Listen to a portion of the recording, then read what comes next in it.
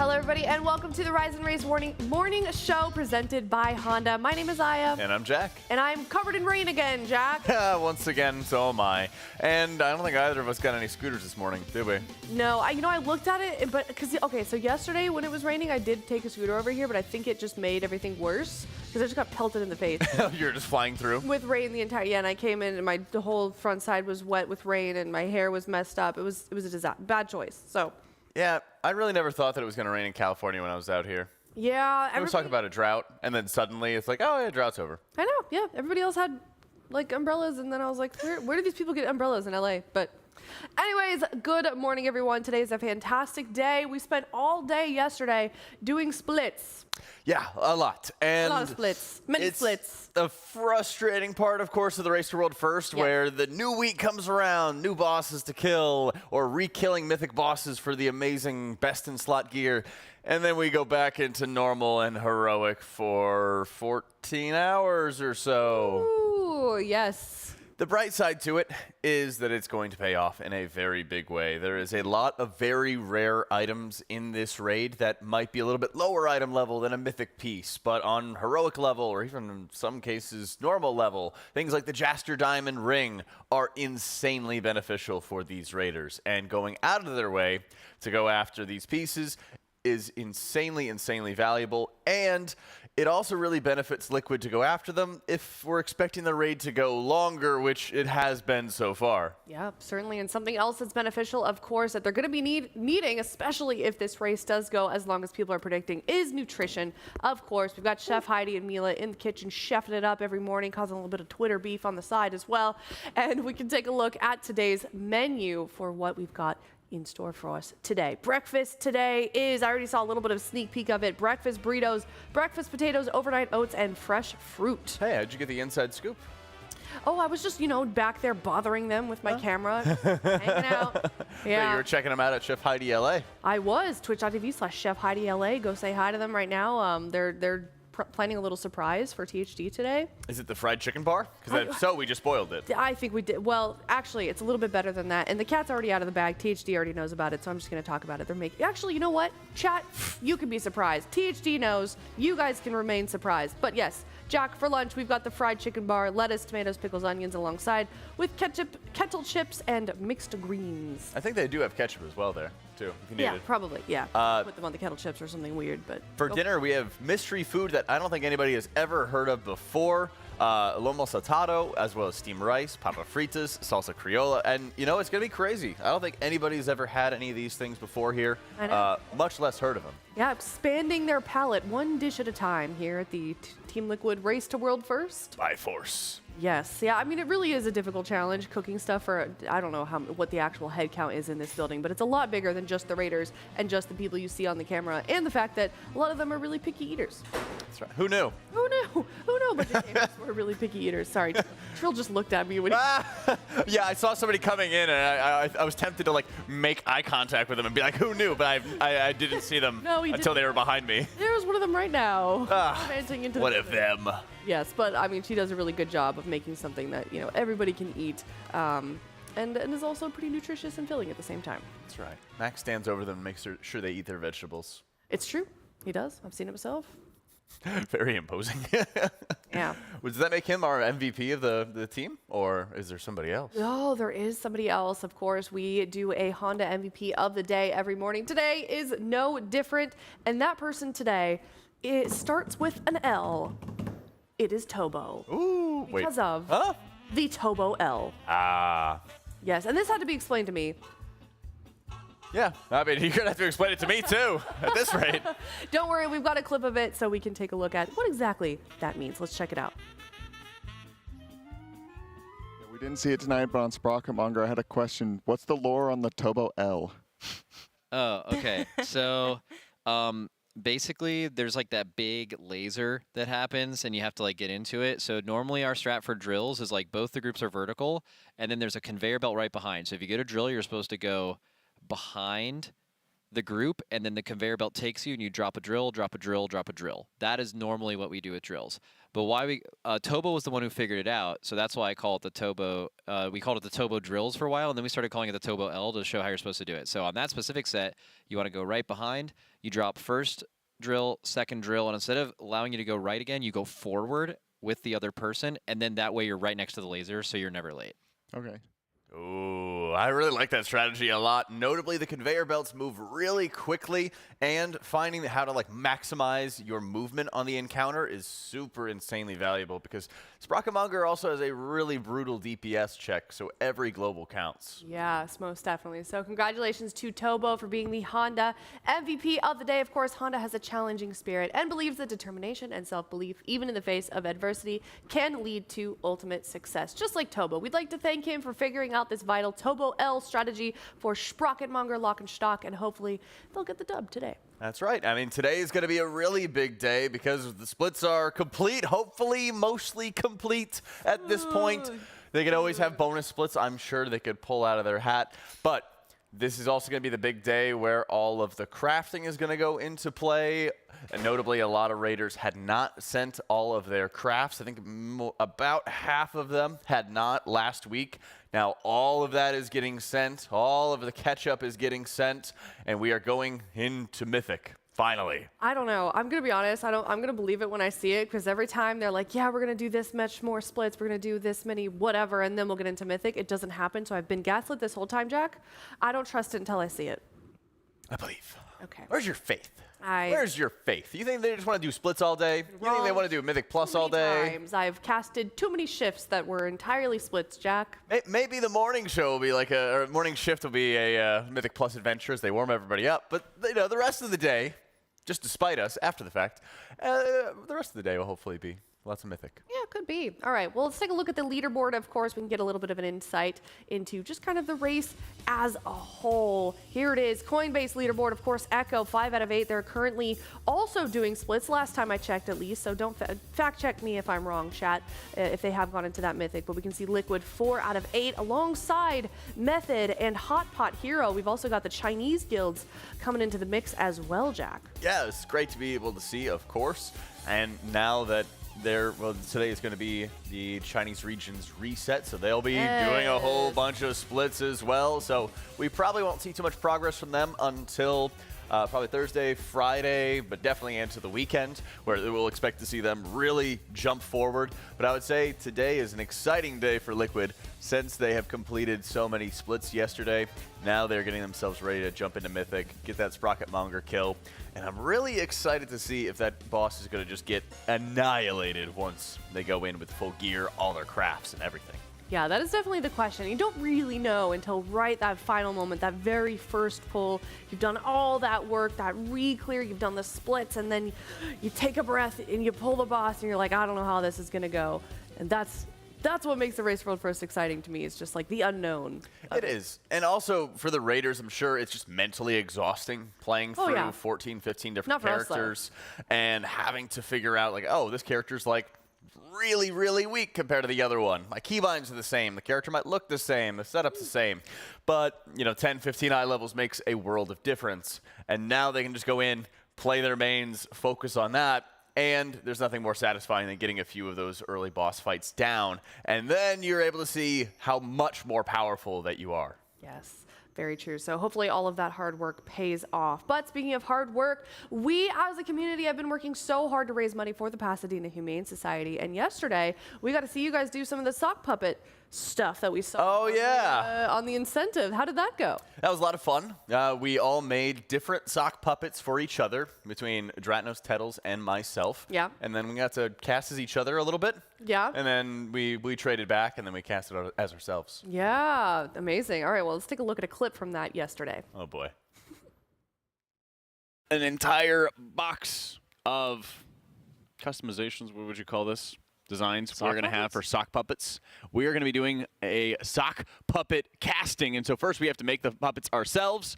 and then we're going to be doing some very, very fun casting. I got a great crew for this, too. This is going to be good. We already start our cast, and it's kind of cooked. Yeah. Yeah. It's about to get extremely Strap in. cooked. This is going to be, once they get back to Mythic, you guys are going to be free from the worst of the fried casting. But for the next couple of hours, they're in Splits prison. You guys are going to be in Caster Sock Puppet prison. So should we make the puppets as if they are ourselves, or should we make them as if they're each other? I'm down to make mine as Dratnos. Okay, yeah. I think we can do, I guess then I will make you, Jack, yeah.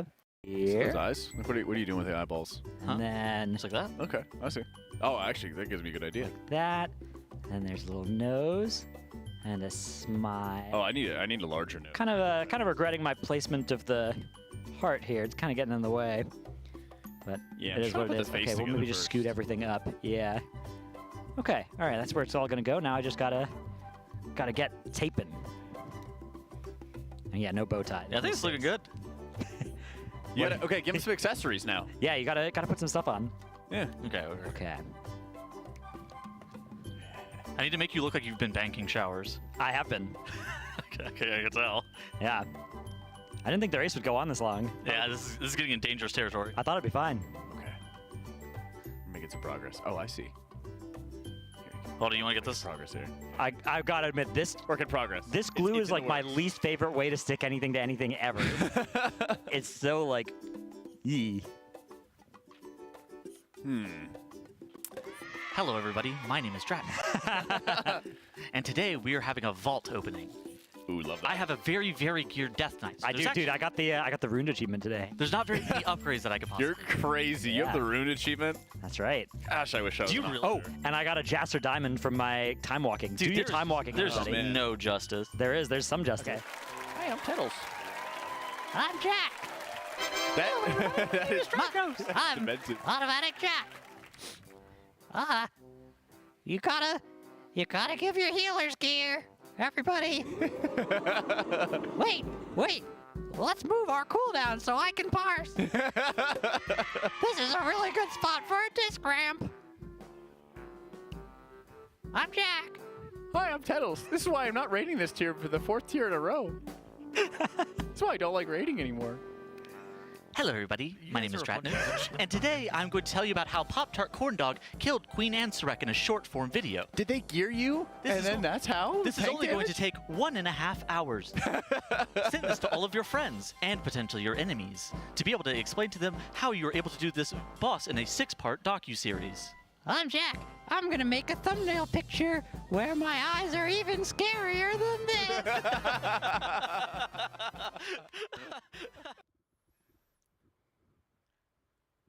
And I think you really missed out on this opportunity. I think this is something that you would have enjoyed in particular.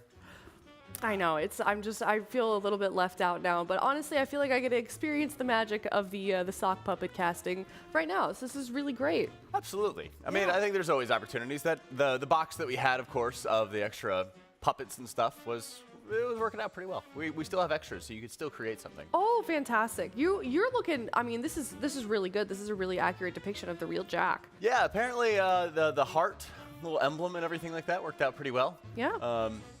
Unfortunately, they only had the pink in terms of the coloring, but I haven't played Pally in a while. Yeah, very true. Well, I mean, it's pretty good. I don't know how you talk with your mouth open like that, but something Oh, you got else. a big mouth. Yeah, that's true. I'm not gonna argue with that. All right. Something else cool that happened yesterday, of course, we did have Nick's birthday, and we were able to have a nice little celebration of that. You want to check out that clip? I would love to. All right, let's check out that clip.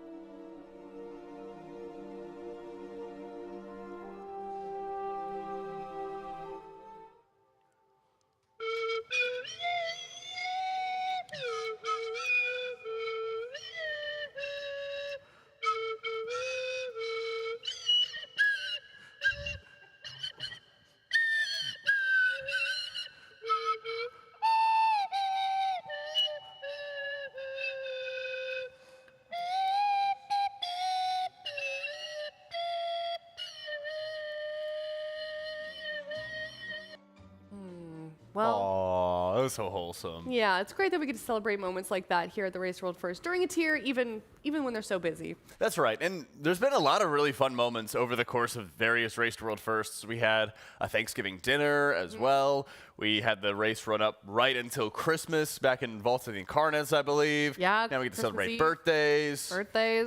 It's great times. Yeah, happy birthday, Nick. Here's some Happy splits birthday. for you. Yeah. For 12 hours. Woo! Yeah. But now he's free. He definitely is free, and it was definitely worth it as well because, like you were saying earlier, there's a lot of House of Cards trinkets on the table now for the guild. There is an insane amount. It's one of the more powerful trinkets for a lot of the casters, and honestly, just a lot of specs in general. It's a 1.5-minute cooldown, giving you a huge burst. I believe it's the mastery that you're getting, and it's super insanely valuable for so many of these raiders. So much more so than a lot of the other options that they have been focusing on so many one-arm bandit runs with helpers to make sure that everybody has access to them the entire time. Yeah, let's take a look at a clip from yesterday of Max talking about just that. Okay, we're about to see because we're gonna do galley, but it's been fucking insane. I think every single person in our guild has a heroic House of Cards. Every player that wants one. And then Mug, we got a ton of good shit.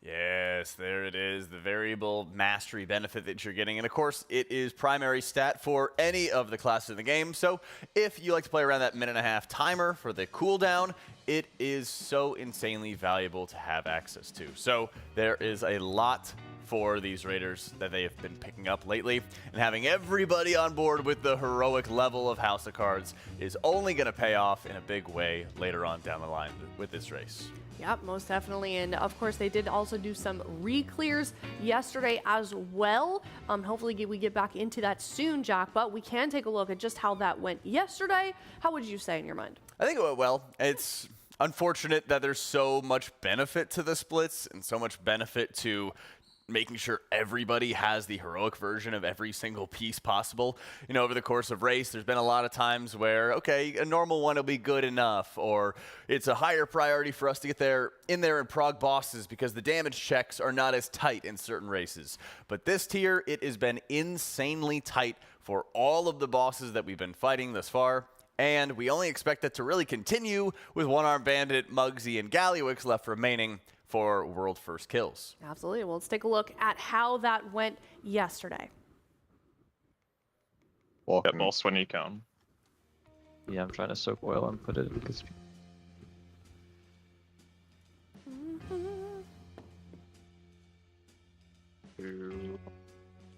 Our whole raid has a debuff right now, except for Zevi, Mark, Shay, Bobo. I don't. What the? Yep. Get all this set. Bank Buster and I can drag on top of them. Guys to the burn after this. Soak next to boss. These might be hard to dunk because they're also stacked. Oh, yeah. I think we're Could good. be okay. Shoot the Seven. bugs. We need to shoot the bug. We got it. W. Not over, Let's hold on. Oh, sorry. Bro, literally fucking calm down. Everyone fucking calm down. Relax, bro. We're just not giving a fuck about that guy. Okay. Dude, get up out of the raid, man. Oh my god. It makes the boss immune, by the way. Dude. My studio monitors blew up. Oh, Fight's not over. This guy just meleeed me. me, bro. What the fuck? Good job. Wow. Double Good loot. Good loot. whistle. Shit. Oh, Triple the weapon's whistle. Oh, they won't have any stacks now, though. That'll be good. Fucking nether.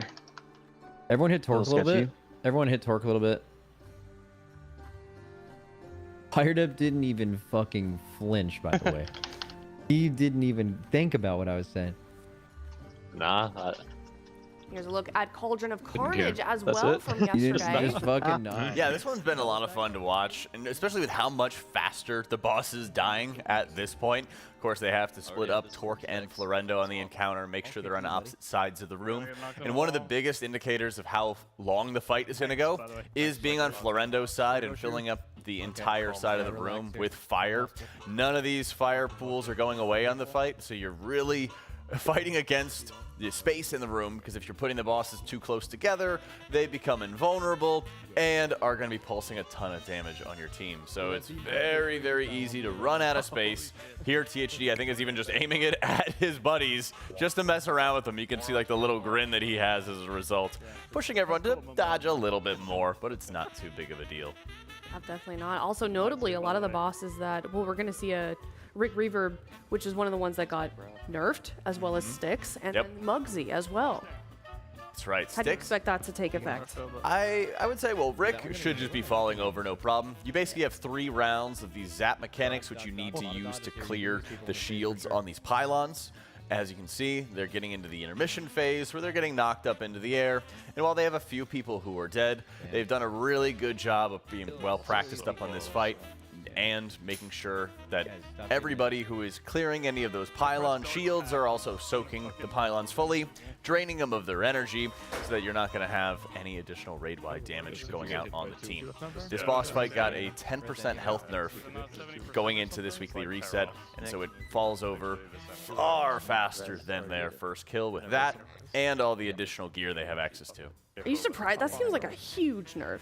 I am a little bit, but Rick Reverb, I mean, I think it makes sense. They didn't want the boss fight to be a pushover, the way that like Sikrin was, for example, for a lot of teams. And it's a very wide difference between World First guilds and even Hall of Fame teams in terms of like getting these bosses down. So they did a great job. Hey, they even got a reverb radio, which is not most people's best in slot, but it's a overall like super solid trinket. right. Nice to be able to see.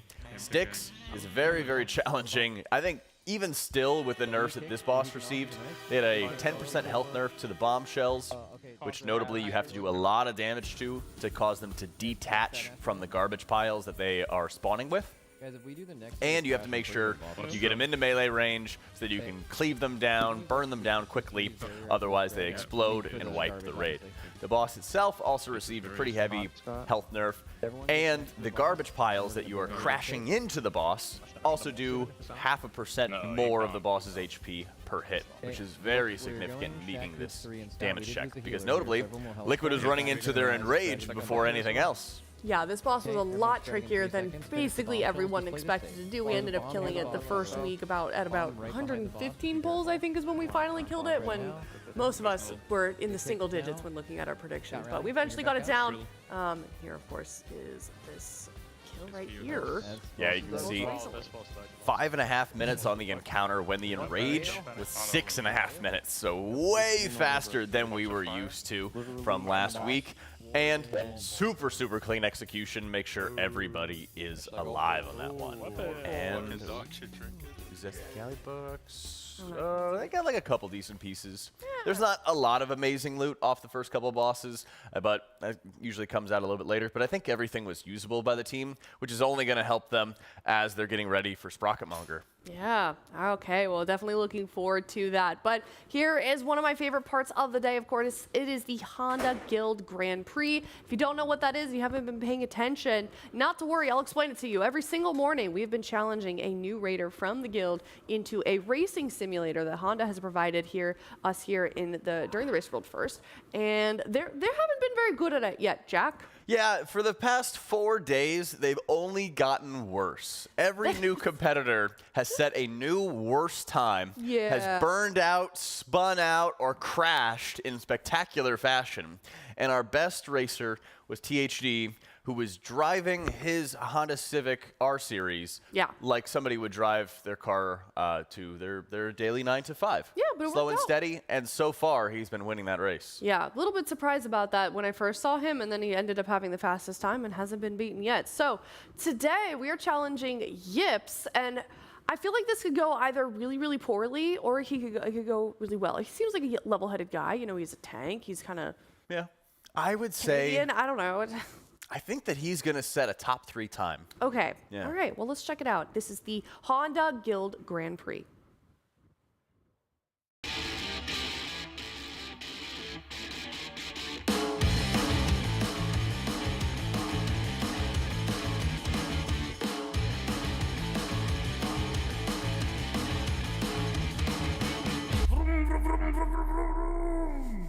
Every time.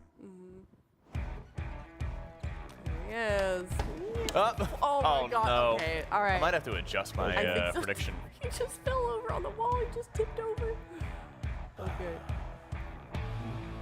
Very serious. Yeah. Locked in. Right. All right, Yips. I wish we could see all the other racers Uh-huh.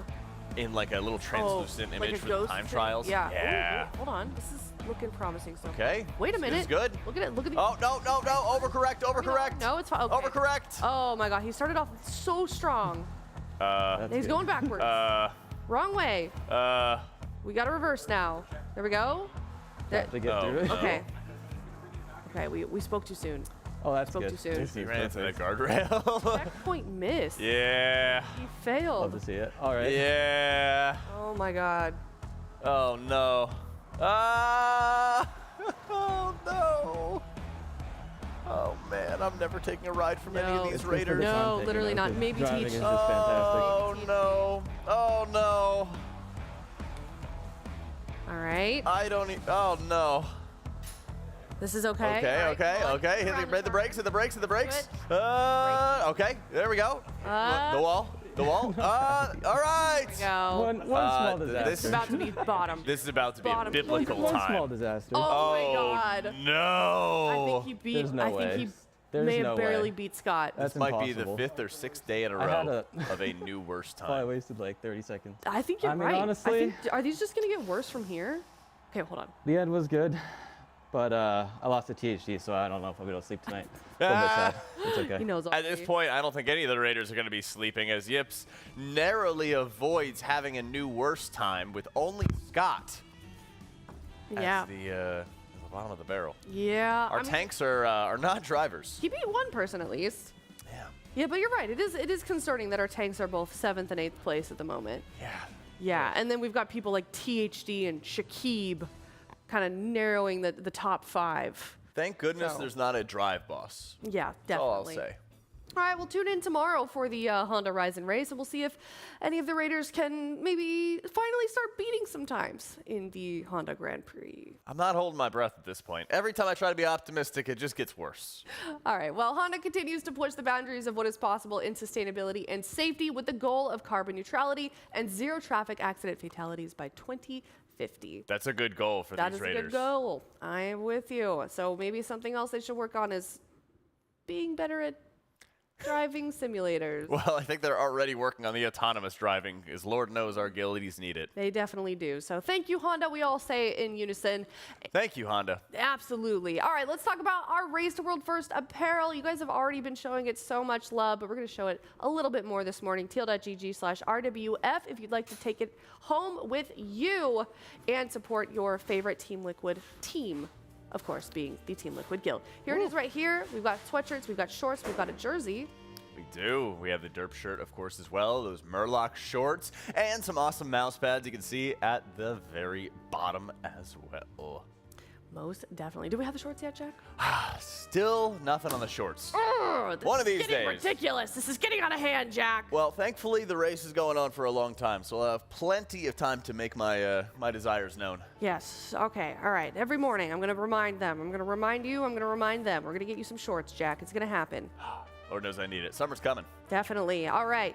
Let's take a look at our charity. As we've been saying, we have been raising money for the Pasadena Humane Society. They are a local animal shelter particularly affected by the LA wildfires, and they need your help. If you donate, it goes directly to them via Tiltify, teal.gg/RWF-donate. And we're almost at $17,000, Jack. That's right. We are making tons of strides on making reaching our goals, including the $15,000 live week aura sounds. I'm not sure if they've done that yet, but that will be incredibly fun to see. Yes, very fun to see. We saw, of course, the Trill versus Casters PvP yesterday versus Kalamazoo and Zyronic. It was horrific, but funny.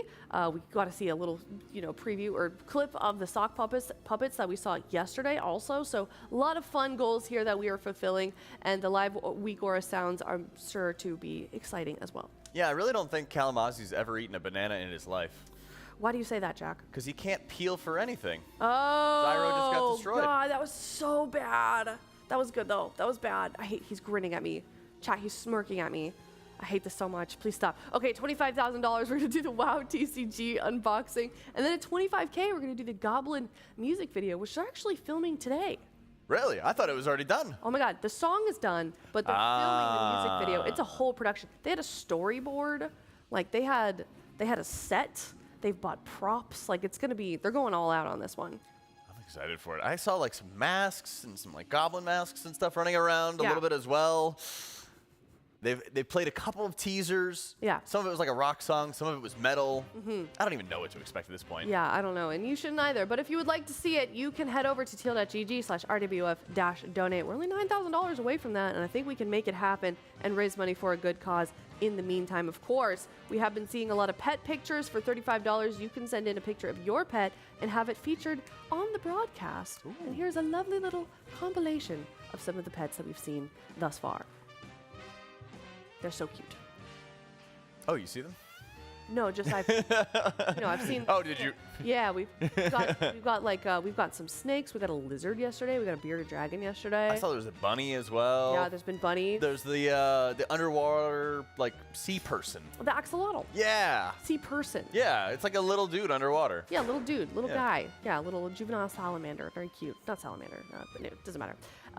But yeah, we've been seeing some really cool pets, and we really appreciate it. Also, if you'd like to submit your transmog, we can do that as well. You can head over to that link and send a link to your armory. Please don't send. We had a mishap yesterday, even though I feel like I've been repeating it a lot to send in a link of your armory. You know, some people are just typing out their character name in their server. Look me up. Yeah, but then they got EU versus US, and then it was like some level 20 like warlock in starting gear, and it just we had to sit Whoa! What a mog. We were all very confused.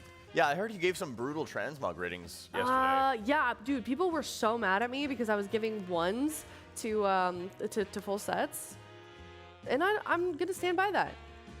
Do you disagree? I just think you and Tettles are really brutal. I mean, these people are donating to support the animals, and you're just kind of dunking on them. Listen, I make no promises. I make no promises in being nice. If you're gonna submit somebody else's work for a transmog rating, then I'm going to tell you how I feel. No full sets. Yeah. So if you want to trigger me, you can send one of those. I think people are gonna just do it at on purpose. teal.gg/RWF-donate. That's what I'm hoping for, Jack. This is called baiting. This is called rage baiting. Yeah, I really hate full sets. So don't send one. Don't send one at all. Don't you dare.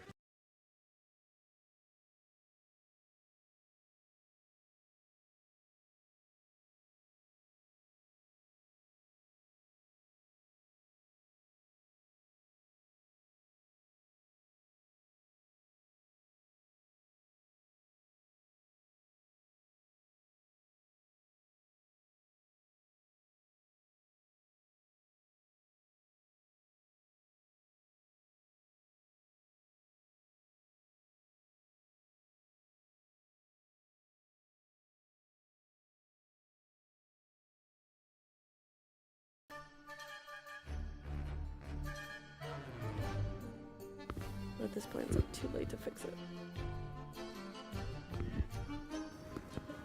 All right, don't worry, guys. The power did not go out. We just had to restart some things here.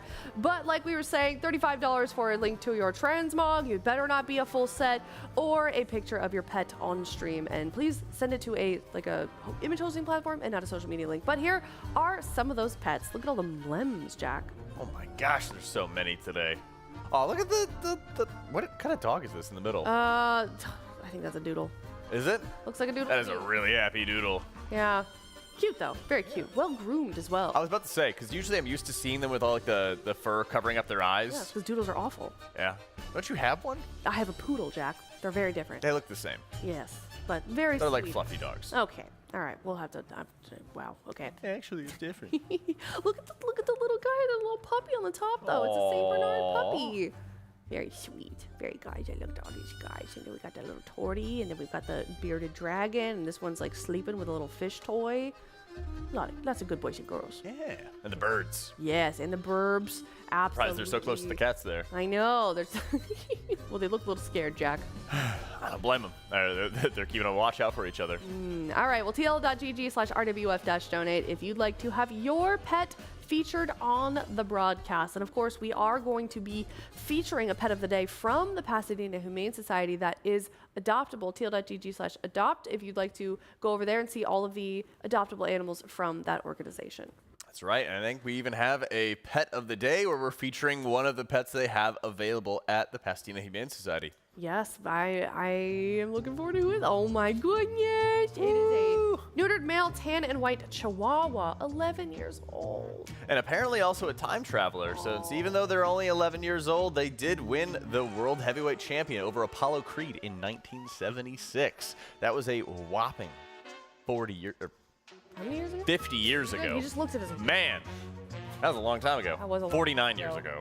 Well, if you'd like to Don't ask me adopt, to do math in the morning. if you It's not good. have a space for another little animal in your house, please consider adopting. It is such a good thing to do. Of course, when you've got senior pets in the shelter as well, 11 years old, this man needs to spend his golden years in a nice, comfy home. Look Yeah, at at this least, handsome guy. at least until the Russians come. Sure.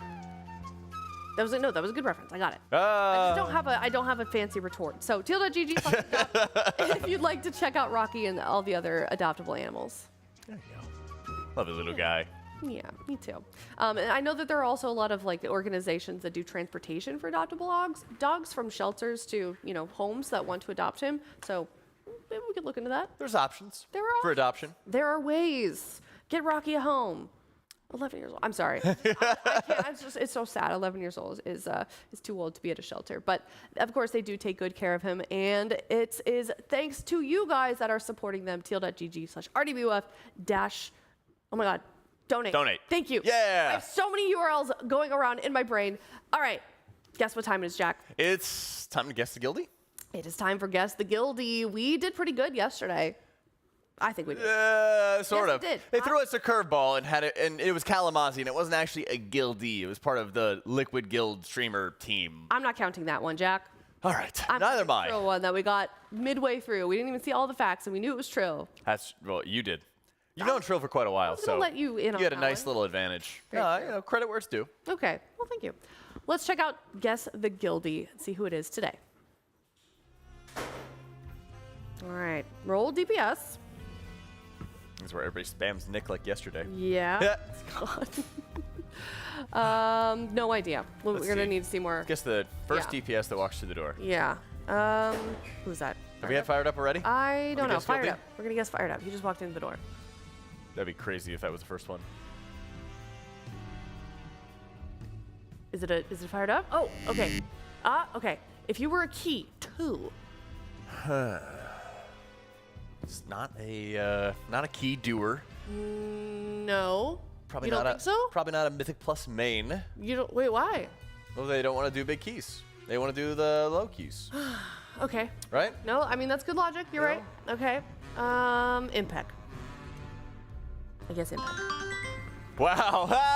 I have no idea. Nailed it. Wow, I pulled that out of nowhere. Okay, fave game non-WoW is League of Legends. Ideal date, a nice steak dinner into a good movie. Oh, that is base. Fun fact, Wind Fury Totem Prisoner. Yeah. Understandable. You're on a roll. Wow, that's great. Dang. Okay, 2 days in a row. Whew. We'd love to see it. I'm just carrying you, Jack. My bad. Honestly, somebody's bad. gonna have to. All right. Do you want to do another one? Let's do it. All right. I need a little redemption hour. Let's do another Guess the Guildie. See if we can get Jack a dub here on the desk. I mean, Hopefully, we'll be able to have like a healer or something this time around. You know. Stop trying to. Hold on. Don't. I got my specialty, and I kind of exist in this little bubble. Okay. This area is safe. Going outside the bubble, not so safe. Listen, I had DPS and the key 2 to work off of, okay, and I got it. So What? I gave you a good hint. It was they probably don't do a lot of Mythic Plus. I didn't know that Impact doesn't do a lot of Mythic Plus, to be I think fair. you're locked in on that one. All right, well, let's check out this next one. Roll DPS. Sorry, Jack. No cheating today. It's always the toughest. What does this mean? Yeah, I mean, it hardly narrows it down, doesn't it? THD. Do it. Just so that chat can stop spamming. Yeah, literally. All right, let's take We're waiting for him. a look at the next one. TFT. This could be anybody. Yeah, there's a lot of TFT. Is it Makes? Do we put Makes? Yeah. Oh my gosh. Dude, I am on a roll. They keep throwing us. Oh my god. I'm on a roll here. Bruh. Dude. I don't know what to say for myself. I'd like to thank my mom. I'd like to thank my dad. I'd like to thank Team Liquid I'd like to thank Honda, of course, our amazing sponsor. I couldn't do it without you today. Ethan at home, watching all of our pets. You know, it's just been really an emotional year for me, and this is a big moment. It's a big moment. Did you see her fun fact? Amelia! I'm sorry. You see her fun fact? What? She bruised her hand to get out of an exam. Did she really? That's crazy. Wait, thank you for getting up early so I don't have to do MVPs. That's fair. Fun fact, I once bruised my hand on purpose to get out of writing an exam. It worked. Okay. That's an insane story. That is like a crazy story. If you were a key, it'd be Uber. All right. Oh, no, it's the umlaut. Umlaut. If you were... I thought it was Uber. No. Uber is like a word, but it has the umlaut above it. Okay. Sorry. Yeah. Jeez. Gosh. Well, I need to get one win today. I know. I could have ended on a high note there, and I just had to say something stupid. All right, we're going to head out. Got. And we're going to be going to a break. Of course, we're going to have more gameplay coming up soon. This is the Rise and Race Morning Show. My name is Aya. And I'm Jack. Thank you, Honda. We all say in unison in the chat. Thank you, Honda. Thank you, Honda. Thank you, Honda. We will be back.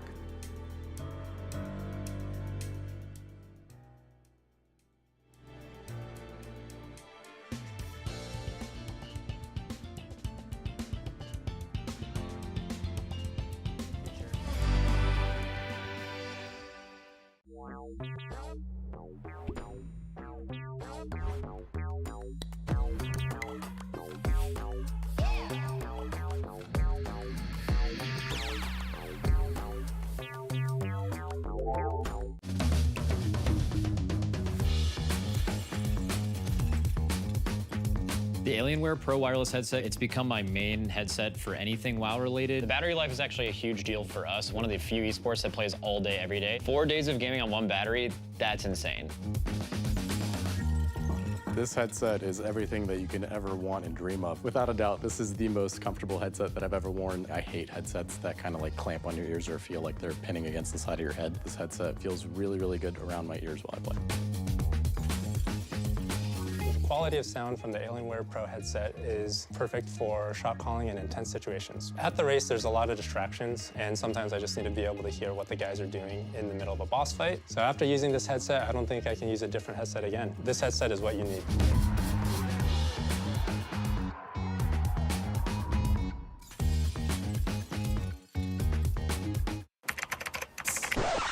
Check out how cool MyBlue is. Mine's way better.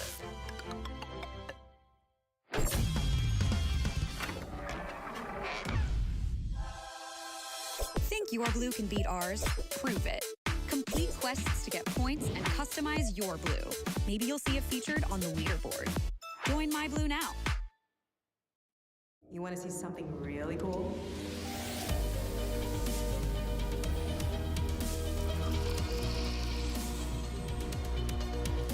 Where else can we go? This is the Honda Prologue. We can go anywhere we want. Listen, we need to have a conversation about apparel.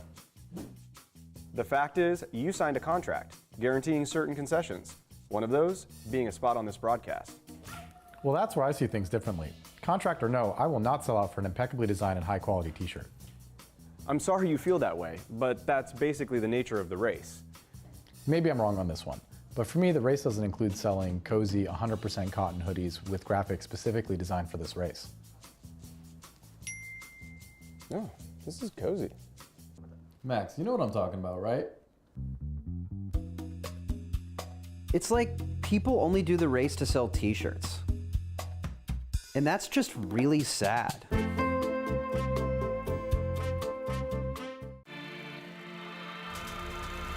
Liquid, from underdog to champion. That was my prologue. This is my future.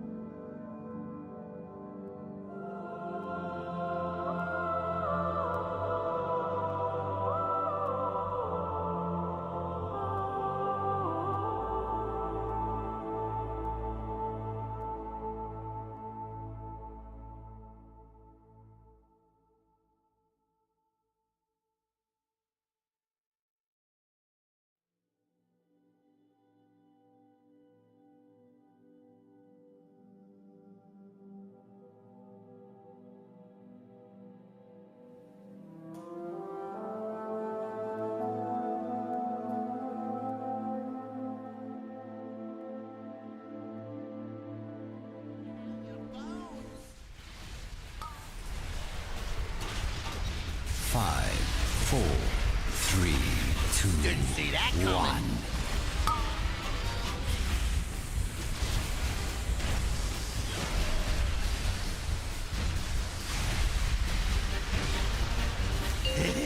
Let's try a little experiment. I call this the green noise.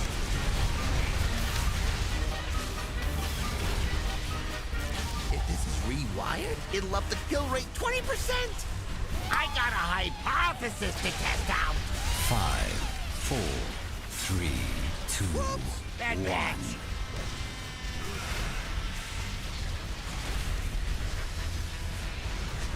Oh, check out the big bang.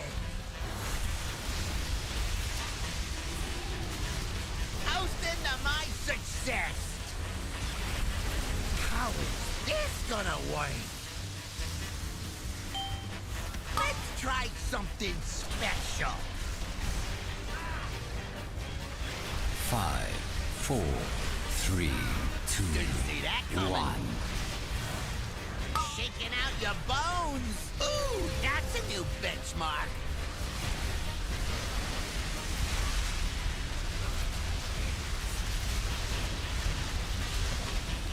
How hot does flesh get before it sizzles?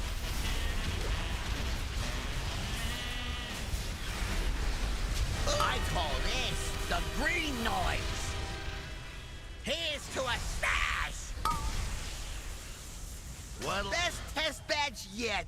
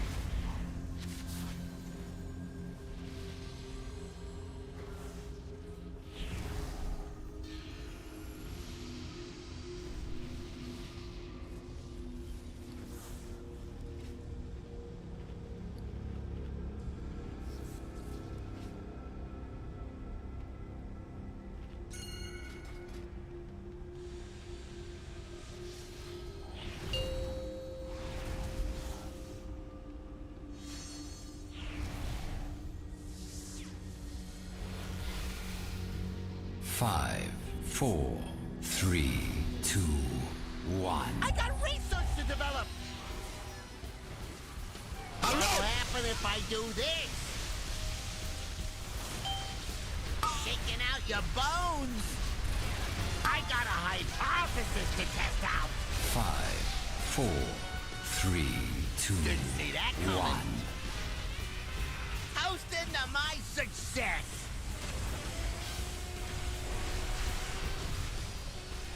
Hello, everybody, and welcome back. Good morning. We are getting some polls in on Sprocket Monger Lock Stock Titles. Yeah, immediately right into the action. I think that we weren't even ready for them to necessarily start pulling, but the moment that they got here this morning, they started they're all right, time to get into Mythic. We're done with splits. Let's get the show on the road. They were quick with it. Yeah, having like 4 days straight of the very first shift of the day being splits or Mythic Plus or some semblance of not Mythic has really affected us quite a bit. But finally, we get our chance to go into Mythic, fully juiced up, splits complete, all crafting complete. Is there anything else I'm missing? We're ready to go. They're locked in, Jack. Oh, we're locked in. I don't think there's actually much more that they could necessarily do for gear. I do knock on wood. You know, they could do Sprocket Mongers on Heroic to try to get very rare cloaks, but realistically, it's just going to be Mythic from here on out for the remainder of this reset. Hopefully.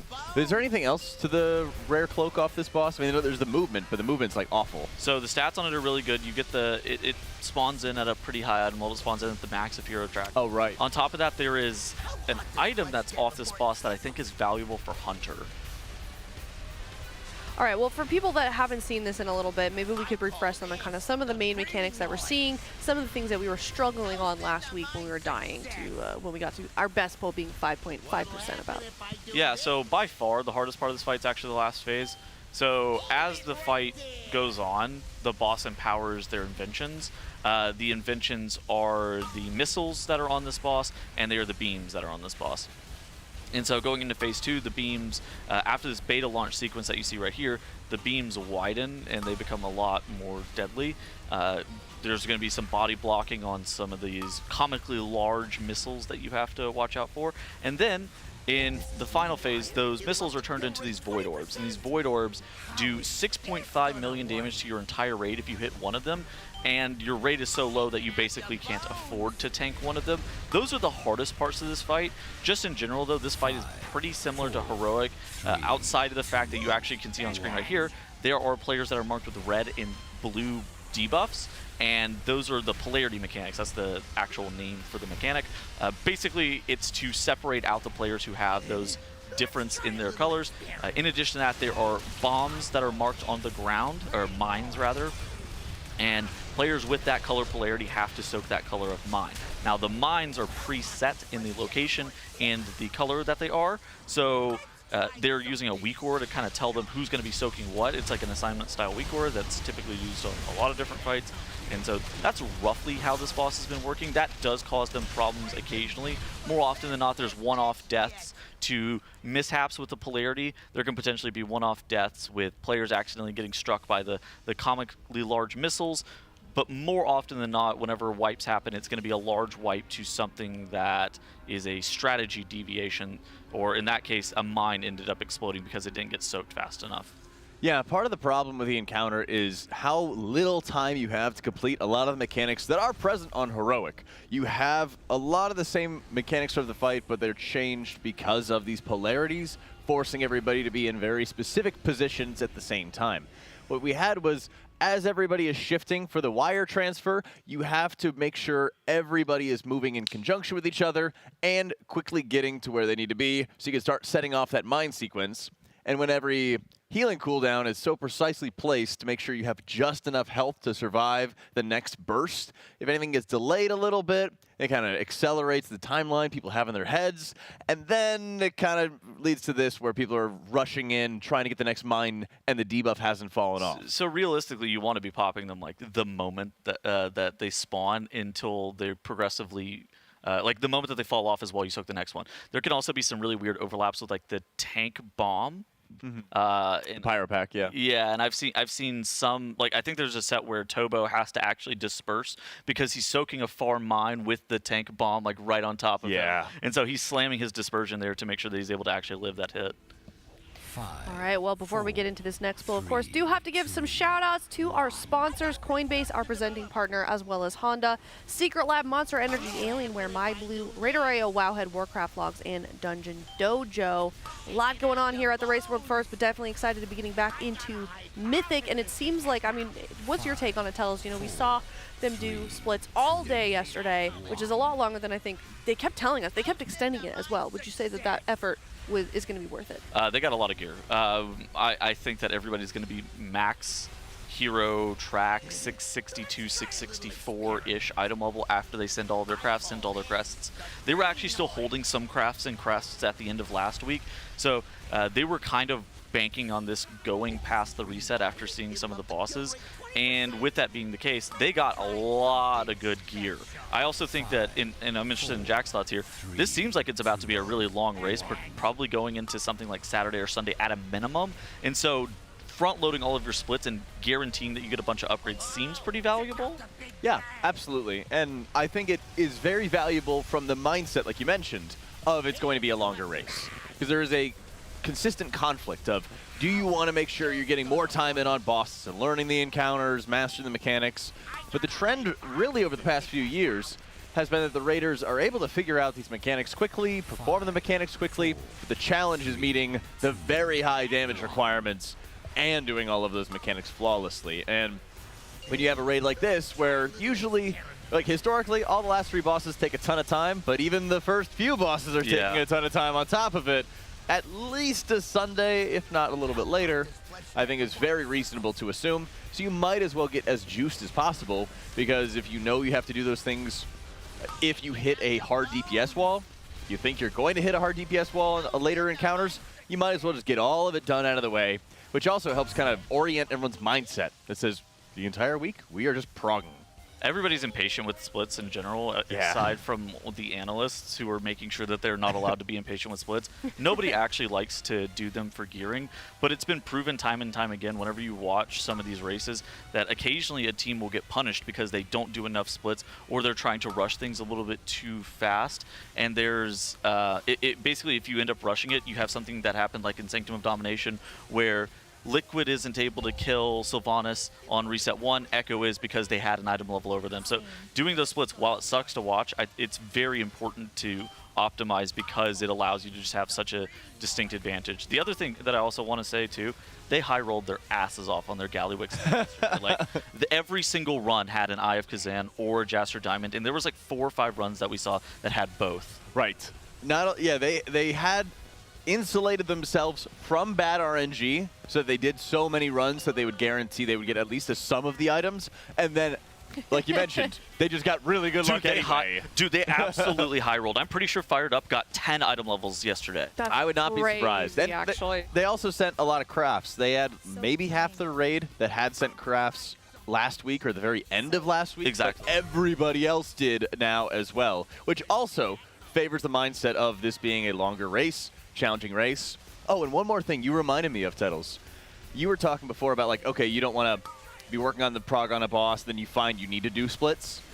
If you add up all the time, you might be like, oh, okay, well, they're taking longer right now, and like then they're going to go into Mythic. But I think momentum also kind of plays a big role, don't you think? Of we don't want to stop prog, then go do splits, and then go back to prog. Well, here's the thing too, is if you actually have to stop prog and go do splits as well, how would doing the splits in advance have helped you actually get there or get to that point faster? Yeah. And that's kind of that thing where you really want to front load all of your splits. That way you never have to actually make a decision to where you're stopping. It looks like we're actually about to go into the final phase here momentarily. The boss is super low. They're going to be going into that beta launch sequence where you see them get knocked back all the way across the room. And the final phase, that's where the last empowered invention shows up, where those rockets are turned into these void orbs. It's still going to be very difficult.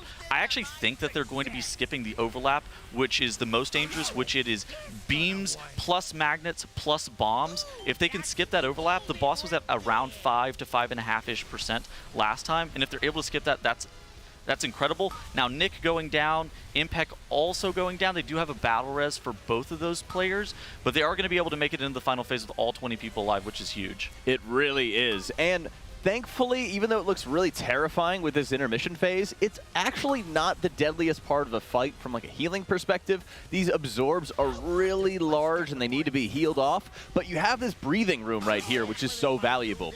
You have some time just before the mines are coming out to get everyone stabilized, get the raid together, and you're going to have the Disc Priest ramp popping off really hard right now. Yeah, there's also one of these things as well where the in-range on this fight is like 7 minutes, and the hard overlap happens around 6:35. A lot of people are actually pressing their offensive CDs that came up at 6 minutes after that 6:35 weird overlap. Now you maybe are wanting to full send them like right on CD, right at that 6 minute mark, and try to beat the really bad overlap. The everything overlapped, I think, is what it's marked as in bigwigs that you see on screen, but it's magnets plus beams plus bombs. This is a really difficult overlap right here because this is balls plus magnet. No! And somebody hit a ball. Yeah. Gosh, they were so close at that point. What happens a lot in these high-end prog raids is you sort of hit what they might call like the crux, the hardest part for just making sure everyone survives when defensives are down or healing cooldowns are down. And that was right around the beta launch sequence. Once they got out of that phase, you kind of get every healer's cooldowns back. You start chaining them one after another after another. And as you can see, they were at 12% on the boss. They were going to get a bunch of time after the mines went off to just sit there and focus boss damage. And unfortunately, the mines had other plans. All right, well, let's hear some of their initial first reactions of these pulls after doing those splits yesterday for Sprocket Monger. We're going to head to a Monster Energy listen in and hear some of their comms. I think it's scheduled after the boss is fucking dead already, bro. All right, let's go. Whenever he's back.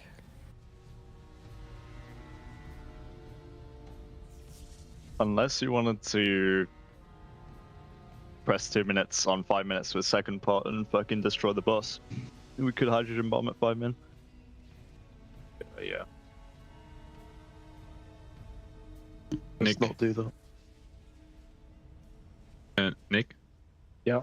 Couldn't you convoke there where Impact died and just ramp into the intermission in bed instead of? Yeah, I always do it like that. Yeah, but you didn't do it here, right? Yeah, I mean, I just got the switch, so I was like 1 cast behind. Like, I was just about to press convoke when I died. Okay. And there's something to talk about. And I'm only died like twice, so I'm pretty sure it's just like something was missed, I guess. Yeah, I mean, usually I convoke there and we live like barely, and then because my health was fucking low, I health potted. It seemed danger. Being A8's on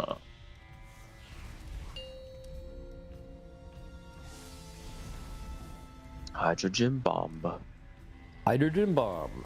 Hydrogen bomb. I am built like a llama. I think the boss is getting Astro shit on, right? Astro Bird. Polarization here.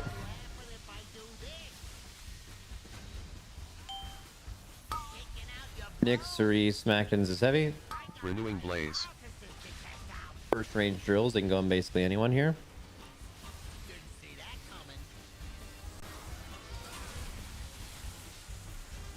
Can't go on melee there. Melee do no mechanics. So true. I'm a warlock. No, you're yips. What does that mean? I don't know. Sorry. I do mechanics. Yips. Yips. Hello, Yips. Yips is doing the most mechs, I'm pretty sure, though. Mine's here. Wolf Disco, Trill, Kingfly Boomy.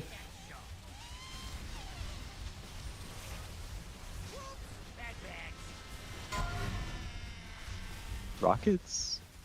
Bomba. I can. Good beams and rockets in 3. Okay, we dodge. We dodge, we dodge, we dodge. Polarizing now. Renewing Blaze. Okay, mine's here. Zephyr. Malarcus, KSP, Exile, Shack. You're gonna have a freedom from me. Drills in 3, 2, 1 now. Obsidian Scales. I'll do it when the invention starts. Okay, dodge here, boys. KSD can soak shitty ones. Dodge. Nice. Okay, polarizing in 8.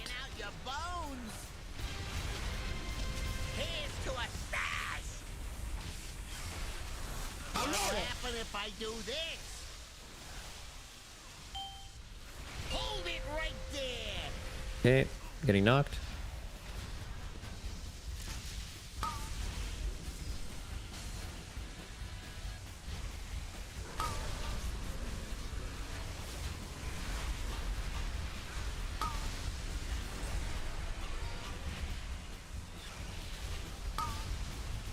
Get him up after. Zero, I'm gonna be fucked. No, it's fine. Rebuff Cereeb. HG fired up. Zevi and Suri here. Mines are spawning. I'm Bay drills already. 5, 4. Drills are in 3, 2, 1 now.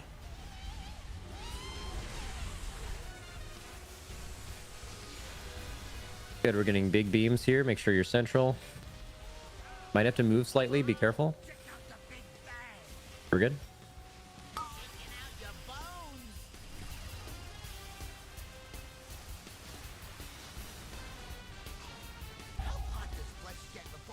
Okay, moving across. City and Kingfly stay. Mines are out now. Popping 1. Popping 2. Good. Drills now ranged. Great. And then we get big beams and rockets here. Yips might be hard for you. I still have a pop. I have 2 pops. Wow, that's being hard. Oh. I just can't bait the drill that far. And even then, the pops are slow, right? Yeah, it's because it was making the drills far, I think. Best test batch yet.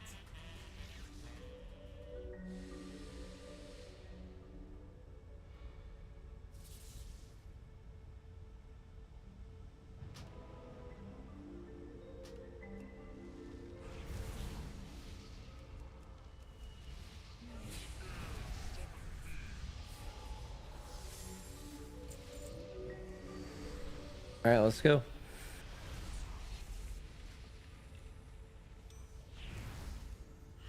I need 40. Oh, well, 30, I guess. Use that time to stand up when you guys need it. It is early. We need to be ready to go right away at the start of our raid time, or we need to push it back. And then Yips will kill everyone. Yips. I'll fucking blow up. I hope you get some sneakers. Thank you. Hope you get everything you want in life. 15 just go. Or the XL. Yeah. You think I should? One more. Okay, maybe not. Not as good.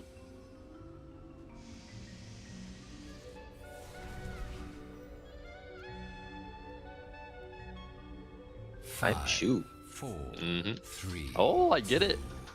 Yeah, I get it now. It makes so much sense. What'll happen if I do this? Shaking out your bones. 5, 4, 3. Drills in 3. 2, 1. Yes. Okay. Lasers now. Let's try a little experiment. I call it Pop was a bit slow, right? Nice. That's because Nick got drilled. Whenever that happens, it's just the way it is. Okay, Trill, Boomy, Shack Exile. I got a hypothesis to test out. 5, 4, 3, 2, 1.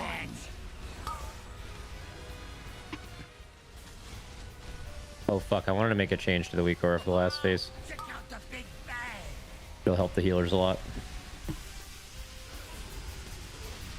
Okay. Dodge. Okay, polarity. Okay, mines now.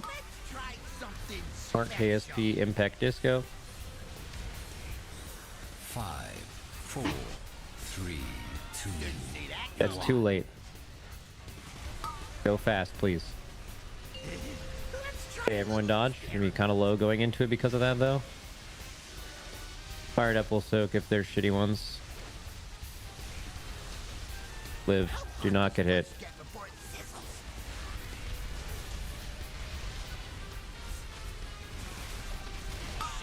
Okay, red is gating, blue is getting knocked. Polarity swap is happening in 3 seconds.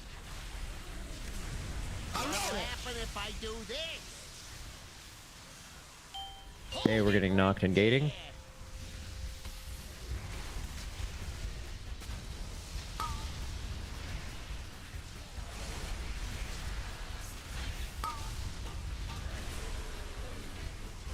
Good dodge, dodge, respect the stays.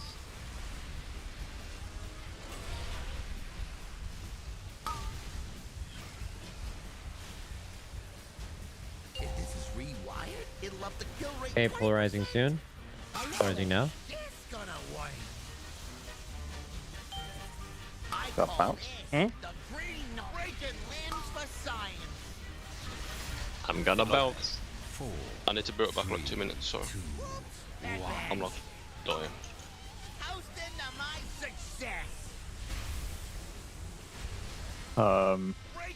We're dead. We're dead, yeah. Oh, someone just ran into it. I just drilled the raid because fuck it. Like, we're dead. GG's, I mean, if you're gonna drill the raid, you might as well wipe.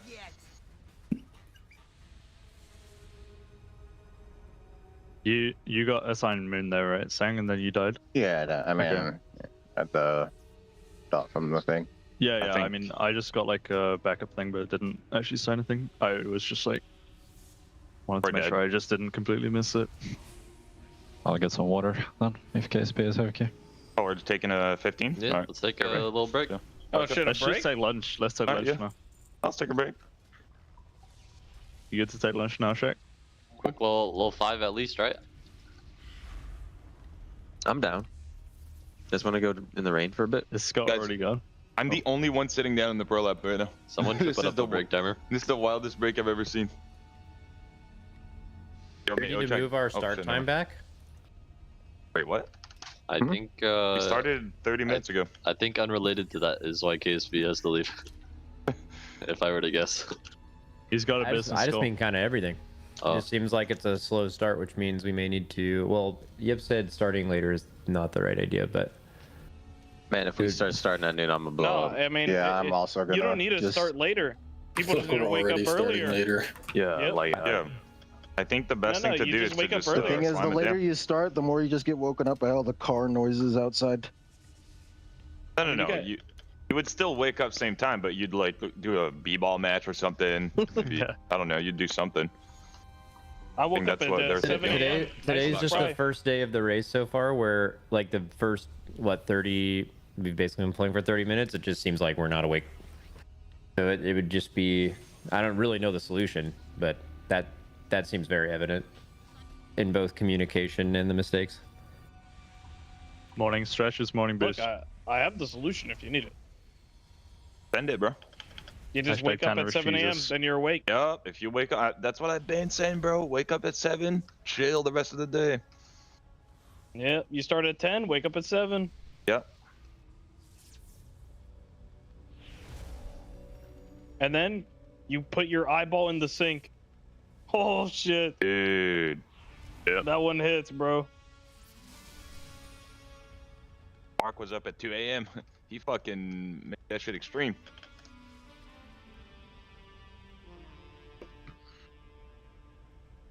I am back, by the way, if you were still waiting for me. Yeah. Doing its own. Been back for like 3 minutes. Wait, really?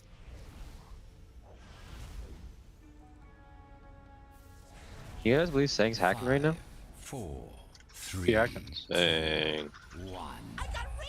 It's kind of crazy. So naughty. Polarizing.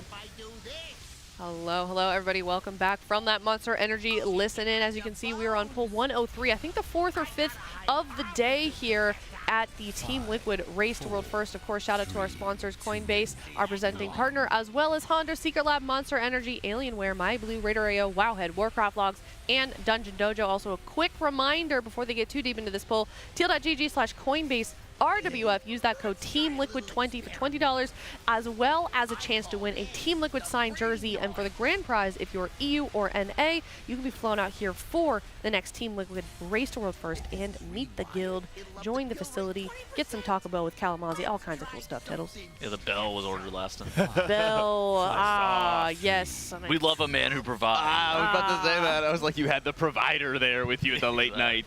Is that what we're calling Kalamazoo these days? The provider, exactly. Yes. Dude, we're the biggest degenerate group of casters, I think. There's no way. Well, we're getting hard carried by a couple of us. Okay, and us being me, Kalamazoo, and Dratos. Okay. Yeah, Jack and I are like, don't include this as our call time. I was just curious where you would take the direction. No, I'm just interested in hearing where this is going. We're here until 3 a.m. every day because we're gaming, and then we're land partied up and we're ordering Bell. It's great. I mean, I'm gonna be honest, Jack. I can't speak for you, but if we didn't have an early call time, I would be right there with you guys, joining in on the Taco Bell. But I stay late and I regret it. I haven't eaten Taco Bell since last race. Right. Oh, okay. That's perfect. So really, it's not you that's the degenerate. It's just your degeneracy gets activated as soon as the Race to World First starts here. You go full degenerate. Well, that's the thing. You are a product of your environment, so you can have like a nice, clean environment, when you're at home, and then when you're with the buds, it brings out, some fun. I mean, the Race to World First starts and I start banking showers. Yeah, I could tell from the moment you walked in. Pigpen. Wow. Sniffa. Sniffa. Sniffa. Sniffa. Makes just walked by. Should we get her to do a sniffa? No. No? Okay. No, I'm not ready for weird. HR. I'm not ready for it to be weird that way. Well, I've been enjoying my my time here. I'm not ready for it to end. Fair enough. But you know what is also fair enough? Oh, fantastic segue, Jack. What is that? It was actually pretty weak. this boss fight, and they have been slaying demons. They were trying to get everybody woken up just a little bit, and it's understandable since, you know, they're mostly not morning gamers like us, I would say. Yeah. But we do have the next round of mines going off. Boss is around 50%, and we've already survived one of the beta launch sequences. After this course goes out, boss gets a damage buff that persists for the rest of the encounter and is empowering his inventions, one of which is those void beams you can see under the sides. They're halfway through. Okay, so the boss is at 50% HP at the 3-minute and 5-second mark. The kill time, the in-range on this fight is 7 minutes. Yeah. They are crushing this boss. They absolutely are. And that's a huge benefit for them because there's a few different large combos of mechanics going out. Right here, for example, you're going to see the rocket launchers going out at the exact same time as the void turrets. So what they're doing is using immunities and tanks to start soaking up these rockets that are headed towards the group, having people body block them to make sure nobody gets killed. Yeah. And if they get to the end of the fight and they have enough damage, they could possibly skip an entire deadly phase of mechanics and get a super clean kill. Yeah, so that first overlap with the beam and the rockets is barrier. Only one player I've ever seen actually die inside the barrier was Impact. He got hit with like 2 or 3 rockets consecutively and they ended up dying. This one's a spell warding set. So fired up on the opposite side of the screen, or they'll use Turtle, and he is going to be looking to body block as well. Scott actually ended up getting dragged into the beam by the magnet. They do have a battle res available for him, but I think they're probably going to have the battle res after the beta launch. Oh, okay, they actually are able to get the battle res off. It is really difficult to actually res players on this fight just because of how that polarity mechanic works. And so getting Scott up, it looked like it was actually a player from the blue side who was able to res him. And it did happen. So they are actually going into this beta launch sequence where the final invention, those rockets now turn into these void orbs. These void orbs are very, very dangerous, and they do a large amount of raid-wide AoE whenever they're contacted by a player. It does, I would say, around 6.5 million damage. These players have somewhere between 8 to 9 million health, so it's livable, but you're probably going to have like 4 to 5 players die if you contact one of those orbs. That's right, it's livable if everyone's at perfect full HP, and there's not much surplus health to really spare. You're going to see right here the next round of mines going out after the polarization, and this is where you have pretty much the entirety of your healing focused in like the dis ramp, and everybody else just kind of chilling and holding on to cooldowns. They have a very limited amount of extra output to keep everybody healthy through these mine sets, but this is a really key part, as once the dis ramp is over, then they're going to move into revival coming in from the Mistweaver Monk. They do have one more revival remaining, and then they have the Invoke Yu'lon and Tranquility to deal with the last set of mines. So if they can dodge this, they should have an overwhelming amount of healing for the final set of mines to keep everyone super safe, and that is going to pay off in a very big way. So in 10 seconds here, they're going to have the balls and the magnets at the exact same time. They're also going to have a wire transfer that happens. That's going to drop some of these blue zones on this middle conveyor belt, and they're going to have to actually run to the opposite side to be able to dodge the balls and the magnets. So you see that movement right here. Now, basically, this is one of the final hard parts of the fight. Do not get hit here by any of the orbs. And yeah, they did hit one, but everybody's actually still alive. Maybe they're going to be able to raid through it. But another orb actually gets hit right at the very end there. The raid was all at 15% HP, and it takes pretty much everybody out. But look at how low the boss is. This is a situation where if they're able to actually keep all 20 players alive, they will be able to down this boss and probably skip the hardest overlap of the fight. So right here at around the 6:30 mark, it's balls plus magnets plus beams. So they have to and a tiny, tiny little runway too. They have like a 15-yard like area to be able to actually be able to dodge, and they have to avoid the polarization mechanic from the opposite color players. Very difficult dodge. I think if they have all 20 players alive, they miss that though. I'm not gonna lie, I think it's a lot better to have one person jump off the platform and die than hit that orb. Oh yeah, dude. They had a battle res. Yeah. They had a battle res remaining, and they hit 2 orbs. They survived one of them because they had the Scott's rally cry going out, so they had the additional stamina to survive that hit, and they were just about to be able to heal through it. They didn't really have any healing cooldowns assigned. You can't really assign any healing cooldowns to plan for hitting one of those orbs. And just having that second one go off did them in. Yeah, might be a moment where you just press every defensive as well, and you just are like, well, one of them is probably going to get hit. Surely I don't die if one of them gets hit. Right, but that's the problem, is like they burn the evangelism ramp at the start of that final phase. Then they go into using Revival, and then the monks invoke Yu'lon. And then as they're moving, they have Convoke and Flourish from the Druid, and I think they set up Trank for like the final set of mines. They don't really have any sort of excess output, and what really happens is you have a couple of these, like, I guess I would call them like tertiary damage mechanics, where it's not the main thing that is going to kill you or that you plan cooldowns around. But because most healing is so bursty these days... Oh my god! That's just a little silly. Somebody was on the wrong side. Yeah, unfortunately, people just, you know, misinterpreted the polarity. We're not counting that one. We're in the wrong spot. Unfortunately, not all the gamers are early morning people. They come alive at night. They need to be getting onto one-arm bandit rather quickly here, in my opinion. They do, and I think this is a very key area for the race in general. This is where the splits are complete. They're about as geared as they possibly can be, and we have 4 incoming, insanely high execution encounters back to back to back. Yeah. To back. And this is really the area where we're going to be looking at seeing who is going to win the race. And it's a direct result of how well they can execute and make efficient use of their time. Warcraft Logs is a great section for encounter time when they're progressing on boss fights. And that's a key area where you'll be able to see, hey, are people making the best use of their time? There, it was in the back. Yeah. On top of the boss, maybe a melee. It looks like it went through the boss on the... it went through the other side of the boss, and I think that they just didn't see it coming through the boss's hitboxes. Little rewind? A very common thing. I mean, everybody was just so low because they hit an orb right before that, and they were able to actually live that. That second orb that they hit pretty much took out their entire raid. Yeah, maybe we can get... Just look at how low everybody is. Everybody's at 10% HP because of the orb that they hit earlier, and they were able to live that. And that's like the difference that one reset of gear makes. Now look at the boss. There's 2 orbs that are going towards the boss. The only thing that you can do as a melee here is just basically peel out. You're just like, all right, I'm backing off. Like I'm not even gonna hit the boss here. Donkey Gary's getting out of melee. It looks like it contacts THD maybe. But like ultimately, it's just so hectic. You're basically playing free for all. Every man for himself. Do not get hit by an orb. It doesn't really matter on an individual level who gets hit. It's more about like just being able to play at like a perfect level there. Actually, I don't even think it's THD looking at this replay. I mean, it's just impossible. Yeah, that's a mess to see. Yeah. That's the thing. You like you mentioned, you just have to run out of melee. Like hold your hands up for a second to say like, I will not hit an orb. Yeah, I actually don't even think it was THD. It doesn't really matter individually who it was. Right. It's one of those things that, oh, if your raid leader was like, who hit it? You're like, what are you even supposed to say? Yeah, man, my bad. Like, get back there and pull again. Like, that's the only rule here is just get back there, pull again. It'll be totally fine. Not a big deal. Do you guys feel like the hitboxes are a little weird on this boss in particular?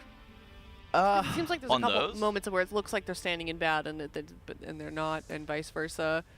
But maybe that's just my perspective. I think there's a lot of times in like high-end raiding where there's certain mechanics that you kind of learn over time that you just can't trust that you're close enough. It's like a soft edge. Go out of your way to avoid. Yeah. Yeah. You disagree, Tettles? No. I think he's right. Oh, okay. Watch.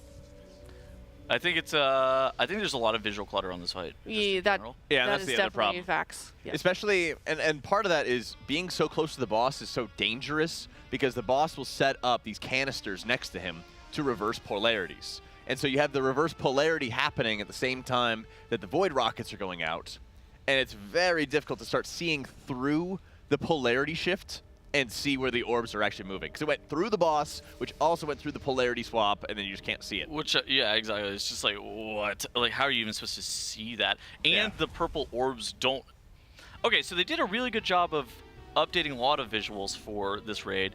That mechanic in particular is just a hard mechanic to see in general, and it's these slow-moving purple orbs that cross over a battlefield that has 100 different things on it, and you're just like, what in the world? Yeah, you're seeing the explosion of the foot mines, you're seeing the polarity swaps, the floor itself is dark, and so, it kind of like dark colors on dark colors makes it even harder as well. That color of purple is always the worst for me personally. I don't know about how other people feel about it, but I hate that color of purple whenever it's used for mechanics. The dark voidy purple? Yeah. No, I'm with you. It's one of those things that I actually struggle to be able to interpret what's going on whenever they use that color, and I can't even put my fingers to exactly what it is.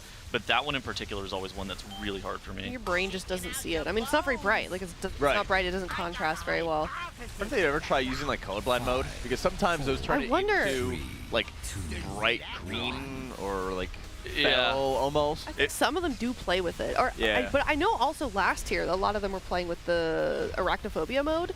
Yeah, that one's good. It made the boss bigger. Oh, that was or on a different shape. That was on Brood Twister for the spiders on the wall, or maybe increased FPS performance. There's one or the other. Right. Something so like that. on Brood Twister, it would render the spiders on the walls, and it would also render the crabs. The big spiders you'd spawn out of the eggs. Gotcha. And those big spiders had really long legs, like most spiders do, but the crabs were a lot more compact.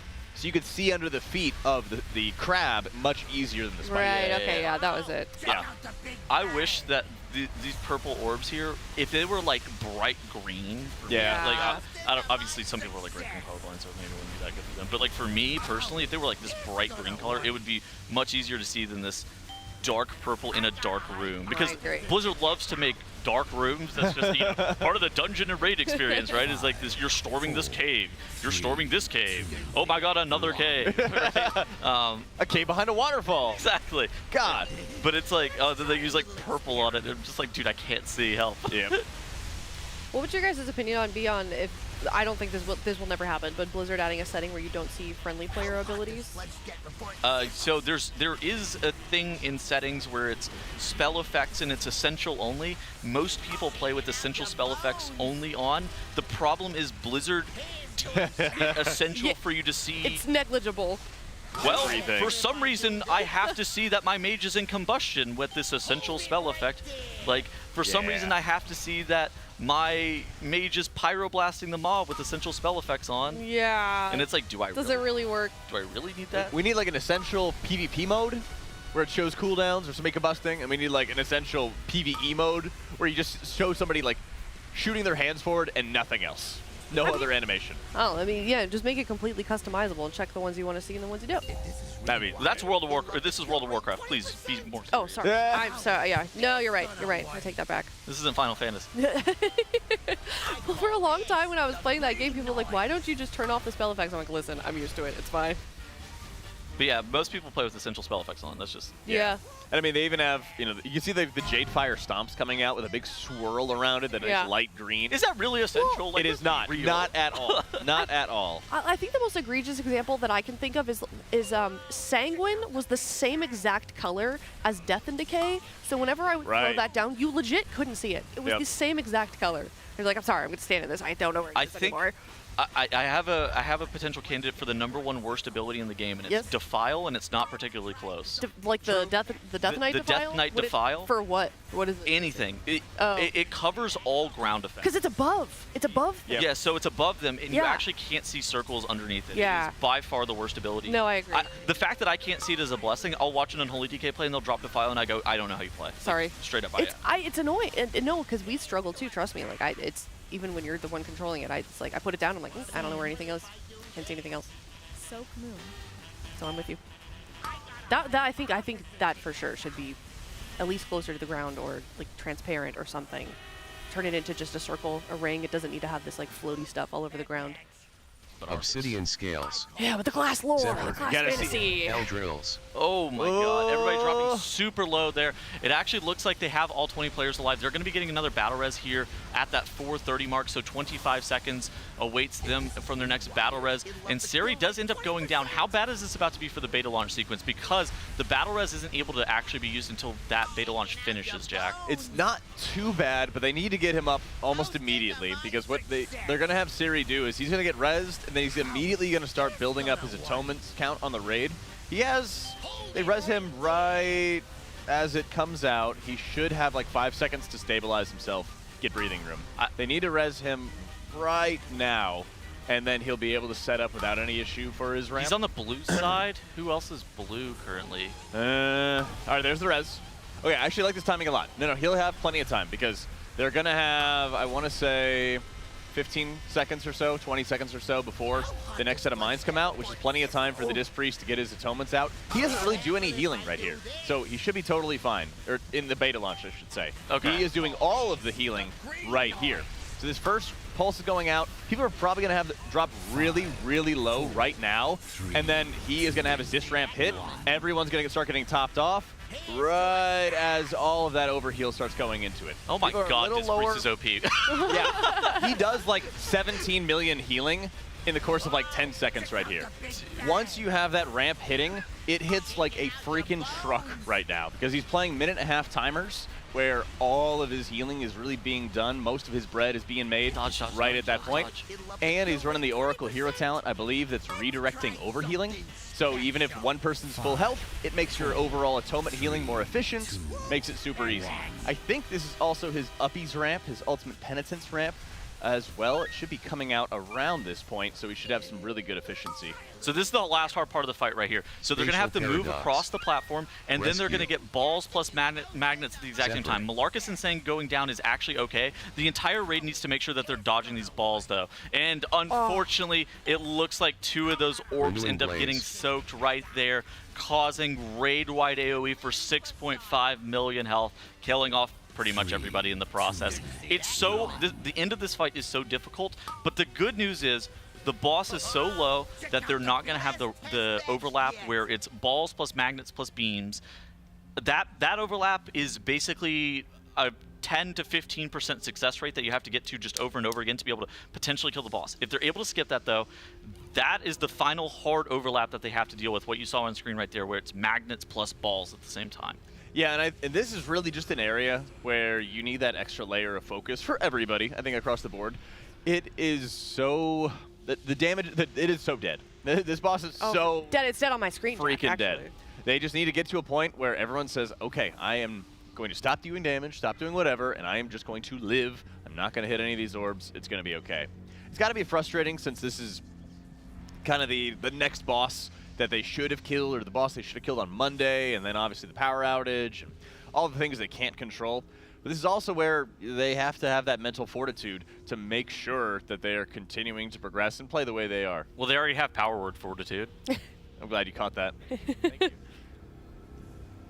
Mental fortitude is also a priest ability, isn't it? Yeah. It's a like. It's like a terrible one though. Isn't Yeah. it? Some goofy talent. It's some like over, like doing damage to you whenever you're topped. Gives you like some really terrible shield, right? Yeah, you didn't even hesitate for a second there. I'm glad. I mean, cool. Either way. Question for you, Tettles. Why? So this is something that you were mentioning before we kind of came on here, but I think it's an interesting topic. You were kind of saying Echo is really good at just jumping right into it and being really sharp with their pulls, and they get some of their best pulls first thing in the morning, whereas we seem to be not the opposite, but not quite on top for our first couple of pulls in the morning. So it's a European versus American thing. Europeans are traditionally very late, right? So they actually start 15 minutes late every single day, as the European way. Well, and you know this very well because you've casted over there as well. This is, so they don't show up on time? No, they definitely they do, but I'm just making stuff up. I was just going along with it. Tales has been banned from Europe. Realistically, I don't know. I think it's just like a difference in environment. They show up and they're just like completely locked in their first like 3 hours of pulls is always the best of any day for them. Mm-hmm. Whereas Liquid, I think their best pulls happen like right after dinner. Yeah. No, like 100%. Yeah, it's like clockwork. Yeah, it's a bit of a difference in just in terms of like where the guilds kind of hit their stride. Yeah. But and I think being able to lean into that is also good. Yeah. No, I mean it's good to know sort of the habits of your guild and play to your strengths, and one is not better than the other. But I mean, despite that, we got less than 1% away from our best pull just a couple of pulls ago. So we're only on, I think, 5 or 6 for the morning here, and they're starting to get pretty consistent. They've died very close to the end on that same set of mechanics, though, it looks like. Yeah, I mean the orbs at the exact same time as the magnets is just a really difficult challenge for them. There was a casting session where Zyro Cams and myself were casting on Monday before the reset, where they had 8 consecutive really late phase 3 wipes, and they kept wiping at that magnet set over and over and over again. Now, they have made it to the very final difficult overlap, where it's the magnets plus the orbs plus those beams at the same time. I think they made it there probably somewhere in the order of like 5 or 6 times, which is why you see their best is like 5.226%. But ultimately, that magnet set is also just incredibly tough to be able to win. How much would you say that armor negates that overlap of mechanics rather than just execution? Armor? Yeah, like I'm just saying that they're splits now that they've done splits. Oh, gear. Will this so gear, sorry. having more health. Why did I say armor? Having more health is good. Yeah, I mean that's obviously great. You know, just having a few hundred more thousand HP, that actually allows you. I think in most circumstances, whenever you saw them eat that orb with the magnet set, they were all sitting at like 5% HP. That's 1 reset's worth of gear in difference. Where previously 4 or 5 people probably would have died to that orb, whereas now they're living at like 5% health and maybe able to press Exil or health potion through it or alter time back up to full as opposed to just dying. Yeah, and I think this is, they have the breathing room to make up for that minor mistake where otherwise they might have just fallen over. I think right now it's honestly just a patience thing. People need to make sure that they're not trying to, we've seen a few different examples of mistakes where in some cases people try to do too much. We saw, for example, people trying to body block any of the rockets, and they start moving into the void lines to make sure they could go out of their way to hit one of those rockets. But at that point, it wasn't going to go through the group, and they should have let it go. Other times where people are trying to min-max a couple more globals as they're having any of the additional void rockets coming out, and then they're not getting far enough away from the boss, and then one comes out that they didn't expect. It's just a patience game. Dude, I noticed something really funny there on screen whenever we were on Sang's POV. Yeah. So he's playing Flame Shaper Dev Evoker. So what you might have noticed during the PTR is that a little known ability called Firestorm was buffed. A few times even. And the most recent round of buffs buffed Firestorm by 40% damage. This ability still sucks. You don't really use it at all. However, there is a one situation of which you actually use Firestorm, and it's on Patchwork single target. You go Flame Shaper, and you press Firestorm on single target. And I didn't even know, I asked Sang about it prior to the raid starting, and he laughed at me saying, I don't think I'll be doing that. And now I'm watching him press Firestorm on single target. I'm like, wow, this sucks. Wow. Firestorm, terrible ability. I don't think Dev actually has used Firestorm at all since as being introduced as a specialization, except this is now the first time that I've actually ever seen them use Firestorm. I love pocket picks like that. Renewing Blaze. My favorite thing about this game. You might be the only person who has ever said that about Firestorm. Yeah. No, not. What makes it so bad? Okay, I don't like Firestorm specifically. I like when they take moments where you're just min-maxing something by using something super obscure like that, or some weird racial ability that people don't really normally rely on. Something like that. It's like an incredible contrast to just how Dev normally plays. It's like a completely different talent build that's on the left side of their tree, and it's just a little bit jank. You end up giving up a lot to play for it as well. Shall I pull it up on Wowhead and we can show the viewers? Oh no, our laptop is gone. Normally they're playing around like Mass Disintegrate and like Scale Commander. So anytime they have like a secondary target or anything, they're of course going to be playing Scale Commander. But on pure single target, it's Flame Shaper with the Firestorm. It's actually super funny. He's kind of lucky that the rest of his group can't see that he's dropping that Firestorm on the ground, because that is obnoxious. Oh, this is very rare. Impact going down again during the barrier. The world's second time that somebody's ever actually died in that barrier. Oh my goodness. Oh, don't shame the guy. It's not his fault. Like, they're supposed to be tanking the mines with the barrier, or the missiles with the barrier. He died a couple of days ago in it too, and I didn't even know it was possible. Fun fact, he's in totem prison. Yes. His words. What? He was the MVP today, and he called it himself in totem prison. Yeah. That's yeah, sounds about right. Yep. The life of a shaman. Well, he's totemic now too. Ah. So he's definitely in totem prison. Yeah. Okay, well, we did get him back up. Didn't have to use any of those battle reses either. Looks like we're getting a second one too here at 34% on pull 106 here on Sprocket Monger Lock and Stock. About 6. I should keep track of this better, but I think 6 or 7 of the day. Checking out some talents real quick. Oh. Yeah, what are you looking at? Dev talent? So I kept seeing Jadefire Stomp coming down, and unless I'm mistaken, I don't think Windwalker has access to that. No, they don't. And the only thing I could think of is that the Mistweavers are then running it, but it's usually not run by Mistweaver in raids. And so it's just a Mistweaver talent, I'm pretty sure. Yeah, I heard some whispers of like a super heavy mastery build of GG, the Celestial, coming back for monks. And they were using that in like a Jadefire Teachings type build, which would mean they were using the Jadefire Stomp to activate it. 5, 4, which would be really interesting to see, but I still see them using Yu'lon.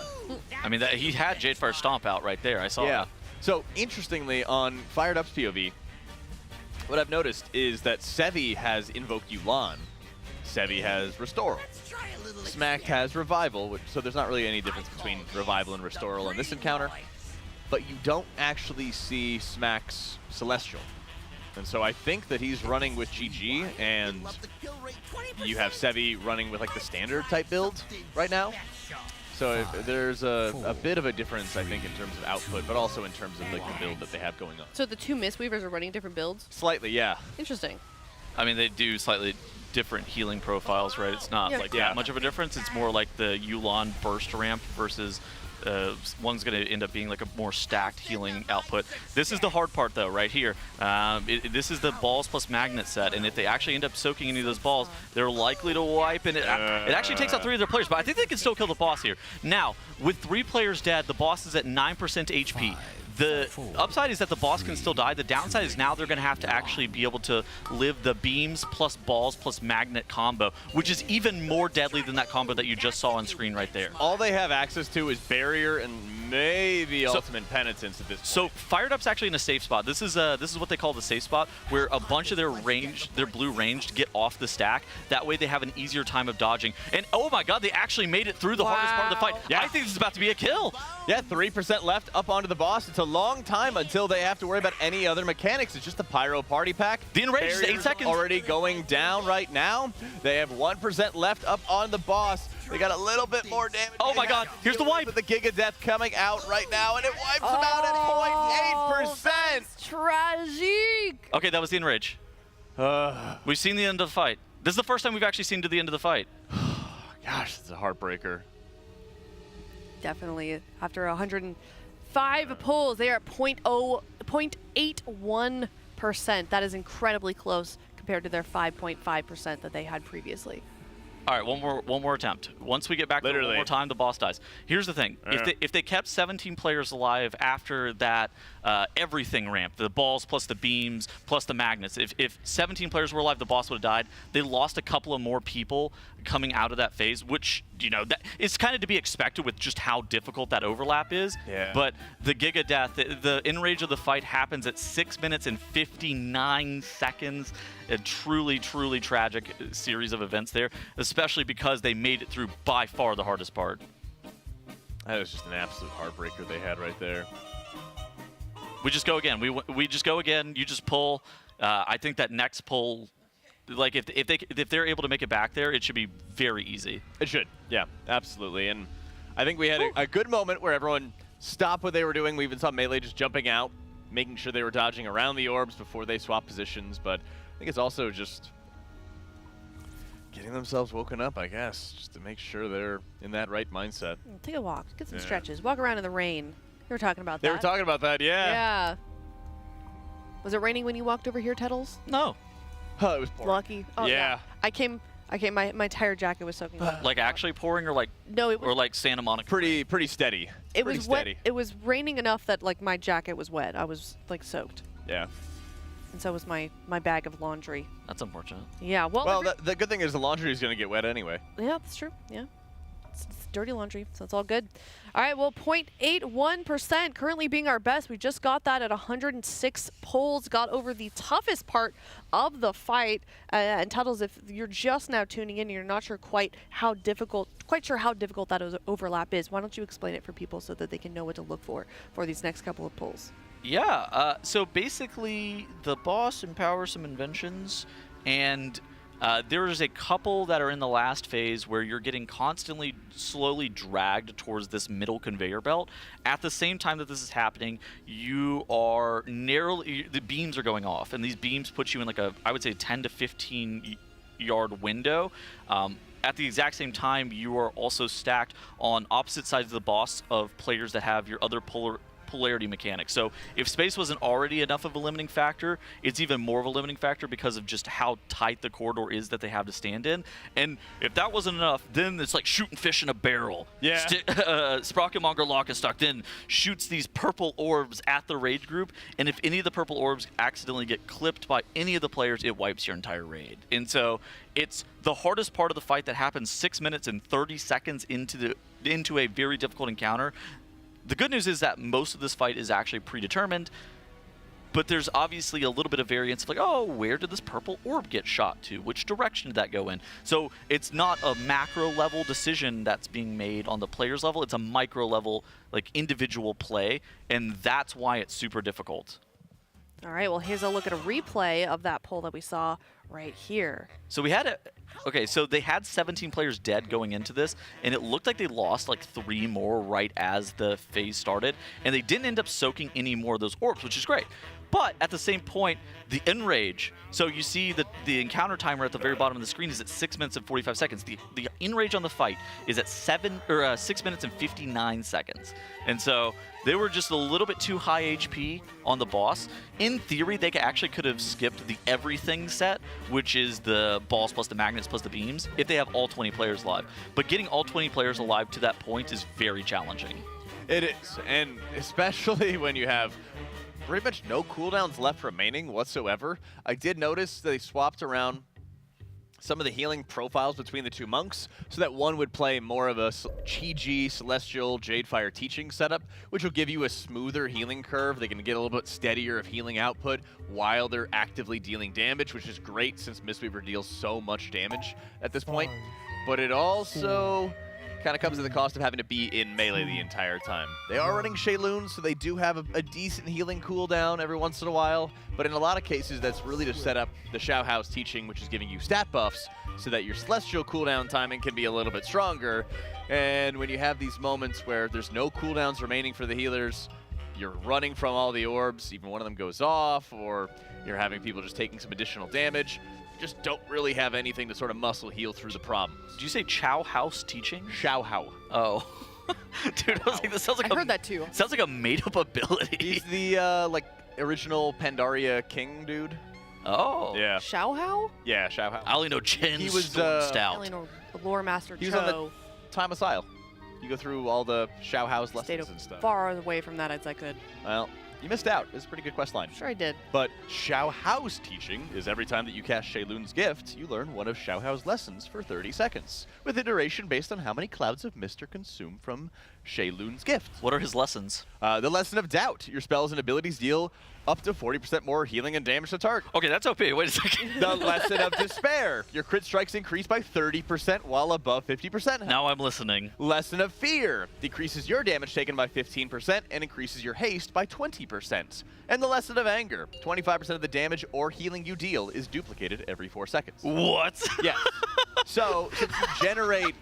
Those are crazy. Yes, so you generate full stacks. I think it's like 45 seconds or a minute since you're not running the other talent, which generates stacks faster. You use it as an augment, basically, for your Chi-Ji Celestial, allowing you to kick up more mastery healing onto your allies, your gusts of mists, and you're constantly doing this while you're dealing damage. Jack, I think you're playing the wrong spec, buddy. No, I'm playing the right spec. Monk's got some really cool stuff, though. This is it's a nice season to be a Disc Priest or a Mistweaver. Jack has main character syndrome, and Disc Priest is the main character. That's all you need to know. You're gosh darn right it is. Yeah, I'm well aware. He's the only healer here. He's a special boy. Thanks, Mom. That was weird. I'm just gonna ignore that. That's what my mom said. Gosh. Anyway, are they also running? So they're running Jade Bonds. They're not running with a cooldown reduction, so it's going to be 2 minutes on Chi-Ji as well. Is that damage down lesson bad? That one sounded really bad compared to. It's not that good, yeah. but like none of them are bad. The thing is, it cycles, so you can choose when you want to deal it. And on an encounter like this, you know exactly when you're going to cast Shayloons and at what time, so you always know what lesson that you're going to receive. Ah, yeah. So it's really easy. Shayloons is so OP, by the way. Good button. But it's less for the direct healing on this fight, and it's more to activate the lesson, to empower your Chi-Ji or Revival or whatever. If you're playing with a Mistweaver and a 5-man and they go, I have Chi-Ji and Shayloons here, you know that they have God mode healing, you are safe. It's kind of like Disc Priest, if they have Power Infusion up, you know you're also safe. Not as much anymore this time. It's pretty good, but it used to be that the haste would give us cooldown reduction, but they changed it so that Disc has flat cooldown reduction now, no matter what. So, PI good, but not as insane as it was before. Yeah, I mean, you still get an insane Void Reaver ramp. Yeah, but obviously, less good. You're right. Well, fun fact, real quick, during that, I want to say hi to somebody in the chat. We had a very special guest, one of our amazing sponsors, Monster Energy, joining us in the chat on that very last poll, where we got to 0.8%. So I'm holding you hostage, Monster Energy. Don't leave, because you are now our good luck charm. I'm drinking an M right now. I was going to say, all three of us have an M on the desk. What kind do you have, Jack? I've got my usual go-to, my tea and lemonade. Tettles? And Ultra Watermelon. And Monster, That's if you want to send me some more, that would be ideal. Shot, love it. Tettles, you're so... Oh. Hey, it worked last time, Jack. So clear with your intentions. I love it. Listen, he's an honest man. I respect it. Not a hint of subtlety in this guy. I don't need to be subtle. I'm just ask for what I want. Press 1 in the chat if you think casters should get free Monster. Wait a minute, we do get free Monster at home, is what you meant. Press 1, chat. I'm drinking an Ultra Peachy Keen. I've never tried this one. It's pretty good. I like that one. It's a nice one. It's good. Tried a bunch. I just always go back to the rehabs. Yeah. I know what I like. They're good. Yeah. I like the Dreamsicle. I've never seen that one. I think there was like, I had a half a sip of one a couple tiers ago because they were a very coveted flavor. Oh, you know what we should do? What should we do? I actually just, this is such a good idea. Man, you know like the left Twix, right Twix thing? Yeah. And they're like, oh, it's a left Twix. Yeah. They bite it and they're like, oh, it's a right Twix. Yeah.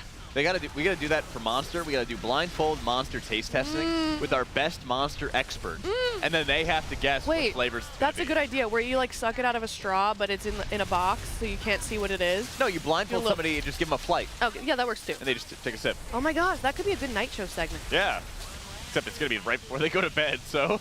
Good news. I think that this Monster plug might be in the highlight of the kill poll. Oh, fantastic. All right. You're welcome, Monster. I don't know, unless you jinx it, Tettles. No, I mean, this is a great poll. They still have a battle res remaining. They're going to get another one up in 40 seconds. They're going to be going through the next beta launch here momentarily.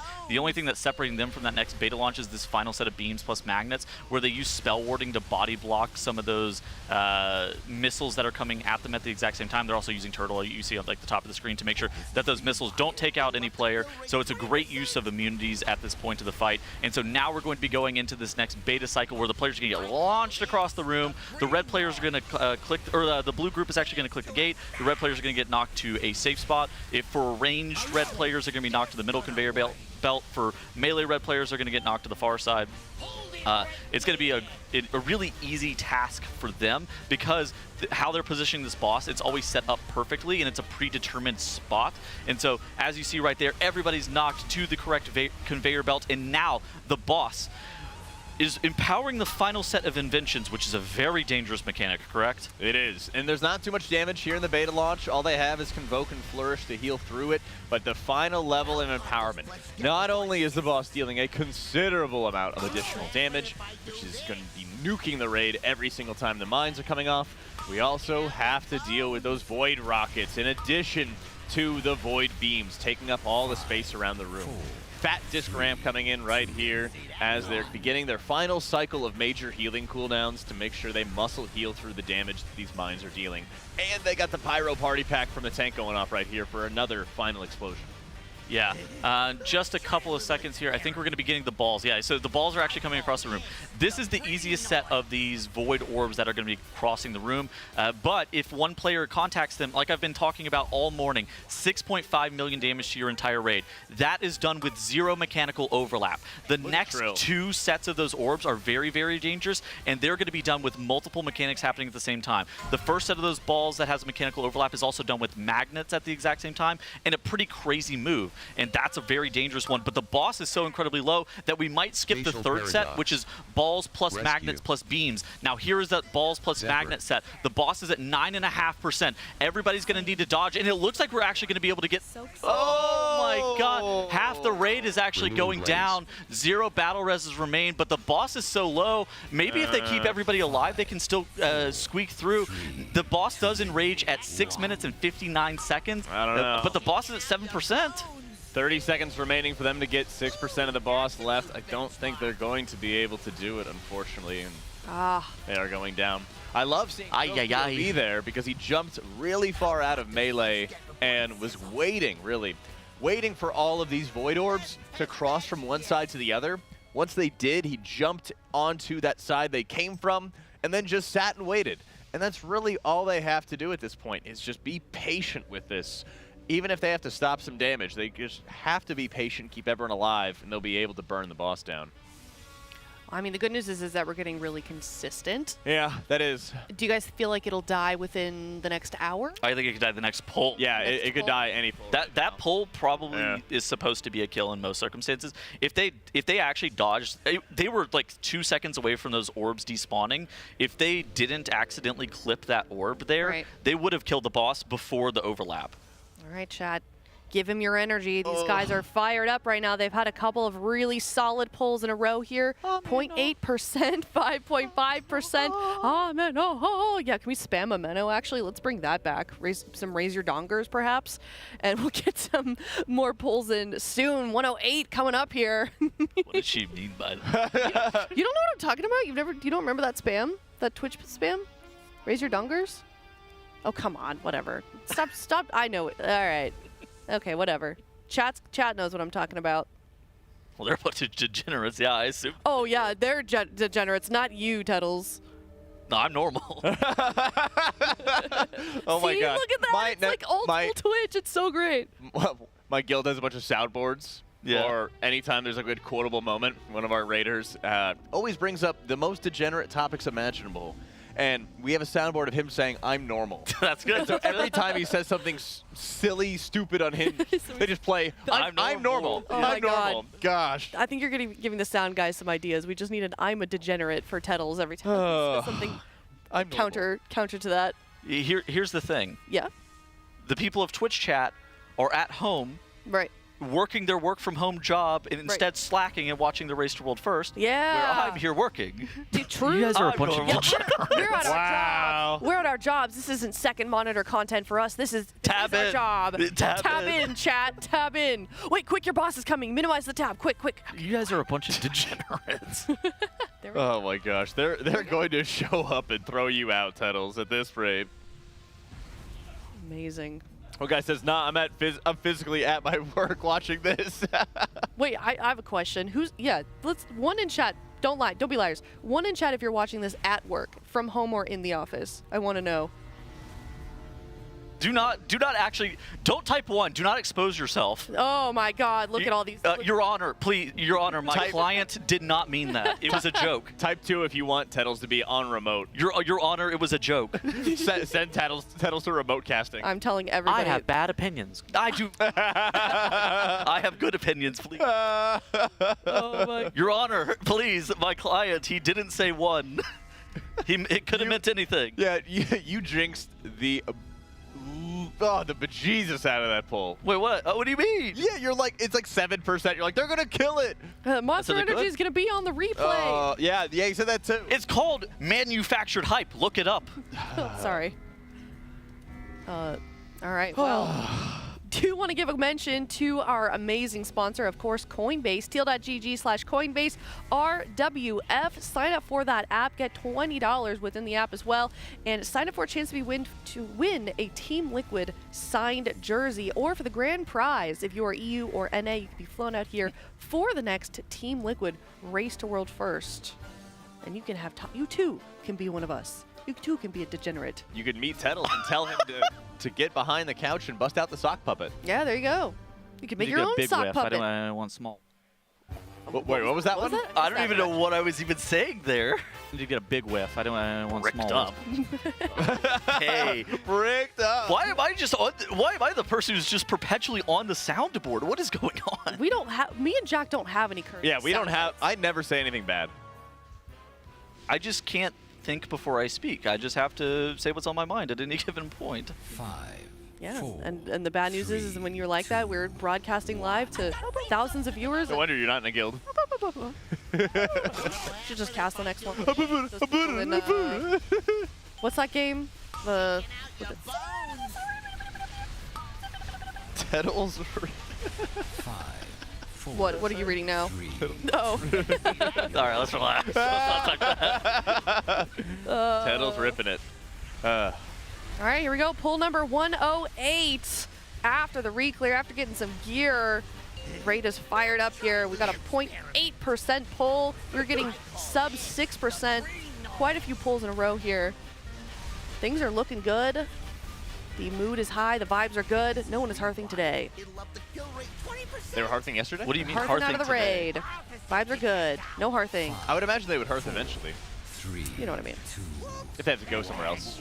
It's kind of an efficient mode of travel. Yeah. Just when the vibes are bad, you hearth and you leave. And then in addition to that, after you make it to the inn, whenever you press your Hearthstone, or like you set your Hearthstone in a location, it always hearths you in the orientation of what you set your Hearthstone. So that way, whenever you're actually setting your Hearthstone in Dornegal, you should be facing the doorway. That way you can immediately start running forwards. That way you minimize the downtime. Yeah, I wish Tettles would face the door here and walk away.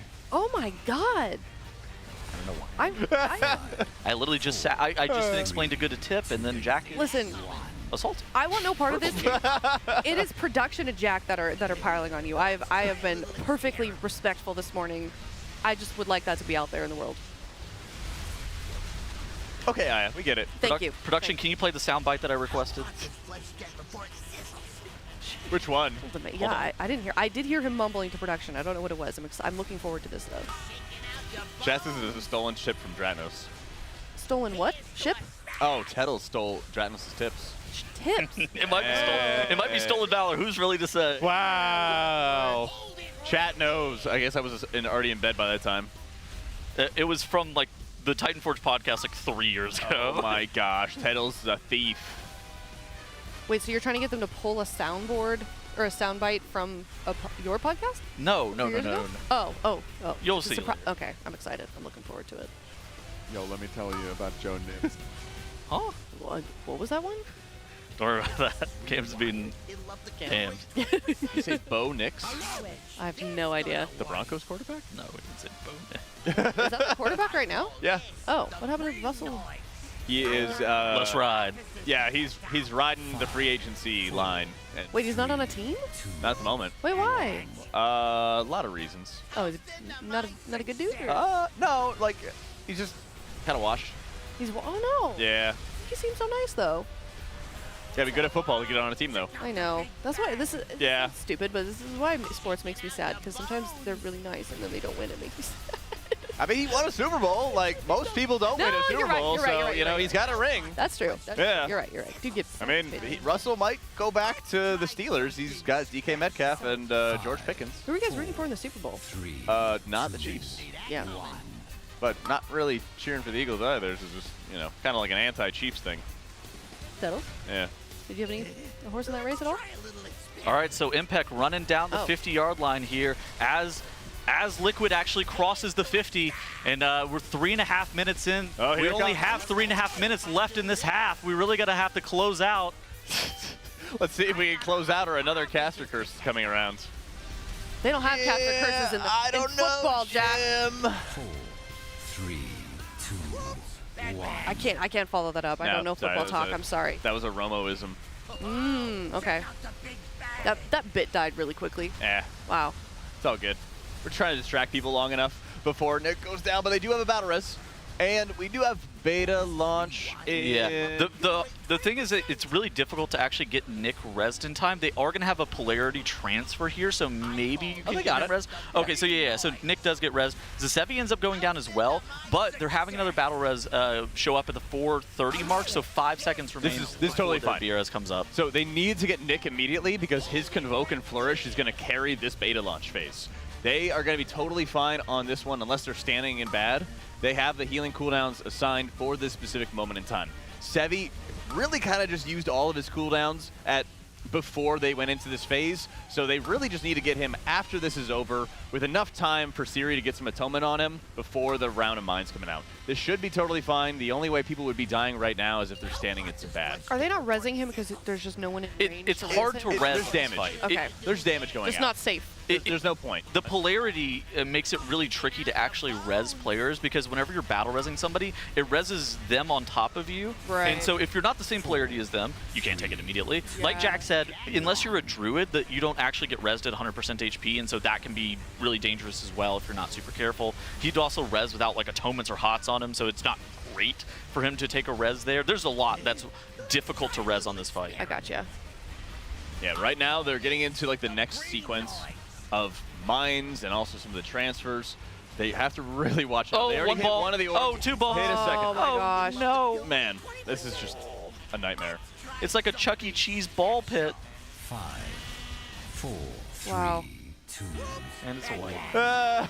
Yeah, when they're crisscrossing like that, it does like I try to follow it. I don't know about you guys, but like when I'm looking at that part specifically, I try to like follow where the balls are going, and it's really difficult when they're crisscrossed like that. It's one of those things that it's because they don't have arrows indicating which direction they're going. You have to kind of be looking at them, and I think that what some of the players like Fired Up is doing is like doing a really good job of just completely turning his camera and looking at like where they're being shot from. That's what I would do. And then just trying to be able to figure out where is going to be a safe spot to run through them, because after they're shot, like after the final wave of those orbs actually goes off, if you blink over or you make it to the other side, you're not going to actually have to dodge anymore. So you just kind of have to assess the situation and be able to see like exactly where the safe spot is.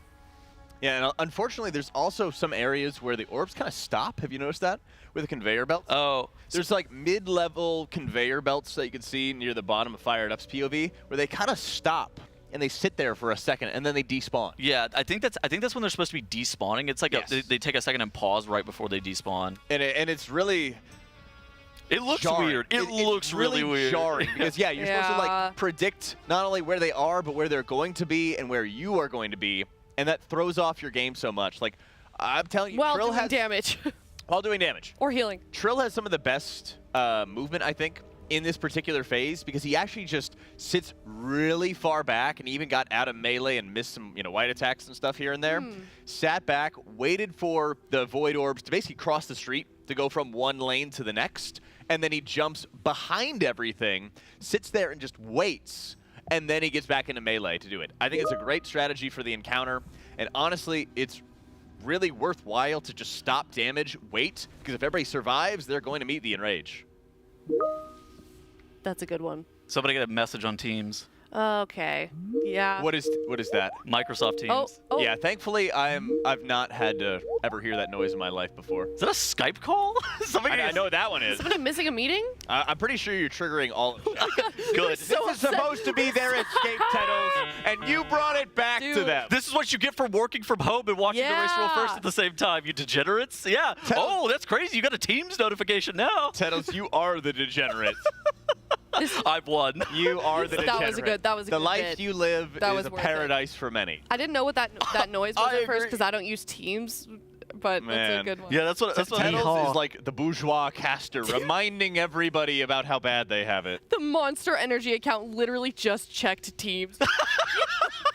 I'm so sorry. All right. I'm so sorry. Yeah, they're going to be messaging their okay, all right, don't send those packages that we were talking about anymore. Teddles in his ivory tower. Dude, You're ruining it for the rest of us. You guys were talking trash, and so I had production pull up the Microsoft Teams message sound. No, it's good. And this is what you get. That's a good bit. Every April 1st on my stream, I change all of my notification sounds to like Discord or Slack or Teams or like a meeting call, an iPhone message. It's a good bit. I trigger people all day, but only for a day. Oh gosh. What are you doing, Jack? Why are you? Dude, he's grinning at his phone. I hate you so much. That's a little throwback to a conversation. Do not pass me that note. You know what? I could have said it out loud. Yeehaw. Yeehaw! Okay. Let's ride! Broncos Nation! Liquid Guild, let's ride! You know what we need? We need the Coinbase intros again. True. Oh, we have my gosh! That's a good idea. That's a good distraction from everyone hitting on Teddles. We should play that before the start of day every single day. We should. Jokes on you of watching while driving a school bus. Don't do that. Oh, Stop. no. Stop that. Do not. Your Honor, my client did not type that in a Twitch chat. Do not. Your Honor, he was focused on the road while driving. You are going to prison. He was focused on the road while typing in Twitch. No, Your Honor, he wasn't typing in Twitch chat. Somebody had his phone. Renewing Blaze. The kid on the bus had his phone over chat. Yeah, Your Honor, anybody could have had his phone. Oh my gosh. All right, we'll pull number 109 here. Couple of mishaps that we've seen in the last couple of... We are in any pull territory. We are. We got to lock in. It's dead any on my pull screen. titles doesn't jinx it. You've been hard jinxing this morning, bro. Dude, it's called hype. You can hype without jinxing it. You got to be careful with your words. I'm hopeful. I'm sorry that you guys are all just... Never mind. If you were World of Warcraft players. If you were hopeful, you would not be here. You'd be in Europe. Okay. Where are they at? What? Germany, Berlin. Berlin? Yeah. There you go. Yeah, if you're hopeful, you'd be in Berlin. Oh, like the person. Yeah. Okay. Jeez. I was like, what is that? What do you mean? Yeah, I'm sorry that I have hope that they're going to kill this boss. Maybe I should just cast monotone and not actually have any hype. I should just only talk about what's happened the last 5 seconds as opposed to talking about what could potentially happen in the future. Can Tettles just talk about the fight? Yeah, Tettles. Come on, man. It's not all about you. All right, so looking at this boss here, we actually see that there is a polarity mechanic on screen here where both of the groups have to be separated from one another. If they accidentally walk onto the other one, it doesn't immediately wipe them, but it is going to knock them back and put a dot on them that does probably 150% of their health. And so very, very dangerous dot indeed, so you want to make sure that your group is separated. On top of that, there are mines. These mines have to be soaked, but you can't soak them all at once because they put a vulnerability on you for 3 seconds, and so you have to soak them one at a time. They also have a polarity that's on top of them, so a player that has that color polarity has to be able to soak that specific mine. They use an assignment style weak order to assign out who's going to be soaking what mine at what time. There's also other miscellaneous mechanics on this fight, such as magnets, which slowly drag players towards the middle whenever those magnets are active. There's also a tank bomb, which you see Yips running out with on screen right here. There's also a wire transfer, which covers the ground in this blue stuff, forcing the players to only be in specific areas of the room. In every intermission, there is an ability called beta transfer. It happens around the 2-minute mark, where the ground is covered in dust, and then the conveyor belts are the only safe spot that is active. The players get knocked back. They try to get knocked onto the conveyor belt to which Sprocket Monger lock and stock is going to be standing. Some players are going to be clicking a gate to avoid the knockback. Some players are just going to have to dash and make it to that spot themselves. Ranged will probably get knocked to the middle conveyor belt. So we're having a polarity transfer again. Now, the boss has new inventions because of that beta launch sequence. He's empowered his inventions. It's great. The boss is even harder. Woohoo! In this phase, the beams that you didn't see on screen because I wasn't talking about them yet, but the beams are now going to be these large void zone beams. And instead of being 5 yards wide, they're going to be 15 yards wide, and actually making it a lot harder for you to actually be able to deal with that kind of mechanic. There's also another couple of mechanics that are on this fight that I haven't talked about, such as the drills on the screen. If you get hit by one of those drills, it gives you a debuff called Screwed Up, and you're stunned for 5 seconds. That will probably kill you. They try to drop those off, particularly on the conveyor belts. That way they don't waste any time on casting while moving. It only ends up spawning on ranged players. They also have a big air horn sound whenever the drills are on them, but you see the players that are eligible for the drills right there, they're supposed to be baiting them, and then they just ride the conveyor belt down to the end there to bait them in really good spots. There's also the final mechanic, which are the rockets, and the rockets come out periodically. They don't do too much damage, especially in this phase, so you'll see things like barrier being deployed right here, especially since you're going to be tanking the rockets inside this barrier while those beams are going off, and if you basically take no other damage, you're probably going to be able to live them. But those, they get empowered whenever we go through the last beta launch sequence, and the beta launch sequence is going to be coming up here momentarily, just after we have a little bit more raid damage, and just I think one more mindset even. Yep. They have the Sonic Baboom combo going in with the Pyro Party Pack. So Sonic Baboom is just consistent raid-wide damage that the boss is going to trigger for a few seconds. And then you have the Pyro Party Pack, which is triggering a tank explosion that does drop-off damage. Unfortunately, they had a rocket going straight for Trill's heart. Brings him down, but they have a battle res available and one waiting in the wings. They're going to have this final beta launch coming into the sequence here, and this is starting the final sort of sequence of healing cooldowns where they're going to be using the Convoke and Flourish combination on the side of Nick. This will carry all the healing that they're going to have to do, which is great because they're going to have constant movement going on during the Bleeding Edge channel. This is going to last about 20 seconds, and the boss is going to pull some light damage and negative heal absorbs that need to be healed off before player HP can be moved up. Then this is going to be the final boss buff, which is empowering the rockets to become void orbs that are also going to deal really heavy raid-wide damage if anyone knocks into them. They could probably survive one of them, but any more is going to trigger a full raid wipe. And here is going to be the next round of mines that must be cleared. And here is where we're going to have some massive healing being done by all of the healers, starting with Siri. Yeah, so most of these mechanics that you're going to be seeing on screen here are what we saw in the other phases. The Void Orbs, though, are by far the hardest part of this fight. You're going to have 3 sets of these Void Orbs, and it starts off pretty light. You only get one of the inventions, where it's just these orbs. And by dodging these orbs, you should be able to make it through to the next weird overlap. The next weird overlap also involves the orbs, and it's going to be orbs plus magnets at the exact same time. And, you know, it looks like Liquid here, they were actually able to dodge out of the way of all of those Void Orbs, allowing them to continue further on into the fight. Now, there's just like a couple of polarity phase that's going to be happening here in just a couple of seconds, and then they're also going to have a wire transfer where they're going to have to do a weird move. The weird move is also in conjunction of magnets and balls at the exact same time, and you see that phase starting right here, where everybody's going to have to dodge these balls. If you can dodge a wrench, you can dodge a ball, and if you're able to dodge all of these, then the boss is going to be super low. One ball ends up getting soaked, taking out 3 players. There is a battle res available, but one of the big things is that they're going to have a really difficult overlap here in just a couple more seconds, where it is going to be balls plus magnets plus beams all at the exact same time, and that is a crazy overlap. They did end up using their battle reses, and it looks like Nick has gone down again, and one of the mines actually didn't even get soaked there for Liquid, causing them a full raid wipe. And so one of the things that you have to know about the mines is that they can also get hit by the inventions. The magnets and the beams can contact those mines, and so some of the mine sets have to be soaked immediately, and if you delay the soak by even 1 to 2 seconds potentially, it actually gets clipped by the beam. It looked like the beam ended up contacting that mine and wiping them there.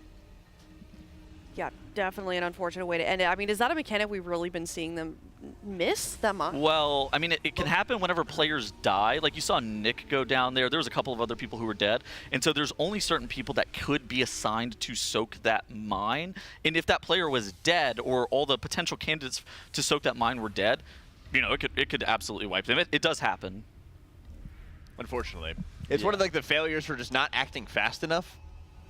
And then if anybody goes down, it sort of just adds that extra sense of urgency that they need to make sure they're clearing the mines, getting them done before the next round of Void Orbs is going off, the next round of like the Void Beams, which will trigger the inventions as well. You just have to have such high precision on the encounter, and unfortunately, it's another wipe. Tells you were there when they had a bunch of like when they pushed late, right? Yeah. Do you feel like the vibes were getting kind of bad when they were having those really short, really low percentage kills? Wipes? Sorry. No, I don't think the vibes were bad. Okay. It's more of an issue of once they started getting to the point where they could kill the boss, it was like 11 p.m. It was like 11:30. Late in the day. Yeah, exactly. Very late in the day. Late in the raid day. And so they play their best typically like right after dinner. Yep. But there's kind of this trend where the later on you get into your day, the worse that you end up playing. And so while they were in any pull territory, they started just progressively playing a little bit worse, a little bit worse, a little bit worse, to the point where it just ended up costing them overall. Yeah, so I guess I'm more so asking this line of questioning because, you know, for people that are watching from home and seeing like, oh, we're getting these like really low health percent wipes, like, is this something that they should be worried about, or is this par for the course at this point in your mind? No, I think this is completely normal. I think we're in any pull territory to be able to kill this boss. I think this is not an easy boss to re-clear in the slightest, even though this would be necessarily, like, this would be a progression kill for them. Yep. I think it's just, you know, Nexus Princess Kaiveza last year took a while to kill as well during re-clear. That fight took like 2 hours. If this fight only takes an hour and a half or something like that, I think you just kind of accept that as fine. Yeah, they've been at it for... When did they actually start their raid day? I mean, it was almost immediately, right? 10? I would say like 9:50. 9:50? They were going for it? So, yeah, they really haven't been going too long. We've already seen significant progress. Would you say that within this block, they've cleaned things up, tightened things up a little bit, or is this just a repetition? I mean, those last couple pulls have looked great. They just need to make it back there. It's one of those things that you don't necessarily, you know, they are going to be talking about some of the strategy stuff, but they already know the strat for this fight. They've also seen Echo has killed the boss, so they know what the kill can look like. it's one of those things that there's very little for them to actually discuss. It's more about, all right, if you can guarantee that we're making it back there, we're making it back there, we're making it back there, eventually they'll be able to make magic happen just because of how individually skilled all of their players are. And this is an individually very difficult encounter. There's a lot of encounters that are difficult because of the group coordination or something like that. They already have all the group coordination stuff pre-assigned, which is the perfect way of tackling this fight. Now, the hardest part for them are a couple of these void orb situations that we're seeing towards the very end of the fight, which are purely an individual mechanics check. It's not even something that you can tackle as a group. That is just like on a personal level, you identifying that that orb is coming at you, and you moving your character 6 pixels to the left to make sure that you dodge out of the way of it, and then moving your character 6 pixels to the right to make sure that you can dodge out of another one. Yeah, it certainly gets especially chaotic towards the end there. So here we go. We're going to be ripping another pull here, 110 on Sprocket Monger Login Stock. Yeah, and they've had a few different areas where healers have been going down pretty early, and it's such a big challenge with really how the fight's structured. All the healers are basically playing some different variations of ramp healing. You know, the Mistweaver monks, for example, are spreading around Enveloping Mist during their Celestial to spread around Enveloping Breath, which is a healing buff, healing over time effect, and does a ton of output over about a 25, 30-second period. And you kind of have to just individually be applying these Enveloping Mists to the entire party, which means you have to have a lot of accuracy. Same thing with Resto Druids spreading around their healing over time effects before their Convoke into Flourish, which extends the duration of them. And of course, Disc Priest has to apply all their atonements, extend their duration with Evangelism, and then start blasting damage. So there's a lot of like micro that needs to be done to make sure that you're keeping everyone healthy through the mine explosions with how much damage they deal at the end of the encounter, since the boss amps all their damage after every beta launch sequence. Yeah, exactly. And you have to do all of that while watching your mechanics. You can't just sit there and stop healing for a couple seconds and then make sure you do the mechanics properly the way you could when you're doing damage. If you stop your setup, you basically are going to guarantee people are dying to raid damage as the next round of mechanics come out. So it's a bit of a double-edged sword for the healers that they have to really overcome at this point, as they're trying to find, you know, what the right sauce to make sure they're keeping everyone healthy, dodging mechanics themselves, and making sure nobody bleeds out to the raid damage when they have their healing assignments. Yeah, it's that was actually kind of a good point, something I actually even forgot to talk about. Every single time the beta launch happens, the boss gains a 15% damage amp. So in the final phase, it's actually doing 30% more damage to the raid group, which is, like Jack mentioned, an insane amount of damage towards the very end of the fight. And so it's just really easy, and in a lot of guilds, especially if you raid Mythic, you're probably going to have a similar experience to what you're seeing on screen here, where you're going to have a ton of wipes post 6 minutes, probably post like 5:45. You're just going to have a ton of wipes there at the very end because of how difficult these pulsar orbs that are like crossing the room are. The other challenge is that when you don't have as strong of healing cooldowns available to you, you really supplement with having Rallying Cry, personal defensives. And there's some moments where you're not going to hit defensives at all when certain big raid-wide damage is coming, because you have to rely on the healing cooldowns to muscle heal through the problem. And when that has to be super precise and they die, then the entire raid wipes the damage. There's just no room for error. This is a fight that is doable, but barely at 550, 655 item level. But this is a fight that is much, much easier once you get to like 675, for example. Obviously, that's the case with most fights, but a lot of the difficulty of this fight is how much damage that all the mechanics do just make it to the point where you actually can't live through anything, where if you just have a little bit more stamina, that makes it a lot easier. And also, once you have just a bit more damage, you're able to skip some of these crazy overlaps. Like a guild, even like Jax here, that gets to this fight 2 weeks from now, they're basically not going to see a couple of those void orb overlaps that a guild like Liquid is seeing here. I mean, I don't think we kill it this week, maybe, but it's not going to take 2 weeks to see it. We just killed Rick Reaver. Okay, but you know what I'm saying. Richard. Has Echo gone dark at all today? No. I think they slept at some point. Okay. Come on, Tettle. It was right there. It was right there. You're so corny. I know. No, really bad joke this morning. I can't remember to. Oh, this is great. Did you see Trill? Oh, you could. I don't know if I want to repeat a joke. No, go for it, because he hasn't heard it yet. So. Did you see Trill, PvP, Kalamazi, and Zyro? I did. Yeah, you saw the whole sequence. You saw what happened? They got dominated. Yeah, who died first? Which arena? It was when Zyra was playing Shaman. Zyra was playing. There was 3 arenas.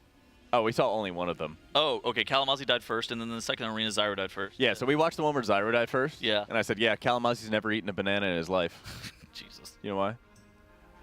Because he's I don't know, low potassium. Because Kalamazi can't peel. Yeah. Now you know. Kalamazi also was Reina. There was so much to say about those arenas. He literally was spamming Rain of Fire, like as if Trill's not gonna walk out of the Rain of Fire. It's just like there's literally so much. Like, cast Chaos Bolt. Like Chaos Bolt's so overpowered in Arena too. He literally didn't press it. It's so overpowered in Arena. Because peeling, when you're trying to peel for your buddy, he didn't stop Trill from killing. Oh yeah, yeah. Jack had to do a play the joke PvP. to a bunch of PvEers. My favorite part was when you're playing a rogue, a melee class, and Kalamazi and Zyronic were on ranged players, and then he just like walked right up into his face. Yeah. Kept absolutely no distance between himself and Trill. We were never pressing Mortal Coil or Fear. Nothing. No buttons were pressed. Yeah, exactly. Peel buttons. Yes, those buttons. Yeah. Could have Shadow Furied as well, but we decided to do nothing, and then he goes, "What happened to my Fell Hunter?" That's right. It got paralyzed. He got put in a purple cage thing. The purple cage thing in question, paralysis, by the way, Yeah. not purple. What happened? What is this ability? What is this magic? Yeah. Who put this voodoo on my pet? What are we talking about, Kalamazi? It was entertaining though. I think if we ever do that again, we need a full arena comp, and maybe not Zyronic and Kalamazi. You'd think Zyro would be pretty good at PvP since he had to do it so many times for World First. We were supposed to. Well, he got carried by He Trill, got carried. didn't he? I know the arena team was. Back in the day, they didn't do as many carries. They just did it themselves. No, they paid people to carry them. I mean, I've done that in the past. What does back in the day mean? Like BFA? Yeah. Nah, even I felt like he also was doing World First. No, in BFA he was raiding with me. He was raiding in Future. Well, yeah. Yeah. I guess that's fair. In BFA and Shadowlands, though, they Liquid and Echo and all these guilds paid people to carry them in Arena. We definitely did that in Imperative. Yeah. Except for like Miraz and Roger Brown, who are actually good at Arena, and then like Trill, who's actually good at Arena, and they just played. I think the whole arena team helped them actually, if I recall. Like Cito and Mez and. Yeah, exactly. I mean, they were. Or I just said WizKick. Sam I am. Helped. I mean, they were getting paid millions, 50s of millions. I did not know that part. I thought it was just the kindness of their heart. Oh yeah, the generosity. Yeah. Pocket. Dude, I don't know. Perhaps. One team, one victory. Well, I know Mez is watching. He donated to the shelter. The problem is you need to get a rating that is required typically whenever PvP gear is relevant. You need to be able to get like minimum 2100 week 1, which means that you need to be playing with rank 1 players. Yeah. That's like getting 3K IO in Mythic Plus week 1. You need to be playing with people who sweat the PTR. I love sweating PTR. I love sweating the PTR. Yeah. Like, there's like a certain level of player that you can get. You could have gotten 3K IO week 1, but you have to be. Your headbands on. We're looking like LeBron James in Cleveland, like sweaty. Is he not sweaty in LA? Well, he's 40. It's dry weather here. Would he sweat more when he's older?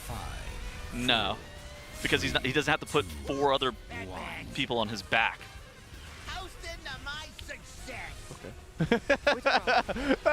I don't know. He's putting the team on his back, bro. Watch basketball. It's okay. You should. I mean, yeah, it's just so tough. There's like 20 different channels to watch games on now. That's fair. There's Game Pass. Yeah, I know. Xbox has that. How much is it though? A lot. I'll figure it out when they put WoW on it. Ah. Come on, Blizzard. Yeah, please. Please call them by Microsoft now. 3, 2, 1. No. Anyway, about this fight. Yes. About this fight. I'm ready for them to get about done with this fight. What about you guys? About halfway through this fight. Yeah, that would be nice. I'd appreciate that. The boss is actually Omega Low. They crossed the 50% threshold in terms of time at the 330 mark, and the boss was at 43% HP. Yeah. So they are absolutely annihilating this boss health-wise. But again, the end of the fight is just so individually mechanically tricky that even if they're so far ahead damage-wise, it might not matter because they can just wipe the entire raid at an instant. And that's where I even hit a point where it just seemed like it would be better for you to jump off the edge and die rather than hitting any of the shadow orbs and like wiping the raid. Okay, that's the thing is that is if you were making that as an active decision, I agree. But more often than not, you're not making that as a decision. Right. The decision is like... Plus, are you even near the edge to do that? Yeah, exactly. I mean, you're pretty close. For some of these guys. I guess so. The other thing is, if you're close enough to try to make that decision, you're also close enough to go way out of your way to run around any of these orbs. More often than not, it's just a mistake, right? It is literally just an individual micro play mistake. It's not even like a macro decision that's being made by the entire guild. It is like an individual player accidentally touched one of these orbs that they didn't understand the trajectory of at the exact same time that they needed to. So maybe it's more if you're really bad at the orbs, then you're just like, all right, guys, I'm gonna peace out for a second, res me in a bit. None of these players are really bad at the orbs, but if you hit an orb 1 in 20, No, I'm not saying they are, but as an individual, maybe. Yeah, but if you hit an orb 1 in 20 pulls, and everybody in your guild also hits an orb 1 in 20 pulls, like, all right, somebody's hitting the orb every pull. Yeah. That's the thing. There's no room for a personal mistake at this point, and if you did a tally of like who made the mistakes or who made the most mistakes, there's a very big difference between somebody making a lot of mistakes in the first 20 pulls versus the last 10. So, here's the first set of balls. I was going to change the subject here, but... Here's the first set of these balls that you need yeah. to dodge. These don't have any inventions with any weird overlap, so this is normally the easiest set. Some of the sets where they have the magnets or the magnets plus the beam are very, very dangerous. And even still, 2 of those orbs there you actually saw accidentally getting clipped. They were able to live through one of them because there was no other group-wide damage. It was just the sonic boom, but that was able to get topped off easily enough. But the moment that the second orb is then clipped as well, then it's just completely over and the entire raid is wiping. And that's what makes this fight just so hard. To visualize the difficulty of this boss, this might be an unhinged question, but it might be fun for people watching from home. If you had to draw a line of the difficulty of this fight as the time goes on and the phases progress, what would the line look like? Spiky. Spiky. Very, very spiky. But more spiky towards the end. So yes. The second the void orbs come out, it pretty much is one of these, you could wipe it any time the orbs are out. Then, honestly, most of the time, the easiest part is some of the polarity swaps. When it says there's nothing else happening, polarity swaps go out, you just shift into position, and then you're good. But we do have some polarity swaps happening, and then void orbs are reaching the group. And that's where one of the hardest parts of the fight is. The wire transfers are also kind of chill because the ground effect and where the ground effect is predetermined, right? You already know where you're supposed to be going. So anytime the boss starts casting the wire transfer, you know that you need to be moving. You know that you need to be pre-positioning for the next movement. And it's really not that big of a deal. But there's specific overlaps. And so, yeah, like Jack mentioned, it's like super spiky where I honestly think like the curve of progression is also pretty spiky as well. So at the very beginning, the boss starts off as pretty hard where you're trying to figure out, oh, okay, who's soaking what mine when? Who's soaking what mine when? Where are we supposed to be standing? And you have like a raid plan on your second monitor and you're kind of looking at it and you're just trying to figure out like, what's going to be going on. Then, it gets easier and you start progressing phase 1. You actually get through phase 1 sometimes, then you get to the first beta transfer. And then you kind of, that becomes a little bit harder. And the first beta transfer, you kind of mess that up a couple of times. Somebody gets launched off the edge. A couple of people get launched to the wrong spot and blow you up with their polarity. And it's like, okay. But then eventually you figure that out and then it becomes a little bit easier. And then there's some parts of the middle of P2 that are pretty difficult, but more often than not, the P2 stuff is really not that bad. It's more or less just like P1, except the beams are a little bit weird, and you have to learn some of the overlaps. So P2, generally for progression, was not that bad. And then phase 3 starts, and then the boss makes those void orbs cleave your entire raid, and then every single time the void orbs spawn, that is 4x harder than anything else you've done in this fight at all, and it happens 6 minutes into the boss, and it is crazy difficult. Yeah, in a lot of cases, the smaller rockets or like the comically big rockets are a lot easier to maintain because you plan around soaking them.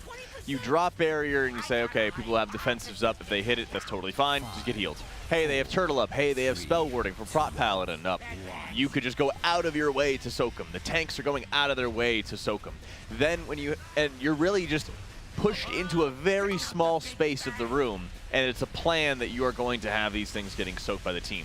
You can kind of move up a little bit closer or something along those lines to make sure that it's not going to be you, but you could just see on like the players, they're popping all these defensives with the expectation they go off. There's also a lot of points of failure, and I think that's a big thing on this fight as well.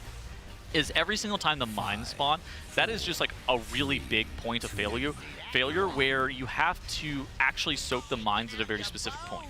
And it's for probably 3 reasons, but realistically it's mostly just 2 reasons. First and foremost, you have to soak the mines because if you and you have to soak them really fast, because if you don't, then it's going to overlap with a really weird mechanic, whether it be the tank pyro pack, whether it be the beams coming out wiping you. And then the second reason that you have to soak them either fast or slow is because if they end up actually getting clipped by some of these other mechanics that I was talking about, like the inventions, it just wipes you immediately, or you're not going to be in position for something else, like a polarity or whatever else. And there's like weird individual player positioning that happens.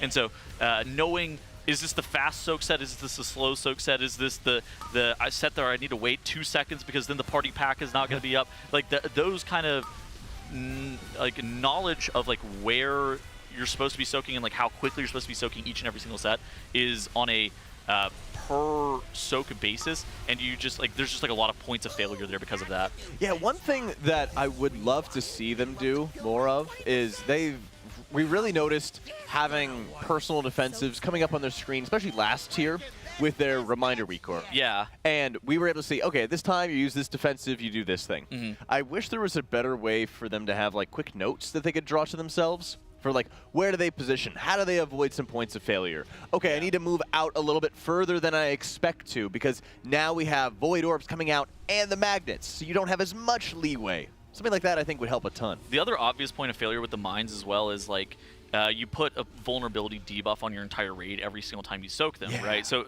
for after you soak one, for 3 seconds you can't soak another. So it's kind of like this chain. You can't soak all 4 at once, and so you have to look at, during the mines, is there going to be something that happens that we need to delay the first soak? And then after the mines, like we have to be looking 12 seconds into the future. Is there going to be something weird that's happening either in the middle or at the end of those mines that is going to be happening 12 seconds in the future that we can't soak? And it looks like Max. Computer, enhance. Ooh. Oh, this is the new Monster Energy flavor, Ultra Vice Guava. I think that's one of 2 new flavors. It's too new that the camera can't even can't even render it. Yeah, exactly. It cannot be perceived. I wanted to see him take a sip. I know. Yeah. I wanted to hear it. Maybe, hold on, maybe we can go to Yips's camera, that way we can see Max take a sip from Yips's POV. Oh, good idea. Yeah, that's a good one. The production, show me Yips. The rear window. Exactly. Very rare we get to see Max.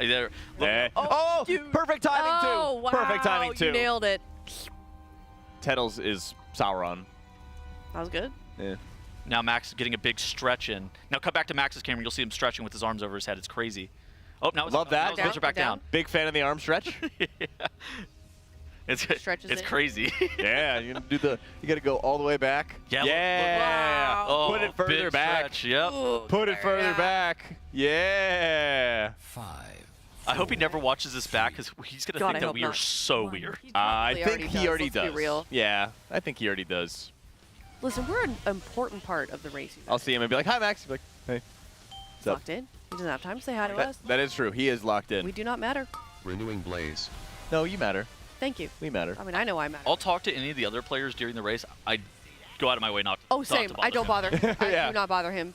He's got a plan. He's got stuff going on. Well, no, it's more just like a lot of the raiders, whenever they're walking around, they'll be chatting or like open to like talking or having discussions. Max, whenever he's walking anywhere, he's like walking with a purpose and like walking very diligently and does not want to be bothered. It's like very clear just by his actions that it's like he is completely locked in, and anything that you would say to him is just gonna kill his flow state. I don't want to eat. I want to raid. Exactly. So the next evolution of the Race World First is you're just going to get like IV drips for all your fluids. That way you never have to take sip bricks. What is it? Yeah, they brought up gamer diapers, perhaps. Yeah, they brought up a bucket. Yeah, they brought up the bucket. I heard about this. Yeah. And the bottles. Yeah. The bottles. That's what it was.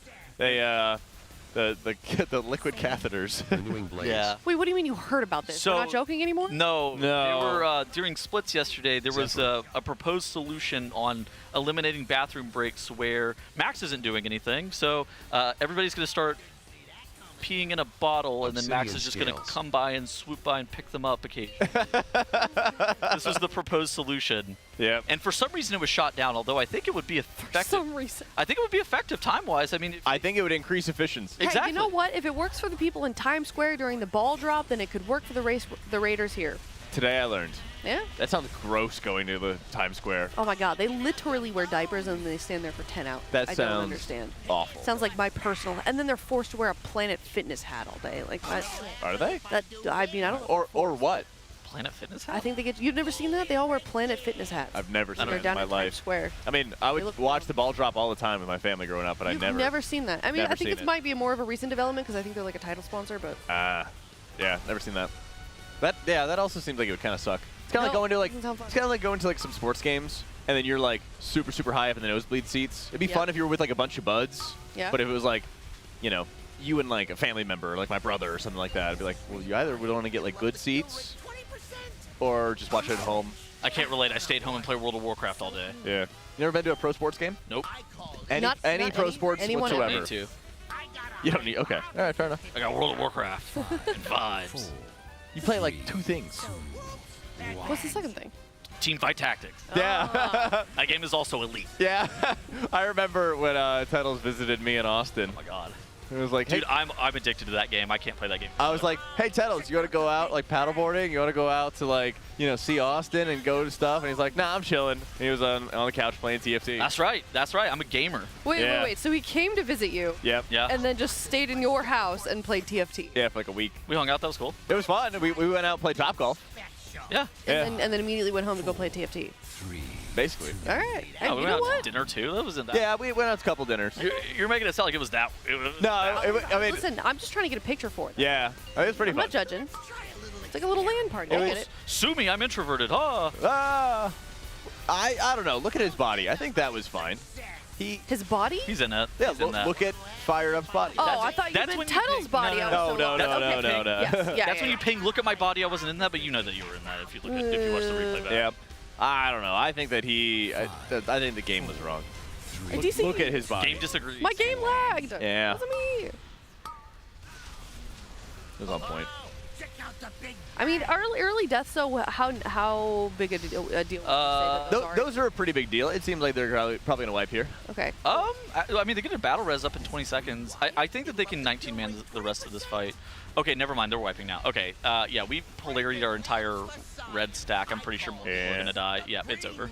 Okay, but before that, I mean, if you have a couple of deaths here, and there, you guys are talking quite a lot about how tight that damage check is. If we're getting those singular deaths and we're immediately resing them, is this it still damage check doable? this damage check is trivial at this point with this reset worth of gear. Trivial with the gear. Okay. Yeah, I think it was trivial last reset as well.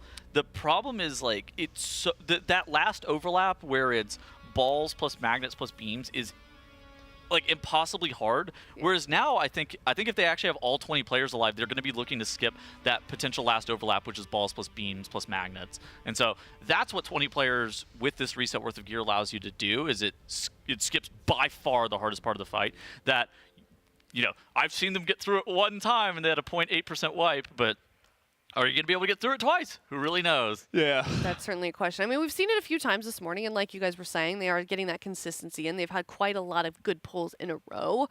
So I imagine if you're in the actual raid, Jack, what do you feel like the attitude is for them? Do you think that they know that this is doable any minute now? They do, and I think there's a bit of, you know, kicking themselves for some of these wipes and some of these failures. And it always kind of comes down to a personal level because everyone sort of has this micro where the most important thing that they might be doing is the part of their rotation. You know, from a healing side, there's an urgency of if I don't do my ramp correctly, everyone will die.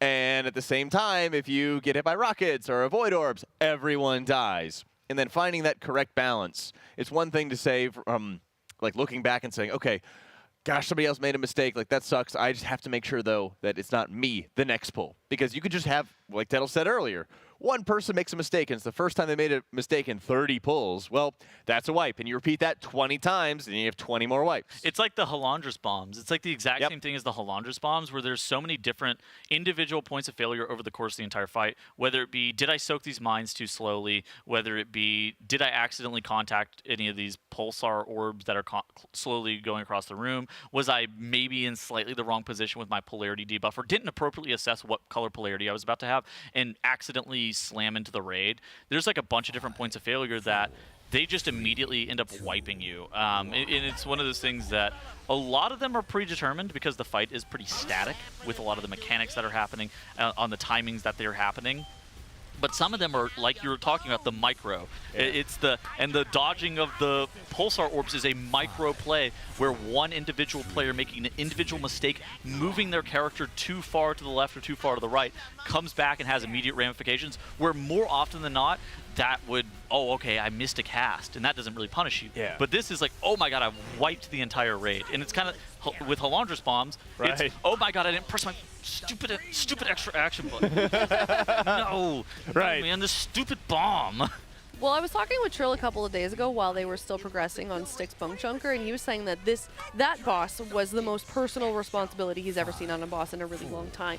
If you compare Sprocket Monger, Jack, how do you feel like this compares in terms of personal responsibility? It's super high as well, and for a bit of different reasons. Styx, you're only as strong as your weakest link when it comes to rolling up all the trash. Yep, 100%. And you can really easily screw other people over. You could have your job being, I will destroy the bomb, and you do it correctly. But if you're munching up a bunch of other people's trash piles, then you could potentially lose 1.5% of HP off the boss because you screwed over somebody else's trash pile. This one, you have a really tight damage check, and you need to have a lot of mechanical perfection with where you're dropping these screws as a good example, but also you just cannot hit a single one of these void orbs in the final phase. So I think the personal responsibility on this fight, 90% of this fight is actually predetermined group responsibility, macro level. These are our raid plans. This is the nerdy stuff, right? Yeah. I've pre-assigned blah, blah, blah. I've got this weak aura set up, right? 90% of the fight is that, but the final 10% is unkillable unless you have the personal stuff. And that's actually what makes it hard, because more often than not, fights are just like a 20-man endeavor, and very rarely does individual responsibility play a huge factor into that. But there are some pass-fail mechanics that are on this fight that almost exclusively are personal responsibility based, and those punish you super hard if you make one mistake on those. And it's frustrating being in that position where you spend 90% of the fight, like you said, following the crowd and saying, we're going here, we're going here, we're going here. And then you get to the very end of the fight where you could just taste the boss about to be dead, and every little ounce of personal responsibility gets thrown at you all at once. So something interesting, Echo, just an update, Echo is done for the day, allegedly. They're going dark? I don't know if they're going dark or they're actually going to sleep. I mean, their reset does start really early, so they might, I think it's, are they Germany or Sweden? They got up early because of reset, right? That's what I'm saying. Like, it might be true because they might just be trying to get up early because they know that they're not going to get, I mean, it would be really hard. I doubt they get down one-arm Bandit at the end of the night, so they probably know that as well. And perhaps they're actually going to bed early and getting an early day of the reset. Echo and Liquid, I think, have imposed kind of similar rules for their sleep for their Raiders, where they're like hard-locked 15-hour days, and then they get like 9 hours at the end of their day. Which is, I feel like Echo was for sleeping and then going home and like winding down and stuff like that. Yep. So whatever you're doing with the 9 hours, it is like it. Like if you only need 7 hours of sleep, totally fine. You can spend 2 hours. Yeah. You're taking a shower, hanging out. I think that's smart. 2-hour shower? Well, that'd be fun. Well, an hour and a half of hanging out. Half-hour shower. Yeah. Is that what you do? No. Oh, okay. Curious. I was just gonna say, like, I haven't paid too much attention to what they're doing if they are done with their splits, or sorry, if they're just done with the day, and if they are gonna be pulling offline, or what exactly their plan is. I'm not sure. I had a buddy who would always take a bath after every raid day. That's based. I love bath. He did not have a shower. He's just like, going to take a bath. We're like, all right, have fun. Bye, Larkin. Baths are elite. I can't fit in baths. I mean, you could just stick, your feet You're out. just cheap and not willing to purchase one that fits you. That too. Yes, let me go get a custom tall bathtub for my apartment that I rent. You're about to get this race to world first money, so. Oh my goodness. Yeah, spend it all on a bath. There you go. That's an investment. All in for the tub. taller people. The tub. That's an investment. Yeah. A lot of resale value. There's a lot of good benefits of baths, Jack. Like what? Name 3. Warm, skin, mental health.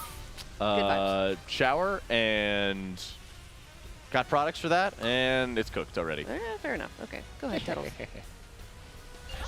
I think I'm going to talk about the boss. Oh, boy. Here comes the white. We're in the final phase here. We are 19 manning this fight, but kind of like I was talking about earlier, the fight is definitely 19 manable towards the end of this boss.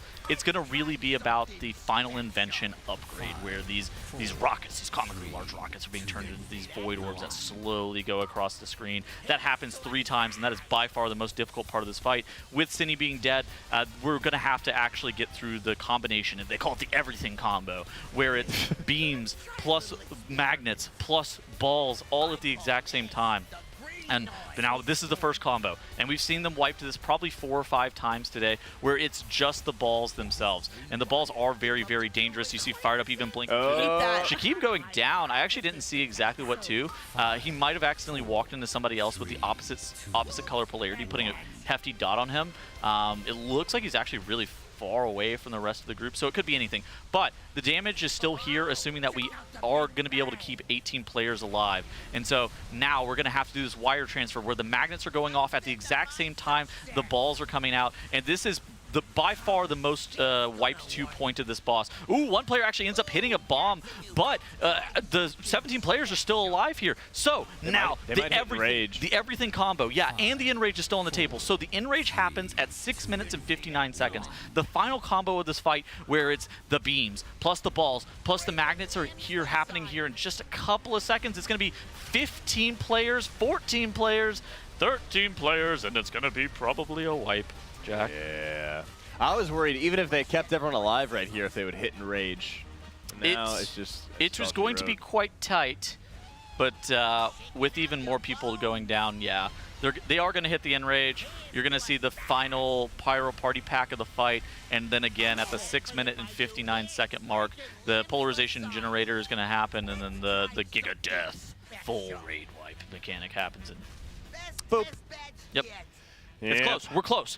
We got to get back. We got to get back. We got to get back. Locked in. Vibes are good. Vibes are good. I mean, you can still see, I like how Nick immediately gets up, gets refreshed, walks around. I've been seeing a lot of that lately. A lot of the guildies just like taking a breather between polls. I don't know if you guys have noticed an increase in that. Well, what happens is your mental just gets drained by doing all these splits. Yeah. Because in some cases, you need to have really high mental focus as you're under geared and you're trying to do bosses on your 639 rat character. When, you have 660 main character that's way stronger.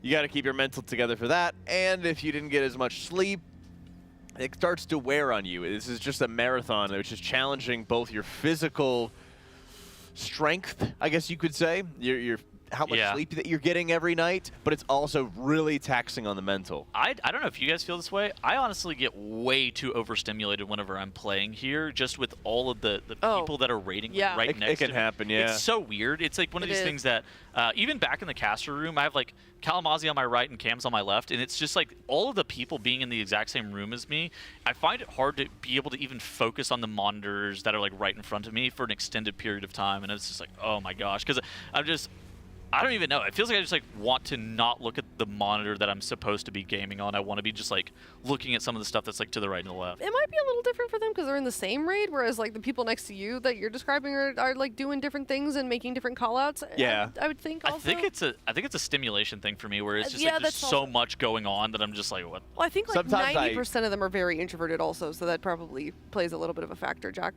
Sometimes I hyperfixate. And I was so focused on my game, Kalamazzi came up behind me, and I didn't see him or notice. He taps me on the shoulder, and I jump right out of my chair and scared the living daylights out of me. Why is the cameraman bothering THD? That guy's got a raid. That guy's locked in. We love him. If you also, what you guys maybe don't know is that THD has Chatterino open at any given moment, and if you type THD or THD lock into Don't distract him. then it'll ping him. And so if you just go THD lock and say nothing else, he'll get a notification about it, and he'll be like 1 million notifications in the Team Liquid chat, and he'll show up maybe eventually. 5, 4. I know that was also a reason that Max moved. He used to be, back when we were with Complexity, in the same room as Fiori and some of the other Raiders. And I think it was like the overlap in comms, because he's the one making the call-outs. Right. Got a little bit distraction. So that's part of why he's in his own room. It's not just because he's Maximum. It was more just like, put this guy by himself because he's the dude that yells. And I know that's something that they switched over to a long time ago, and it definitely helps out. And also, I do get a lot of questions also about what their assignments are, like their room assignments. And from what I know, it's based on a couple of things: temperature preference, light preference, and then I think the last thing is like the role that they play. Yeah. There's kind of like a healer room that is sort of dedicated to it. They have like tanks and some range, some melee. It does kind of like vary a little bit. But it's definitely like a vibe as well when you start seeing some of the Raiders are like, we'll go talk to some of their friends or the people they're closest with. It does make quite a bit of a difference. I think it's nice though, because you don't want to have everybody all kind of piled in, because like you said, the sensory effect. Yeah. Some people are going to be like wanting to walk around and move around, and other people are just going to like sit down and be locked in. Like the spot that like Impeck or Shaq are sitting in, I find it to be like, I would find that to be almost the optimal location. Where like THD, I feel like I would not be able to focus with this big glass wall that's right behind my computer monitors, and you can kind of like see everything. I would feel like I would just be like, my eyes would be wandering the entire time. I'd just be like looking at everything that's not on my screen. Yeah, I would 100% just like lose it being in that THD seat, because you see everyone walking around you, and then if anybody behind you is moving around, that would be tough too. Shakib, like all that he has behind him is like a wall and just like a bunch of monitors. Like if you go to Fired Up's POV, I'm pretty sure you can see Shakib in the background just like look. He's literally, it's just the wall. Like that would be, for me, optimal. He doesn't. I'd want to be behind the partition. Well, those monitors aren't hooked up to his computer. They're like a... They could be. Well, they also have a note on them that's like, do not touch. Yeah. It's we're missing out. It's supposed to be a display, like a rotating sponsor roll kind of thing. Well, I think that's where one of the league coaches sits. So he puts all the POVs of the players, I think, on there. Oh, sorry. You can hear that. We've got Sammy is very excited to see somebody that she hasn't seen in a while.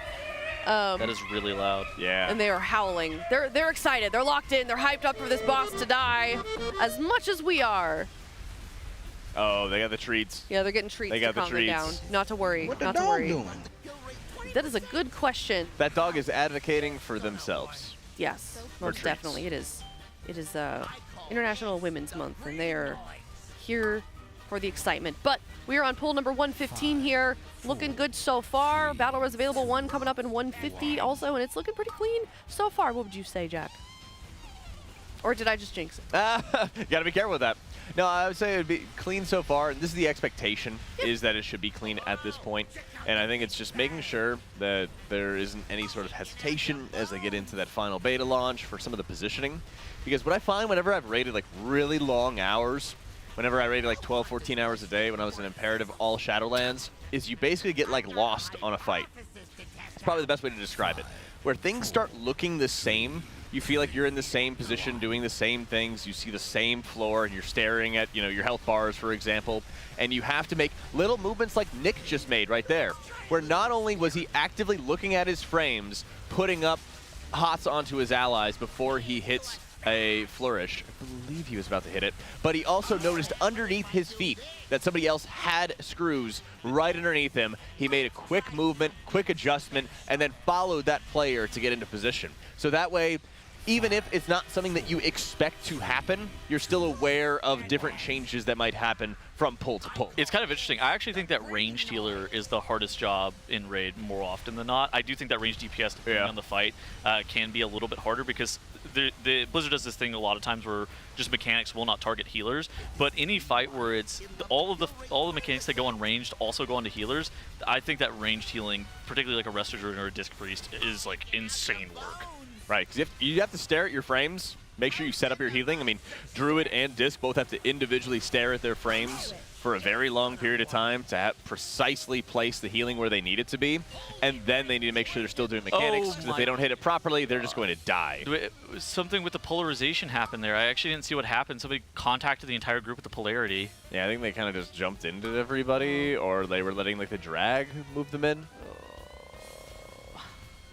That's what I mean. People kind of get lost. We got to lock in. You know, at some of these points. And thus far, I think it's just been kind of a rotating scale of like, okay, this person makes a mistake, then this person makes a mistake, this person makes a mistake, and it's been pretty uncharacteristic of them thus far. The guys got to lock in, though. It's one of those things that it's not that big of a deal that they've wiped to Sprocket Monger lock and stock for a little bit, but they need to get the re-kill, or they need to get the kill here kind of soon. Otherwise, you're going to feel like you're wasting time. We have a long week ahead of us, right? We have one-armed Bandit, Muggsy, and Galliwick still ahead.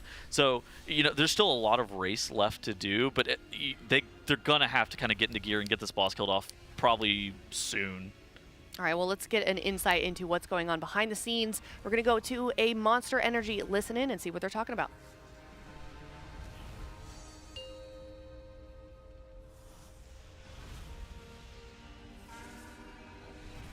Time to kill a boss.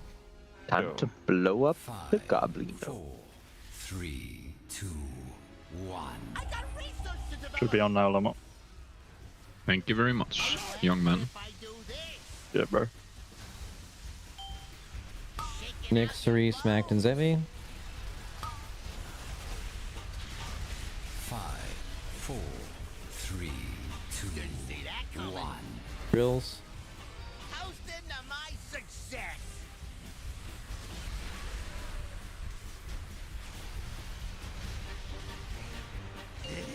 Let's try a little experiment. I call this the green noise. A lot of mana pots. Same. I can't get you any of those. Drill, Shack, and Impact. I got a hypothesis to test out. Hope we got more, Peter. By the way. Yeah, I'm sure. Hey, Shack here. Just not And use me with the Impact. mana pot. No. Different color coming over. Here's to a stash. How is this gonna work? Okay, KSP fired up. Wolf Disco Tobo. Let's try something special. 5, 4, 3, 2, Baiting drills. 1. Shaking out your bones. Dude, Tobo, that was a wild pattern. I love it. Thanks, Okay, bro. fired up is soaking here. Made it up. Can't actually just dodge. How hot does flesh get before it sizzles? He needs to be up now for the tank bomb, right? I can do that as well. So. I call this the green noise. Toasting to my success. Okay, polarizing. What'll happen if I do this? Hold it right there.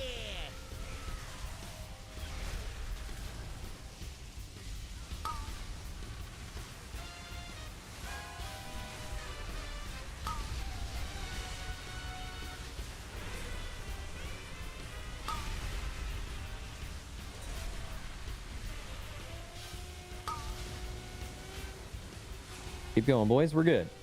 If this is rewired, it'll up the kill rate 20%. Okay, polarize.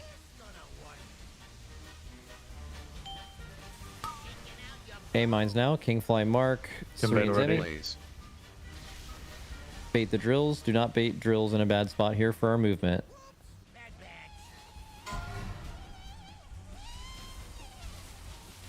Good. Big beams are spawning after this. Everyone can get in big beam position now. Little off center. Just watch it. I think this one is usually really easy though.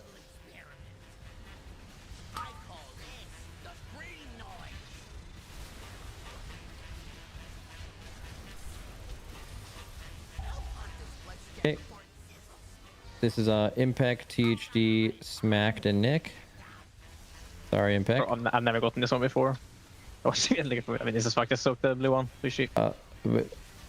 I can grip you, Impact. I mean, what's happening? This is just a wipe, man. I didn't realize it was over here. I've never gotten it. Yeah, I see just like that, dude. You could have hooked it. Yeah, I guess I could have, but like, I mean, I know it's awkward, but I didn't even know I could get that one. Yeah, usually Yeah, it's so- me that gets it. But That's yeah, a that, fun that one. set sucks to do. it's a fun one to get, bro. So let me see. Okay, so this is a problem. This is a problem. We have a problem with our Igor somewhere. So it assigned impact to this set before Sang, right? Or no. Wait. I could be high. Might be high. You're high. Might be high. I'm high. Sorry. You're high. Unfortunately, I am on drugs. Yay! Don't worry, Impact. You'll see that in 1,000 pulls later. Yeah, that is a giga low. I've never seen that before in my Usually stream. Maybe I can put- Exile Unicorn pulls usually has happen to get close that to one each other. before you. Why does Shaq not get assigned before Impact though? Could be. Or did he have the debuff just He did not have the before? debuff, and he had the same color. Well, yeah, but when it goes out, when the assignment goes out. No, like that's, yeah, same thing, right? Like for example, Jack hat is a little bit longer. yeah, that's really. Oh, maybe because impact is closer to the ranged priority. Yeah, that's why. It's Because it pulls from the back. Yeah.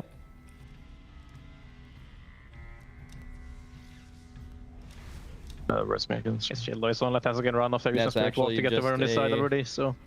The 1 1 in in 184. 784. It's Yeah, less than 100. I usually just like kind of wait until I see my assignment even I start was looking for walking the the other marker when I'm side. moving over and I couldn't find it, and I realized it's all the way in the corner. Yeah. It's fine, I was gonna go Movie literally wonder never about got it. that. I wouldn't Would change it anything. help if we had that set of assignments show up early? Because we're sitting in the beam and we already have our polarities, right? It would help me, but I'm like the only melee that gets that one that often. I don't know. I already It would looked for help. It's fine. It would help me as ranged also. But second set? Second set second set of mines in P2. Yeah, I can do that. Even just like 3 or 4 seconds earlier would be really good, because that's like right when the end of the beam happens. We're actually just sitting there doing nothing. Alright, whenever Wolf's ready.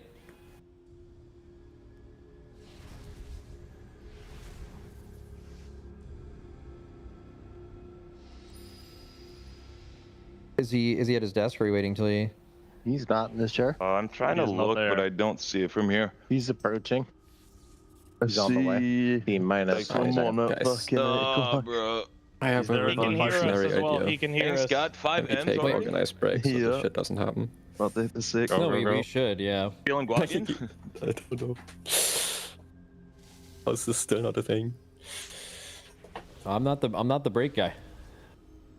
I'm organizing Who is the break I guy, mean, bro? when people are discussing stuff and someone is going for a piss, I don't even think it's Wait, we got that more bad. splits. But I don't know they're going for a piss though, right? What if Sari becomes the break guy? No one knows how long the yap is gonna be. No one knows how long people are gonna get randomly AFK for.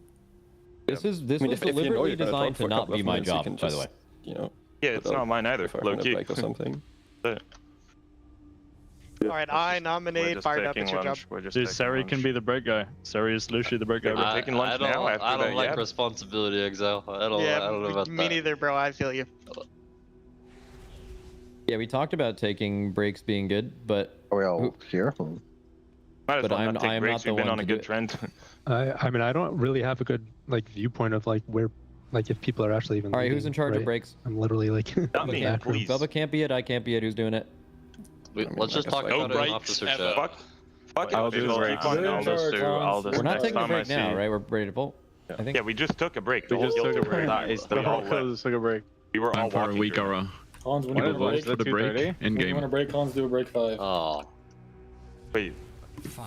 Cool, being What we leader talked break about doing is when people felt like they needed a break, people would type it in the Raider officer thing, and then if there was a few, we would do it. But that also just hasn't been happening, so we just need to do a new. I mean, if Hans is People bringing can it up the type most, it he if should do they it. feel like they need a break.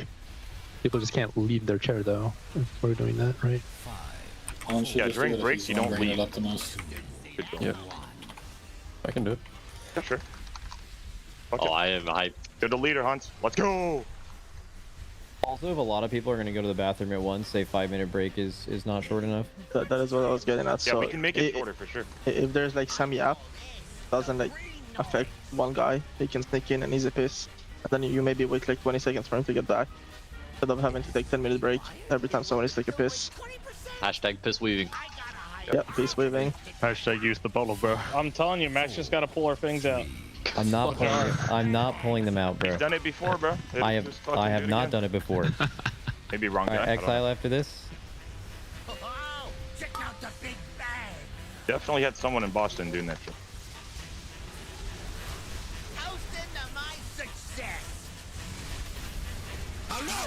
This gonna work.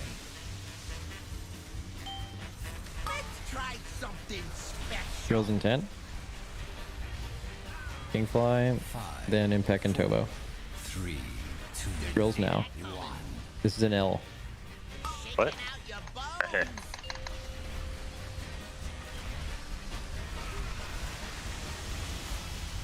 No mage soakers.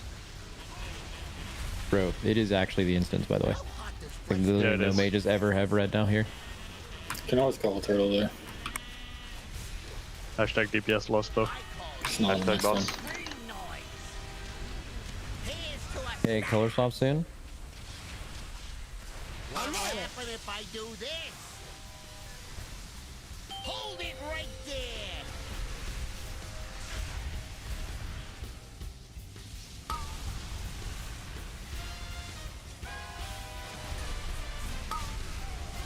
Respect the circles.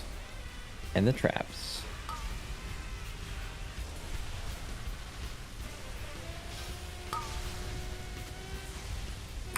Just me you over here, pup.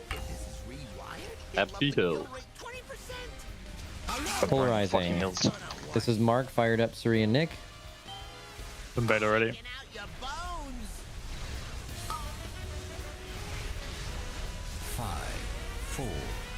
Okay, drills in 3, 2, 1, drills.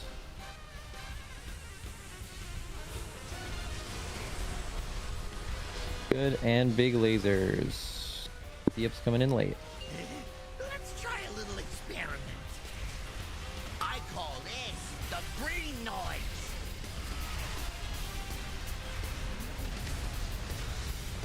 How hot does Okay, Blitz get Cine, THD, Zevi, and Smacked. I got a hypothesis to test out. 5, 4, 3. Okay, these are drills. Blue range, don't do bad drills. Good, and lasers spawning, get in for lasers, get in for lasers, and this is a barrier. And we're polarizing at the end of this. We may have to give Scott room. Okay. Nice. This is a Trill, Boomy, Shack, and Impact. Do not be late. Tobo L drills here. 4, 3, 2. Spellword fired up, please. Okay. And lasers now, get in. Fired up will soak. Fired up your spell word expiring in 3, 2, 1 now. Okay, watch the missiles, last missiles. Good. Get in position.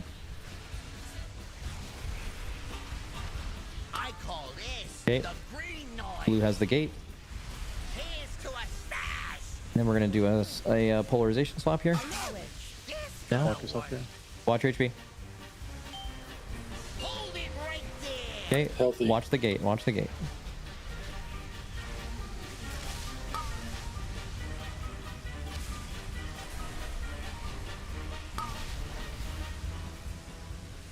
Holy respect. Big respect to the circles. Boss is getting smoked. Alrighty, boys. Here we go. Polarization in 2 seconds. We're doing these mines fast. Okay, KSP and fired up, then Tobo, then Exile. Remember drill positions for this phase, ranged.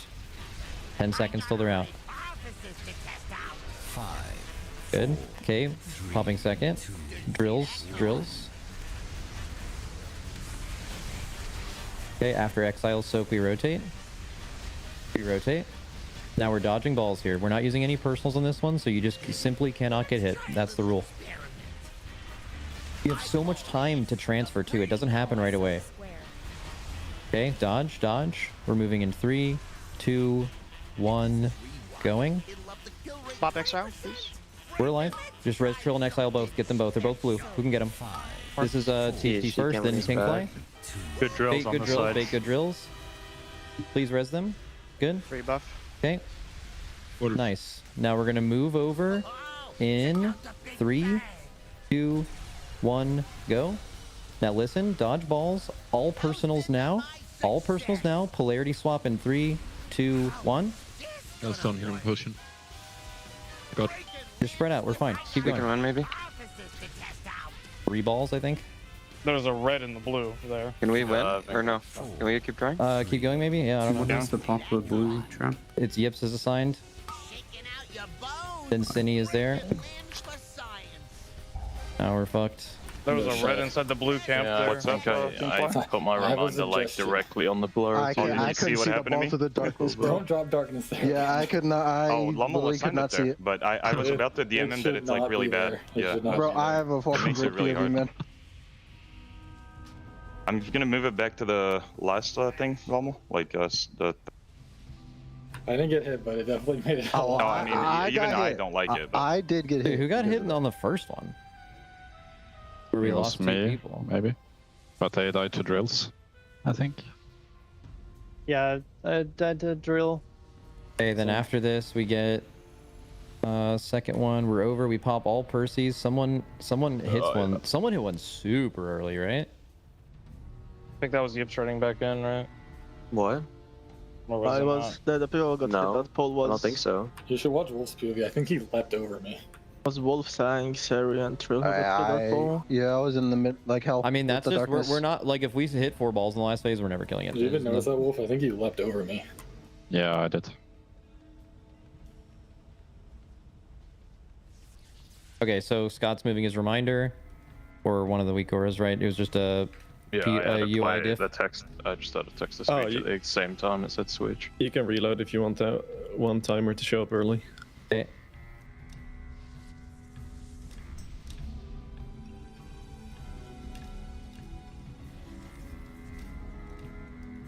We're just emptying the bag on that set. It should work.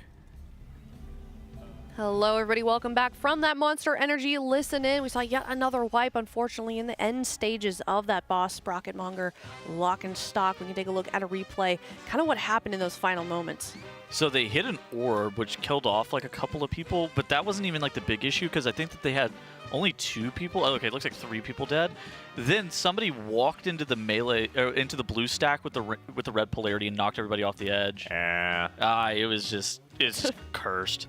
The dodging with the polarity it's one of those things that it's really difficult for the melee because the melee basically just have to get off the boss. And even if you are getting off the boss, right? Like you actually see that contact happen, and it's so far away from actually the melee of the boss. And so they're doing the right thing, they're making the right plays, but even still, it's just really difficult to assess, like on the fly, like where you're supposed to be going, and then you can't actually come in contact with a player of a different color than you. It's so hard. It's a really big heads-up play that happens at the worst possible time you can imagine.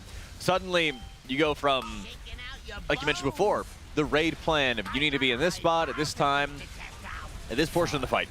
Then, when you have all the Void Orbs going off at the same time, then it instantly turns into a mass personal responsibility as you're trying to dodge in and out of the orbs while making sure that you are not coming in contact with any other player. Getting a couple questions also in chat of how many pulls they've done today since the reset. I think we started the day off at like 99 or 98. Getting up on 20. Somewhere in there. So we're about that 20 pulls mark. I personally thought they would be getting it a little bit earlier by now, but like we've been saying, this is any pull territory. I mean, Jack and I were kind of chatting about that, like right as we came off of the Monster Listen In. I mean, what are your thoughts on this? I think it's just natural that there's some encounters guilds are going to be stronger and weaker at. I had my own experience with this in Sepulchre, where my guild was stronger at Halandris than we were at Anduin, and trying to put the colors together was super big pain. And I think this is where part of it, yeah, sure, it's going to be getting up early, and I think that there's definitely the stress and like fatigue type stuff that sets in early on in the day, and they have to kind of just overcome it. They usually are better in the evening, and pretty much, I think, the past 5-6 days, you know, I've been doing morning shift casts and stuff with UI. We really don't see a lot of raid until the afternoon, or at least we don't really see Mythic raid until the afternoon. So I think it's probably just like shaking out some of the fatigue of the past couple days, overcoming a couple of the obstacles that they've had before, and then being ready to go. It'll take some time, but I think this has definitely been any pull territory, and I think a lot of relief is going to go through the group when they get this boss down. I think a lot of them are going to be really excited for One-Armed Bandit. Do you think that the longer that the guild stays in any pull territory, the more that it starts to hinder their performance? It can happen. Like the hype levels? I think part of their hype level is subdued quite a bit. Yep. Since we're really early in many respects in Mythic. Most of the time, most of the encounter time that you're going to see is going to be in the last 2 and 3 bosses. This is one of those that I think it definitely does have an impact of saying, wow, like we should have gotten this boss down Monday. Okay, but now we need to get it down quickly here. It's been, 2 hours or so. Yeah. And so I think a lot of it is they have such high standards for themselves that it's less about, oh my gosh, this guy's messing up, that guy's messing up. It's more about we are not playing at the level we can. So the good news is, I mean, Echo didn't actually do their Mythic Reclear. Yeah. They ended up going to bed before they even did their Mythic Reclear, which is fine because that didn't make them like they didn't re-kill Sprocket Monger Lock and Stock yet. Yeah. So you haven't lost time on that, but Liquid didn't kill Sprocket Monger first, which is very rare. It didn't end up mattering, but we're kind of at the point where we gotta get in the gear and get this boss killed off like rather quickly. It's fine that it's taken them a couple of hours. I think that this is what, like hour 2.5 of their day so far. Oh, 3.5 even, isn't it? Oh my gosh. Yeah, because they started at 10. So yeah, it's hour 3.5 of their pulls today. But so it's fine.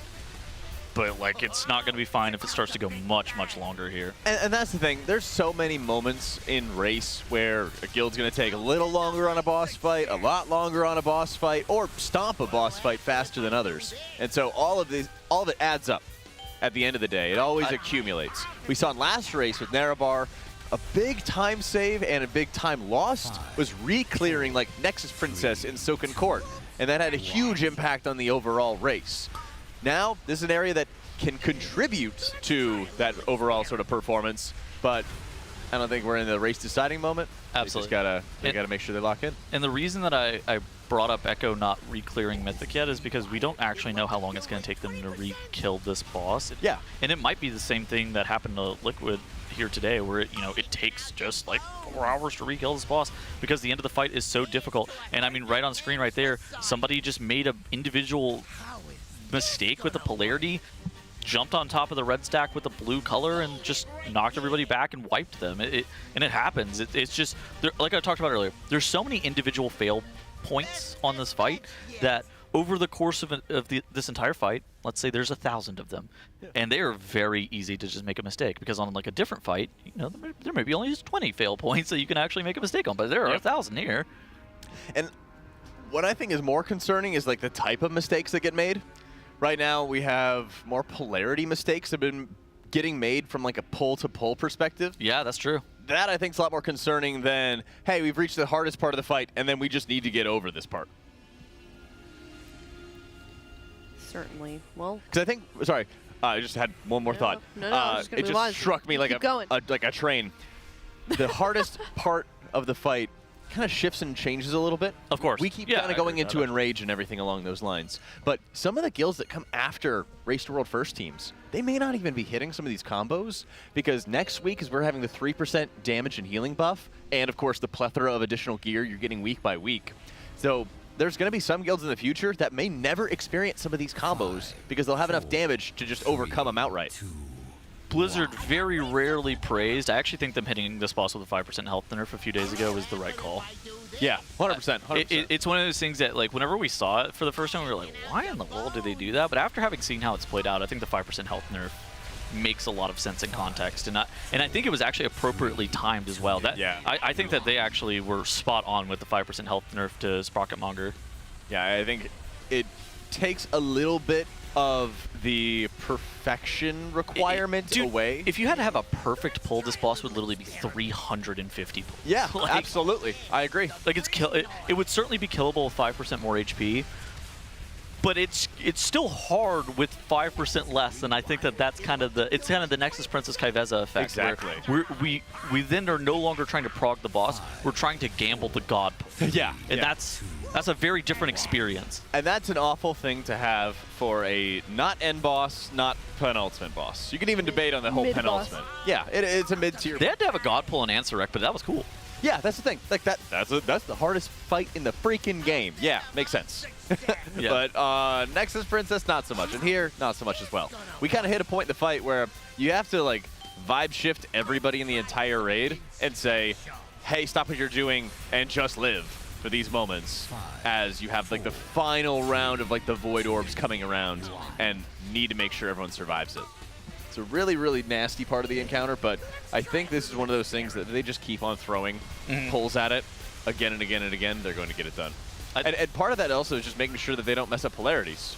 We're in any pull territory, but we've been in any pull territory for 20 pulls. Yeah. So it's one of those things that like everything has to align at the exact same time, and maybe they'll look back and be kicking themselves that they didn't kill it on this 0.8% wipe, where like reasonably the boss was like dead to rights on that pull, and they just made one very minor mistake at the very end of the fight, and now it's cost them 15 pulls since then. And it's, again, any pull territory, you have to be able to close out. They gotta get the closer. Yeah. Well, and that's always the hardest part, because your mind is going to think about what other mistakes somebody else might have made, or if it was you might be focusing on, hey, I shouldn't have made that mistake. And then that can act as like a distraction as you go into the next pull. And you just have to have this mental reset. It's like a receiver dropping the touchdown ball. And it's like you just have to like isolate that thought, put it into the back of your mind, forget about it until much later, and then go back to what you're doing. Yeah, it's called football now. Sports. Yeah. Well, I think it's really these moments that can make or break a tier for this guild. I think the most important thing that you can do, like if you're progging this boss as these players, is not even focusing on like what the rest of your raid is doing and just focus on yourself. Like, yeah, you can do, right? There are some fights where it's like a group, it's a collective effort on every single thing that happens. Yeah. This boss is very individually focused oriented, where the group coordination stuff already happened, right? It happened with the raid plans, it happens with the weak cores and stuff like that. That's already pre-assigned and that's done. Now, the only thing that you can do is focus on your own individual assignments and not making any mistakes, because it's kind of like I was talking about earlier. If 1 in 20 pulls, you make a mistake and you wipe your raid, and if everybody else in your raid is like that, we're wiping a lot. Yep. So you have to be able to minimize the amount of mistakes that you make, and then take it from a 1 in 20 pulls for you to make a mistake to a 1 in 100. And that way, if everybody else also changes that from a 1 in 20 to a 1 in 100, then we're going to have some pulls where everything just like aligns and we just like no longer are wiping. That's such a good point too, because it's also the mindset of saying we're in any pull territory, but then you go into it for 20 pulls. You start losing that sort of posture. But just focus on yourself, right? Yeah. Like, don't worry about somebody else wiping you. Like, I know it's easier said than done, because it's easy to be like, dude, this stupid boomkin just keeps walking into mine 1 second early and just wiping our raid, and then he just didn't realize they had the polarity on him. Then he just walked into it. It's like, is he even paying attention? Is his monitor on? And it's easy to be like, to get frustrated and tilt in that way, but it doesn't help you at all, and it doesn't serve you any good to spend 1% of your brain power thinking about what other people are doing on this fight. Instead, if you spend 100% of your brain power just focusing on your individual jobs, and every single time you're only focused on yourself and making sure that you're constantly doing the right thing, it's going to help you a lot more long-term on a boss like this. This is an interesting fact as well coming from chat. They said Echo had a 0.3% wipe. 25 pulls later, boss was defeated. Yeah, and dude, they, on Nexus Princess Kaiveza last year, historically fumbled their reclear. They ended up taking like 5 hours to re-kill Kaiveza. I was really interested to see if they actually had re-killed Sprocket Monger, because if Echo had re-killed Sprocket Monger and did it really quickly today, that is a much more dangerous position that Liquid would be in. But since they haven't re-killed it, it's like difficult to be able to assess how good or bad, Liquid's chances are right now. Do we know? Sorry, you go. I'm sure that Echo knows that approaching their reclear is they might be like, oh man, like Liquid's struggling to get this kill and everything, and that's going to bolster them. But they're vampires. They feed off that energy. Yeah, but you don't know until you go in. Right. All right, this is it. This is the last phase. So we got some really crazy overlaps happening. The first and most difficult mechanic on this fight, and this is going to be the mechanic that we're going to be talking about more often than not in the final phase, of these balls that are actually shooting out right here. They do an insane amount of raid-wide damage. Typically, they're these comically large rockets, and they don't really do anything. But now they are these void orbs, and they pulse your entire raid for a massive amount of AoE. Right there, every member of Liquid was able to dodge and do it perfectly to the point where they actually didn't have any mistakes. And now they're getting the mines soaked. And the boss is actually incredibly low, 10% HP here. Now it's balls plus magnets. So they get a wire transfer. They have to cross the center section here. And at the same time where they're crossing the center section, they also have to dodge these balls. This is the most wipe 2 part of this fight, and I think if Liquid's actually going to be able to dodge all of these orbs and have all 20 players alive, they might be able to skip the hardest part of the fight. Now, the hardest part of the fight happens around the 6:30 mark,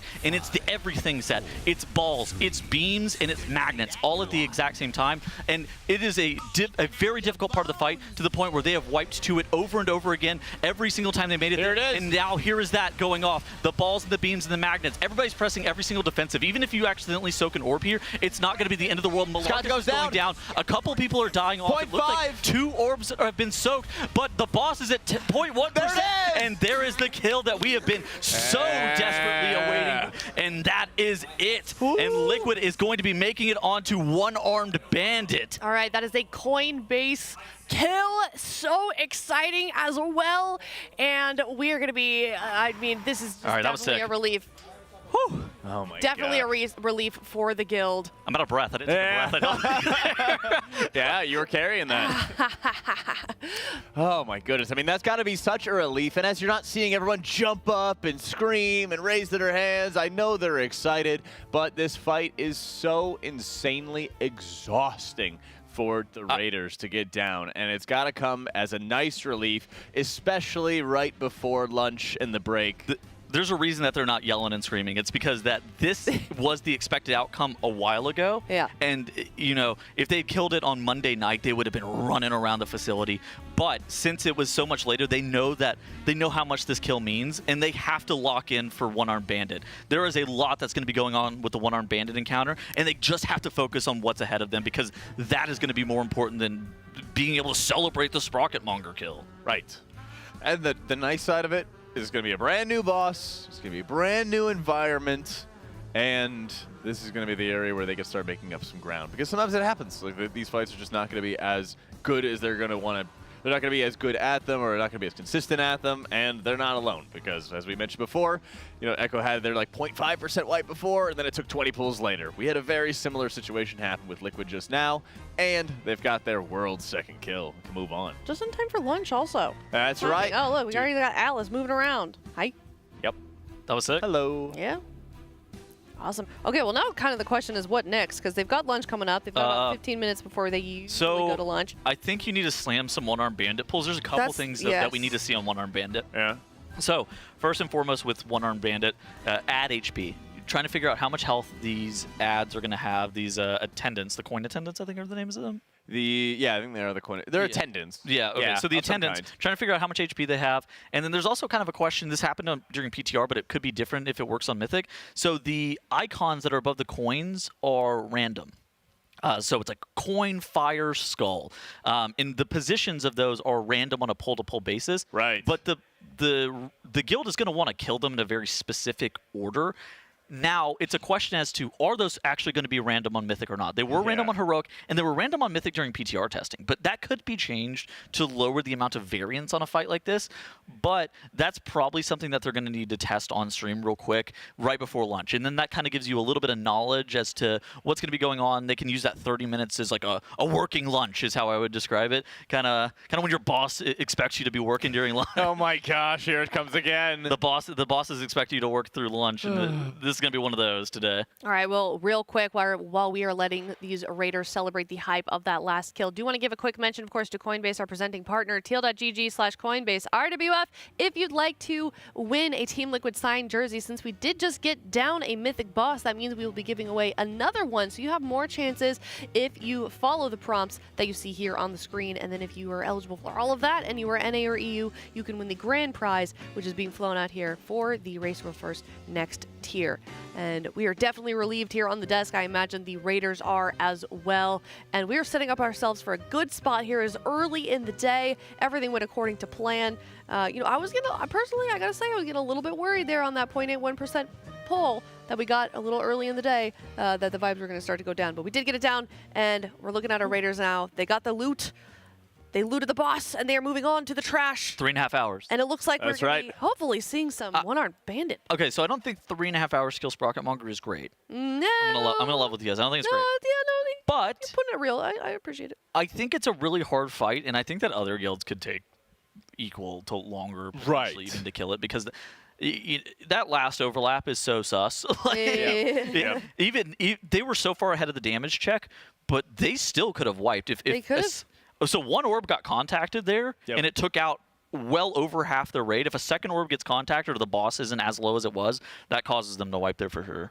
Well, I also, on Echo's kill of the same boss, I think like half of their raid was alive as well. So it's not like they had a tremendous pull as well. If you're making it to that last overlap, that is going to be your kill. Like that is just what your kill is going to look like. You're going to have half your raid. Limping till the end. Yeah. So I mean, that'll really be the true question of like what the differential is going to be is Echo when they do their reclear of Sprocket Monger, which should be tomorrow. Yeah. Definitely curious of what's going to happen there. Well, I mean, again, that's going to be the thing. It's not great, but I don't think it's going to be great for anybody. It hasn't been clean for everybody. Nope. Does Shaq have a tennis ball on his desk? Yeah. All right. Little fidget toy. Does have that golden retriever energy.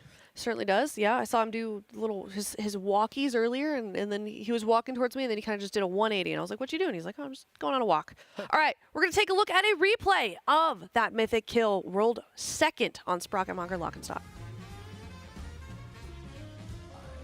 4, 3, 2, Fuck it. 1.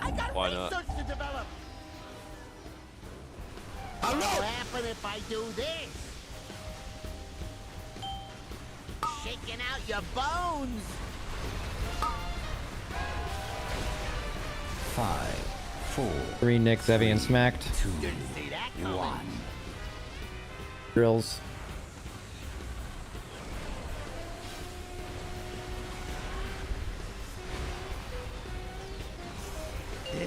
Let's try a little experiment. I call this the green noise. Moving. If this is rewired, it'll up Melee the here. kill rate 20%. I got a hypothesis to test out. The fuck? 5, 4, 3, 2, 1. Impact and then Shaq. Oh, check out.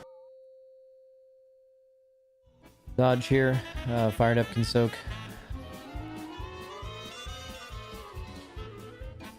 Switch. Polarity swap. Kingfly, KSP, Wolf Disco, Tobo.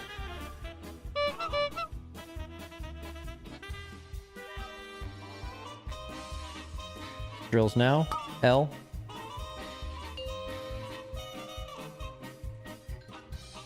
Okay, this is getting sucked and dodging. KSP can soak.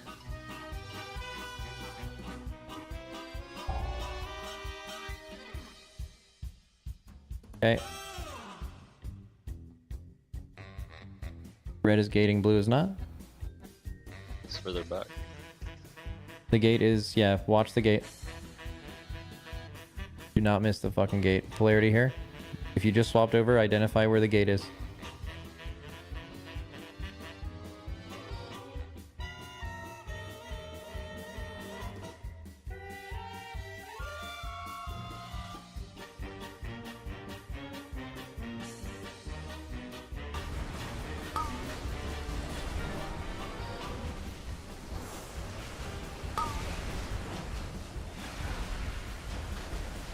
If this is rewired, it'll up the kill rate 20%.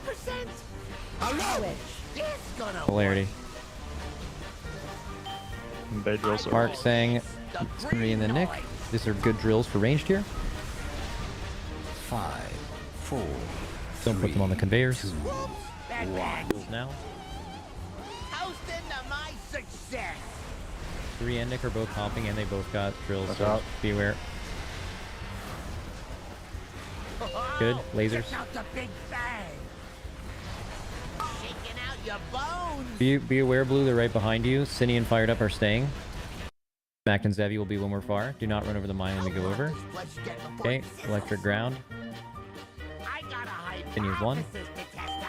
5, 4. Okay, these are 3, drills. Blue 2, range. Do not put it directly 1. behind the group. Okay, and then big lasers coming up in 5 seconds. Fired up. You want to get in. Let's try a little experiment. Barrier.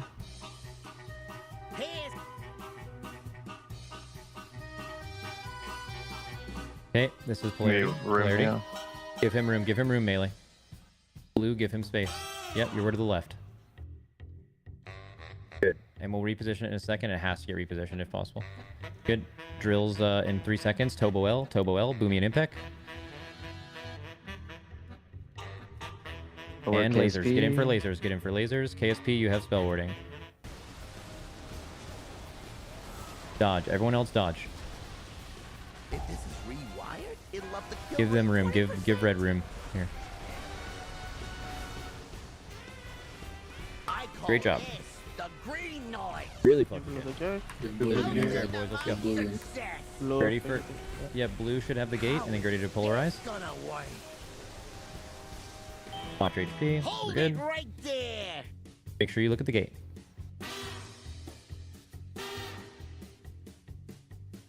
Watch King fly. Nice. We just used 2 externals there too, including PS, so we just need to be careful next phase.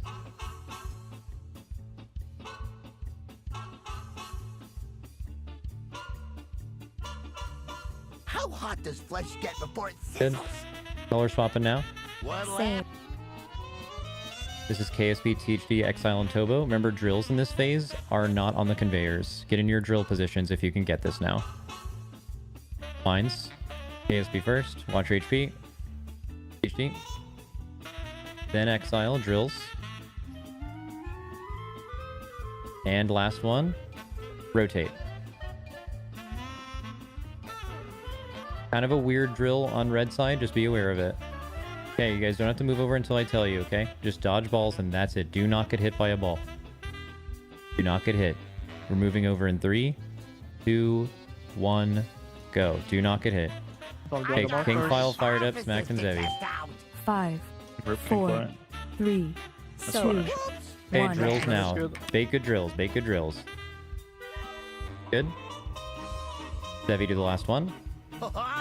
We're moving over in 3, 2, 1, go. All personals in 3, 2, dodge balls. Now, and color swap. Be careful. Switch. 3, 2, color swap. Do not get hit. Good. Do not get hit. Now listen, we have mines. This is going to be Sang, then Mark, then Disco, then Shaq. Check. Good. Do not delay these. In Nice. 5 Now seconds, blue on the conveyor. blue, follow the drills. Drill 1, drill 2, drill 3, get in your spot and dodge. Do not get hit by an orb in the boss eyes, okay? Use every remaining cooldown.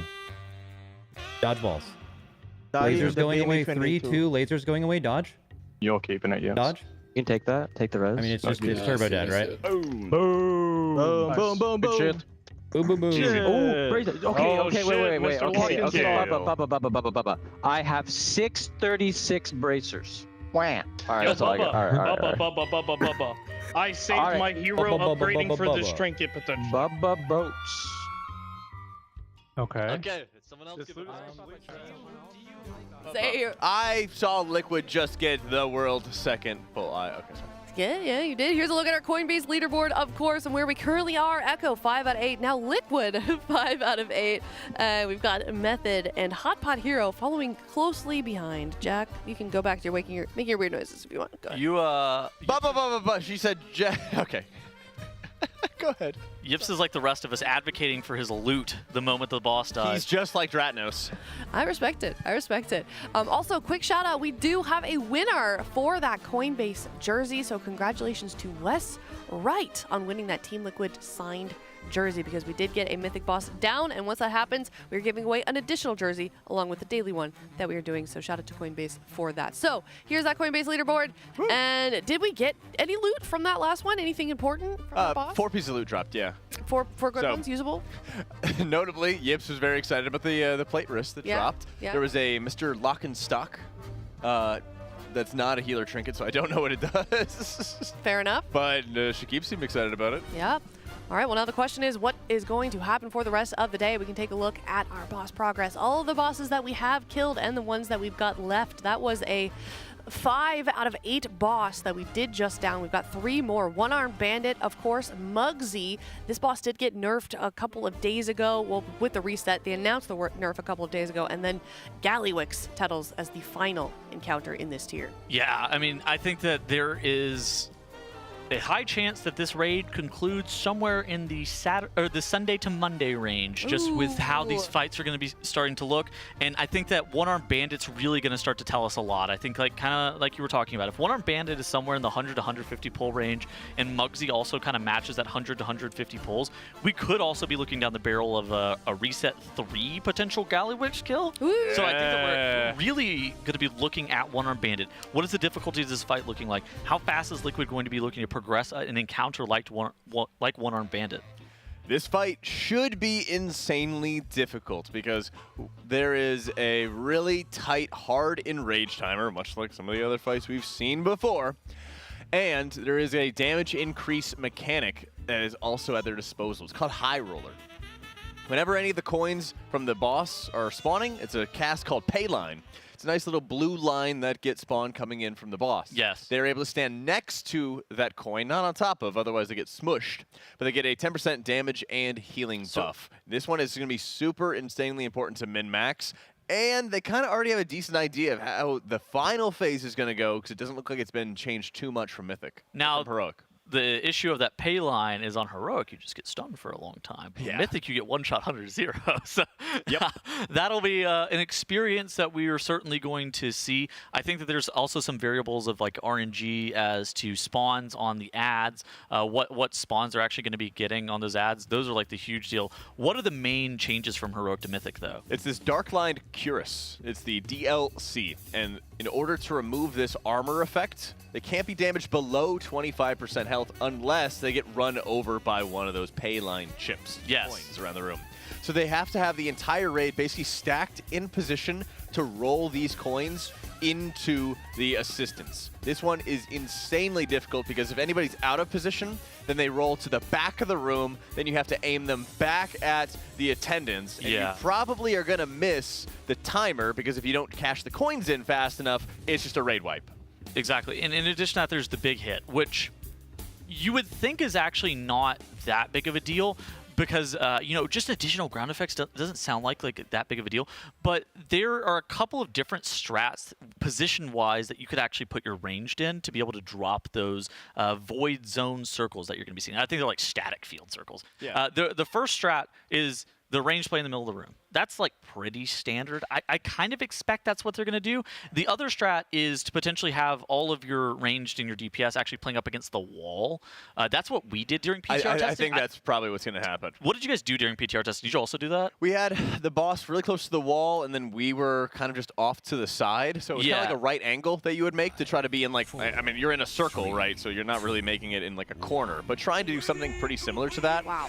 And I think that's probably what they're going to be doing. Tab in. As the attendants are spawning. Tab in, the boss has been pulled. So we're seeing the first pull of One-Armed Bandit, and it looks immediately like they're just playing in the middle of the room. So for now, because the attendants haven't spawned yet. That's true. Yeah, okay, you know what? That's fair. They could in theory make a really big move. I think you would probably want to start spawn up against the wall. So what you're going to have is that some of these attendants are spawning when the pay line is coming from the boss, and some of the attendants are spawning when you're sending the chips back. Okay. So at the beginning of the fight, they're spawning at a location that you're sending the chips back at those attendants. Can I get one of your cue cards? So it's what? None of them are blank, unfortunately. What was it? It was Coin Fire. What was the third one, Jack? There. I did not see that. Okay, I was gonna something else. I was gonna write it down. I wanted to see if it was static or random. So the coin, the fire, the skull, the icons that are above the ads during PTR testing were completely random. Oh, thank you so much. They were completely random. And they could change from pull to pull. Now, the ad location is static, but if you want to kill off the ads with a specific icon above their head, the exact same one over and over again, then it's going to be a little bit different. And so I think that's going to be kind of a question, is that actually RNG or is that something that's going to have no variance? And so that's something we're going to have to watch out for. gonna be really nasty. God, There's a lot. Well, there's a lot pretty more. sure it is, There's a lot more coins that are spawning here too, and each coin that's active on the raid is gonna buff the boss's damage by 5% apiece. And so this is going to be a really nasty part of the encounter where they have to adjust their position for baiting some of these coins, where sometimes they might want to bait them a little closer to the wall so they could send them back a little bit faster. But right here, those ads are moving at light speed. These are unseeable, right? Yes, they're not susceptible to any sort of crowd control, and they explode when they make contact. All right, well, pool number 1, 75.93%, Jack. A new best. That means Liquid is now in the lead. Woo! Tettles, I'm trying to make hype, okay? So, yeah, I want to be hyped and excited about this kind of stuff. Lock in, bro. I'm locked. Tab in, Gosh. Tuddles, tab in. Tab in. Tab in.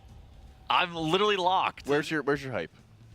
Now, I don't know if there's anything that can be inferred from this, but we did see some boss nerfs. But notably, this boss, One Arm Bandit, is one of the ones that didn't get nerfed, and the entire tier has been kind of overtuned. Is that something that we want to worry about? Or make any conclusions from? It was overtuned on Reset 1 gear. Right. And that's kind of the interesting discussion is it was absolutely overtuned for last reset.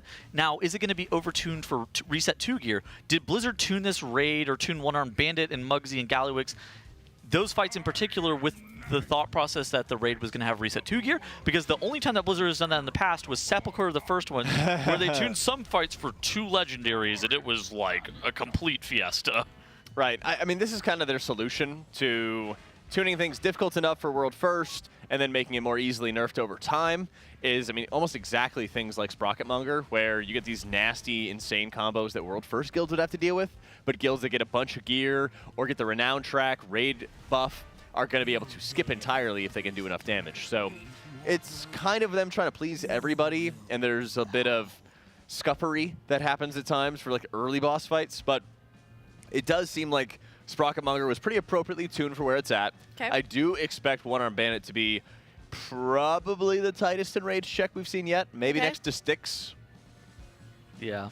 There's a lot to talking to be done about this boss, though. I think that this is going to be one of those things that they're going to pull this a couple times, then they're likely to break for lunch and then continue to talk about potential strats or strat deviations that they can face. But I don't expect that they're actually going to break for lunch until they're ready to have a 30-minute discussion that they otherwise would have had. Yeah, and I think at this point they might try a couple different positional strategies thus far, but I am curious if they don't move to the edges of the room because the coins are taking a long time to bounce to the back. And the entire time they're active, they're increasing the boss damage, which can make things even more challenging because notably they only have 3 healers in right now. Well, if I'm not mistaken, because they had Smack go to DPS. Everybody hates healers, so it does make sense that they're trying to get as few as possible in their raid.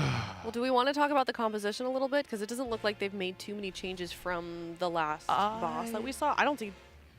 They probably are going to make a decent bit of adjustments. I mean, they're on triple Spriest double lock. I mean, that's a pretty large difference between the last combos. Yeah, oh, you're right. I do see that now. Okay, what changes do we expect them to make then? What kind of classes are going to be like encouraged on a fight like this? Multi-Daughter's very good. So obviously the Shadow Priest, the Affliction Warlock, potentially Moonkin. I don't think that Moonkin's particularly great at this fight because you lose a lot of boss damage. But Spriest and Shadow Priest, I think, are Spriest and like Destruction Warlock or Spriest and Affliction Warlock are probably the top couple of specializations there. You're even seeing THD and Dranaco playing different flavors of Warlock.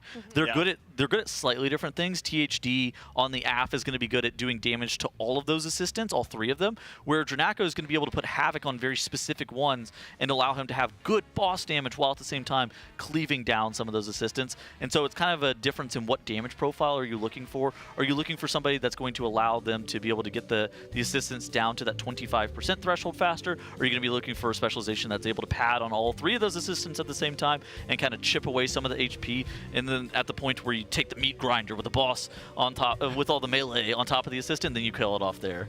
Yeah, I would be really curious to see if they're able to even get away with 3 healers on the fight. I think that the exhaust fumes and how much damage that they deal, the healing absorb that they put up, and the frequency with which they come out, it's around every 30 seconds, that they would need a 4th healer for this one. I will say, Siri's been rocking Oracle's hero talent for Priest for the entirety of this season, which has been great on a 1.5-minute timers where you want to cover the entirety of a damage event, but he might have really consistent output if he plays like a Void Weaver Mindbender type setup on the encounter.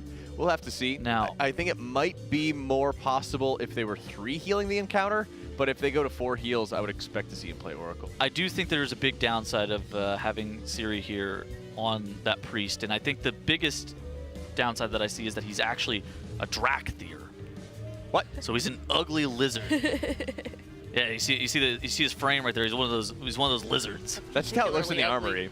Oh, I'm in my Visage form all the time. Oh, but Visage. yeah, but being one of those lizards, that's a massive loss. Kalamazoo, would you agree? Negative aura. Exactly. Kalamazoo said no aura. Chat, how much negative aura is it if you play a lizard? Minus 500 minimum. I agree. I'm with you. Kalamazoo said 750 perhaps. He's nodding. He's nodding. He agrees with us. Okay, so I got to start writing down some of these bandit combos, Kalamazoo, on this note card here. You can do it. Give the card to him. He's got nothing going on. Now he's busy looking jacked. So they're playing multiple specializations of Warlock right now, Kalamazoo. So one of them, Dranako, I think, is playing Destruction, and THD is playing AF. So they're starting off on slightly different specializations. Of course, they're both good for this boss. They just do a little bit different things.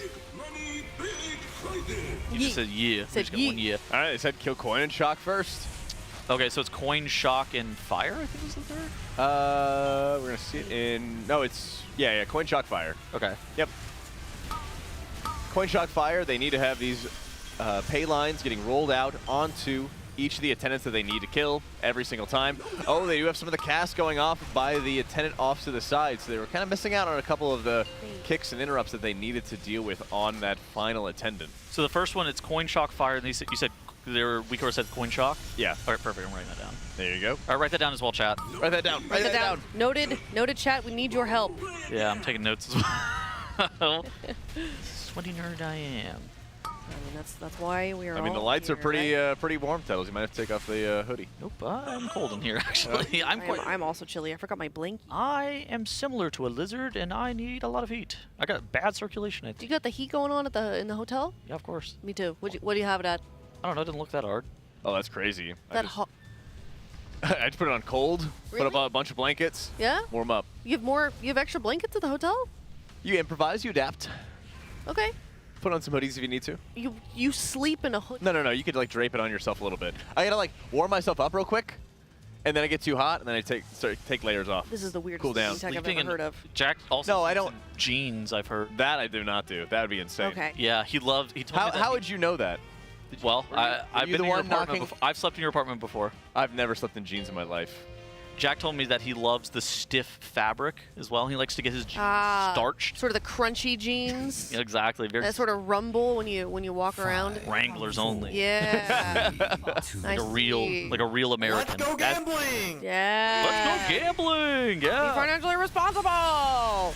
Oh, dang it. All right, pull number 3 here. That's being 75%, that first one. The one on Bandit's got elite voice lines. It does. I honestly the entire tier, but yeah, I would agree with you, particularly the one on Bandit. Big Great job. money, big prizes. You're such an RPer. Yay! Are you an RPer at heart, Kettles? Yeah, he's a role player. I am, but I don't like to be. What does that mean? All right, so, anyways, the ads have spawned. Nice we're looking for Coin and Shock. So we're not looking to kill any of the fire ads here. Well, you eventually have to kill them. Yeah, so you have to kill all the combos. As you can see at like the front of the room, there are combos that are illuminated, and whenever they kill specific combos of these ads and these icons, then the combo like gets removed from that front stage area. And so that's kind of how you can tell what combo you have left to kill. And if you accidentally kill a wrong combo, then you immediately enrage the boss and wipe. That's right, they always have to do a unique combo throughout the encounter, otherwise fraud detected, and then the entire raid is going to wipe. The amount of coins they still have, they have 3 coins active right now, is having a really large stacking buff up onto the boss. Some of these you're going to have to hold on to for a little while, because you're going to want to hold them for attendant spawns, as you're going to see some of the coins are getting launched at the next wave of attendants. Yeah. But part of their min-max is they're going to have to time when attendants spawn and start sending those coins off a little bit earlier, because I don't think they're going to be able to 3-heal it if they're leaving the coins up for such a long time. So their second wave of ads, they're Coin, Bomb, and Shock. It looks like they're killing Coin and Bomb there. The Bomb, whenever they end up killing any of those off, that ends up spawning a bunch of ads that you see on screen right there. They are unCCable ads though, so they're very, very dangerous. You have to kill them off, I don't even know, in like 10 or 15 seconds. Yeah. And if they contact a player, they're gonna wipe your raid. Yeah, dang it. Next pull. GG, go next. I mean, where do you think? So we know that they're getting a couple of pulls in before they head to lunch, so that they can kind of talk about this next strategy. Where exactly is that point? Would you say? I mean, I think that it's to the point where whenever they need to start making a large-ish or a medium-large even strat deviation, right? Yeah. Where they would take time, maybe take 10 to 15 minutes to talk about, oh, what if we killed, you know, instead of going coin bomb second, what if we went coin shock second? And then just like spitballing the different, okay, well, they can't go coin shock second, but what if we went, what if we went shock bomb second? And then they start talking about the strat deviations, because there's a lot of different combos that you can actually do on this boss. And so I think the moment of which they are going to be making one of these strat deviations, that's when you take the dinner break. All right, well, for this poll, we're going to head into a Monster Energy listen in. 3, 2, 1. Ready to win big! Do window stuff. It was sweet. Okay, pay line. No theme here, just smoke. Okay, ads are in 3, 2, 1, spawning. This big hit goes to the left. Pay attention if it's on you, no debuff. We're killing coin and shock. Boss should go to the left every time, perfect. All the way out, all the way. Point my way. Okay, pay lines here. I'll call your personals, everyone get ready to kick. Okay, debuffs out, personal. Get the big hit out, Zapdos. No theme here. Okay, and dunk. Bait. Good job. Good, and we need to clear that as soon as possible, because we're gonna get owned by it. Okay, now we have 3 for the next thing. Someone just put that coin straight into the good dice. I'll go do it, yeah. Oh, why do we have 4 stacks here? Yeah, we shouldn't. Oh, we didn't do the coin earlier? Kill that ad. This is so weird. Okay, go to the left. Yep, middle and right, I have no kick for the right one. Middle and right. I didn't see a pop-up. I have the right one. Bomb and the right one. Full ad damage here, Resnick. Full ad damage. And personal. Big personal now. See if she needs to dispel. Good. Kill the ad. Kill the right ad. 10 seconds. Get kicks. Get the barrier. Finish it. Dunk. Now aim it away, tanks. Aim it away. Perfect. Everyone kill these ads now. Kill these ads. Kill these ads. Next healing absorb is Kill zero. these fucking ads and run away from them. We can keep killing them. Just do not get hit. Do not get hit. Run away. Kill them. Kill them. I think you should win burst this every time. Find your coins. Shooters. KSP needs a backup shooter. THD, do it. You're shooting the which ad mark? I'm shooting the far one. Okay, so someone needs to go get middle ad in the back. Okay, fired up needs to hit the right one. Fuck, let's move. I'm pussy. The big hits were just like all over the place there. Our big hit positioning is really bad. We need What's to do happening with the third coin? Like on the pole? Yeah, I don't know what's going on. That's the second time I didn't get melee or baiting it on the wrong side. Kispy or? Yeah, so I'll show you. So I think it should be Mark for sure. Oh. Well, I'm already doing coin 2. So it should look like this. Maybe it can be him. Let me see. So it'll be like here, fired up and marker shooting left and middle, right, whichever the two. And then we're getting 2 pay lines. We're shooting 1 instantly to break the third one. We're, I guess it could be KSP, but I think it kind of makes sense. I can do it. I just misunderstood what was said earlier. That was all. I'm happy to do it though. Okay. Do you guys want to go to lunch or do one more? It's up to you. Just gonna say something quick about the coins are like the first one, for example, is like out of range of the boss, which is really bad because I'm like trying to build ignite and I can't get it for the ads. That's probably something to look at. Can you just say again? You gotta delay the first coins as long as possible, and you have to move the boss back. Good for 1 minute as well for the second set of ads. Delay the first coins.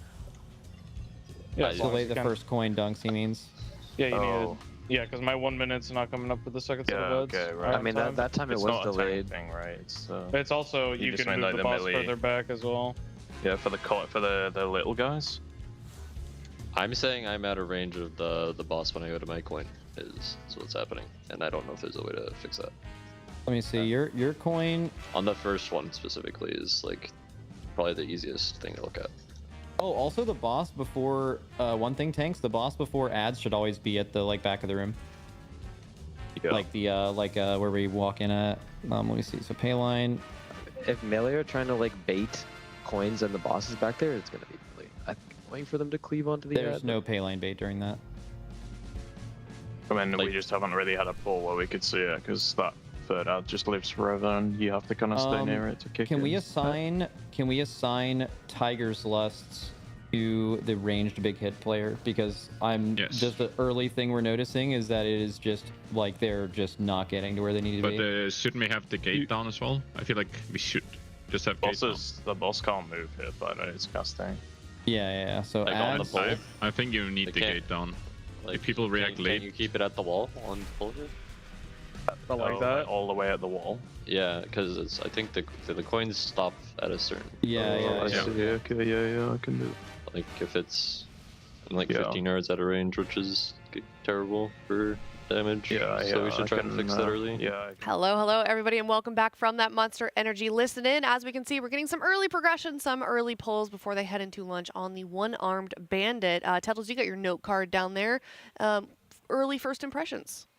Yeah, so I mean, they were during that listen-in, we kind of talked about what they were the struggles that they were facing. They were basically talking about the sequencing of the pay lines, in particular, who was going to be shooting the coins into the ads, what color ad you were going to be looking to throw it into. So I mean, right now I just basically wrote down the combinations that they are going into and what the possible assistant combos, what the icon is that's above their head.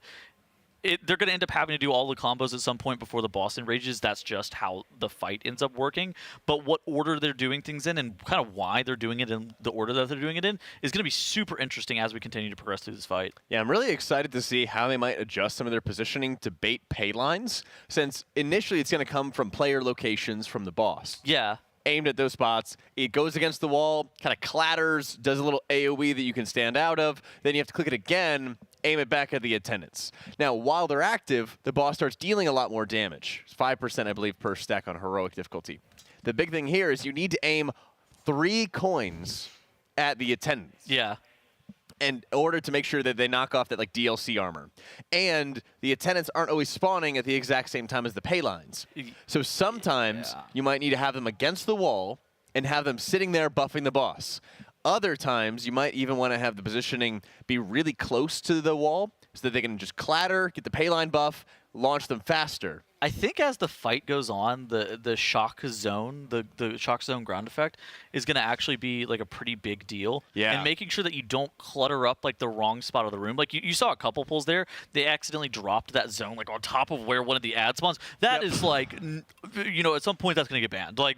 You're not allowed to accidentally drop it there. So that'll get changed. It's going to take a few more pulls of progression. This fight's going a little bit faster than I necessarily expected. Yes. But what's the damage check going to look like at the very end of the fight? How is the enrage realistically going to feel? Is there going to be a more optimal combo of ads that they're going to be looking to kill? Those are kind of the questions that we're going to have to face, and those are questions that Liquid are going to be asking themselves at dinner. Yeah. Do you feel like this is going to be a longer lunch break than normal then? I mean, no, I don't think so. I think that they're hungry to get back in there. I don't think they're necessarily hungry for lunch, although they might also be hungry for lunch. I think they get a little opportunity just to get a decent idea as to where they want to position a little bit, see if there's any adjustments to weak auras or obvious issues with weak auras that they want to make sure that they fine-tune before all the Raiders get back into it. And then it's going to be a question of actually if they're going to be able to 3-heal the fight, because the first 2 minutes of the fight, you can burn all your cooldowns to get a little bit further. But this fight's going to last for a decent bit of time, and there's also a really hard enrage check at the end. I think starting with the 3-heal is kind of interesting, just as I like it. Like a starting point. It's, in my opinion, a lot harder to go from we were 4-healing this and now we need to drop a healer to do a DPS check than starting the other way around. And if they think that the boss is going to be 3-healed for whatever reason, that's a huge deal. That's their starting point. Yeah, and thankfully, the other problem is that they haven't actually hit the flame and coin combination yet, and that is mass raid AoE that can often combo with exhaust vents. And so they haven't done that combo just yet, and they're comfortably 3-healing. They might be doing that just to see, okay, is this going to be possible? But that's going to be the most deadly part of the fight. in addition, or before at least they hit the last phase, where they're going to have all coins going out and fire lines going out and just crazy raid AoE. So the fight wasn't a super meme, like we're not one-shotting it or anything like that. Yeah. I think that this is going to be... I don't know what the damage check is going to look like. I think that getting through all of the combos of the coins doesn't look like it's going to be that insane, especially since we're already halfway through the combos of the coins. Yep. So we only have 3 more that's left to do. Now, what is the enrage going to look like? What is the last phase going to look like? Those are going to be the tough parts. And that's why I think that they're probably starting with the 3 heal is like, we don't want to wipe to the enrage. Cool. Awesome. Well, I'm definitely very excited, and that means that we are going to head out as well as the Raiders are getting some lunch, some nutrition, and, of course, courtesy of Chef Heidi. So with that, before we do head to a break, of course, I do have to give a shout-out to one of our sponsors, MyBlue. MyBlue is doing a daily giveaway called the Daily Derp. Congratulations to today's winner, NPNTZ. You win a $50 in Team Liquid store credit, so you can put that towards any of the Liquid or Race to World First apparel. If you want to win $50 in Team store credit, all you have to do is log into MyBlue and complete a quest daily to be entered for a chance to win. Additionally, 10 lucky players who complete all quests will score an exclusive swag kit. We also have community rewards, where the more players complete MyBlue challenges, the bigger the loot for everyone. So get in on there, do those challenges, play WoW, watch race, win some stuff. Definitely easy, right? Woo. We've already completed the first community reward, and we're currently working towards the next one. So if you're watching the race and you haven't joined the Team Liquid MyBlue event, what are you doing? You can win cool prizes just for watching and just for playing WoW. So head over to teal.gg/MyBlueRWF. We call it prize maxing. Yes, prize maxing. That's a much better term. We'll have to pass that along to the marketing team. So thank you so much to MyBlue, as well as the rest of our amazing sponsors, of course. Coinbase, our presenting partner, as well as Honda, Secret Lab, Monster Energy, Alienware, MyBlue, RaiderIO, Wowhead, Warcraft Logs, and DungeonDojo. Thank you guys so much. Well done to Liquid for getting down that boss. Let's do another one. See you in a bit. Oh my God. Listen, we need to have a conversation about apparel. The fact is, you signed a contract guaranteeing certain concessions. One of those being a spot on this broadcast. Well, that's where I see things differently. Contract or no, I will not sell out for an impeccably designed and high-quality t-shirt. I'm sorry you feel that way, but that's basically the nature of the race. Maybe I'm wrong on this one, but for me, the race doesn't include selling cozy 100% cotton hoodies with graphics specifically designed for this race. No, this is cozy. Max, you know what I'm talking about, right? It's like people only do the race to sell t-shirts. And that's just really sad.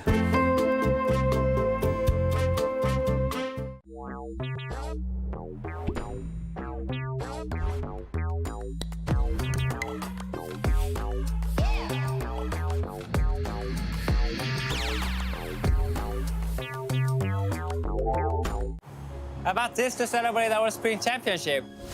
I celebrated by getting a new Honda Civic Hybrid. With style, power, and fuel efficiency, it's next level awesome. Get in. Why didn't I think of this? How do you return a billboard? Max, hurry up, they're behind us. Just a few more tweaks. Hand me that tool. This better be worth it. Almost done.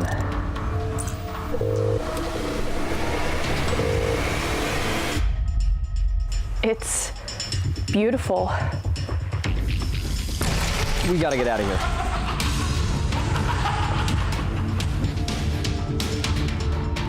Don't forget the PC. This is Max, and here is the exact moment he saw a custom plush toy we made of him from scratch. Wow, it's got, okay, so there's a lot going on here. We here at Team Liquid have spent months turning all of our friends, family, and any famous people we can find a public address for into their own custom plushes based off our mascot, Blue. Which means we had to make one for everyone's favorite raid leader and WoW streamer, Maximum. The first thing we have to do is give Blue some facial hair. Using some fur and this deep, longing photo of Max, we remade his scruff 1-2-1. It's got a crazy beard. I was certainly looking that homeless during the last race. And Max's face would be unrecognizable without his glasses. important for raiding and seeing. Then we realized he was still without clothes, so we made him decent with a custom jersey. And at this point, he looked a little less Max and a little more Seth Rogen in a t-shirt, so we added some memorable WoW items, Ramornia and the Gift of N'Zoth, both 3D printed and painted to match the game. Finally, we delivered it to Max to capture his reaction. Look, he's real cute. He's got my little Harry Potter glasses on. I get to keep this, right? You can make your own. You just gotta go to tl.gg/myblue and you can customize it however you want.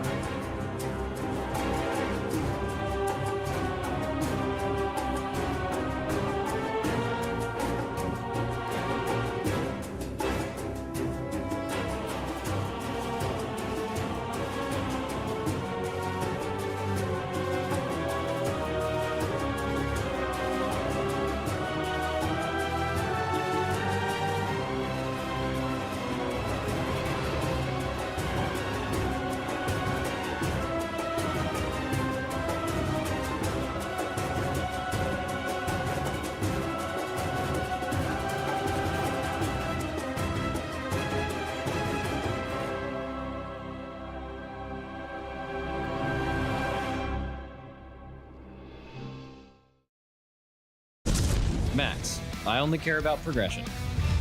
Jiminy Bellini, Khadgar's assistant. Johnny 2, Western Plaguelands, School of the Arts. Pop. No one does it like Pop.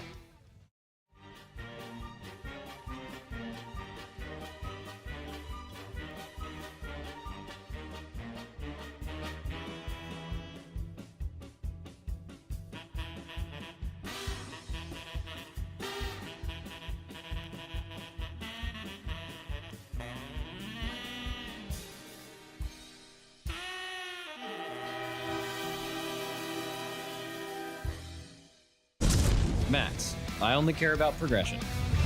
Jiminy Bellini, Khadgar's assistant. Johnny 2, Western Plaguelands, School of the Arts. Pop. No one does it like Pop. Atlas, JB High. Skorame, Gondal State University. Next Prix, the University of Ironforge. I'm Gooch. Meows. Glizzy State. TH Dev, UC Riverside. Sign up to Coinbase, and you can have the chance to win a trip to the next race.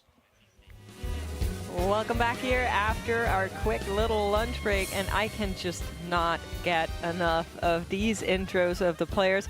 Every single time I watch them, I think, this is my favorite, and then the next one comes up, and I'm like, this is my favorite. So thank you so much for our entire team for putting these up, and to Coinbase, our presenting partner, as well as all of our other sponsors that are making this event happen. Huge shout out to Honda, Secret Lab, Monster Energy, Alienware, MyBlue, RaiderIO, Wowhead, Warcraft Logs, and the DungeonDojo. I'm joined today by both Kalamazi and Dratnos. You guys feeling good? I'm feeling great.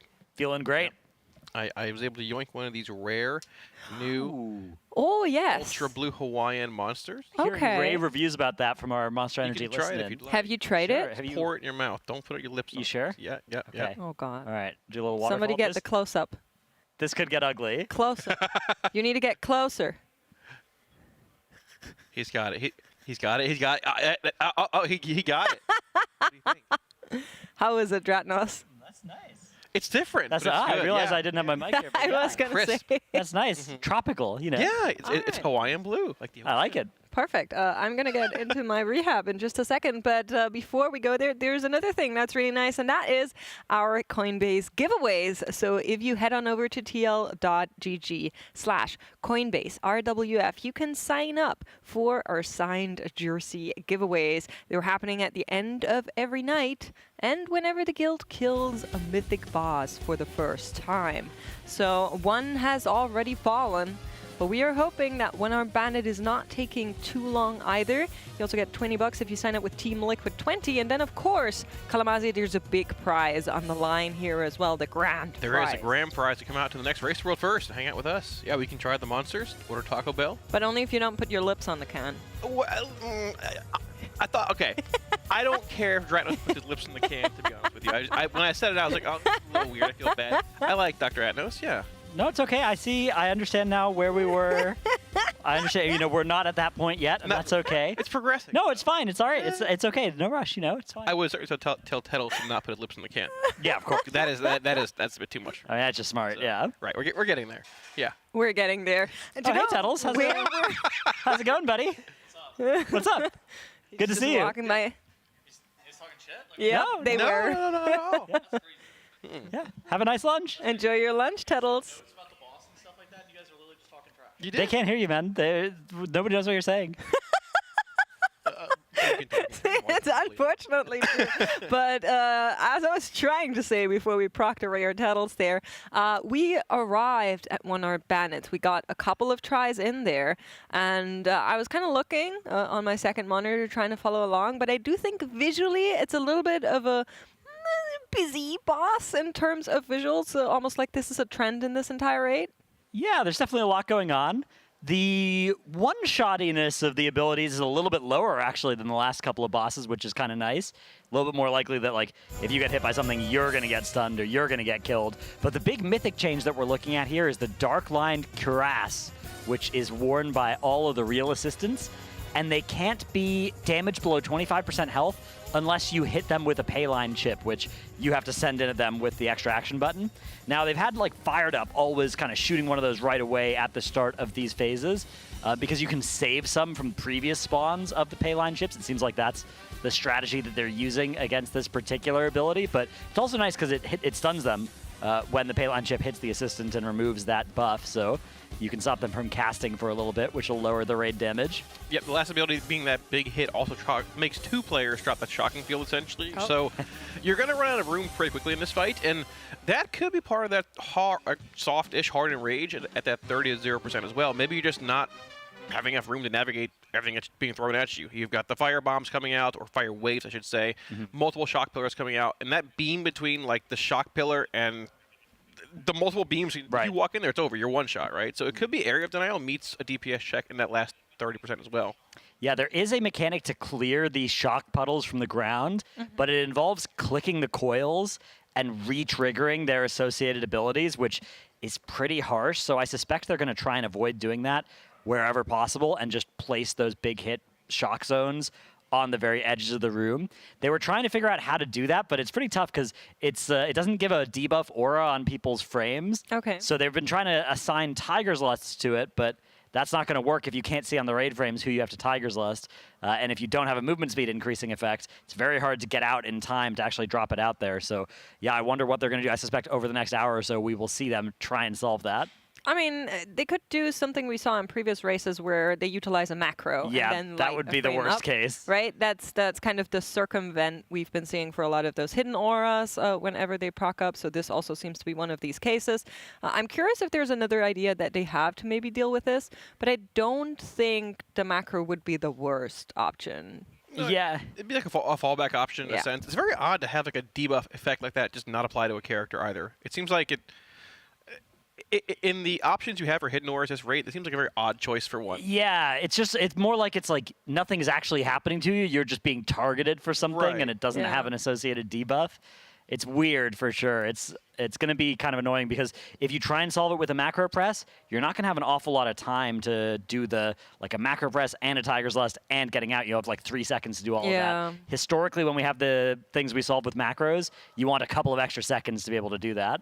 That's true, but what would you propose otherwise when there's no way to track the debuff? I assume there's no aggro involved. We had that on one of the bosses earlier. I don't think there is, although maybe there's an AoE puddle, basically, that goes out. And it's tough as well, because the composition that they're trying right now, we've got 1 Stampeding Roar and 0, and there'll be 1 Windrush, but it'll be in melee, so I guess you could drop that out. Something like that would maybe be a way. Another option would be a Warlock Gateway. You could have a Warlock Gateway in the middle of the room just always to one out. of the sides, and then the rule is just take the gateway if you get targeted. But then you're going to be gating into the puddles, so you'll need a defensive as you do that. Right. May be better, may be worse, I'm not sure. I mean, I think you could just have right now we have two Warlocks in, so you could just have the gateway be close to the puddles but not all the way. Yeah. So you take the gate and then you just have to walk outside, and there's like a rule of like don't goop the portal. Yeah. Yeah. And then replace it if necessary. Which I think I'm sure the Warlocks will love that. They love replacing I gateways love moving gates multiple sometimes times to fight. Yeah, it's so great. Love it. Love it. Your love favorite it. Sprocket thing? Monger, love it here. It's why I'm in the raid, though, right? We have no utility besides that. We do bottom of the barrel damage, so well. Why else would we taking you along? Healthstone? No. Yeah, Healthstones, pretty Soulstones, nice. Gateways. Yeah, can you believe Shadow Priest put themselves below Warlock and Max's tier list, by the way? That's what disgusting behavior that is. Yeah, Wow. especially because wow, you were trying to get Warlock all the way down to the very bottom of the list. Yep. Right? Yeah. Every single time I get called Typical. out. Every single time ends up being true. Look at that. Yeah, very true. I don't remember a time when Warlock were strong like ever. Me either, actually. It's pretty tough. But Well, we do have one more thing we want to shout out while we are waiting for our Raiders, because we're getting closer and closer to our, surprise secret charity goal here on the 17K marker, and then of course also closer and closer to the 20,000 marker. All of the donations go to the Pasadena Humane Society. They go straight there. You can tax deduct them if you live in a country where donations are tax deductible. Big bonus there for you. And the Pasadena Humane Society has been doing a phenomenal job at helping out with the outfall of the LA fires. They've been taking in a lot of pet pets that lost their homes. They've been treating injuries, burns, wounds, and everything on the like, and they've been in kind of like an emergency state ever since the fire had happened to deal with the influx of pet and extra things they had to deal with. So money is very, very helpful for them right now to keep all of these operations going. And if you donate $35, listen, we have a whole bunch of things you can put on our stream. Your pets, we can rate your transmog, we can rate your UI, we can rate your warband, we can rate your desk setup. Listen, there is a lot of possibilities. I'm sure there's something you like. If you send in your pet, I will request an extra fun fact though. I love reading about what pets are doing. Okay, yeah, sounds good to me. Yeah. Nods all around. I have Dratnos and Kalamazi just staring at me, guys. I don't know when they're starting to pull. We're waiting for them. They're in that raid. You see it on the right-hand side. They're probably doing some strat talks. I was digging through old pet pictures last night to send in. Okay. And I'm trying to decide between 3 or 4 of them. Just send them all. Send them all, yeah. Yeah. I mean, I could, but You're like Rich. What do you mean? I want to send like 1 or 2. I don't want to, maybe on our next break, I'll get you all's general consensus, and we'll send it in. And then we send all of them. Yeah. We do usually, we'll show 1 or 2 or 3 if you send them in. You can do it in one dono. We'll usually give you a little bit of wiggle room there. Yeah, to, don't get crazy with it, but you got a couple of pictures, different ones, and you can't decide between them, just send them both. Yeah. All right, there we go. It's for a good cause. It absolutely is. So thank you so much to everybody that has already donated. We're at a crazy amount already. I feel like at the same time it is day 9, which it doesn't feel like that for me. Are you guys like? It still feels very early in the race right? because again, there's still 3 bosses that we have left to kill. 9 days into this tier, that is an unprecedented amount of bosses. The last time this many bosses were alive this late in a race was Sepulchre of the first ones. There have been a lot of races that have ended by this point, and there are still probably about half of the pulls that we're going to have are still in the future rather than the past here, although it depends. There's a little bit of a speculation on what the DPS check is going to be like on One Arm Bandit, whether it's going to be tight now that they have an extra reset's worth of gear. Maybe that check was going to be tight if they had reached it last week, and now with a little bit of extra gear, maybe it'll go down a little bit easier.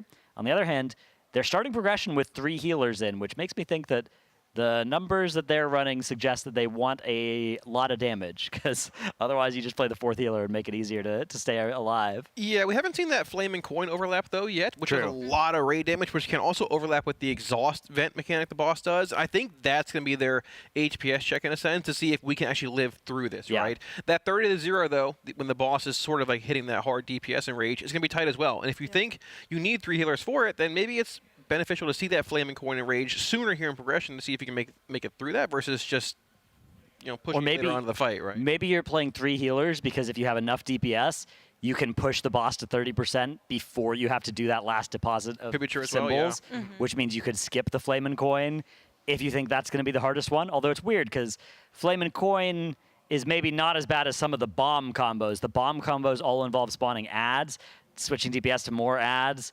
That, I think, is something that, in Heroic at least, you save all 3 of those till your last 3 activations. Here on Mythic, they're actually already activating one of the bomb sets second. At least that was their starter strategy here. So we'll see if that continues, but already a deviation from kind of the Heroic consensus on this fight. Yeah, I wouldn't be surprised if you end up skipping that shock and bomb combo, the one that spawns the pylons and spawns bomb. Yeah, man, that one's nasty. You're already running out of room in general, like we talked about with the double pylon spawning, and you can sort of clear them, but it's like... it's sort of it's a headache, right? It's very painful. So you actually could be correct. They might be trying to skip that 6th set there too, which seems quite plausible as long as you can 3-heal this fight. Well, we did hear from Max yesterday night. Basically, everybody in the raid has an Eye of Kazan. Everybody that wanted it has the other trinkets that they were looking for. They had a lot of weapons in their vaults that raiders That's really good. We're excited about. Yeah. We are also, I believe, on crafted items on most of the players. So we are starting to get into a territory where a lot of the gear on our guys is looking quite good. And I'm interested to see who actually eventually is going to be in. Of course, during that lunch break, they had a little bit of time to think some stuff over based on what they saw prior to lunch. And dino nuggies are always a food buff, right? Like that has to be a stat food buff. But we have a replay, so let's take a look together on how it's been going thus far. So this was our last pull before lunch, which I think was pull number 4 of this one. Ended up being a best around that 69% mark. Yes, I believe we've been saying the coin and shot combo initially the most on pull here, but they might be trying out different combinations initially to see how they line up, like DPS, HPS wise, and all that. Keep in mind the big difference on Mythic is that you have to hit those attendants with the extra coins in the back of the room. Like Tratnos mentioned, they're keeping a set of coins in the back of the room for when they spawn to break the shield quickly and also stun that ad itself, which you can see right here. Fire to launching that coin in. Standing near it gives you a damage increase as well, which you want to grab as soon as possible. There's a pretty nasty shock puddle left in the middle of the room. That's the sort of thing that they are trying to get out of their system going forward, leaving the middle of the room a little bit more clear. So how close do you actually have to be with the coins? Is it okay if they're in the AoE, or do they need to be in the line of the rolling? They have to get hit by it, yeah. Okay. It's got a reasonably large hitbox, so you can be, you know, a foot to the right or left or something like that, but... Ah, yes, feet, my Yeah. favorite measurement. You know, like 12 inches or so. Like 3.2 decimeters. How many hamburgers is that? I don't know. Ooh, that's like 5, I think. 5.5, actually, yeah. Give or take. Again, you can see those people being targeted by those big hit circles, just trying to run out there, but at the same time as a grip from that coil is pulling them all inwards, so a little bit of an unfortunate thing to do, and you can see even the people that started running immediately have dropped some of those puddles near the raid. And yeah, those coins just going straight into the attendants, stunning them, which is nice, stopping their casts for a little while, and removing that thing that protects them from going below 25% health. Yeah, see him killing the bomb attendant there quickly and heading over to the actual one on the right, or that yellow ad. This is the set that has the bomb included. Bomb plus coin are the symbols here that they're doing second. Yeah, which is going to be the bombs spawn here, but you can't actually CC these. They're immune to crowd control. Right. If you get fixated, they're running at you. You have like almost They're nowhere really to fast go. too. They're exceptionally fast. Yeah, might even be faster than they are in heroic, which is why you typically save them for the end of the fight in heroic anyways. But you can't really do that here in a sense, right? Yeah, the good news is I think some of the other bomb sets are CCable, but that particular It's one just is that one. not. Yeah. With that specific combination of coins being deposited there. So maybe they're trying to get out of the way early, possibly, but... Wow, look at that damage. Yeah. Fired up trying to save that coin, but... It was unlucky because it was in that puddle, which again, puddle placement being better will fix that. But also, you could see how much trouble he was having sending that coin in while the grip was happening, and it was forcing that movement.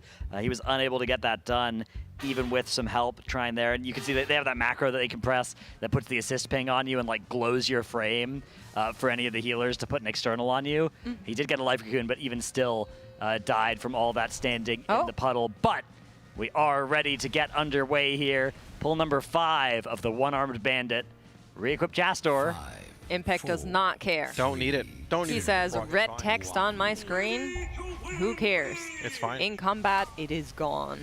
We're into pull number 5. Do you guys remember what you predicted for this boss before we, of course, arrived at some of the mid-tier bosses that were harder than initially expected? You remember some of your predictions that you had? I picked 77 because 7's a lucky number. That's a good one. For roulette or for slot machine. Gamba. Yeah. I think I was 75, right around there. 75? Both of you in the Yeah. 70s. Interesting. Do you want to make a new prediction? I'm actually kind of happy with mine. I'm Okay. gonna keep it. Okay with mine as well. Like this boss is looking quite tough. Oh, that's Sprocket Monger. Oh, okay. For a second, I was like, huh? Both of you lied? Oh, yeah, there we go. The one-armed bandit. Oh, yeah, you guys are higher. 125 for Kalamazoo, 160 for you. Oh, Migs. okay. Yeah. So, yeah, I'm definitely on the lower end. Although, again, the fact that they're reaching this on the second reset makes me feel a little bit more comfortable with my prediction, even with the tuning having been pretty tight so far. Yeah, I certainly assumed we'd be on this boss around Saturday. Yeah, we thought this was going to be a midweek one event.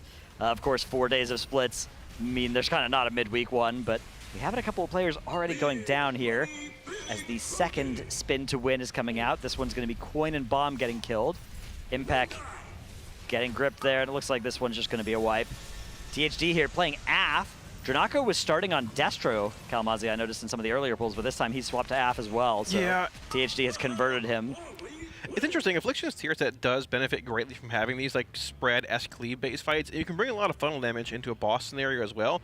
But in that last 30-0 phase, your damage as Affliction and single target is abysmal. You're down there with a Prot Warrior. So the question is, do you want that funnel early on? Are you trying to beat that 6th set of ads possibly because you want that funnel damage? Or is it just more of a, you need damage to all the attendants at once to kill and phase 2. We're just going to sort of pack it in and hope everyone else can carry us home.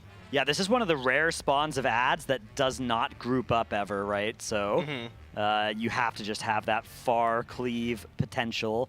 Those Warlocks looking really good at it. Of course, Shadow Priest, excellent. I was going to expect Dev Evoker to look pretty good at it too, but not currently near the top of the meters, although it's early pulls still. Yeah, they've changed the cadence on the ad spawns in this fight from Mythic as well. On Heroic, they're a minute apart, pretty much exactly. On Mythic, it's around 45-ish seconds. Those minute profiles are not as good here. They're still decent if the ads live for a while, but if you're being fast on your coins, breaking the shields and such, you don't get those minute CD profiles every minute like Affliction or Destro have or other classes of the sort, right? So with them that being grippable, stackable, and having an odd spawn timer, you might see a shift toward Shadow being more relevant here than Affliction or other classes like that.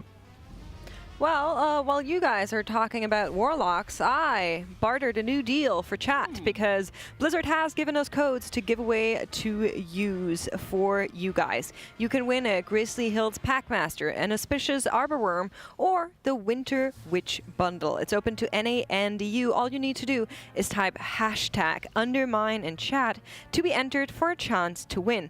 And of course, keep an eye out for what our mods are writing into chat. They're always having a little bit of a toughy time to find the winners and then to be able to DM them. You need to be in chat and responsive in order to claim your prize, so please don't give them a harder life than needed. And good luck to everybody that is entering here in our Blizzard code giveaway. I'm entering right now. You both immediately pulled out your phone. I still need a Packmaster. Yeah. I haven't picked that one up yet, so could use one. Free things you should enter too, man. Yeah. Control now. You're casters. You're not allowed to win. Well, that wasn't included in you said like That reminds me. That like triggered it in my head. I had a dream Tettles won the excursion to come out here next time from Coinbase. Oh, that's good because that's the only way he's going to be here next. Yeah, that's true actually. You mentioning that made it. I remember that. Holy moly, that was last night. You are so mean. I woke up like really stressed out and having nightmares. That must be the reason as to why I felt that way. You're like, oh my gosh. Oh my God, Tettles is going to be back. For a third, oh my gosh, a third race. I can't take any more of this. Yeah. He's not here, actually. You're insane. Tettles is a beloved individual. All right. I am looking at the comp, and we were, of course, just now talking a little bit about the Warlock specs. Did we change anything like major besides bringing in that second Warlock? I guess we're exchanging one of the hunters for the Warlock, but that's about it, right? I think that is the main shift being made here, which it's interesting. There are a couple of specs that I thought were going to do exceptionally well on this fight. One of the ones that I was really looking at was Dev Evoker, but we'll see how Sang ends up doing over the next few pulls, because I thought they would be really good at those attendants, but it seems like they're doing a pretty good job of just focusing down those attendants really quickly, maybe not having a long time for the Dev Evoker to really get good mass disintegrate value onto all three. The boss is being dragged to the far ones as well, which is probably not as good as if it was being kept in the middle for those Dev Evokers, and instead the Warlocks are just kind of getting to do it all for free. I have a proposition to make. Okay. Do you know Demon Hunter is pretty good right now? Yeah. And they're, of course, highly mobile and True. rather tanky. Yeah, and What great single if target we just as well. play a lot of Demon Hunters, and then they can carry out a bunch of the puddles into the goop, and no one will be none the wiser, as we are taking a look at our rate composition that we're running right now. Yeah, a lot of players reaching that 660 eye level.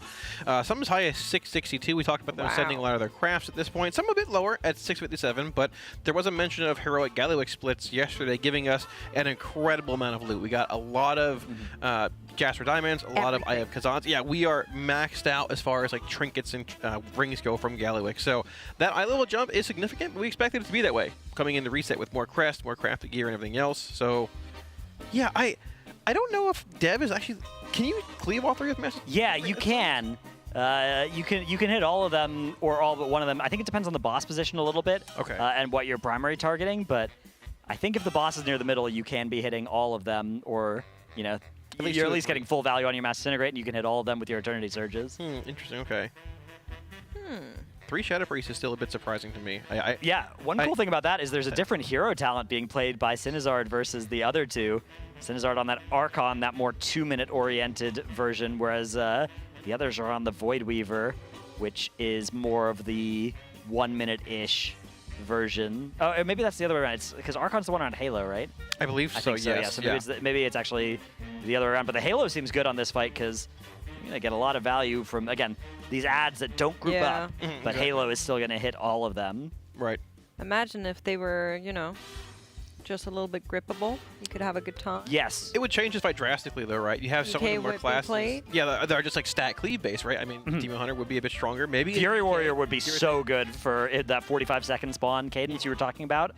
Would be exceptionally good for Fury Warrior. The reason we don't see any DPS warriors in this comp right now is that those ads do not stack up nicely. So Warriors not good at damaging that at all. The melee have largely been cut down to just the bare minimum, and then a bunch of Windwalkers because they do a lot of damage. Yeah, I'm curious if you do see a comp swap later on, if you're in that 30-0 time frame, or that health pool. If you actually end up swapping somebody out for a warrior for the execute profile, we yeah, a lot, but I mean, like you said, it's hard to just get value out of it on this fight like this. The comp, to me, it looks like they don't think that the DPS check is going to be too dependent on the 30-0 damage. Like, maybe the overall fight damage check they're worried about here, but at least initially, it looks to me like they think, okay, maybe Lust is just going to get us over the finish line, like it kind of does on Heroic. Because, yeah, they're really not indexed into execute classes aside from the Shadow Priest, which you get a little bit of benefit. Shadow Priest is really great at this fight as well because you get that Twist of Fate every single ad set. Yeah, it's a lot of funnel-based classes. Like you talked about Aflock, Shadow Priest, which might be the reason why Dev is looking like solid in this fight, but not bringing that funnel great, profile, yeah, right? and kind of counterproductive, right? It's kind of pulling in a different direction than those Shadow Priests, than those Warlocks. I just quickly want to point out that we are running ads on Twitch regularly because we kind of have to. And if you want to avoid them, now would be a great time to send your Prime subs or a regular sub, as we do have a hype train incoming. Just saying, a lot of value on getting that sub. You do not want to sit here when a boss is close to kill and then get hit by an ad. I promise you, we have no control over that. So that is just how it is. And you might be thinking, oh, 9 days into the Race to World First, there's only a couple of days left. I'll save my Twitch Prime. But no, fear not. This race is going to go quite a bit longer in all likelihood. We still have 3 bosses alive here. 69.64%, the best here on One-Arm Bandit. As pull number 6 is going to begin, a little 5-minute strategy session after that last pull, which is common on these early pulls of the boss. There's a lot for them to learn, even figuring out who's going to call what, who's going to manage what. Although, of course, they do have initial plans for these. Fired Up, going to get this coin into that left ad. He's basically always responsible for a coin going into the left ad. Yeah. That's a really good kind of assignment to have early on. I'm also seeing some other weak auras on the screen here that show us, of course, when Shock Flame and Coin are, I guess, ready? Is that what it's showing here with the percentages on the left-hand side? Yeah, or so the far left aura is the health of the various ads, it looks like. Okay, I see. And then it goes away once we've actually done any depositing. And there was definitely a list of the various combinations as well. And I think it had highlighted in green the combinations you were allowed to do there, which is not an especially important weak aura probably, because that would be useful if you had to react if there was RNG to which one spawned, but there isn't. Although, I'm not sure if there's RNG to which one spawned where. I think here Coin and Bomb were spawning on the right before, and it looks like Coin is over on the left this time, so maybe there's still that RNG that's from Heroic of where each of the symbols spawn. Yeah, I don't think it's a static spawn for each set of being like Coin, Bomb, and Fire in there. I was kind of hoping there would be on Mythic, because I don't like it. There's quite a bit of variance then from pull to pull that we might be looking at that might make one pull way easier or harder than another when you have to do this really long boss movement. Right, exactly. It leads to a bit of awkward, maybe a bit of awkward funnel initially off the bat, depending where the boss is positioned when these ads spawn in. This is also a boss though where if you reach a checkpoint of a 3rd or 4th ad set getting through it, you'll see a lot of health come off the boss progression-wise. That last little bit will slow down once you're in that phase 2. Yeah, I mean, that is really where it all kind of like, once again, all hell breaks loose a little bit. We are losing some players here. I just quickly want to say thank you to our gifters in chat, because we have John Starr gifting 5 subbies. Thank you so much.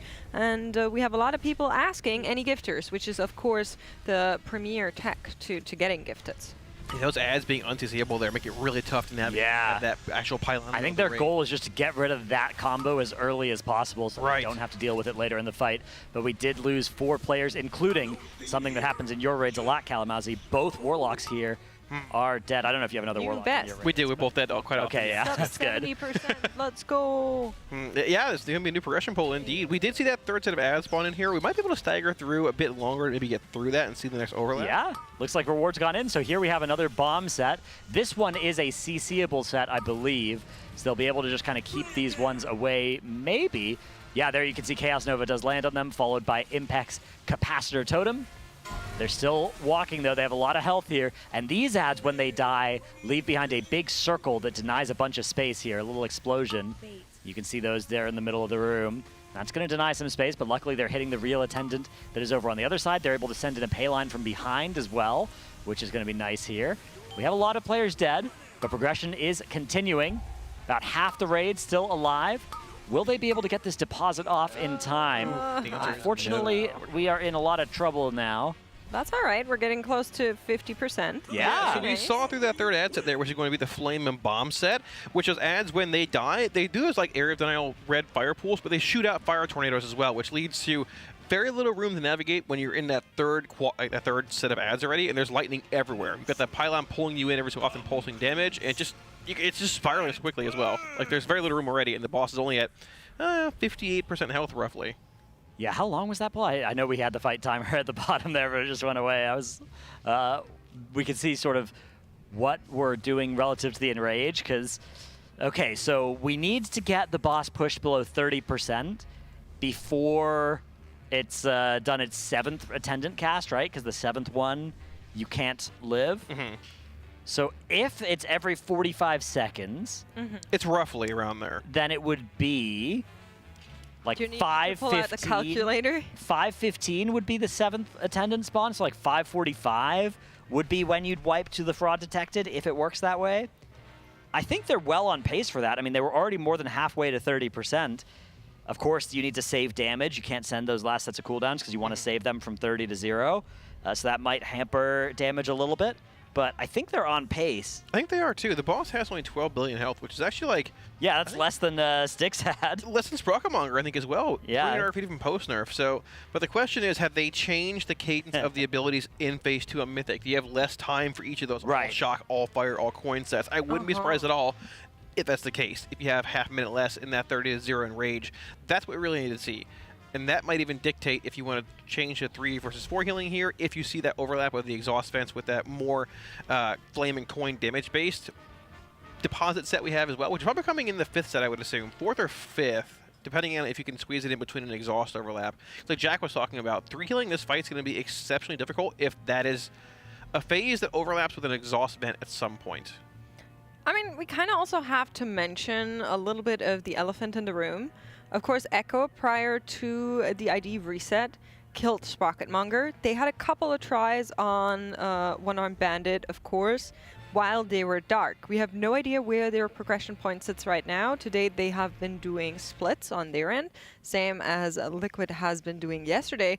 And I'm not sure how many hours they got in total on one-armed Bandit, of course, because we don't know how late they went. But it was a couple of hours, right? You mean today? No, on at the end of their first reset. Yeah. So they probably didn't stay up too late because they had a 5 a.m. wake up to try and make sure they hit at full energy. So, and they killed it fairly late in that day.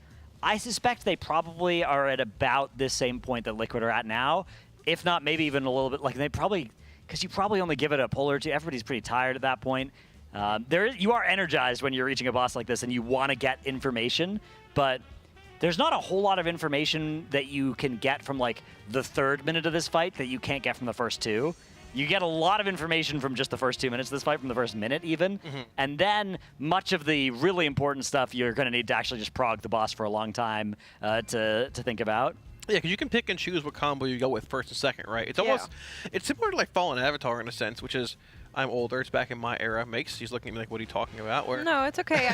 I enjoy it when the grandparents here share their stories at the campfire. You could essentially skip to like the last part of the fight, which is sort of like this fight, a little bit different, but you can see various aspects of how things flow, how you might want to change one wave in the second wave into third wave. So I wouldn't be surprised to see that maybe the cadence of what sets they choose change over the next hour or so, depending on what they think is like the most threatening versus least threatening. But yeah, we're getting there.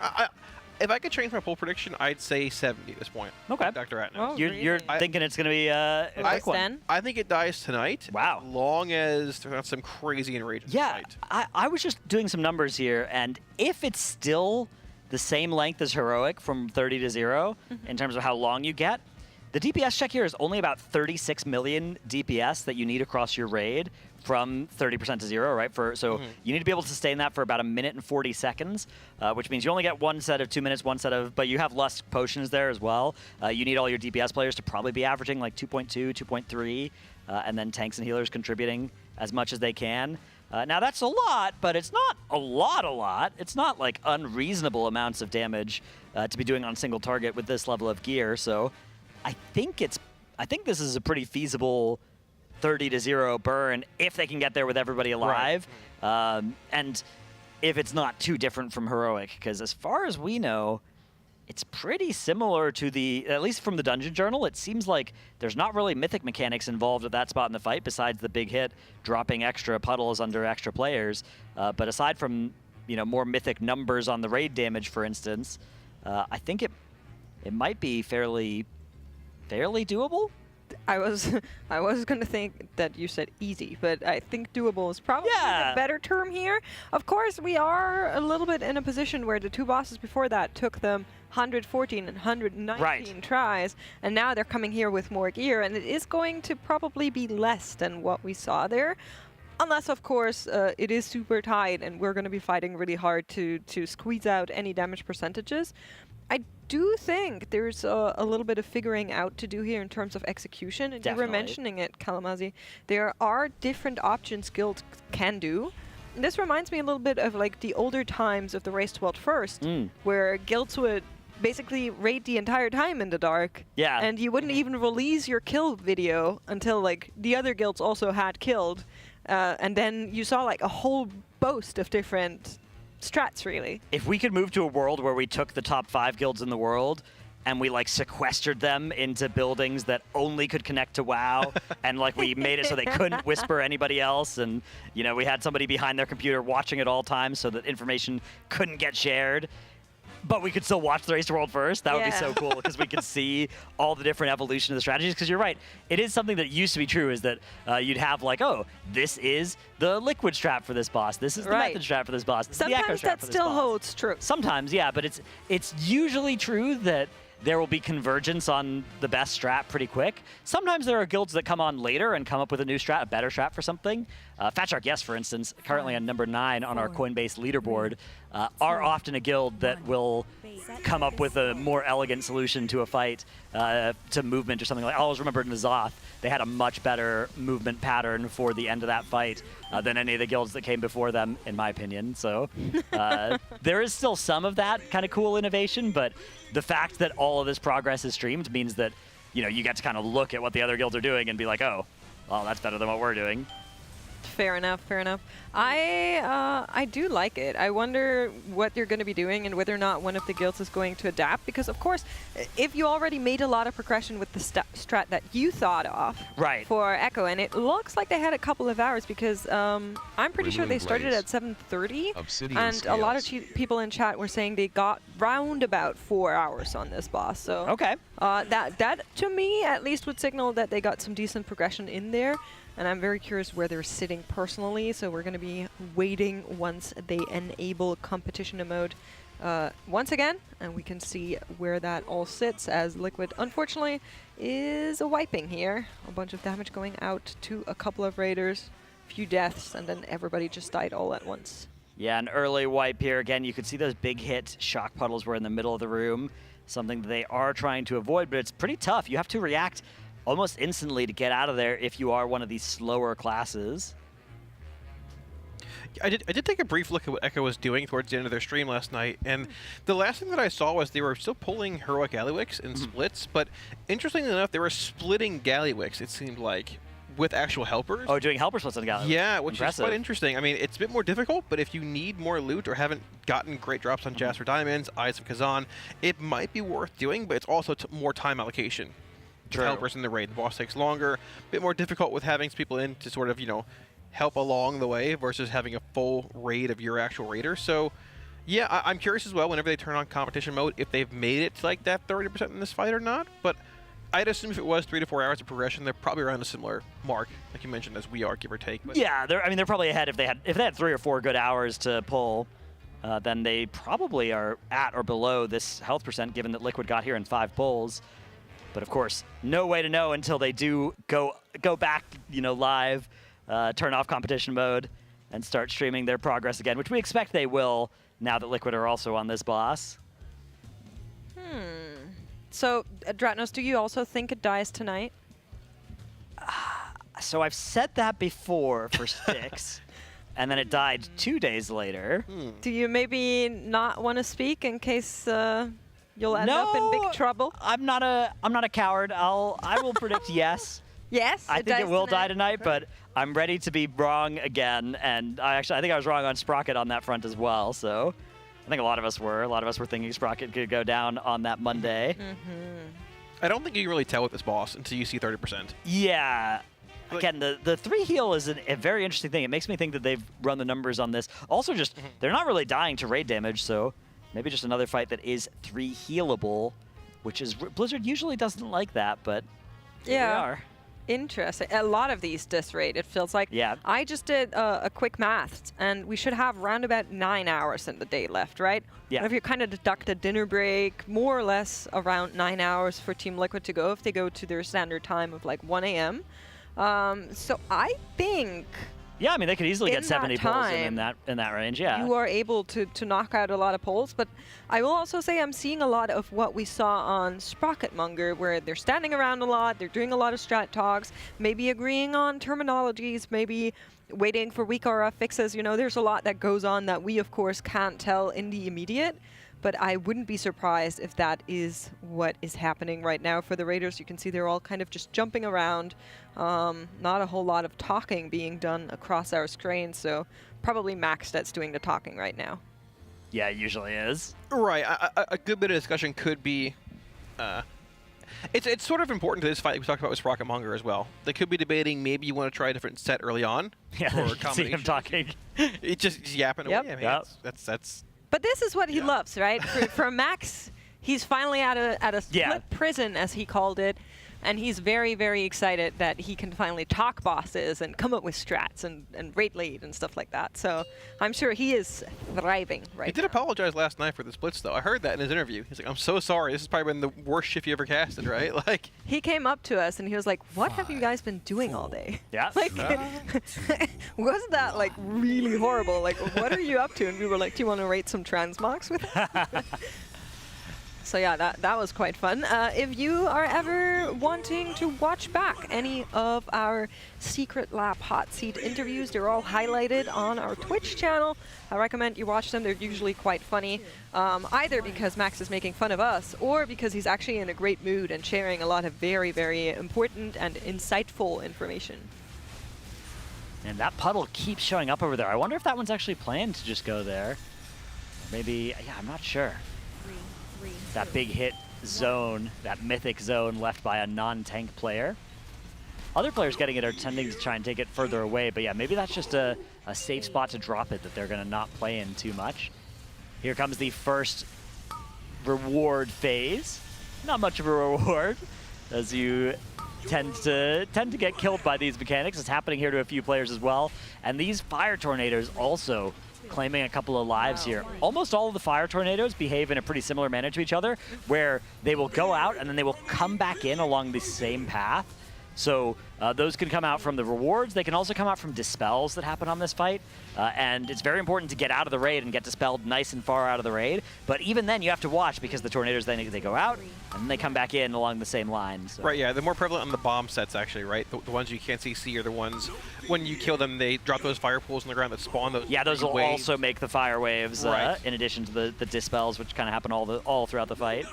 The issue with the fires, to me, are that there's 2 different types of fires, right? Yeah. You have like is it a pentagon that just goes out and then comes back? Yeah. And then you have just the random lines of fire, like the one that's currently raising through the raid group, that are just like single alone and they won't come back. So it's kind of like what am I dealing with here? Do I need to like stand out of the way of this one coming back or no? So it's a little bit tough. Yeah, it's tough because it would be easy if it was the only thing you had to look at and think about, but it's one of those mechanics that it's like the 5th highest priority in terms of what you're thinking about, so it's very easy to get caught by it. Right, plus you're like actually pushing those coins back into the raid so often to get that damage increase. Right. Like the actual radius of the damage increase around the coin, I think is like exceptionally small. It is pretty tight, yeah. And you're probably going to have to micromanage that debuff a crazy amount if you want to beat that last set of ads, or in general, if you're looking to beat us for a tight DPS check. Having a high uptime on that, I've noticed in my own raids as well. Being at the bottom of the meters here every once in a while, but missing a coin. It's very impactful. And aware of. I think it's a 10% damage and healing increase that you get for 15 seconds, and it also comes with a 30% movement speed buff. Having that movement speed buff can be really nice for if you are targeted by that big hit circle. 30%. That's going to get you over 3 seconds. You're getting 30% further than if somebody didn't have that. That could get you to the wall when otherwise you maybe couldn't get there. So definitely something to be trying to maximize, especially if the DPS check on this fight is tight. Especially once we get below 30%, they're going to probably be trying to get as many of those buffs as possible. Yeah, I think so too. I'm so curious on how the tail end of this boss fight looks like, because of course that will determine whether or not this is a very tough boss or a moderately tough boss, which I think are two options right now. I mean, 2.3 million per player is still a good bit of damage. You will have Lust, you'll have Potions, and most CDs save for that burn, but it's still a decent, as long as Dr. Atnos' math is correct here, which he's double-checking. Oh, of course. His name is Dr. Mathnos. Yeah, exactly. It's still a very tight DPS check, even if it's somewhere around that general vicinity, because you're not just standing still and hitting the boss. You've got flame lines going out, multiple coils, a lot of lightning lines coming out. You've got the bomb mechanic going on as well. There's just a lot happening in that final phase. And it's hard to maximize your damage when you're constantly moving. You're looking for coin buffs and things of the sort, too. So, yeah, I'm apprehensive. 2.3, like 2.2 even, I think is probably good enough from your DPS players. Depends on how much your tanks and healers are contributing, and I suspect your healers are going to be pretty busy in that last phase, especially after the first, 30 seconds of it when the boss starts getting more of those abilities and doing even more damage. But yeah, the number looks reasonable with Lust and Potions. There are coins in the last phase. There are. Well, yeah, so there's just less than in phase 1, I believe, or how does that work exactly? I think it still shoots out the 2 per set. I don't know how spaced out the sets are, but I bet you could manage it because you have to shoot them back. Right. And you could use that to extend your buffs, so I bet you could get pretty close to full uptime on it if you weren't also then trying to dodge all the other mechanics and stuff, which that's going to complicate things because, sending one of those coins through the raid is good to maximize the amount of people that can get that buff, but also it increases the risk of somebody getting rolled over by it and getting stunned, which is an absolute disaster if that happens in the last phase. It's a one-shot. It's over. Yeah, even on Heroic, it's exceptionally high amount of damage it puts out. And it's a long stun, I believe, as well, so... It's 8 seconds, it's nasty. Yeah. So depending on the cadence of coins launch in phase 2, it might be a possibility that they just stagger them so you can maintain that buff for a while, trying to optimize damage, but we shall see when we get there. We shall. We just saw, I'm fired up here, taking a look at the timeline reminders. Gave us a little bit of a glimpse of the cast bar cadence that we know thus far. Of course, all of that info is basically being gathered right now. Some of it exists from the PTR testing on this boss, and they are just trying to see as far as possible. We also saw him adjust a little bit there in the bigwigs. I believe a countdown was turned on. That might just be for the puddle placement. I'm not very sure, to maybe show other people where we are. We're going to be keeping a look out for that. This time around, I'm fired up actually not going for the left. Yeah, so they've changed the strategy now. He's always targeting the left target one, I think. And that, or maybe they're just always shooting one of the coins closer to the wall into that leftmost ad. No, the leftmost ad doesn't have the shield still. Didn't get one, so they're trying to kill the other two first, I think. Yeah, that left one is flame, which they're not doing here, so I guess that is right, So he'll just stay there and do some electric blasts onto the raid. Until, now the stun has landed on it, so now it can eventually get cleaved down. But, yeah, they have adjusted that strategy a little bit. Now Fired Up is having to identify the ad set, and if the leftmost ad isn't one of the targets, then he has to instead shoot the middle one. So a little bit of extra work, a little bit of extra brain power, but Fired Up is the kind of player that can handle that often. But yeah, right after that set, we basically go straight into the next one. That's going to be a big difference on Mythic, like you were saying, Kalamazoo. You're basically always in and Attendant phase. Yeah, there's constant ads spawning on this fight with very little room to actually make any mistakes here. That third ad being shielded for a lot longer means you're having little downtime between each ad set. This is going to be that coin and bomb set here as well, as long as they deposit those two properly, which is going to spawn those flame ads that are immune to CC, the ones that chase you basically at full speed. And there's very little room for a mistake here. Once those fire tornadoes spawn and you're targeted, it's going to lead to a lot of just constant movement errors that are now spawning in. All right, fifth set of pay lines coming here. Yeah, that one ad in the middle of the room there is left up. Oh. Ooh, was that a coin that hit him? I couldn't tell. I think there may have been an overload cast. The coin would have stunned, but if one of the casts goes off on the assistants, it knocked everybody back, but maybe something else happened there. Maybe somebody was fixated by one of the bombs and just got hit by it. That does a huge bit of raid damage. THG now looking at that real assistant damage, confirming he is top DPS on the assistants there. That's good. I mean, that's probably one of the reasons why we're running 2 of those Warlocks, right? Just because they do really good damage at that? Yeah. I mean, they will, right? There's a lot of funnel damage if you're playing Destro or AF there, too, on the ads or the boss. Some of it can be irrelevant if you're, like, playing Affliction and padding on the shielded ad, the one that you're not priority cleaving down. But priority cleaving? Yeah. Yeah, prio cleaving. Yeah. You got there in the end. That's all that matters. Don't. I wonder at what Here's point... a replay of that wipe there. Okay. So let's take a look together on how it's not an overload cast. I don't think. Oh, okay, wait, no, maybe it is. Maybe it's not overload cast in the middle. No, okay, it was kicked. Pay lines coming out. Fire tornadoes as well, perhaps. Oh, it was a dispel in the raid. Dispel in the raid, right. I see. Or somebody with the dispel dying. And yeah, that instantly shoots out a bunch of fire tornadoes from the player being dispelled. The way that they're handling this is with the classic call for dispel macro that you use on various fights. We saw it on Ovanax, not for the important mechanic, but for the web slow thing. You would just press a macro, and it lights up your raid frame for your healers to be able to dispel you once you are outside. So the responsibility is kind of on 2 parties for that. The healers need to dispel quickly once they see the raid frames glow, and the DPS players need to get out quickly. It's a very good way to handle any mechanic that involves calling for a dispel, though, rather than cluttering comms, which is what a lot of guilds will do with that.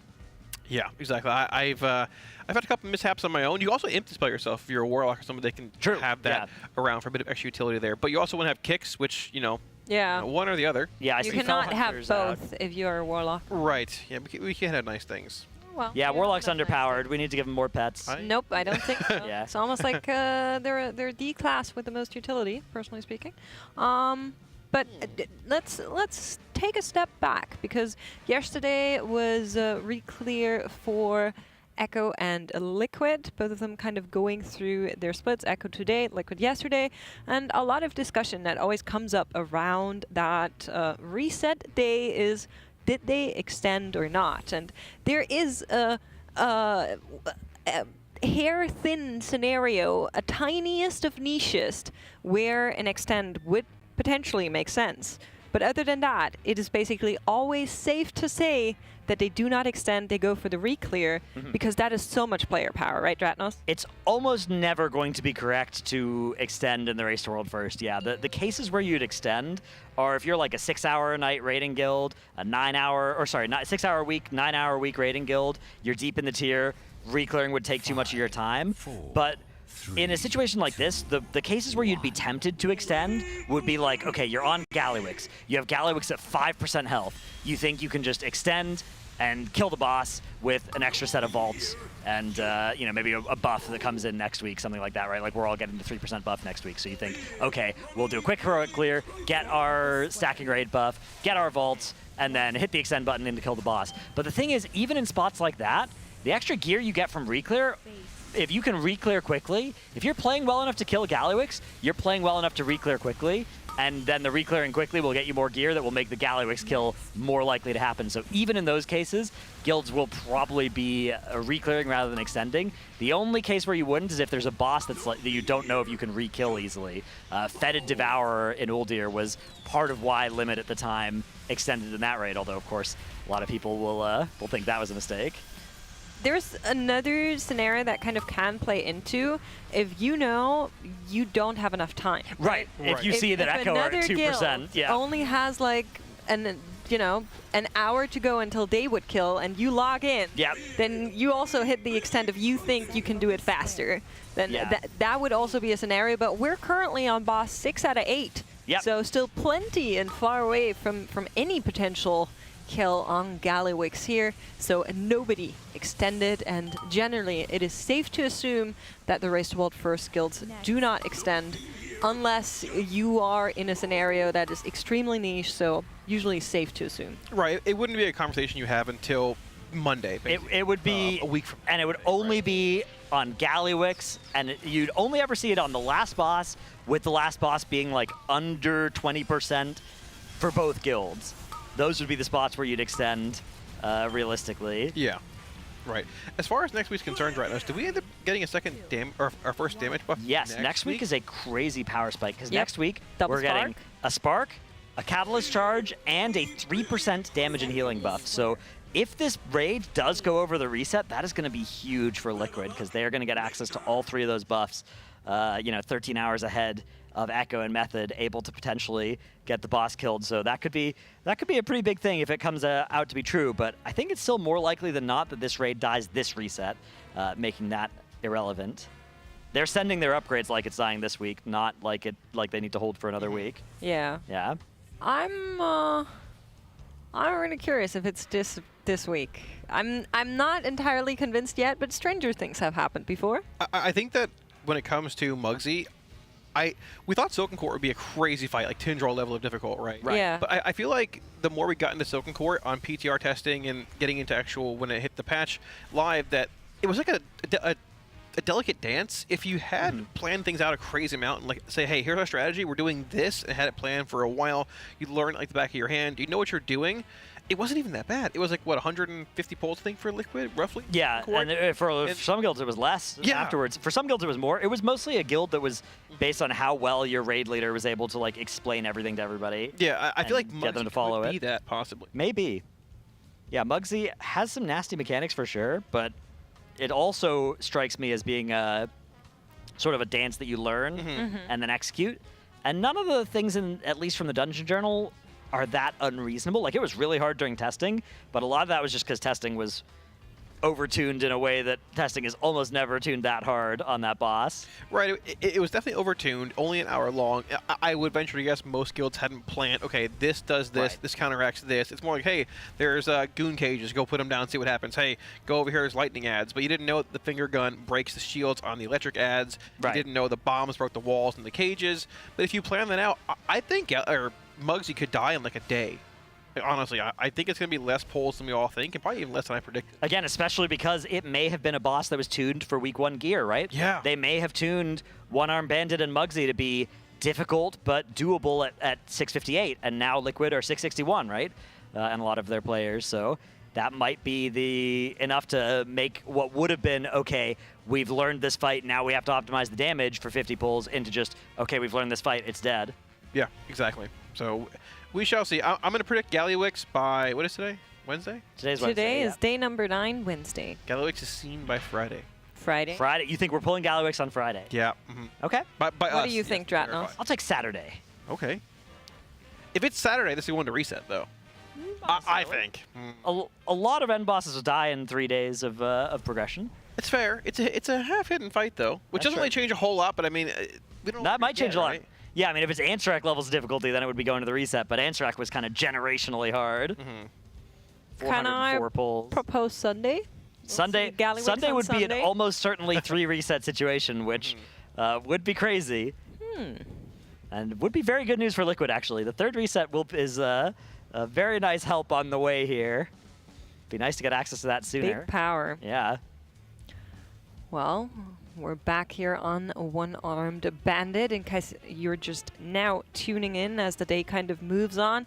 I re-cleared yesterday, killed Sprocket Monger a little bit earlier in the day.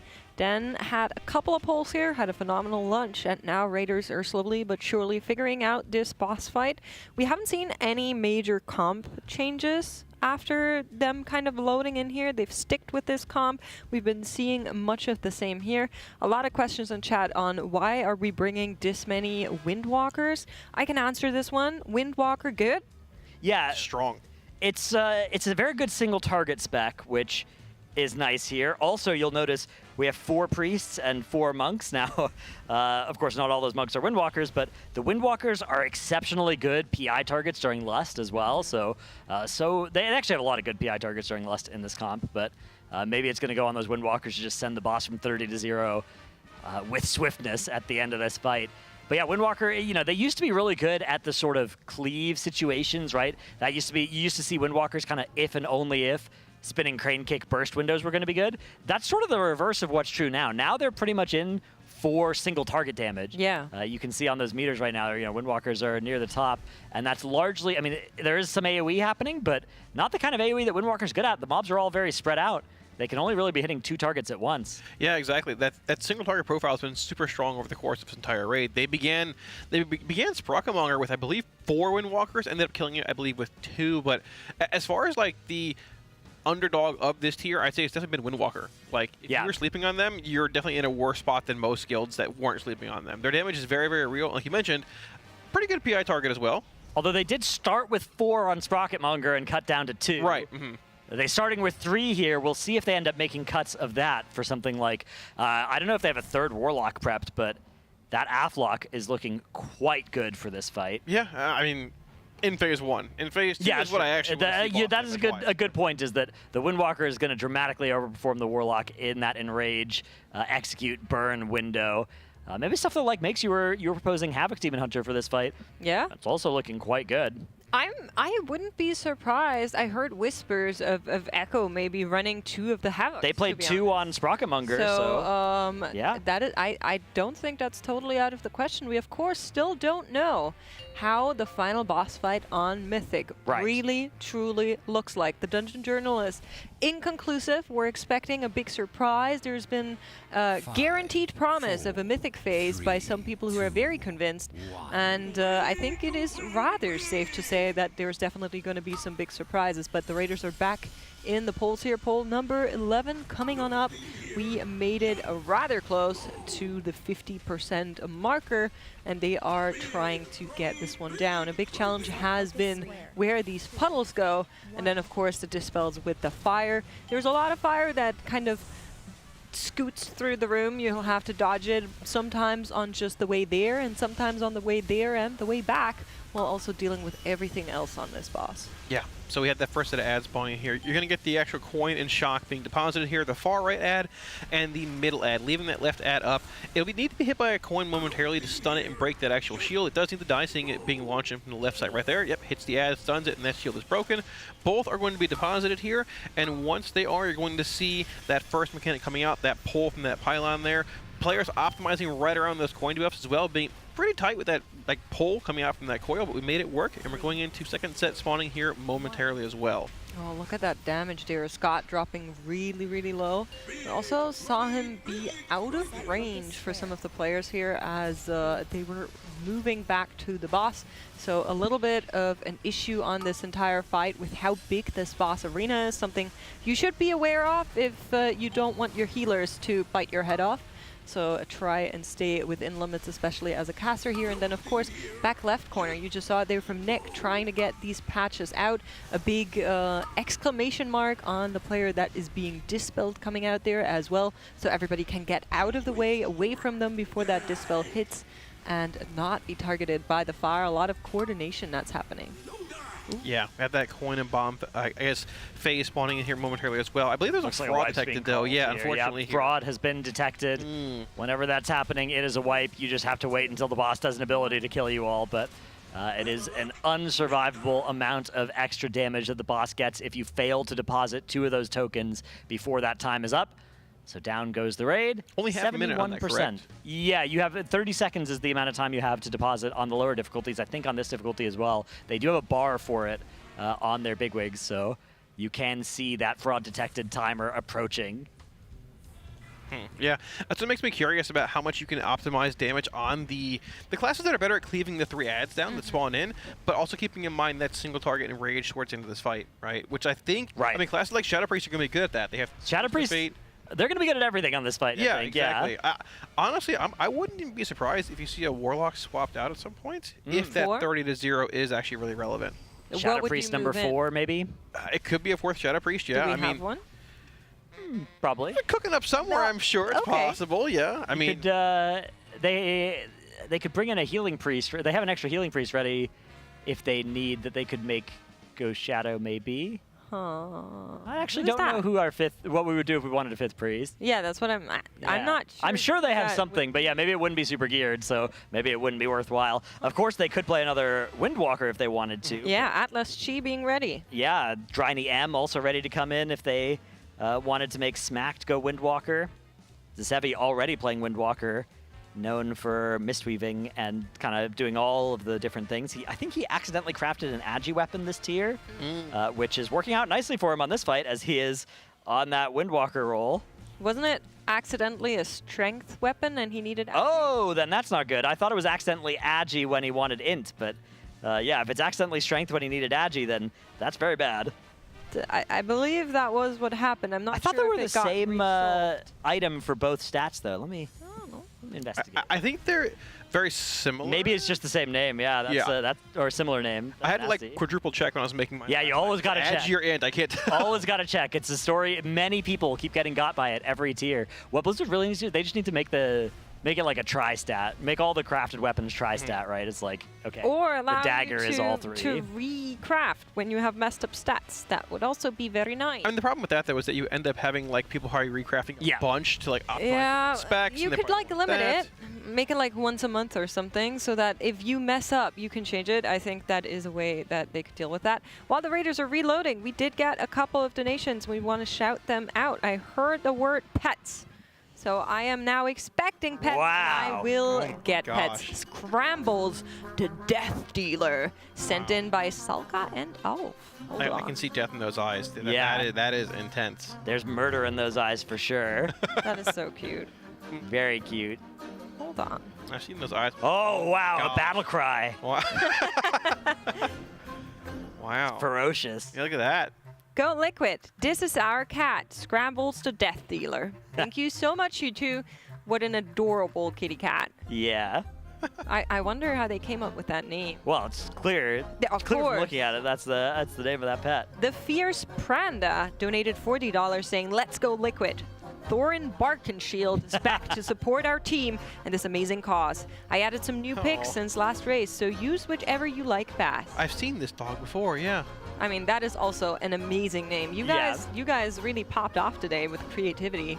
100%. This is a great name. Yeah. How do you call him for short? It's like Oakenshield. Thor. You could do Thor. Yeah. Thor. Yeah. I feel like with a dog Big as D. distinguished as this one, you have to like do the full name every time.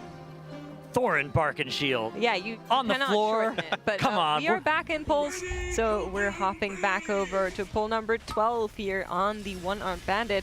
And I'm actually looking for the fraud timer that you mentioned because I missed that one the last time around. So looking at all right, we just switched our UI, but if you look over on the middle right of the screen here, you can see that fraud detected bar. 27 seconds now, 26. 25 until that comes out. Yeah, the blue. It's blue right now, just above the next ads timer. 19. All right. Yeah, so they have to kill off 2 of the attendants, and then deposit the tokens that they drop into the slot machine before that timer is up, or else it is all over. Here comes the big hit. They've got these puddles out of the raid. Tornadoes now coming through the raid, and now they need to deposit these next coins in. There they are. Here comes that first reward, coin and shock. Pretty easy to deal with as they're all getting gripped into this little pylon here. And yeah, that token rolling right next to them. Ooh, health bar's looking a little bit sketchy here. That healing absorb on everybody is pretty nasty. Somehow they're able to survive. But yeah, Boomy was on 2 HP there. Yeah, well, that's just calculated. Yeah, right. Calculated and tactical. Speaking of that, the next hit here is going to be Coin and Bomb, which is going to spawn those fire ads that are immune to CC as long as we can get through there. Ooh, looks like maybe 2 coins went to the same target. It's okay, though. We have an extra one. So we have those tokens, rather, rolled into the attendants. Now we can kill them off, hopefully in time. You can see that timer for fraud detected. 7 seconds to kill off and deposit these tokens. It's getting close, but they actually have the token now. They're just holding it. Need the deposit. Depositing now. There it is. Beautiful. Perfectly timed. Milking every last second out of that cast.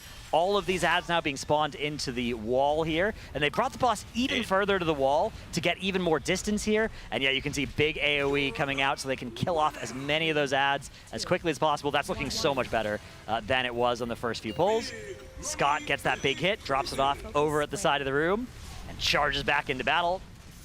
Yeah, we used that rest there to pick Turbo back up. Did go down eventually real short, but they are back together as 20, and they're trying to keep it there. Looking good. 15 seconds to make sure that we are not ending up in the fraud area. These ads need to die, and we need to get their points. And we need to get that flame and bomb. Okay, this is bad news. 5 seconds until a fraud is detected here. This ad needs to get killed and deposited right away.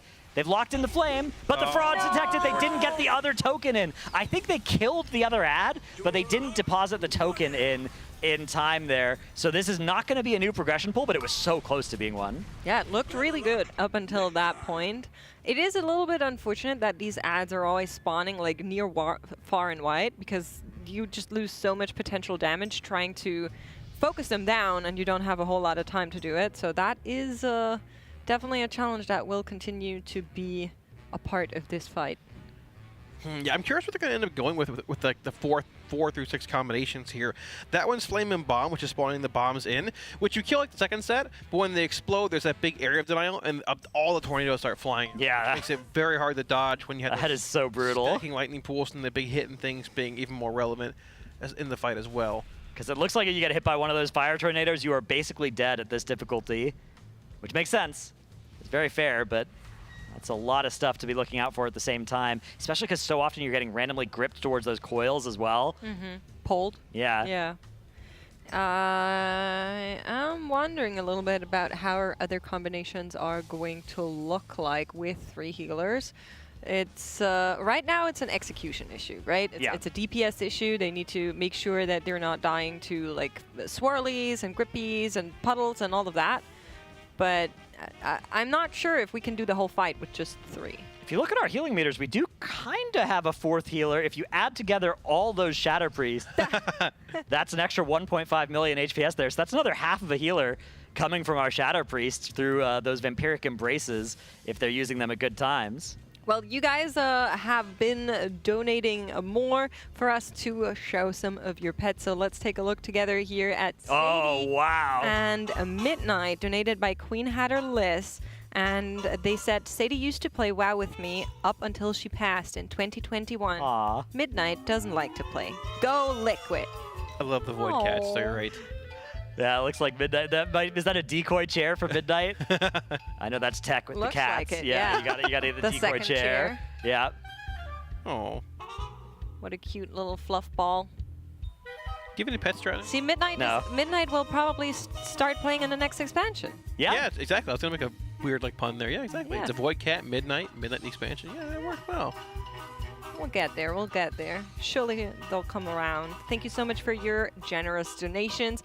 It's all going to a great cause. We're very close to the 17K. And then, of course, also the 20K, our next goal on the charity liner. You guys did the sock puppets yesterday, Dratnol. Yes. I told Max about that also. How did you like it? It was pretty fried, yeah. Fried? Yeah. Is that how you would describe it? Yeah, it got weird fast, but, you know, that's what people like, so. True. Well, we're back in a poll timer. If you want to send in your pets, it's $35. Link is in chat for our charity. It's TL.gg/RWF-donate for the Pasadena Humane Society. All right, poll number 13. Lucky number 13. I got a good feeling about us seeing some progression on this one. Yeah, possibly. So we're still doing that first coin and shot combination here, which is not too difficult to get through. It's going to spawn that pylon in the back of the room. It's going to periodically pull you across the room. Shaq here not even switching to those ads as they spawn. He's just staying on the boss, and they are letting the people that are more specialized at killing these attendants do it. Shaq just focusing on single target damage. Although he does need to make sure that he tags all the mobs for Chaos Brand at least. Yeah, very true. It's going to be a fine balance of finding the right DPS on the boss and the ads too, which is why we might be playing those 2 locks and 3 Shadow Priests here. True. We do lose Ravens, unfortunately. We can get him up momentarily here. Yeah, we got the first deposit in here, so we should see that coral spawning in the back of the room momentarily also coming up. Those 2 pay lines coming out for a bit of a damage increase. Yips does go down here, unfortunately, as well, so we're going to have 2-3 exiles. Ooh, okay, lucky number 13 not going to work out this time. Yeah. Looks like, okay, all right, lucky number 14 coming up soon, though, don't worry. That's how it is, right? Yeah. 14? Yeah, exactly. Yeah, I'm not sure what led to the wipe there. I didn't see if fraud detected went off, but looks like once Rivens went down, a lot of the others started to die too, but he's not a healer, so I'm not sure exactly how that happened. I'm not sure either. I'm just looking across our POVs to try and find one that is a good range POV so we can maybe get a better look at our range cluster and see what's going on our second monitor, because we're losing a lot of ranges, I feel like. Yeah, if you look at the damage meters on that pull in particular, at least, it looks like maybe they're figuring out how to optimize the Dev Evoker on this fight a little bit better. As you can see, Sang on that Dev Evoker, Zapdos in third.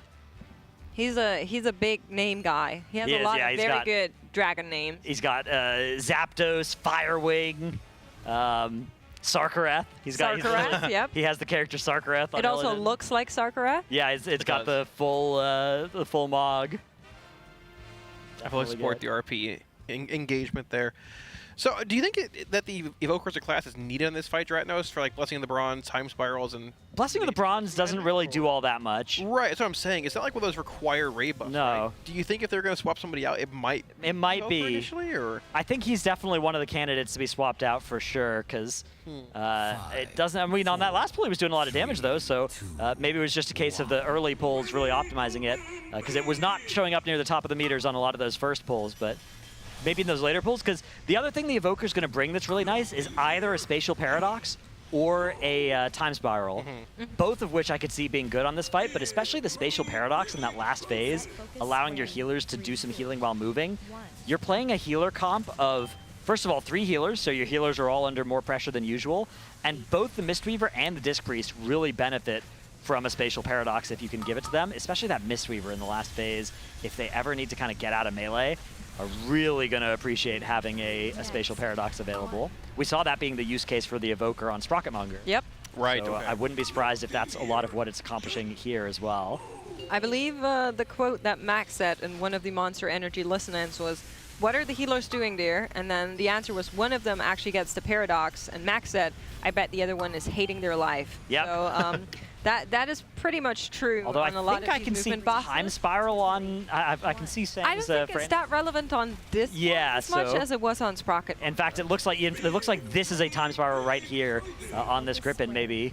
So, yeah, I'm not 100% sure if that's what happened there, but I thought I saw that going off. So. It would make sense to be on this set here, because you're going to have the ad spawning in right after that. That pull from these currency coils is definitely kind of annoying as well. An extra sprint or so on some of the players will be nice.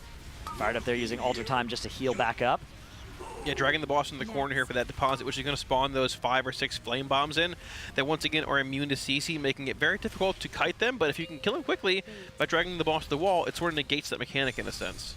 Yeah, this is a nice timing for Fired Up damage-wise as well. He's going to get his combustion going right as these ads spawn, spreading a huge ignite onto all of these ads, and you can see Fired Up actually shooting up the meters there. We lost Sang. We did lose Sang. Indeed. Yeah, we have one reds available. We should be able to get him up here momentarily. And this next combination here is going to be the Flame and Bomb combo, which is going to spawn the bombs that then, when they die, shoot fire tornadoes across the raid, which, in conjunction with that pylon pulling you in every so often, this can be the check-in to get past to see more progression. Yeah, they've landed those first pay lines in now to both of the targets that they want to kill. There's an extra shock out over to the side that just needs to get interrupted on this overload cast. That's done. Coming out. And we still have a few seconds here before fraud detected. 5 seconds to deposit these tokens in.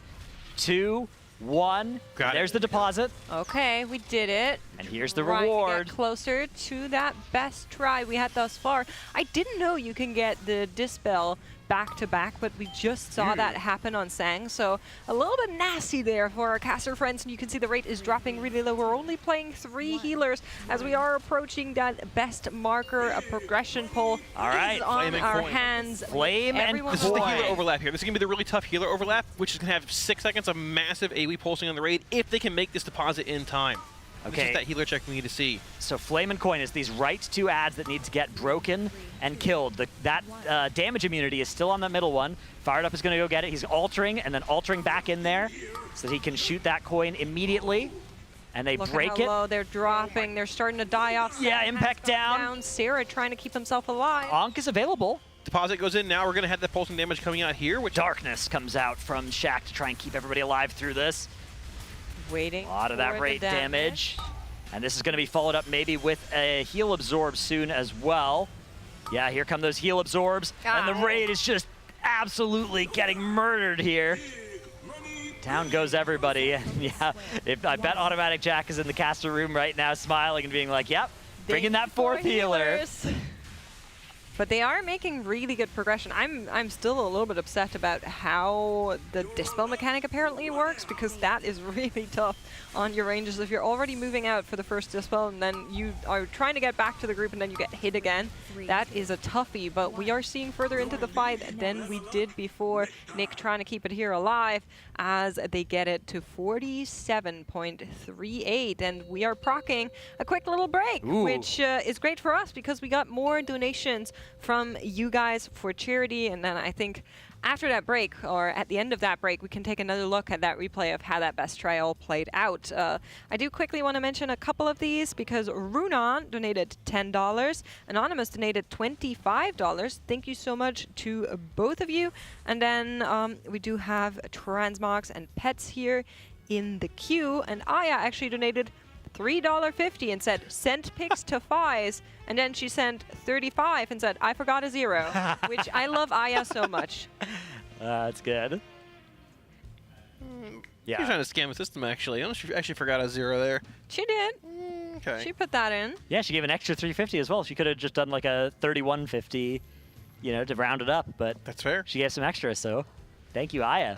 So we did see towards the end of that actual pull there, their fifth combination is going to be Shock and Bomb, which is going to spawn a Coilet and release Bomb ads. So depending how far we can get in, maybe next few pulls we can see that actually overlap. But a couple transmogs here.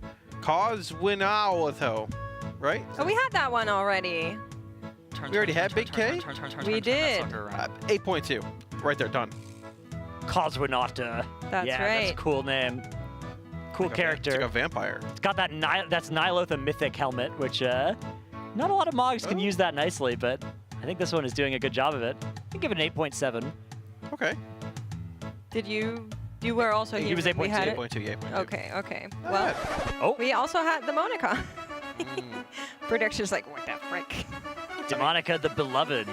This is like a, who's that guy? Rathion, like a Rathion Mog here. Very much a Black Dragonflight transmog. I think this is those Zaralek Caverns greens on a lot of those pieces, which look really nice.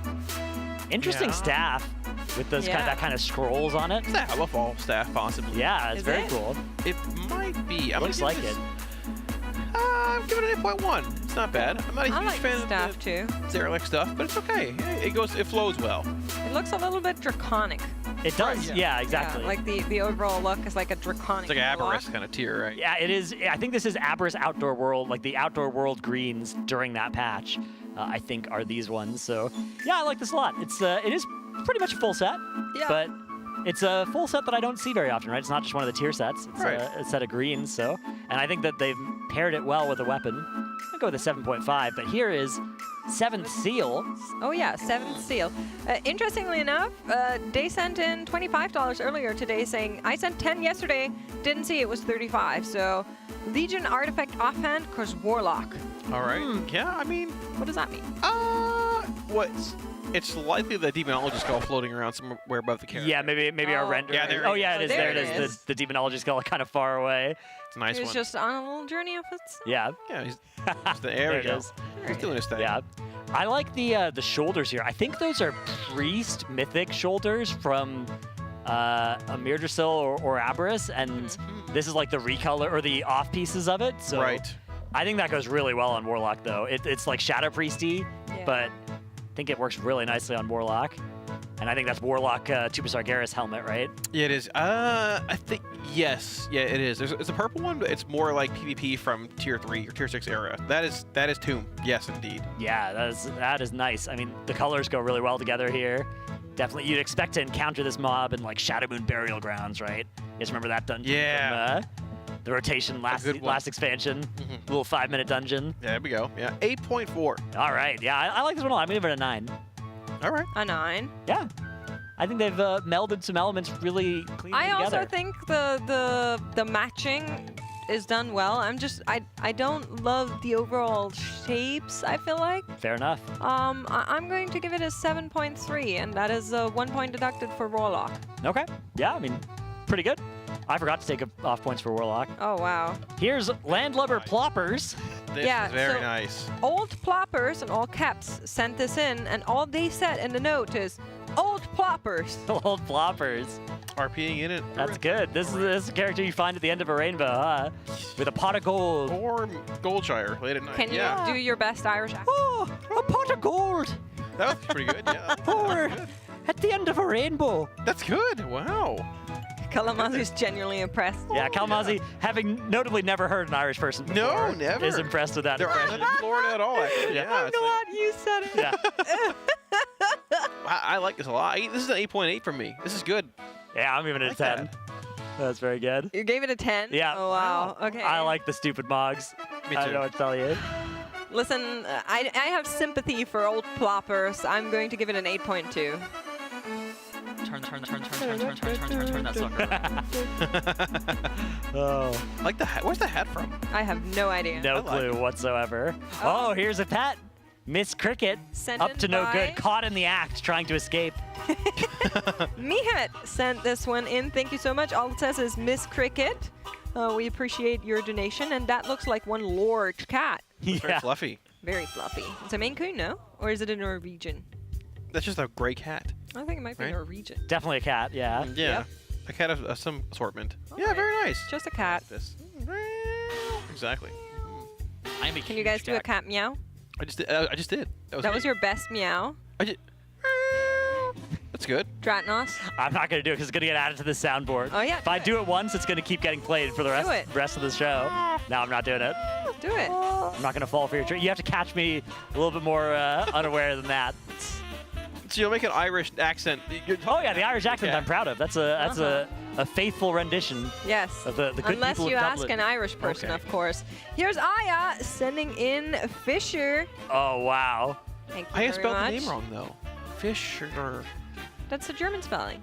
Oh, is he a German dog? Was this the dog? Is this the fried chicken dog from a few days ago? It's not. This is a different fried chicken dog. Okay. Yes, this dog lives with Aya. Yeah, it's very nice. Ah, I see. What's on its? It's got like a handkerchief, yeah. What is it? It's a ghost. Oh, it's Halloween. Oh, it's a Halloween one. Oh my gosh, look at that. Production, can we zoom in? I'm blind. Wow, look at that. I need to see this dog closer. It's got a whole like dog seat in the car too. Look Just at like that. enhance. Aya's got a zoo at her house. Oh. Oh, here's a video of. Oh, it's watching watching the Race to World first. It looks Oh, like. that is so sweet. Let's see if we can figure out what that boss is. Lockenstrach. Oh, it's watching Lockenstrach. Oh, wow. There's a kitty there as well, I think, behind, It or is, another yeah. another dog. Maybe it's a I cat. think that's Boom, no? Ah, Boom yeah. is gray. Oh, Boom is great. What's the name of the other one again? Boom and? I don't know. I forgot Copper. it. Ah, Yeah, that's Copper. Okay, Copper. Yeah. see. Big C. Big C. Missed opportunity to just have 5 cats all named Boom. The lore behind this video, Aya told me, was that Max started yelling and Fisher got angry and started growling at Max. Oh, look at him. He looks like a teddy bear. Yeah, zoomed in a little bit so you can see the handkerchief there with those cool ghosts. That's nice. Yes. So sweet. What an adorable dog. Yeah, big eyes as well. I got triggered in chat again. See, she has beef with Golden Doodles, and somebody asked if her dog was Golden Doodle, so. Golden Doodles have human eyes. Have you ever noticed that? It's like a human staring back at you. Last time I saw a doodle, it looked like a dog, so I don't know what. Just think about what next you're time. saying. It's like a human looking back at you. It's sort of scary, but I like them. Dogs are nice, you know. Yeah. Yeah. Just throwing that out there. I plant that seed in your mind. Now, next time you see one, you know. Yeah, I'm gonna be on the lookout for I will pay attention to it the next time I see a fried chicken dog. I like the fried chicken dog. I do too. Thank you so much for all of your donations. We are back from the break here that the Raiders took after their newest best try, and it all seemed to fall apart at the very end there due to a lot of incoming damage, but thus far, I am at least not seeing any changes in the roster. Now, it could be that one of the monks has changed to healer, but I don't think so. Zasevi would be the one to do it if somebody had to, but we can see from the cooldowns next to the raid frames, there's still only one life cocoon there, so we still haven't made any swaps in terms of our composition just yet. Now, just because you wipe the first time you see a healing overlap like that one we saw, doesn't mean that you can't heal through it, right? Right. It just means that you weren't ready for it that time, but they might be able to allocate more cooldowns, more personals to it. Even just being ready for it for the healers is something where maybe that will be enough to get them to survive it. And the hard part is, you not only have to survive that coin plus flame overlap, you then also have to heal up enough to heal through the next raid damage plus healing absorb damage, and then you have to heal through those healing absorbs to heal up the next raid damage after that. So it's kind of like 30 seconds of big healing that is going to need to be sustained. Luckily, they have a healing comp that's pretty good at that. That's where the Resto Druid can really shine, providing that. Anytime you have healing absorbs, your mind should jump to Resto Druid as being especially well suited for just chewing through those extremely efficiently. Yeah, and after that, they're going to have that shock and bomb combination we saw pop up on the screen there, which is going to spawn a coil that releases bomb ads. And so the question is that coil going to be up against a wall somewhere? Probably. You're right, to spawn those bomb ads similar to the first set where you AoE them down. And the last one is also going to be a coil drop that spawns fire waves. If I had to guess, if they cannot skip that phase, right? If I had to guess, it's going to be back right for the for that bomb coil, and then it'll be like, so back like over by blue world marker right now is probably where they'll spawn that up against the wall, and then they'll probably be back over at the front left of the room, so over that skull world marker for that last coil, and then they'll take the boss to the entrance of the room before that 30% push so that they can milk it for as long as possible as it runs to the middle of the room to start that 30% cast. So that is my guess for how this might look. Although not sure. I mean, boss was at 47% when that fifth step was spawning in, so... Honestly, I think there's a good chance we're going to skip the sixth deposit, You might, A handful of players had died in that fourth drop, too, with that big 6-second channel on the raid. I think it's a good chance you can skip that. I agree. Or 4 heal. Maybe you just can play the 4 heal and make this safer and still meet the DPS check. Although, again, the DPS, you have 2 DPS checks on this fight, right? You have to push to 30% in time, and then you have to do the 30-0 push in time. On Heroic, the 30-0 is way harder than the 100-30. So if that's true on Mythic as well, then maybe they can't drop a healer, even if they could for the 100-30 push, because they need it for the 30-0. And correct me if I'm wrong, but I believe if the ads spawn in from a set and then you push to 30, you don't need the deposit anymore, but the ads still are You do still have to kill alive. the ads. Right, which have the shields on them, which is going to be exceptionally awkward when you're trying to like just full-on push into But you could spawn ads and then push with like 5 seconds left on the fraud detected timer. Right. And then not deposit and just be finishing off the ads during that time. You still switch them, you still damage them, and as long as you can push before that fraud detected cast finishes, or starts rather, then you are in good shape. But yeah, we'll have to see what that looks like. Again, their damage should get better from pull to pull as well, right? This is often on these bosses, it's like, oh, we're not sure we can make this in Rage from the numbers early, but already with just 14 pulls, it looks like the numbers are there for them, and they're only going to get better as they get more practice on this. Yeah, this is a really odd raid with tuning, man. You've got 114 on Sticks, 120 on Sprocket Monger. Right now we're at sub 50% with 14 pulls on One Arm Bandit, which was presumed to be one of the tougher DPS checks in the raid so far. Well, if you guys like a little bit of gamba, you can sign up over to Coinbase and take part in the signed jersey gamba that we have going on there for you. TL.gg/Coinbase RWF. Every time the Raiders are killing a new boss, we're giving away one signed jersey of the new jerseys. Dratnos is wearing his today. It looks phenomenal. Thank you. And of course, at the end of the day as well, if you sign up with Team Liquid 20, you also get $20 just like that. And if you fill out the form at TL.gg/RWFBGS, you have a chance to win the grand prize and get flown out to the next Team Liquid race to world first. !Coinbase in chat if that was all a little bit too much for you, or just use your phone and scan that QR code. And you definitely want to get your hands on one of these jerseys. They're very cool. They you don't need to wash them either. You just can wear them every day. They have new tech that makes it so that they never smell. You just keep wearing them. Yeah. That's what I've been doing. Okay, well, yeah, I'll have to give that a shot, actually. I have my own in the hotel room. I'll wear tomorrow. It's good tech. I just want to point out that I sit next to Dratnos, and that will be my only comment about that. What if we change? Your chair's gotten alarmingly far away from me as well. What's been going on with that? I'm down to chain the jersey till the end of the race if you are actually. Just every day chain the jersey, yeah? Yeah, you can. No. Nobody will tell. And that's what I'm saying. It's got there's like sweat wicking technology or something in these jerseys. It's crazy. Wow. Yeah, even if you don't win one of the giveaways, you should pick one up from the apparel store. Listen, guys, we have a laundry system here. Don't believe anything they say, but the jersey is very nice. I do think it's actually one of my favorites. It has that new and prestigious Team Liquid anniversary logo on it for the 20-year anniversary. So 25-year, actually, right? Yeah. Yeah, 25-year anniversary. Cauldron of Carnage depiction as well. Yeah. In the raid, very, very That's cool. right. You get the dinosaur eating your name on the front. Exactly, yeah. Very nice. Yeah, a lot of very good apparel available this tier featuring that Cauldron of Carnage fight. Very visually stunning fight. Made perfect sense to make a lot of stuff with it. So you can get a mouse pad, you can get some hoodies, all kinds of stuff with that fight. They have swim trunks as well this time. Ooh, We do? Yeah, it's good. And hey, it's going to be summer soon. So I'm in Florida, yeah. We'll go They have murlocs on them. They're so cute. I'm actually thinking about getting one. yeah, you're in Florida, Kalamazoo. The beach might come to you. Wait, yeah, possibly. I mean, I haven't been in 20 years, but if I, yeah, could be. TL.gg/RWF to check out all of the apparel. You can see the jersey there in the bottom of Rel Frame. I'm actually wearing the derp shirt today. I got the little dinosaur going, and I believe you're on the King of Trade. So we're all wearing the new apparel here. Yeah. I'm also the King of Hydro, in case you didn't know that. Just like Dippy, the King of Tyke. King of Tyke, yep. We're going to have a clash at BlizzCon in a year and a half, apparently. Ooh, yeah. Next BlizzCon. Hey, they announced BlizzCon, I think it was yesterday or something like that. It was going to be. Yep. I saw it and I was like, oh my god, September. And then they put the 2026 at the bottom and I was like, oh wow. Oh, wow. That's different. But it's nice to know this far in advance, you know? It is, yeah. We can make extra plans. We can rent the whole arena out for the clash. Yeah. That's right. Do you guys see the new house post? Yes. Post? Yeah, player housing is coming with the like decoration system. Looks so good. It looks absolutely insane. Maybe if they take a little bit longer after this try, I can pull it up and we can take a look together. It was posted 6 hours and 15 minutes ago if you want to check it out on Wowhead, but maybe after this poll we'll take a look together, depending on how long they take here. But we are in poll number 15.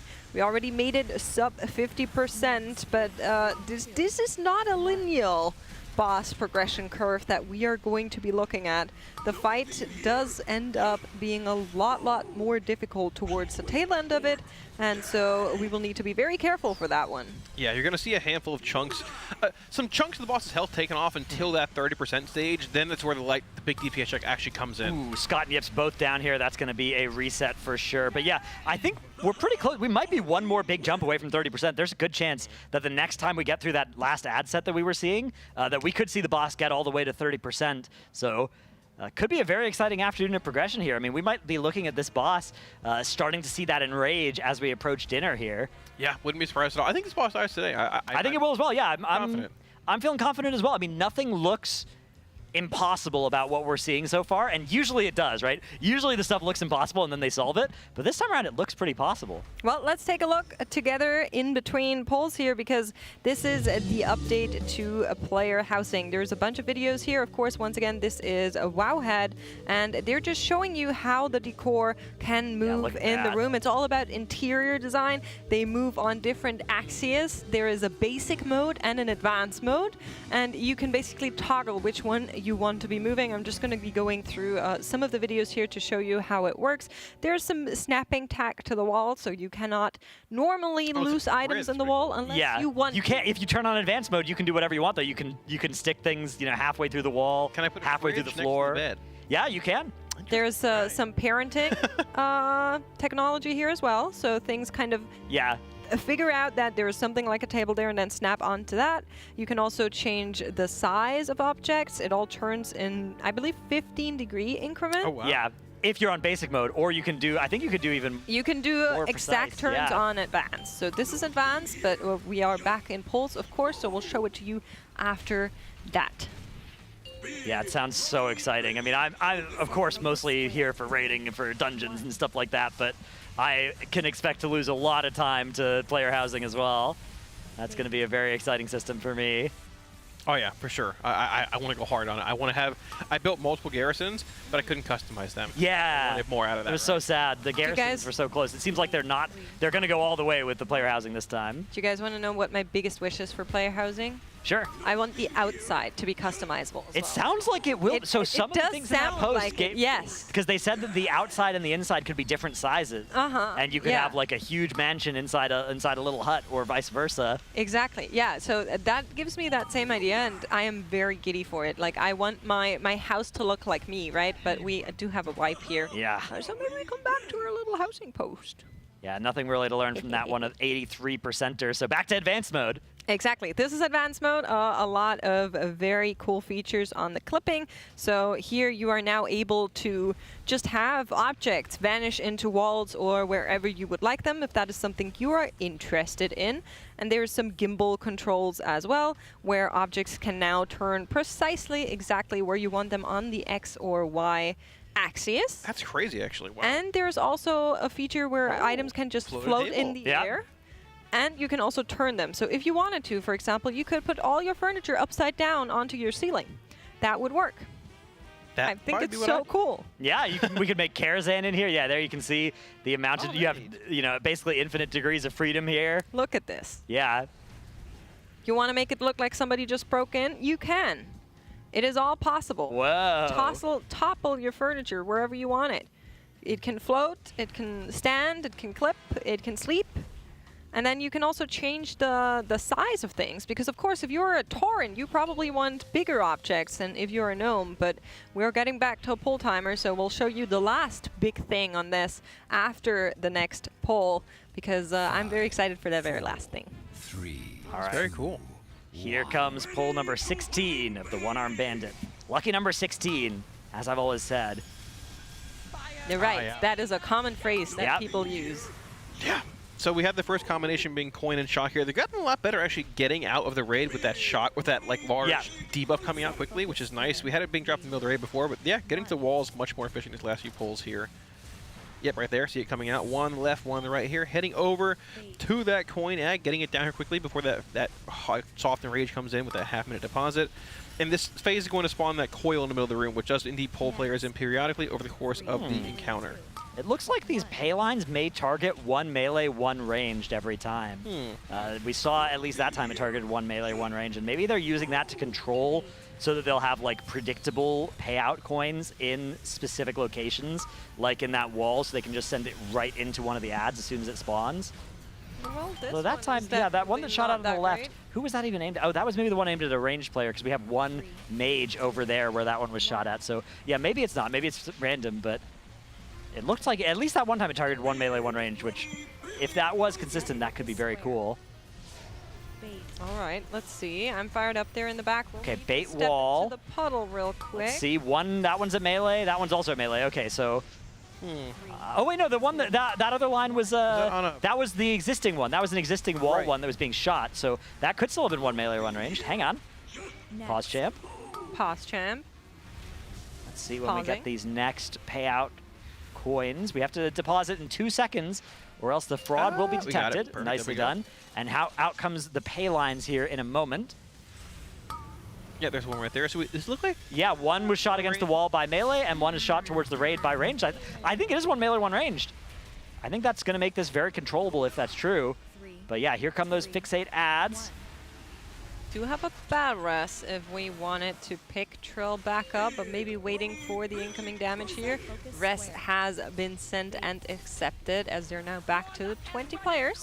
Yeah, definitely need Trill for this next set of ads here. Right, this is going to be that flame and bomb overlap where you have bombs spawning in the corner and then they need to be DPS down, which spawn fire tornadoes when they actually die.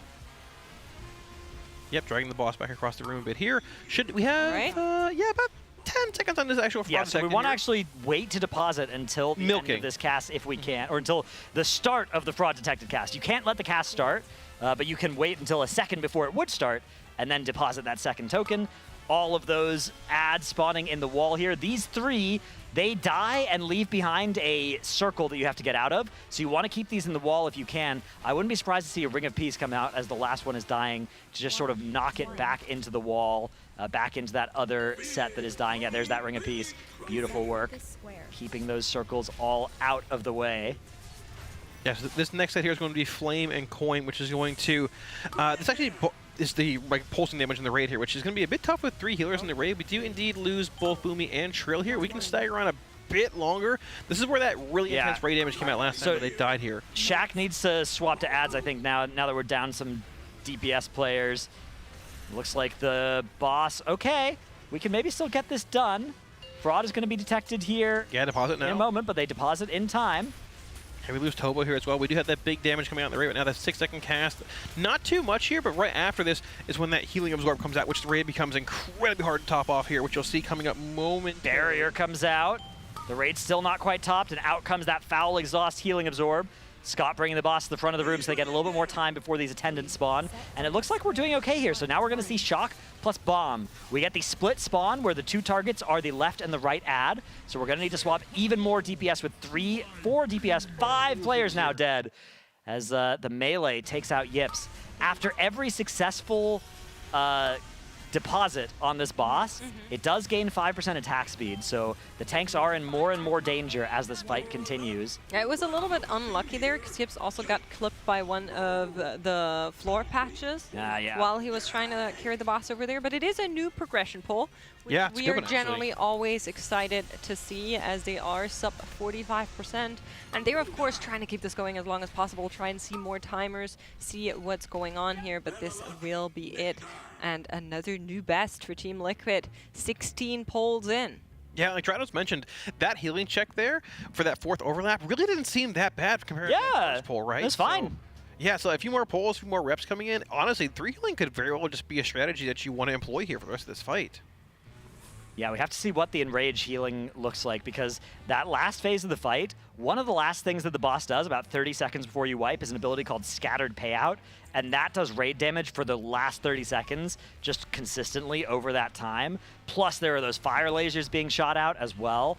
So during that window, it might be really hard to survive with 3 healers, but usually 3 healing isn't a problem for living a short period of time, right? It's if you have heavy sustained damage over a really long period of time that you're going to be in the most danger.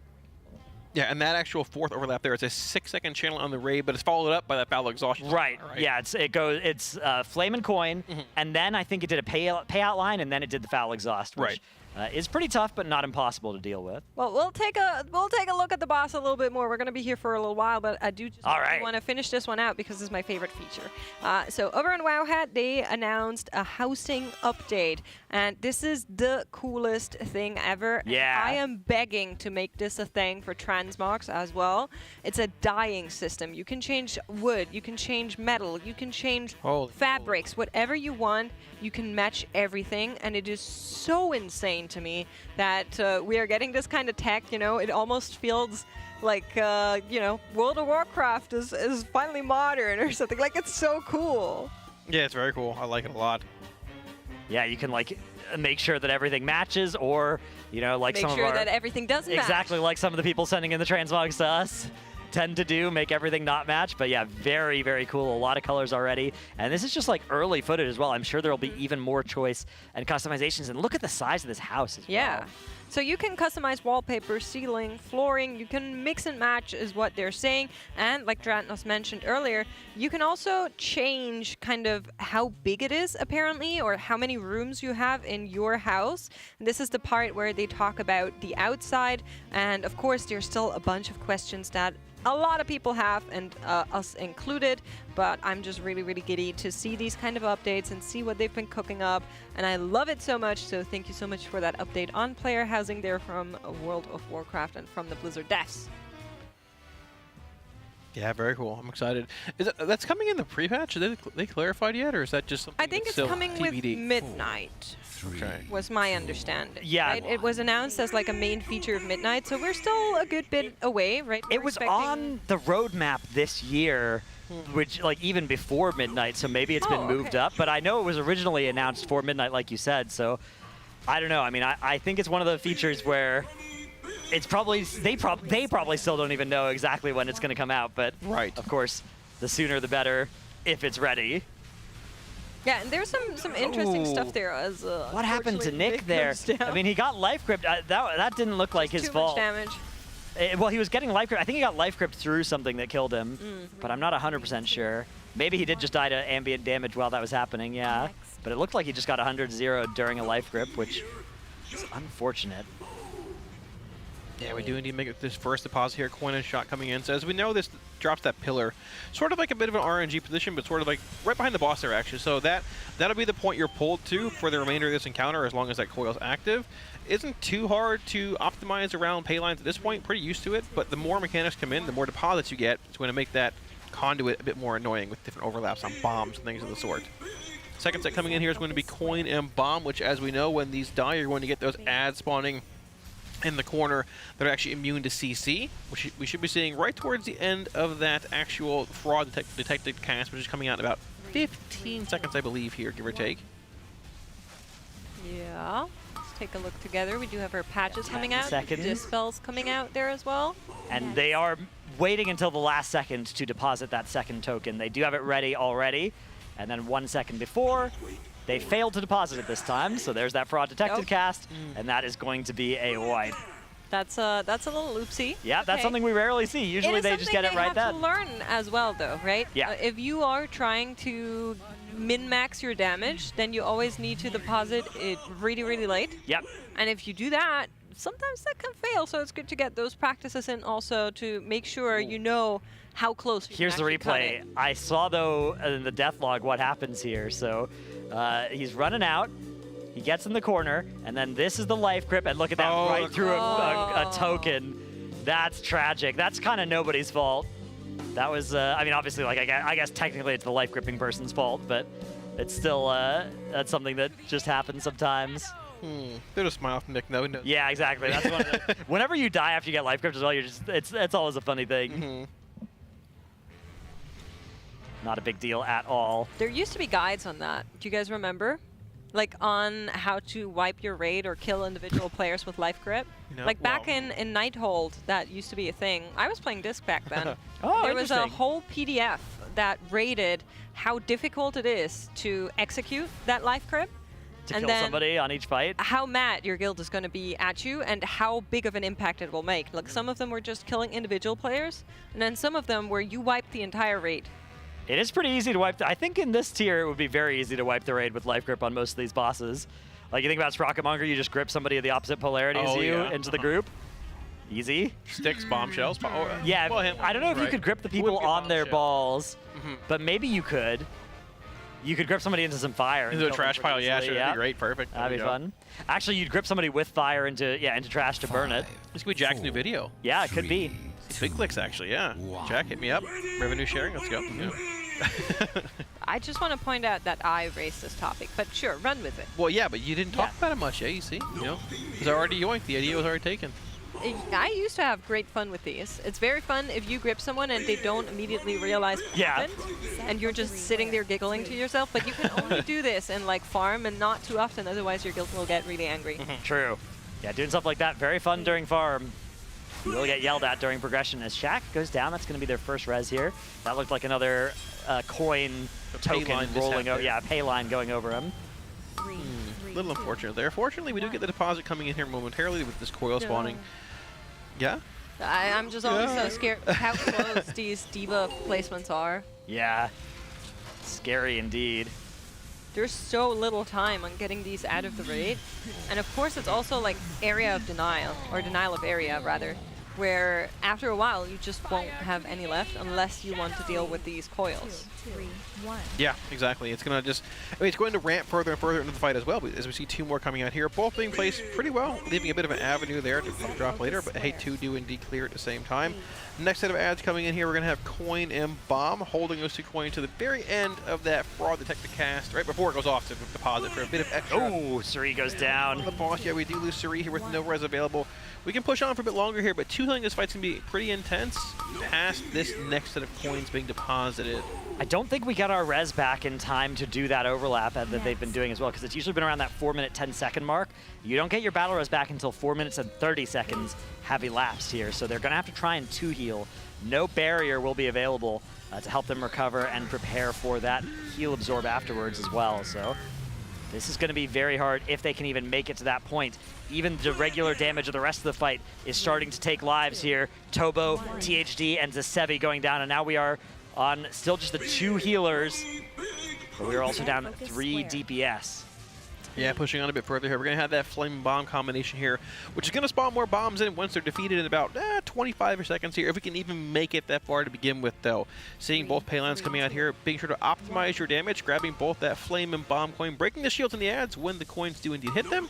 I believe we have 1 coin picked up here. Yep, this ad should be going down, the flame ad momentarily, depositing both coins right before the actual cast begins to milk a bit more damage out of the boss.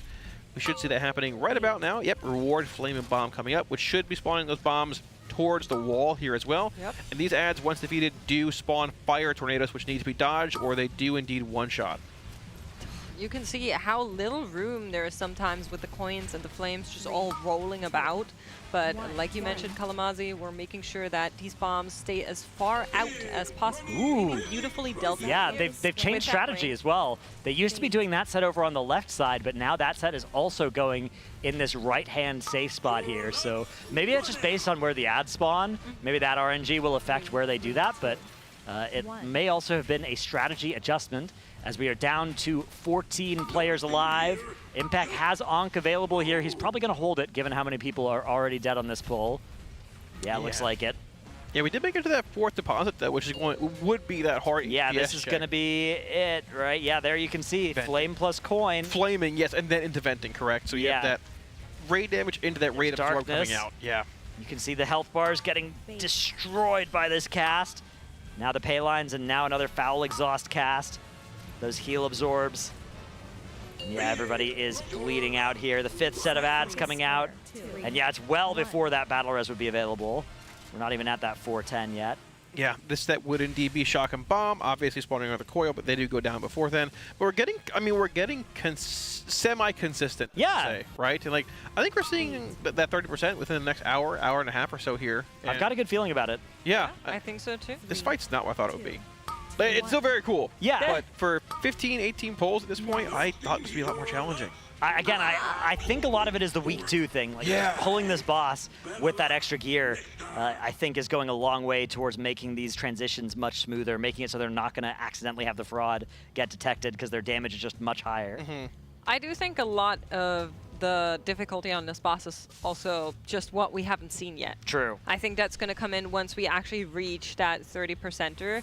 And I think from there on, probably progression is going to be slowing down just a little bit, and they will probably, take a little bit longer from there on out. Yeah, I think you're right as well. Sprocket Monger was a great example of that, where there was a boss that getting it from 100 to 15% was pretty easy, and then getting it from 15% to 0 was almost impossible. This may be another fight just like that. We do have 2 pets we want to show. I heard in my ear that they are very cute. So here is Wee Cat from an extremely poggers Gamer Rans. And they said this is a wee cat, was a stray until about 6 years old, which is why her ear is clipped. We befriended her, she got very sick, we adopted her. Seeing her go from scared to curious to house cat over time was an honor. Help animals. Yeah, that's exactly what we're trying to do. Thank you so much for your generous donation. Aminals, I like that. Aminals. I like her pattern. Yeah. A calico, they're good luck. What are they called? Calico. Calico, yeah. Oh, okay. Very cute. Very nice. Very cute. Thank you for sending that our way. Yeah. And then we also have Hades. Wow. Big Dave. This looks like an edited photo, but it's actually it's just in the snow, right? That's like the exposure. I think so, yeah. Yeah. Cool. I like that. I love the Imposing. big flipper ears. Yeah, the ears are like as big as his whole head. I like that. Oh, there's another one. We do have a text with this one. It's from Big Dave, and they said, Hades, god of the underworld, in his own words, Echo, best world second raiders around. Holy moly. Well. Throwing shade. Oh my gosh. I mean, if he looks like that, can you even be mad? At the Burger King hat? I think it might be. Maybe. I don't think so. Very different vibe than that first photo, huh? It could be his birthday, just like THC today. Listen, sometimes you need to be a little bit silly. That's just how it is. Always. Oh, very nice. All right, 5 seconds until this pull comes out. Sang is going to go for it. He's going to go for the reload with 2 seconds left until the pull starts. Let's see, unless this gets canceled. Risky move. Yeah, Come is on. he going Come on, to Sang. reload back in dead? Oh. Nope, they waited for him. All right, nice. Oh, the quick details reset. Love that. Love that for it. Hate it when that happens. Gotta He love gets it back nice and quick. Pops open his... Timeline reminders. Exactly. Great add-on made by our dearest Bart. Yeah, You buy him very a nice. coffee, you can get it also. Or a monster. Or a monster. Yeah. Popping in.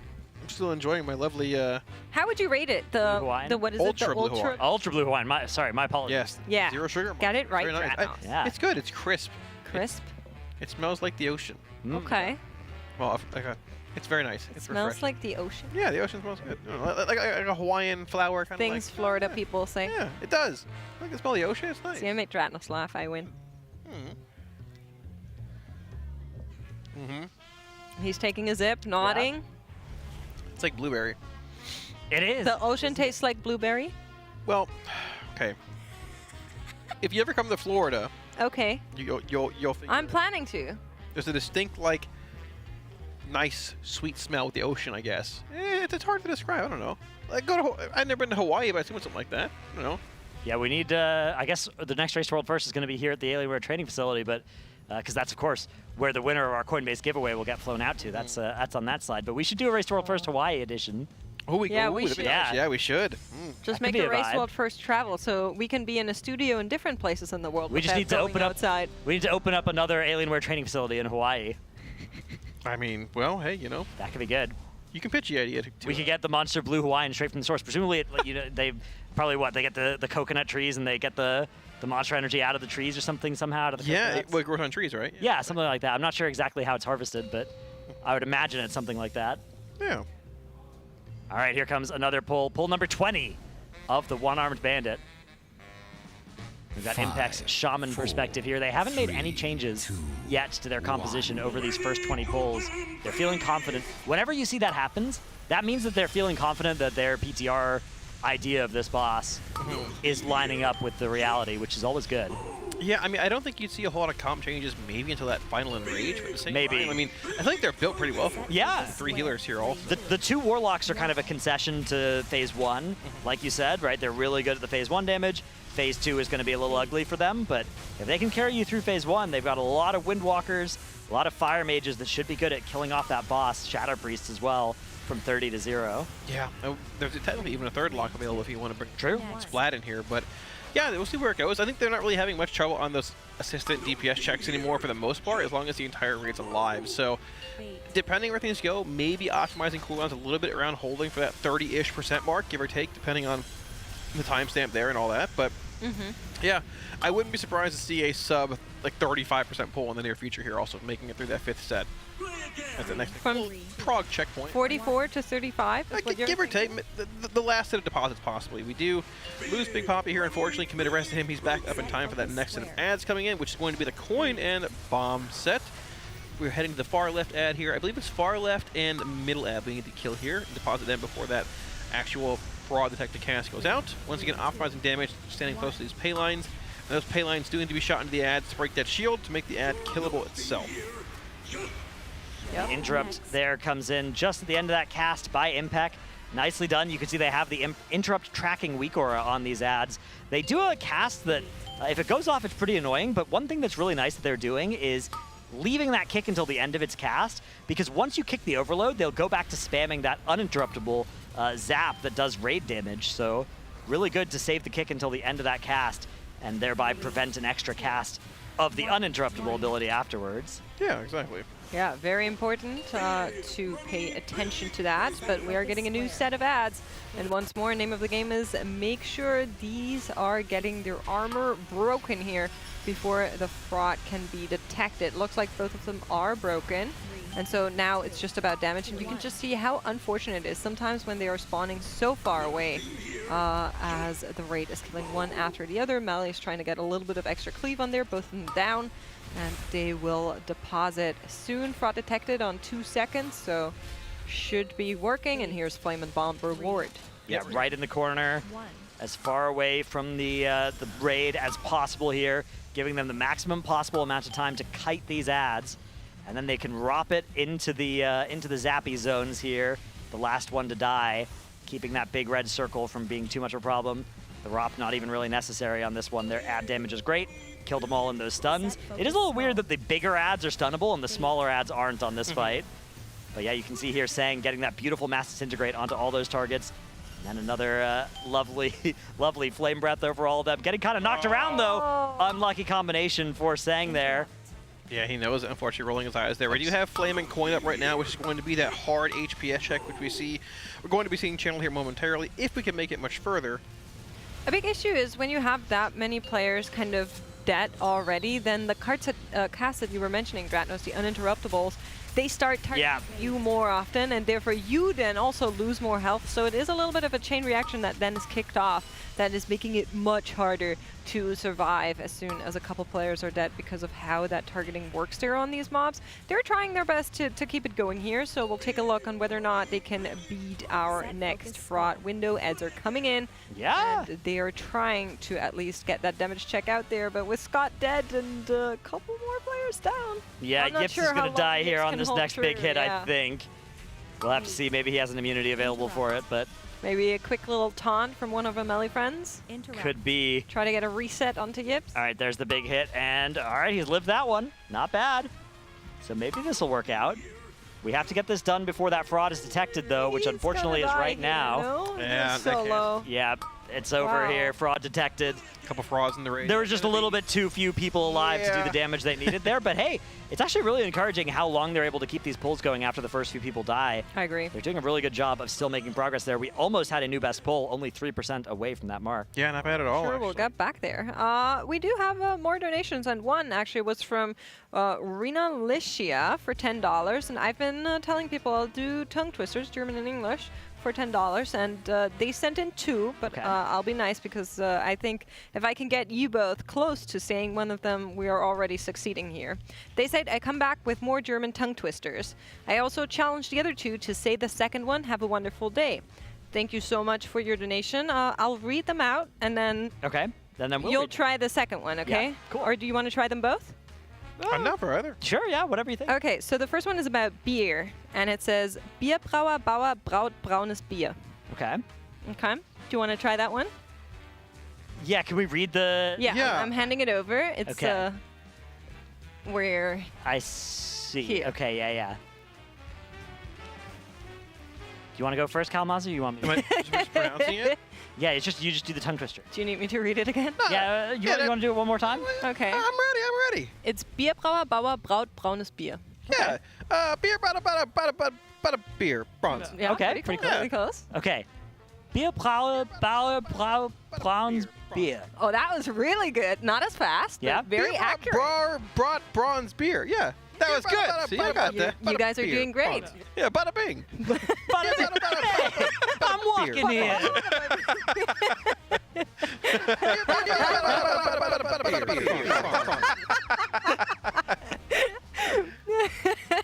Okay, let's try the other one. That's hard for me, I think, too, because I don't know that one as well.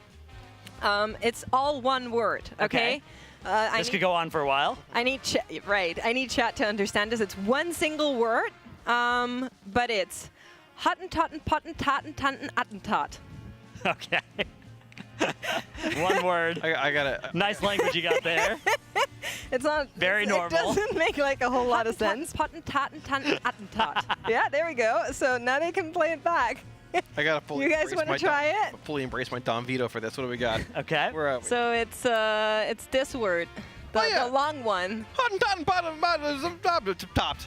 Oh, right, of course. Oh. Hottentotten, Pottentotten, Totten, Attentat. Hottentotten, topped.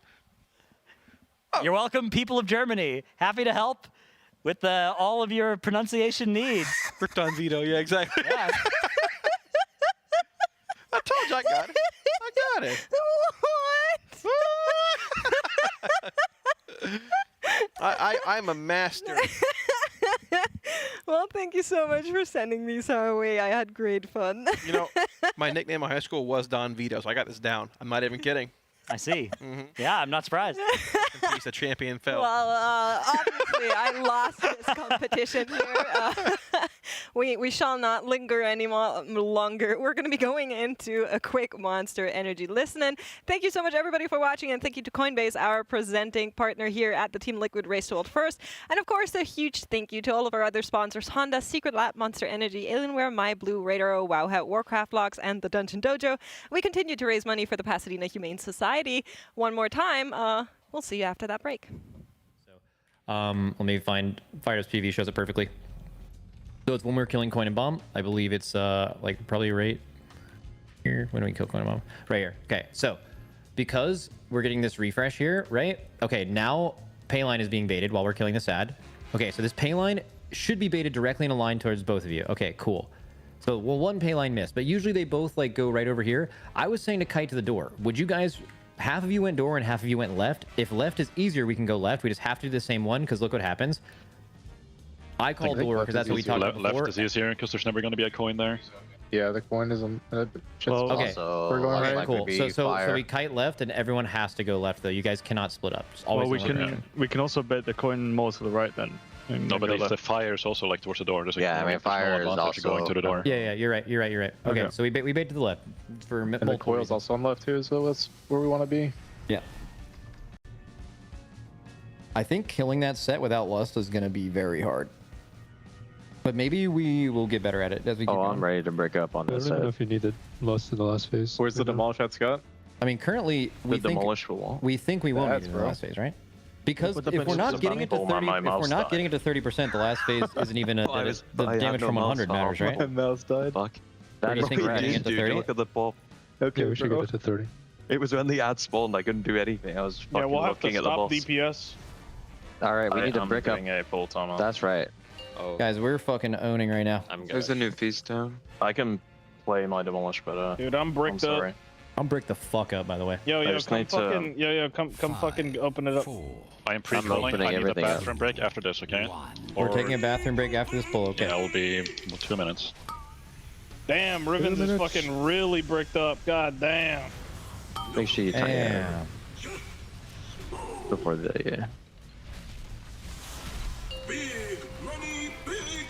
Set focus square. Okay, left and right, or left and middle. Sorry, left and middle. Terrible call. L me. Bro, I actually am like not fucking 80 years old, so I forgot I have to face the target to block. I just fucking ran out for the big hit. Payline melee.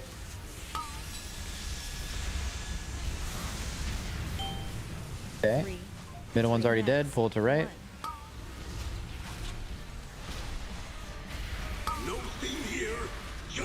We're gonna spell on Mark here. I'm back. We haven't shot it yet, right? Something's wrong. It's fine. We'll get it after. It's fine. Debuff. Okay.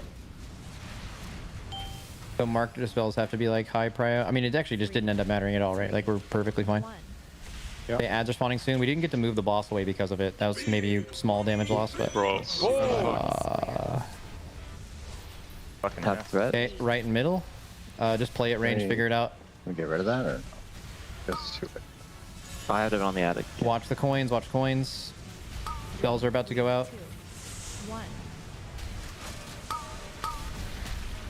Okay, healing absorbs now. Next. Okay. Refresh. Give the coin check. I'll do it. It's fine.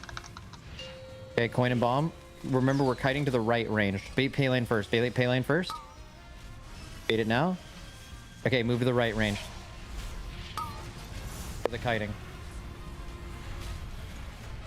Good. Keep going. 3. We're fine. Boss to the edge. Run to the bow. 1. Set focus square. Okay, this is left and right. Bait.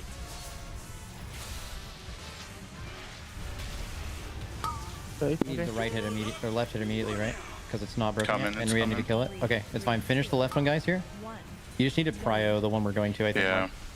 Okay. Healing absorbs here. I get We're down disc again. You have it, Scott? Yeah, I don't know. Refreshing melee. Dunk. Bait.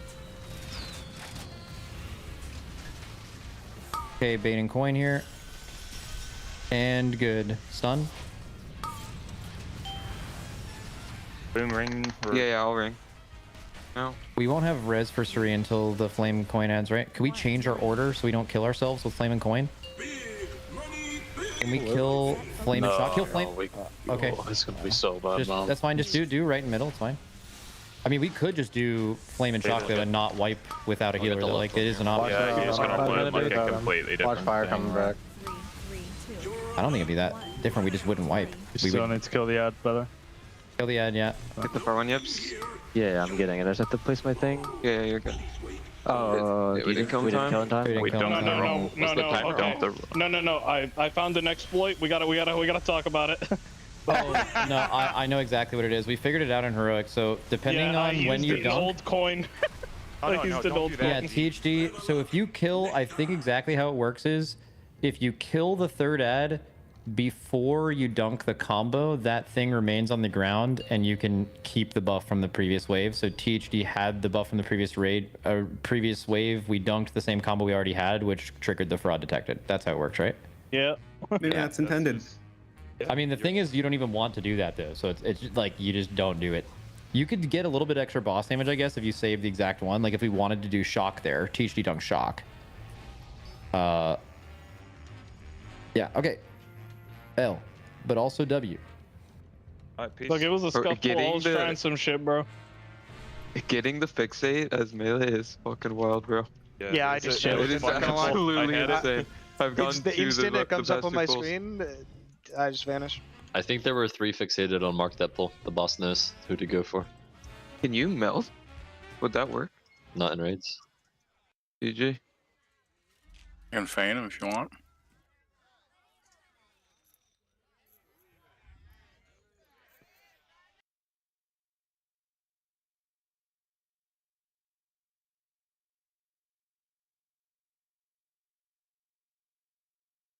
You want to play Spatial Paradox maybe instead on this? I don't know if Time Spiral is even useful.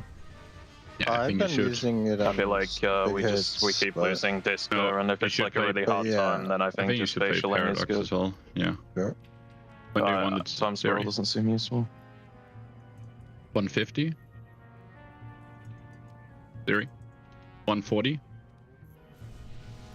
If he's here, maybe he went for the break. He probably took the break. He's the break officer. I feel like if we have a healer dead, or I mean, you can flame heal and through coin it actually easily with 2 healers. Like we healed almost through with 1 healer. Okay.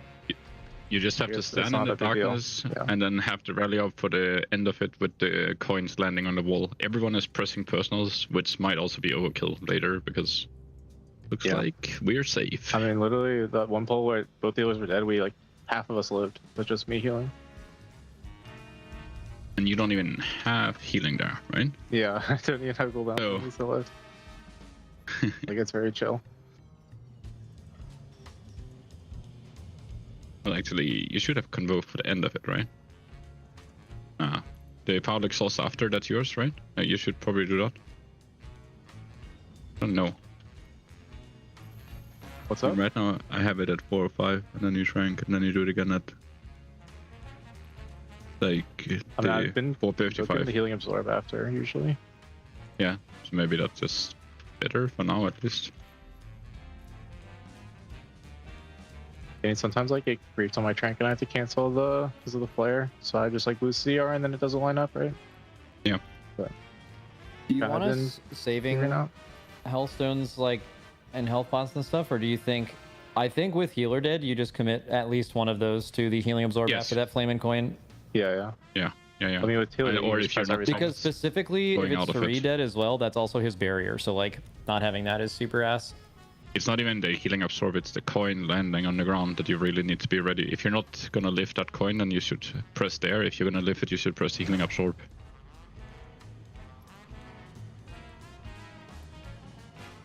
That's right, when they buy debuff ends, the coins come out of him, and then they land on the ground. Like 4 seconds after.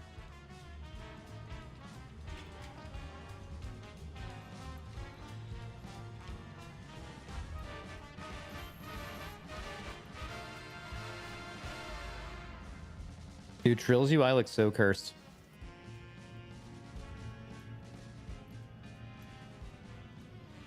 I mean, it looks Dude, like look- right now that you will have look in defensive current almost Raiders, bro. everything. Are you guys reacting to that backup kick assignment right there? Well, it's text to speech, so Yeah. you can hear it. I don't look Like, it at doesn't really those at matter where all. it is. I just listen. Yeah. And then you have the macro.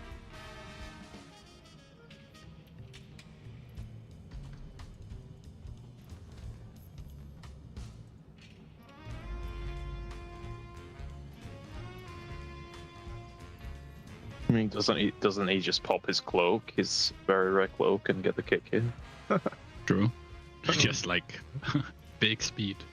Cloak is kind of good here for the fucking the circles. people actually using that cloak? now? No. Yeah. Yeah, everyone needs the cloak. It's like a need for Galavix. Secret phase. Right. Like, The very rare one. yeah. Dude, I was using that on Sprocket. It, All right, we're on time. actually so good. Oh, Sprocket is OP, man. Guys, I don't think I've pressed the cloak once. I think I have like 200 Is it pieces on keybound that. though? It's better be Sprocket pulls. keybound at least. Actually, it could be keybound. My cloak is keybound, but I Actually, don't think I've ever pressed it. My normal cloak keybind is since been replaced with soar. So Here, now I just need to let me press the Okay. cloak, watch me fucking drift. Siri. Paradox, Yeah. 140? Do you want it at 140? Yeah. Or when do you... Yeah. I mean, I would type for that cringe movement. Yeah, so then Sang can do 140. Put it on your reminder. It's either that or time spiral pre-pull, in my opinion. That's true, actually, because if you think about it, he only has 80% uptime on hover already. So the remaining 20%, he could like fill the gap in. Bro, my hover uptime is not that great, man. I need the 3 times spirals. Are you not playing Scale Commander? Isn't it like 70 to 80 baseline almost? It's like decent, but yeah, they are being used a lot on this fight. just breaks 'cause it's over. fucking Let's go. everywhere. Also, Wait, how is quite it getting excellent spatial? break, if I may add. I'm confused. What's the problem? Yeah, sorry for We're doing exploiting spatial last trank, guys. right? Spatial Wait, does- trank? Yeah, spatial trank. Does Oh, Dev have is there that? any is there like Yeah, any spatial trank. roars or wind Spatial. rushes that are good for anything here? I was trying to think of They're any. in the Hornets. The coin and bomb. Yeah. Are you and you're using it there? Yeah, I'm trying to remember too, but Kogi overload. Okay. Send everything into a fucking out. real assistant there. Good Use job. the fuck out of him. Good shit, got a top rail assist. Yeah. Make sure you get the melee, get a refresh here. Yep. Okay, killing left and middle. Middle's like Astro dead. You can pull it to the right one when this dies. Big hit on the right here. Next. Or just, dude, can we remove left and right? I feel like ranged big hits just need to get out. I don't know if the sides matter as much. Yeah, so I was saying earlier. I feel like it's Yeah. kind of annoying. Also, it's like Think kind of about. relative based on like what the fuck's going on. We have a very weird coin and shock. Oh boy. Oh fuck me, man. Time to get fucking grifted on. Time to get sucked. Big hit, get That the is fuck so out far. here. Big hit, Gary, to get out. Yeah, this is gonna be so bad actually. Time to take a little ride. Spawns that. Right in middle. It's just where the tank Oh, is. at least the ads are here. Okay. Pay line. It's RNG, bro. Looks like melee are RNG, baiting in the bro. wrong spot here. Yep. KSP, go back to what you were doing before. Mark, you only need to shoot middle and right on the next set of ads.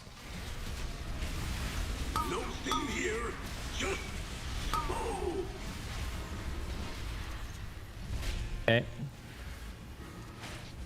Mark, are you just always out? Should I just instant dispel you? Bait. Or do you ever come in? Okay, pay line. I come in. Okay. Guys, kill these. We're kiting to the right if necessary. Kiting to the right. Wow, those got fucking destroyed. Okay. One. Ads coming here. Set focus square. Dude, this is... And, I got fucked on coins this time. yeah. Shoot middle, Mark. Yeah, good. Good. Big hit, I'm ready to get juicing out. one. Okay, it's fine. That's actually good for the raid damage. Oh, a lot of hits here. Big raid damage. You picked it up, Zevi. Yeah, I got it this hunted. Okay. For the last ad. We gonna pick it up the. Refreshing and melee through range. Flame and bomb. Okay, keep them there. Healing absorbs here. Big hits ready to go out. We really need to put more big hits on this right side of the room because that's where the coin is, if that makes sense, range. Good You need to send these big hits need to all go right. 3, 2. Right now, range. Get out to the right. Right. There you go. Set focus square. Okay, we're killing right and middle. Bait. Okay, payline bait. 3, 2, 1. Coin coming in, melee. Shield the bitter. Boom. 1. Kill middle ad. We need boss. We need ad damage. Kill the middle ad now. Everyone kill it. You have to pull the boss away so it's in the right position. Good. Refreshing. Good. This is a flame and coin. Everyone get a refresh here. Nice. I'm not even gonna call CDs. They're just that they're assigned. Personal now. Need to be close if you want everything. Good. And then we're burying, right? Yeah. Good. Ads now. I feel like we should have buried earlier, probably. Shock and bomb. This is left and middle. 3, 2, 1. No. It should be okay for now, right? Yeah, we have a long. For 30 seconds. Stop dripping into coins. Holy shit. Okay. Wait. Just watch the bait melee, not do that if you can. Let's get it before. No, perfect bait. You're perfect. Kill the middle ad. Everyone on the middle ad. Everyone kill the middle ad now. And then you need to place shock and bomb. Kill. Anyone dunk. Dunk. Put it in the corner. Yeah. Potion. Okay, everyone pull the boss on top of those ads and AoE them. You have bubble for next. Yeah, I do. You'll have to do first on boom. Okay, big hits coming out. Does anyone want to taunt it? No, I can live it. Okay. Okay, we're AoE the ads now. Good. 1. Big hits out. 1. Ads are spawning. This is shock and flame, and then we would just push after this. Shock and flame. This just goes to the far. It would be far left side of the room here, but it's right on a real pull. Go left. Can you taunt in this in 2-3 seconds? I'm not gonna maybe. Series ramping up. No. Okay, heal absorb here. Needs a lot, bro. Yeah. Guys, we're kind of cooked on the right. Have to hit the ads. Can we try to live the enrage real quick? Push him to 30. No, we can't. Fuck. Okay, because we could see like how the enrage works, or like how the phase. Try to get him to 30. Just kite him around. I know it's gonna be hell on earth, but if we can see exactly how it phases, that's very. Have to live this pay line. Oh, this pay line, yeah, all immunities. This pay line's gonna kill us when these coins hit the ground. 3, 2, 1. Excellent. We can't. 4 seconds. 4 seconds. It'll phase right automatically. 1. Exile. Fucking get out. Evasion, big dog. I don't have that. It's going. Wait, what? Never mind. Another spin to win. Okay, so that pull, you guys are insane for getting to 30% because we had to swap entire position of the fight because of that first shock coin. The range were getting dragged every single ad, and we weren't even clearing the side of the room we want to play on, so that made it way harder. You're always gonna taunt it, yep, so no. Yeah, I can just hold for it. I just need to put a bunch of reminders in it. Cause like, that ad will just need a little bit more ranged attention, and then it should be fine. I just need to get used to doing it. We need to talk about. Go ahead. No, I just have to get used to doing it just because I have I'm dunking, positioning my thing, and running around. Hello, everybody. Welcome back from that Monster Energy Listen In. My name is Aya. I am here with Kalamazzi and Tettles, and we are continuing to see some prog on the one-armed bandit. That was pull number 22. Tettles and Kalamazzi locked in. What have we learned from that last fight? Yeah, Kalamazzi and I have been taking notes. The moment that I have been taking notes. I took notes. Leeching off of me. Okay. The moment the boss got pulled, I was starting to write notes anyways, and we've both been taking notes. So we learned that the final ad killing set that they're going to be taking out is Shock and Flame, and they made it to basically the enrage of the fight where the boss actually gets big and you are then no longer killing these ads. You're just trying to beat the boss before the hard enrage on the fight, right? Yeah, it's 30%. They were at 33, I think, which is like pretty close to being, I mean, it's 3% off, but they had DPS dying along the way a good bit. With everyone alive, they should easily meet this check of having no coins to put in for the 7th combination and him killing everybody. So they're going to meet the check as long as everyone's alive. There's not a lot of room left in the actual arena to move around, though, and that 30-0 could still be very real DPS-wise. Bless you. Yeah, I mean, that check seems like it's going to be pretty tight, assuming that they don't have any players dead. but it shouldn't be something that they necessarily need to like crazy optimize for. I think that they might. I don't even know if they necessarily need to pull any damage off the ads. I think that what they're doing currently is they are overemphasizing ad damage, making sure they're not missing any of those kills on those ads, because that was something that you guys were watching whenever you were casting with Dranos earlier, is that they just kept missing the check a little bit. Yeah. They're trying to deposit the coin like at the last second to milk a bit of damage before the actual, I forget what it's called, the fraud detected. Fraud detected, yes, of course. Did you forget? Yeah, so I'm not a fraud. I don't know what it's called. Oh, right. I'm okay. as real as it gets. But yeah, so they're trying to milk a bit of damage there and deposit right before that cast begins, so they can optimize damage and things. But regardless, that 30-0 is going to be the check that they need to hit. But I don't think it's going to be that bad. It's about a 2.2 to 2.3 million DPS sustained from every DPS in the raid for like a minute and a half. But you're going to have potions, you have Bloodlust, and you have those coins rolling through the raid. What do you think about damage increase? What do you think about their comp? Playing a bunch of Shadow Priests, playing a couple Warlocks? You're going to have Twist of Fate value in your Shadow Priest. The Warlocks just suck in the final phase. Like, our damage in single target is like, it is literally the worst. They're there to kill the ads, right? Yeah, they're there. The spread cleave is phenomenal. In single target, it is the worst in the game. Worse than Boomkin. It's below probably a prop warrior around there. How do you feel about the AF versus the Destro picks I was just going to ask, yeah. Destro will cleave 2 ads very well.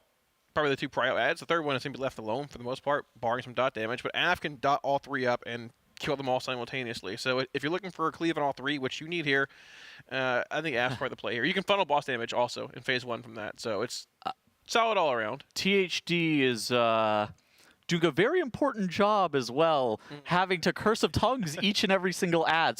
So two of the ads are casters. I believe it's Coin and Shock? That I would not be clear on. There's two of the ads that cast periodically, and he has to Curse of Tongues those every single time whenever they spawn. Yeah, and you have to launch a coin into them as well to break their shield on Mythic, which also stuns the ads. So it's like a pseudo kick in a sense. But until you hit them with a coin, if they reach 25%, you can't DPS them past that. They basically shield. So we'll see the 2 prio ads being hit by the coin first, and that third one being hit a bit later on. But yeah. And here's a look at the composition that we've got at the moment for One Armed Bandit. Oh, they're both playing AF now, so they actually swapped off Destro. So whenever I was casting earlier, Dranako was playing Destro. Yeah, he decided to play AF like an hour and a half ago, give or take. Gotcha. Yeah, I mean, it's just a better option for burning all 3 of them down here. 3 Shadow Priests in still. We are still 3 healing the fight, which does... The last healing check's going to be in the final phase on that 3rd out of like 4 combinations when he starts doing big damage to the raid. Yeah, it's one of those things that I think that if you're going to need to bump up to 4 healers, you'll be doing it later. I actually like the call to kind of start the fight with 3 healing, and if you feel like you have to bump it up to 4, that's okay. They would rather lose to an HPS check than to the DPS check, it seems like, which it makes sense, because the DPS check is already, I don't want to say it's super tight, but they're getting caught with the fraud watch occasionally with some of the ads and like not killing them off in time. Yeah, I think starting this fight with 3 healers, if you think it's doable, is good. They obviously know what they need to do DPS-wise. The boss has 12 billion health, which is actually like 2 billion less than Sprocket Monger had pre-nerf, and I think like 1.5 million less when he had post-nerf. So like, I don't think the check's going to be that difficult. We talked about it last cast. If this was a week 1 encounter, absolutely, you had 556 eye level, yeah, you're seeing a lot more here. But this is week 2, and you're at 660 to 663. So this boss looks sort of trivial. What are they pulling this boss actually at? I can pull it up on Warcraft Logs. Did you have the numbers? No, we were looking for it towards the end of this last cast. I believe it's around 660. I'm pulling it up. Yeah, so... What was the question? 659.9 is the number. The rate eye level is. Oh, okay. Yeah. What is it? 659.9. Okay. Yeah, there you go. We were getting that information, Tettles. WarcraftLogs.com. Ooh, one of our sponsors. The competition mode for the Race to World First. Ah, yes. One of Tettles' favorite things to look at. I'm actually really curious to see where Echo's at, too.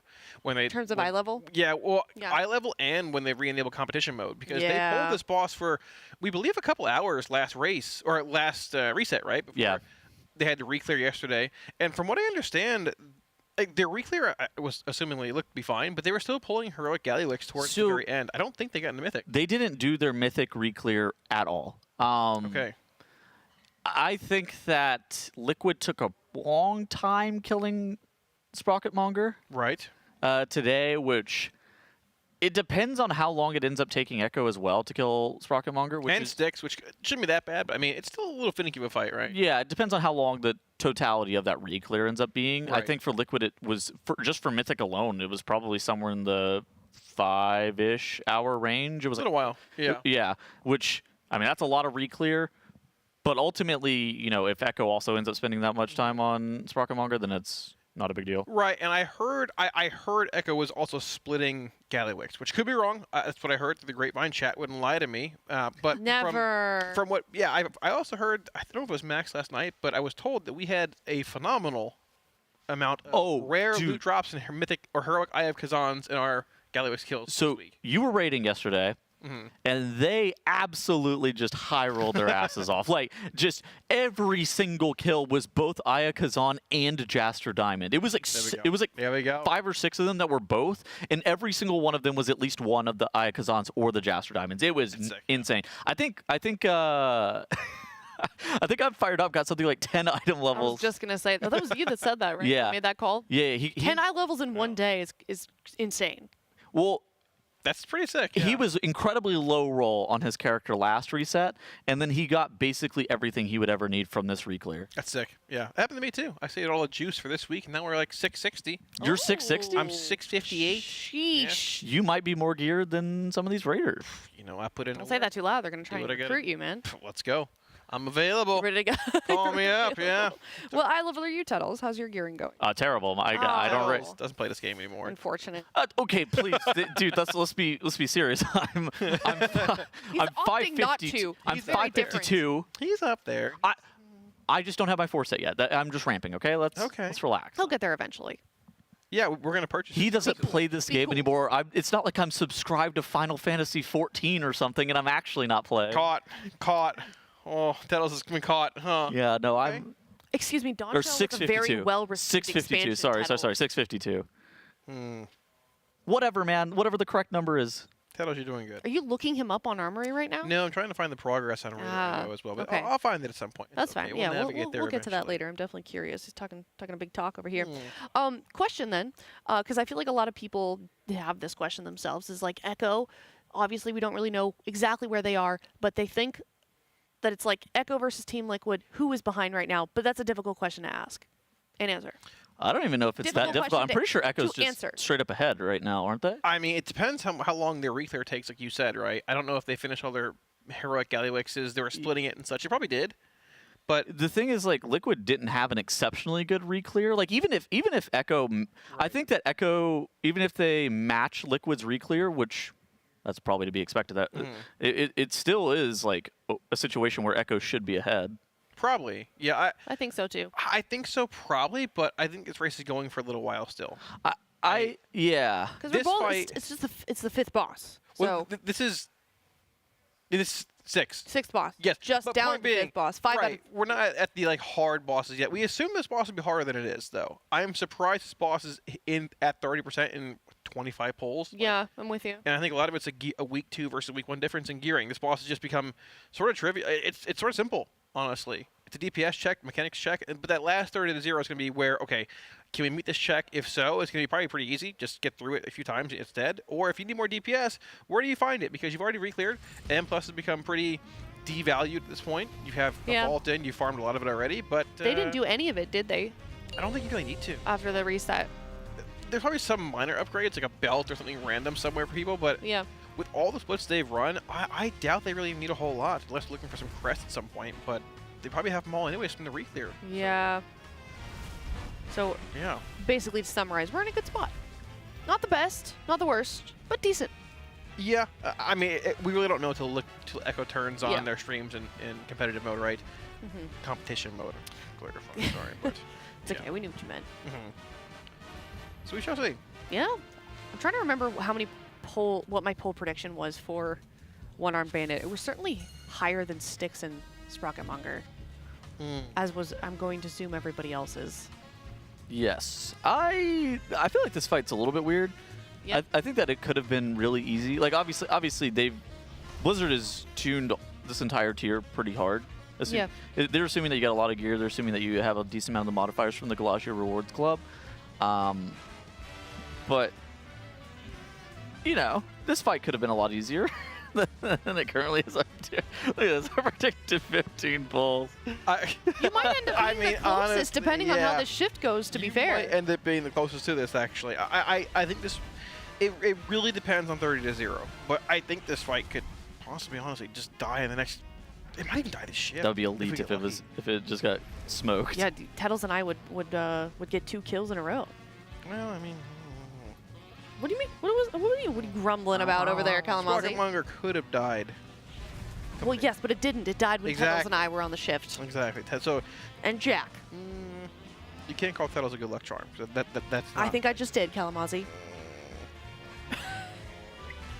Why are you groaning over there? I don't like that. What are the sounds? This is his like disgruntled puppy dog noise that he likes to make. It's a new favorite of Kalamazoo's this time around. Yeah, just like that, exactly.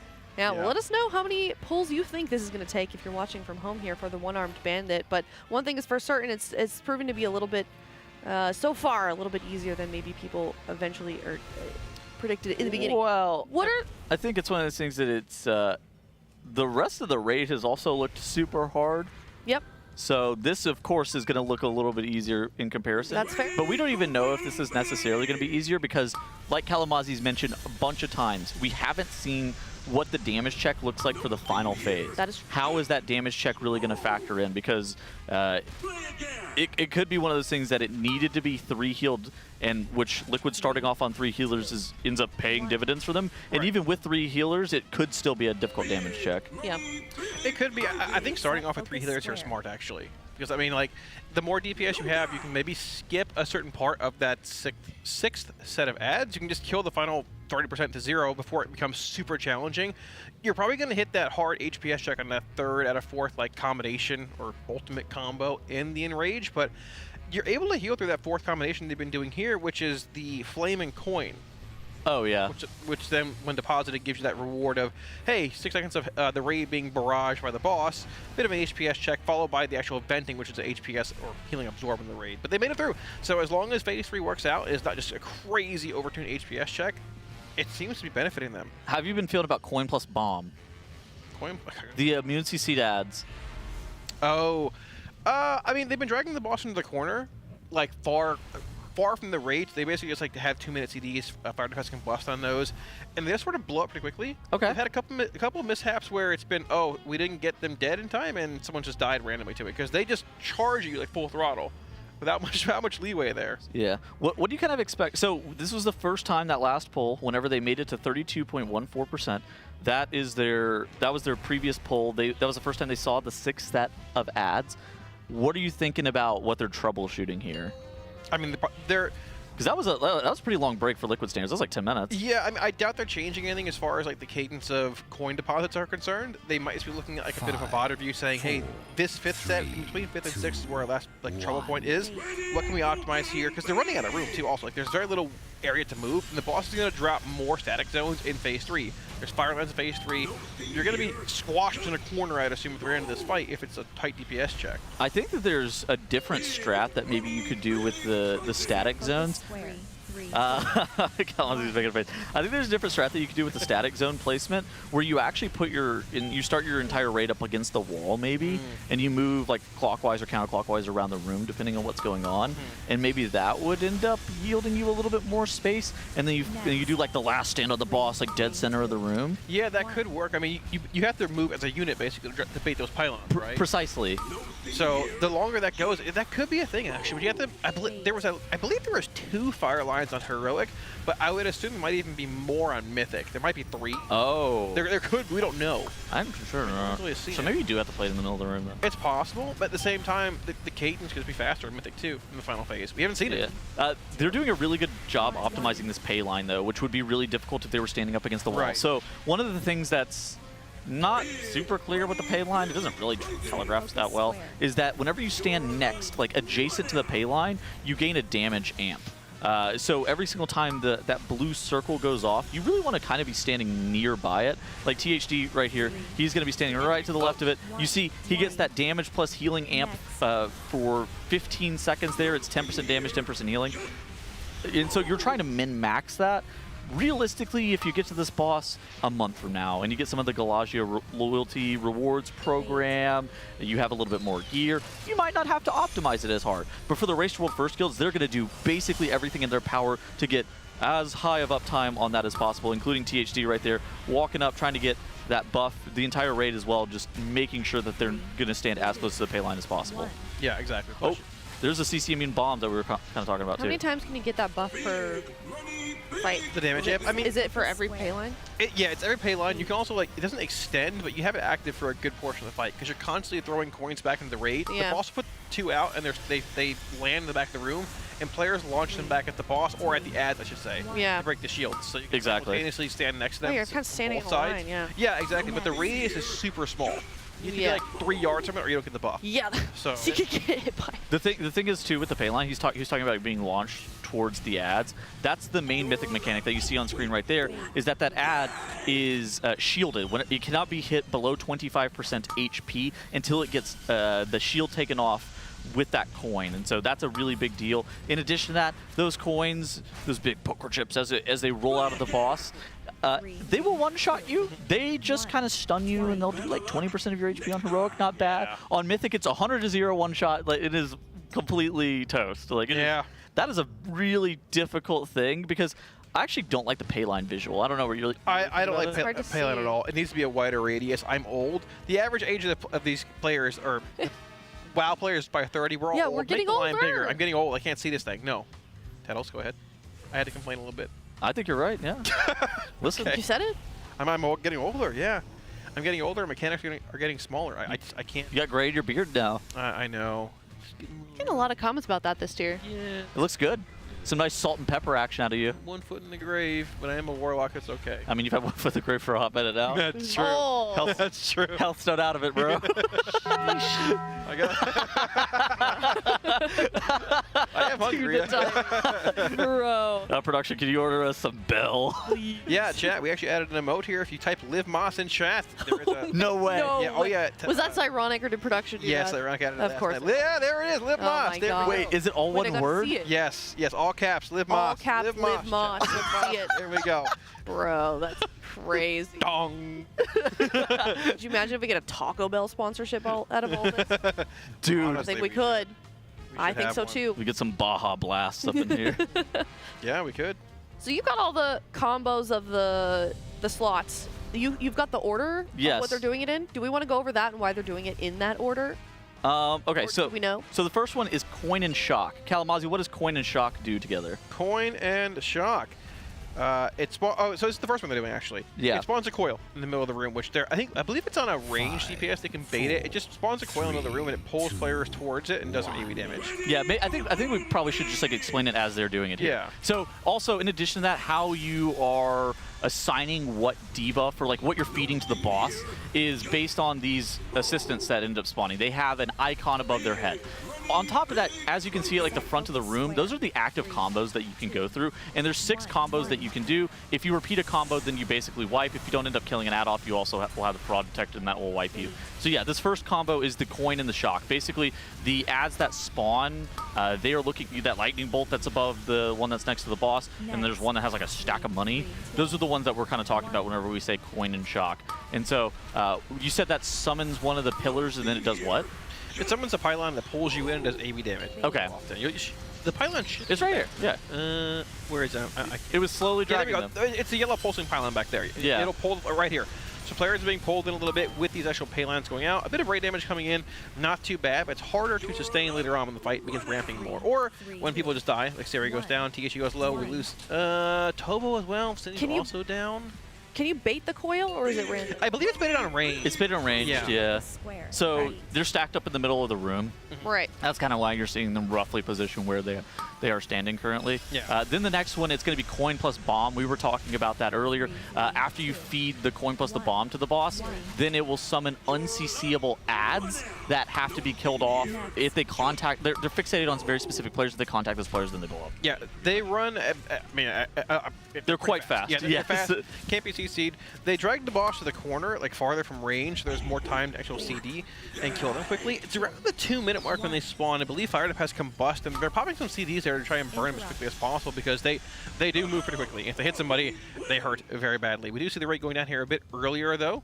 A little mishap, lost a few players early on. Just a quick go again angle here around that 150 mark right there, which is about when you're putting that coin in to trigger that second phase of bomb and coin. All right, well we'll continue to keep talking through some of these potential combos once they reach them. Oh, yeah. I think it's kind of difficult to explain unless you are like actively watching them and like looking at what they're doing. I'm gonna be honest. When it comes to my guild, I just the ads. Dude, I don't know what point in the machine. Yeah, put the fries in the bag. Let's go. I don't know. Exactly. Your raid leader goes, all right, this next set, it's flame and bomb, and you're just like, yep, that's cleaving out.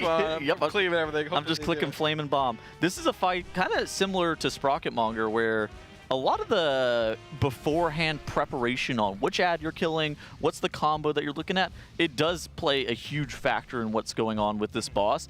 But that's like a lot of burden on one person knowing what you should be doing and teaching the rest of your raid. Right. And then as an individual player, your job is don't get hit by the pay line. Right. And there's also like visual indicators in the back of the room around like the edge, which show, I believe it shows what combos are still available. That is true, yes. But I mean, there's weak wars for this stuff. There's even weak wars that we use to just put a marker over the ad, say kill this and kill this. The thing is like, you're not going to ever YOLO it though. As in, like, do the combos in different random order? Or what do you mean by YOLO? Well, yeah. So doing the combos in a different, like a different order, or not really going into the boss with like a pre-planned like set ads that you're going to be killing. Right. Yeah, exactly. Because if you kill the same set twice, first off, you wipe, and even if you're not necessarily doing it like that, having the knowledge in advance of like, oh, what is going to get empowered, what is actually going to happen is a huge deal. Right. If you deposit the two of the same coins like twice, or whether it's like the first set and fourth set, or first and second, the boss enrages and blows the raid up. So there's that plus just like the general sequencing of the fight. Typically, Liquid Method Echo are going to get here. They're going to have like a pre-planned, this is the easiest, hardest sequencing of ads. You want to do this, most guilds will just follow it, right? Yeah. Some might get a bit easier. Maybe like the bomb set is easier to kill when you have more Glagio renown line buffs in, possibly. But of course, yeah. I mean, it's the same thing for the most part. You copy what the big guilds did, and that's that. But what I'm also going to say about this is it's a little bit weird because it seems like Blizzard wants you to kind of, all right, we're going to do left and middle this time. All right, I'm feeling pretty good about right and middle. But the problem with doing it like that is that those assistants that you're seeing, while the icons that are above their head, those are always the same icons, like all three of those combos that they're getting. Like the first combo that shows up is coin plus shock plus fire. That's always going to be on the first three ads. The problem is the position of the coin, the shock, and the fire is variable on a pull-to-pull basis, and that adds a layer of RNG where you might actually gain or lose a lot of boss damage depending on if you have to kill right and like the far right and the far left ad at the exact same time. Yeah, we do unfortunately lose Junako and Trill here. I believe we ended up committing a res to THG. I think somebody else went down also. Malark's also falling here early. What are all these wipes to? Is it just I couldn't tell. It might have been a fire dispel in the raid. They're coming back onto the raid position there. So the dispel's working away if you dispel people with the fire. They'll head out and then encroach back in upon the dispel position. And there's a bunch of tornadoes heading back into the raid. Right there, you see somebody die with it? Yeah. Unfortunate. It could be the tornadoes. The pay line is also very susceptible of killing off individual players. You have to be aware of the pay lines. If they're pay lines, the chip that rolls across the room, the blue line, they're constantly being thrown from the boss and back at the ads. And I mean, I got run over by one last night by just running back into the raid. But on instant die. On heroic, it's not. On heroic, it's just like an 8-second stun. Yeah, which is a fate worse than death for a warlock. Yeah. No damage. Yeah, just take me out now. But on Mythic, it's going to a tremendous amount of damage. And if it doesn't kill you, well, you're probably going to die something else anyways because it's a long stun too. Yeah. So this fight is pretty confusing. All right, well, we are real quick. Do want to give, of course, a shout out to our presenting partner, Coinbase. Teal.gg/CoinbaseRWF. If you'd like a chance to win a Team Liquid signed jersey, go ahead and follow the steps on your screen here or scan that QR code. And like I said, you can win a Team Liquid signed jersey. We're going to be giving away one every day and also every time we do kill a mythic boss. For the grand prize as well, NA and EU only, you can be flown out here for the next Team Liquid Race to World First. So shout out to Coinbase as well as the rest of our amazing partners. This would not be possible without them. Coinbase probably a fan of the one-armed bandit. Oh yeah, it's coins flying around. Very true. Got a lot of Coin-themed boss. Exactly. Yeah. Very smooth. Spin to win. Yeah. Hey, listen. Yeah. Come out with us. Pet the dogs. Eat Taco Bell. Chef Heidi's food's here. Yeah. I can smell it right now. Tettles is here. Maybe he'll be back next race. We don't know. Tettles will be present. I mean, that's. Well, you know. Well. Makes is here. If as he gets well. rehired. A lot of people are here. You know, come meet us all. Have a good time. Max is here. The dogs are here. Yeah. Shaq Ham is Hawk's here. Yeah, Shaq's here. THG is here. Who's Ham Hawk? The dog? The dog. Ham That's Hawk. the dog. The dog, Ham Hawk? Yeah, that's Chris's dog. Ham Hawk. Well, I've known him as Ham. Where did the Hawk part come from? That's his full name. Oh, Yeah. my bad. First my name mistake. Ham, last name Hawk. Yeah. Right. Ham Okay. Hawk. His full legal name is Hammond Hawkington. Ah. Sir Ham of Hawk. Ah, the second. yeah. Twice removed. Yeah, exactly. Exactly. Goodness gracious. Yes. Spiraling early here. Boy. It's a good day. It's always a good day whenever we're able to cast together, Kalamazzi. That's true, Tettles. I appreciate you taking my shift this morning too. Also, I was a little tired and. Yeah. Popped. It was very nice. No problem. Yeah, thank You you. just gently patted Tettle's leg. Thank you. Dude, Kalamazzi comes to me. He goes, "Hey, Tettles, do you want the first shift tomorrow morning?" And I leave here at like 3 a.m. to like 2 to 3 a.m. every single day, and I go, "No, not really." He goes, "Will you take it?" I'm like, "Yeah, I guess I will." Do I really want it? No, not really though. Well, he proposed a trade beforehand, so this is like me saying, "All right, I'll do this for you. You got to do this for me, though." Right? I think that's reasonable. What did he do for you? Or what did you do for him? He swapped a Saturday shift for me, like one of the ones that was in the middle of the day. To be fair, I would have done it regardless, but you know, it was very nice.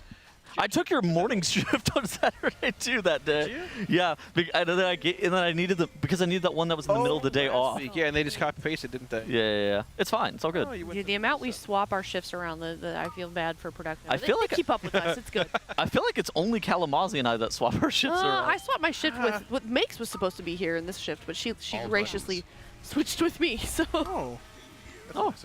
Yeah. I didn't want to be here till 10:30 because I got to be in the building. Makes early. them want to hang out with us, basically, Tettles. Yeah. Well, that's. I mean, I wasn't going to say that part, but yeah, basically. That's okay. I forget. Yeah, she's like, that's too much of a degenerate cast. I got to be on with the real casters. It's understandable. I've been called worse. Spatial Yeah, like what? You want to talk about it? Not right now, no. All right, let's talk about the boss instead. That's okay. They did commit Lust. Were they just doing that to get further into the fight, I'm assuming? Yeah, I was going to mention that. I don't know when they moved it exactly, but lusting on pole is interesting. I don't think they're lusting on pole.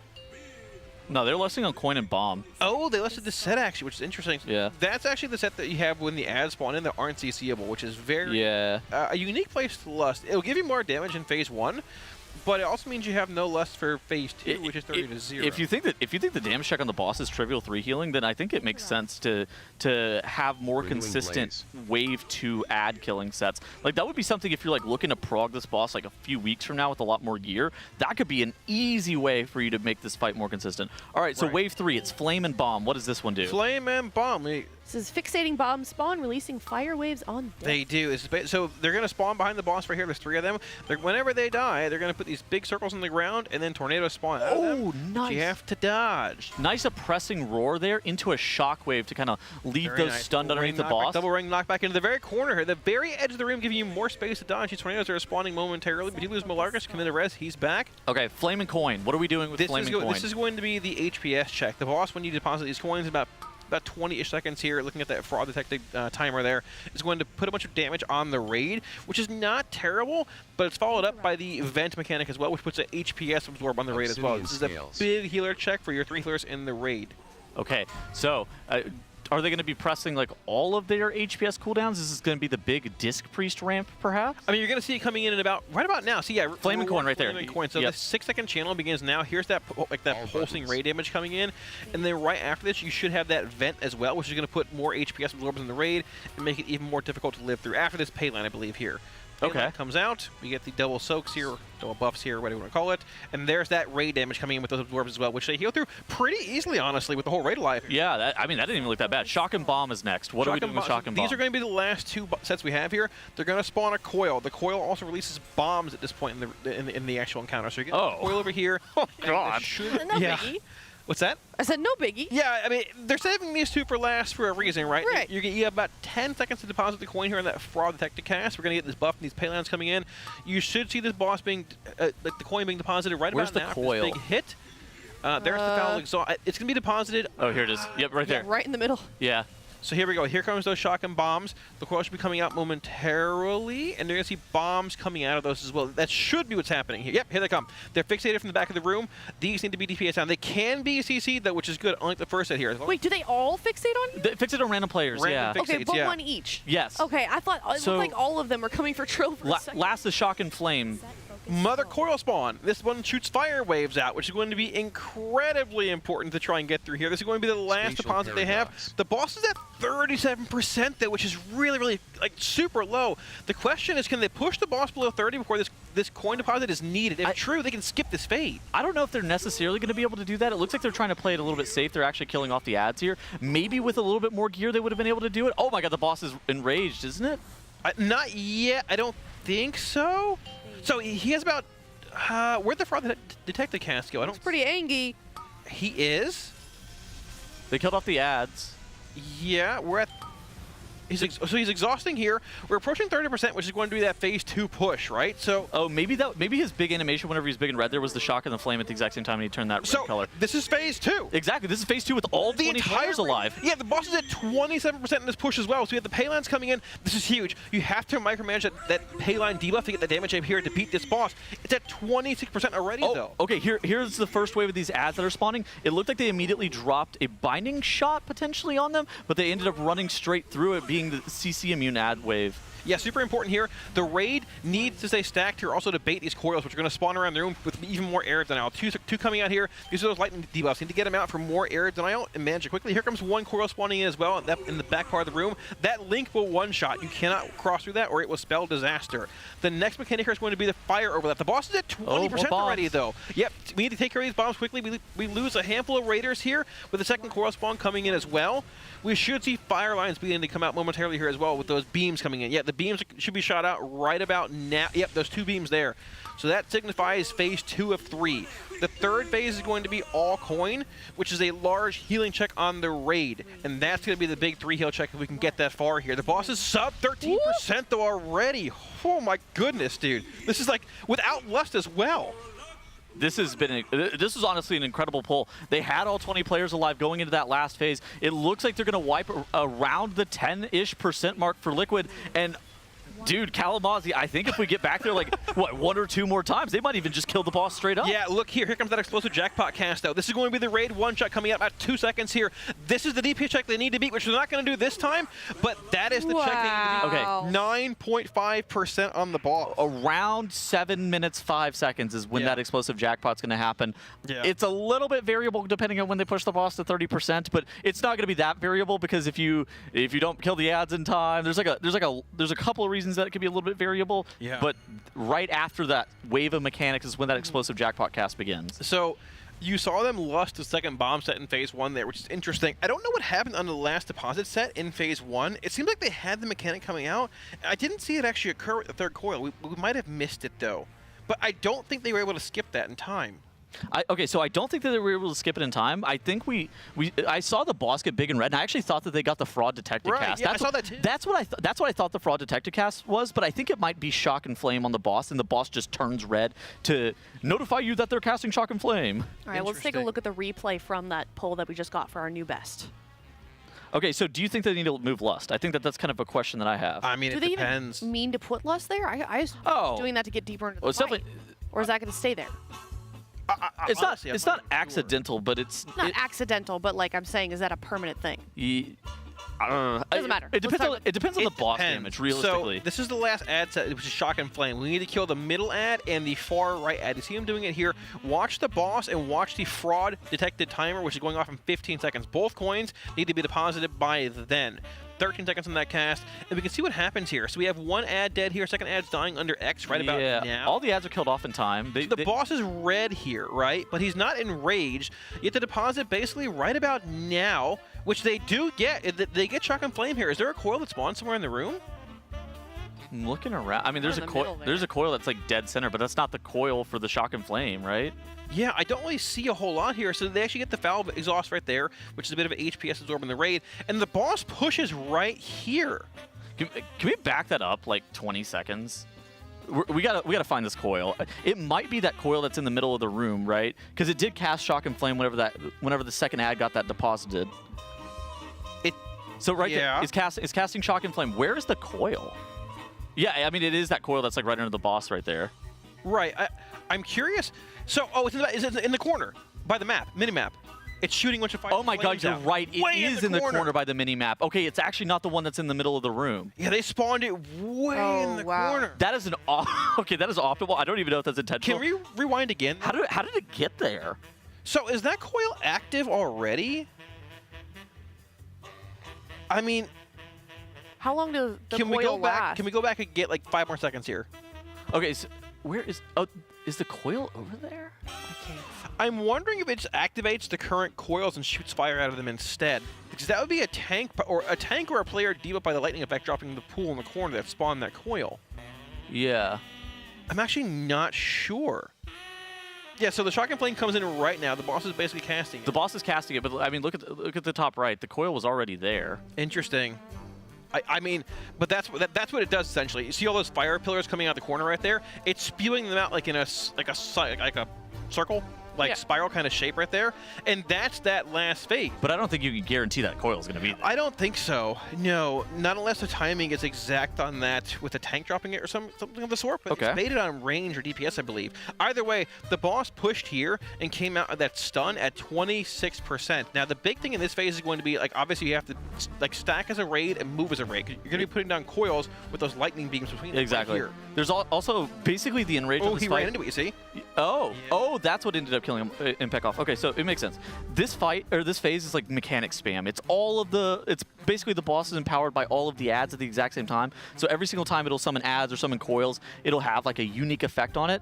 And there is a hard enrage on the fight while the boss is also enraged at the exact same time. And so that's kind of an important thing. We saw them reach that enrage. It was what's it called? Like huge jackpot. It's like big meltdown. Yeah, whatever. Big bomb. Yeah, the big hit. The boss turns into the bomb and one-shots you at around 7 minutes and 5 seconds. Now, it is a little bit variable depending on when you push the boss, either into that 30% range, which automatically sends them into phase 2, or you kill off that 6th wave of ads. And so there's a little bit of time discrepancy there, but it's going to roughly be after all of the mechanics have been deployed into this fight. Yeah, explosive jackpot being the hard and reach. Okay, there is explosive jackpot. Okay. Around the 705 mark. Yeah. So I mean, the big question here is like, do we want to keep lusting the second set in phase 2 or phase 1, or do you want to have lust for phase 2? Because phase 2 seems like super easy with lust as long as everyone stays alive and optimizes the payline debuff.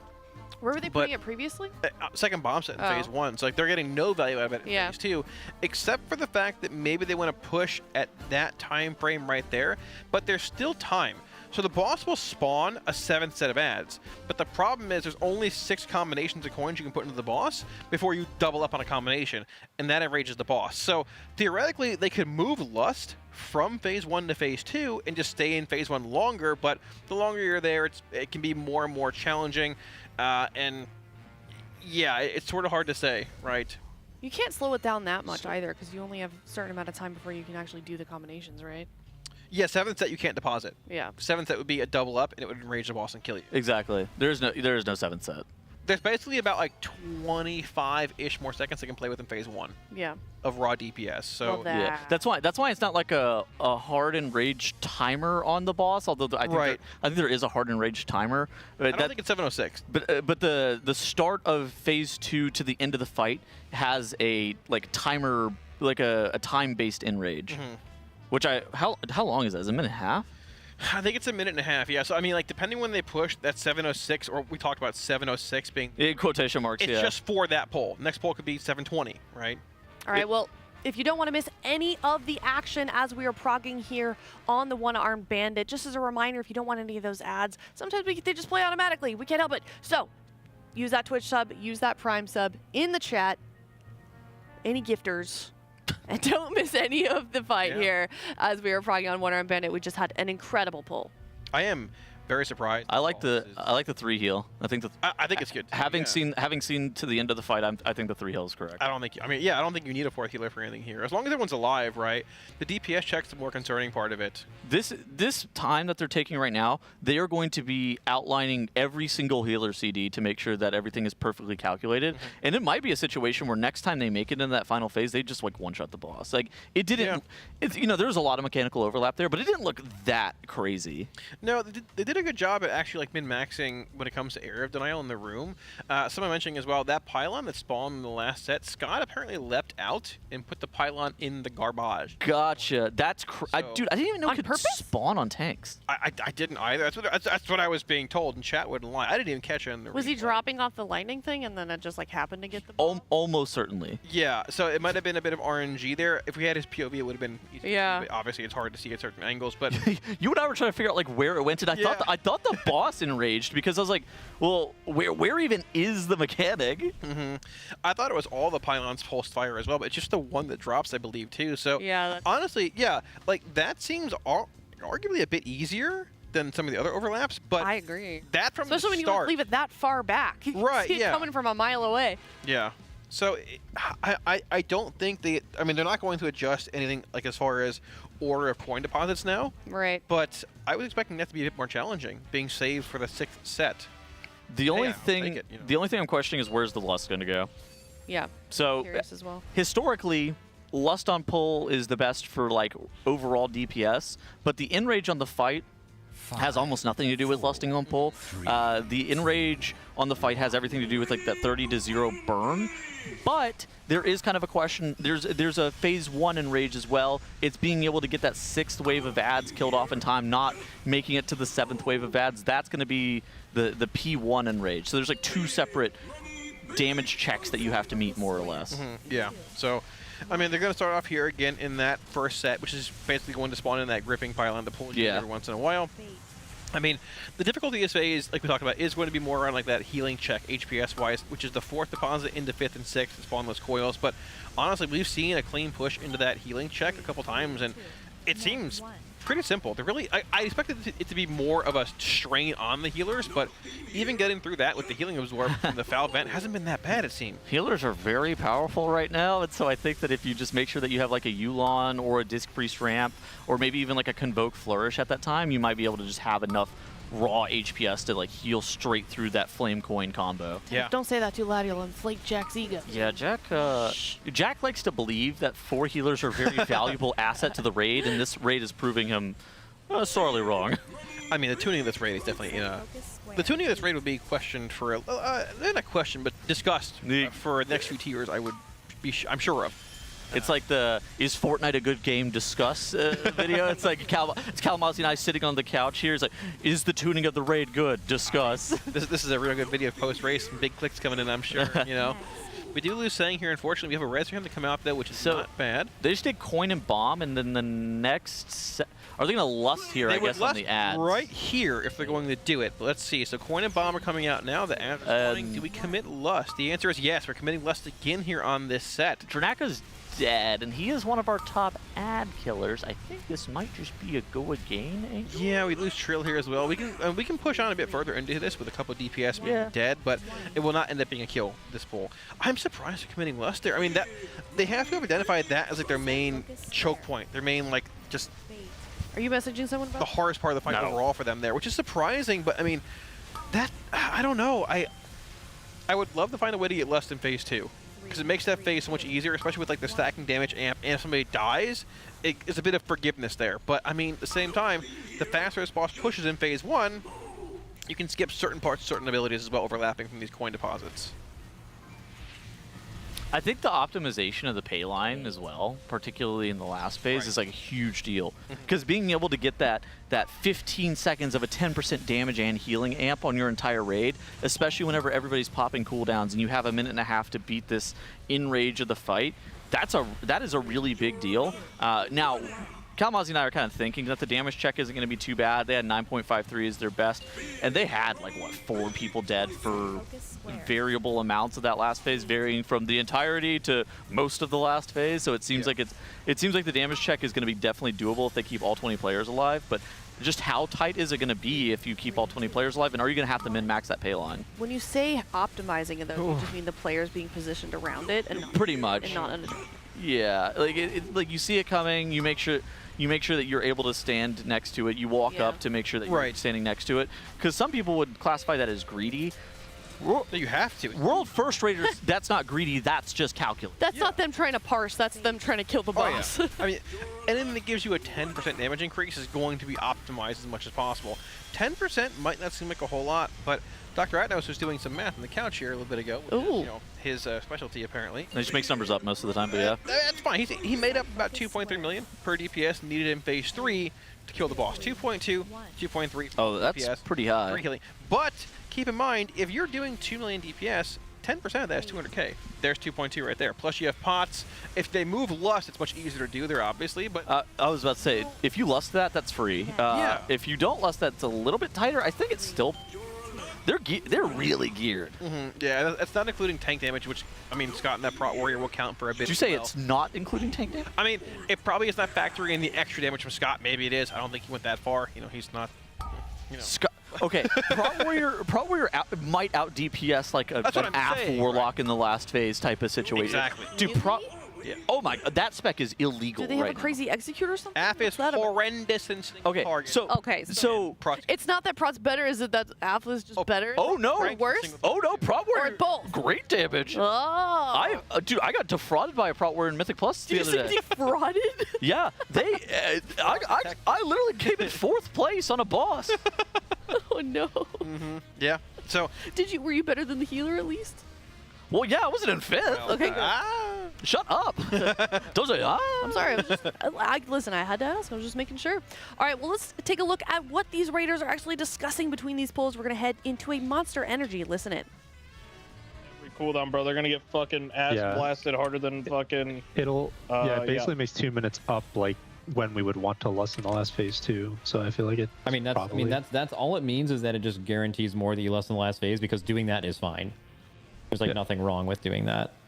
Literally the only thing that changes is you get an extra bomb spawn from the pylon, which I'm pretty sure is completely irrelevant. Like, those are so easy.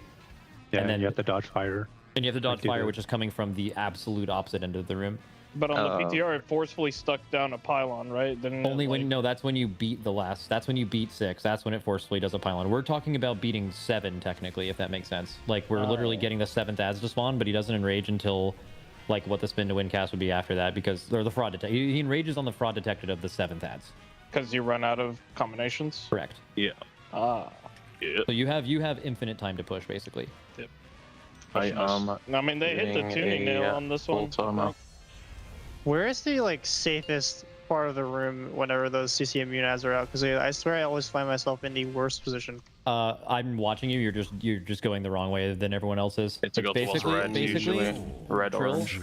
You just need to look diagonally, like look. If you wanted to, you'd look at where the range are, and you would just go to their right if the boss is on the square, and then you'd go to the range's left if they're on skull. Basically, you don't ever go to the door side of the pay line circle you're dodging.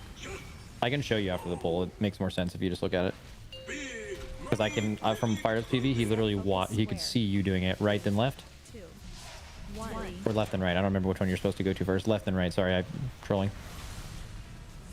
Left ad's getting broken now, melee. Elevate. Good. Ranged.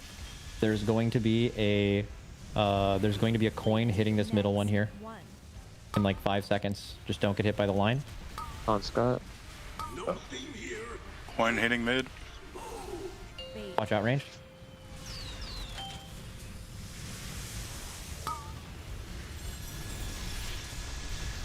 Bayline. These are going to be kind of bad for Mark, but he can play it. Get turtle. Yes. Okay, ads are spawning soon. Coin and bomb. Set focus square. Bait. Left and mid.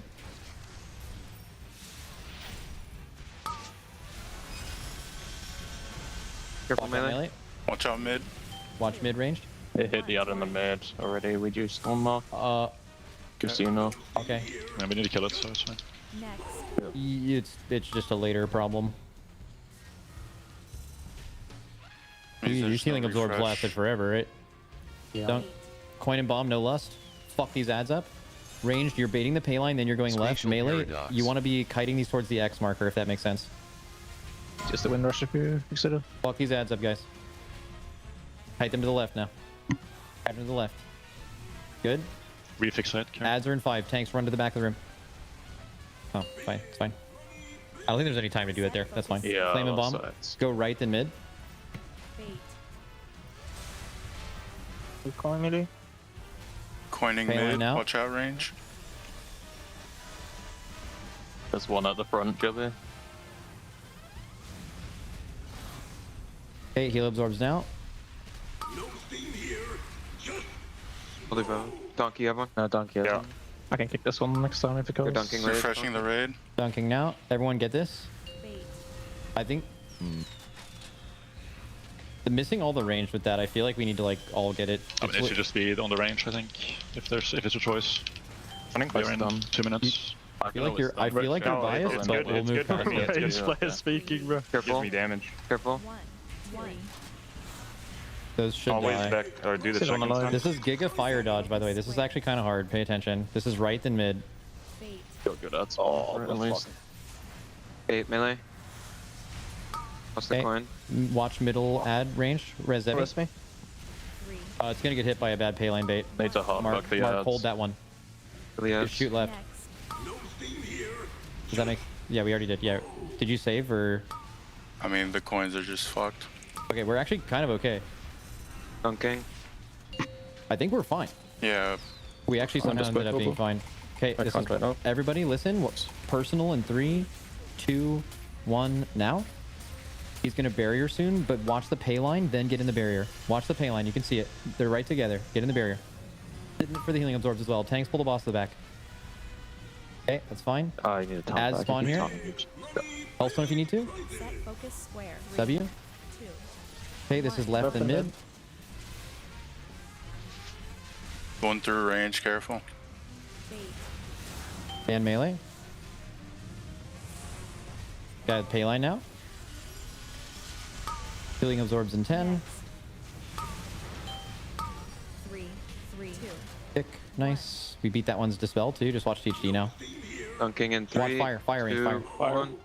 Refreshing range. Shock and bomb right in the spot. Yep. Yeah, I got it. W. Oh, nice. And get the Pay line boss. melee. Pay line. Yeah, bait it to might be the ton range. immune, but I'll live if it is. They're slow right now. It's totally fine. They're I'll just stun gonna die. first. Just Try to get the, it, Scott. If you can, I'll live. Get the boss to the back, and then That's these ads will. fine. Guys, you don't need I'll to follow AoE them the ads. They're fucking fine. It's fine. It's fine. I'm alive anymore. Okay, ads 6 are spawning. I can't juice this, can I? We're gonna still be able to beat ad 7. I'm pretty sure. Set focus square. Okay, this is left then mid. AoE the ads first. Good. Go to left then mid. Careful range. Paradox thing. Only hit ads. Just ring them from the range to someone here. You have to grab this ads thing, okay? Okay. And dunk it, Healing okay? absorbs now. Yeah, I'll go that. Okay. Good. Pull the right one. Choosing in range. And we need to Careful dunk before we range. push, right? 3, 2, 1. No, it's You're placing. it's gonna give us a random shock pylon. We can play it. Pull the boss to the bomb coil after this. Yeah. 1. We need to get a position, guys. Yeah. Get the boss to the. boss will be It's still there spawned for a there. It's while. fine. It's fine. Yeah, It it's doesn't right fucking under matter. Watch the Just fire. left the Watch raid. the fire. Watch Get the boss to the fire. bomb coil. Watch the fire. It's close. I'll stun these ads when they get close. Good. Knock back, Oh, we baited. That's so bad. It's fine. It's fine. Just play it. Get together.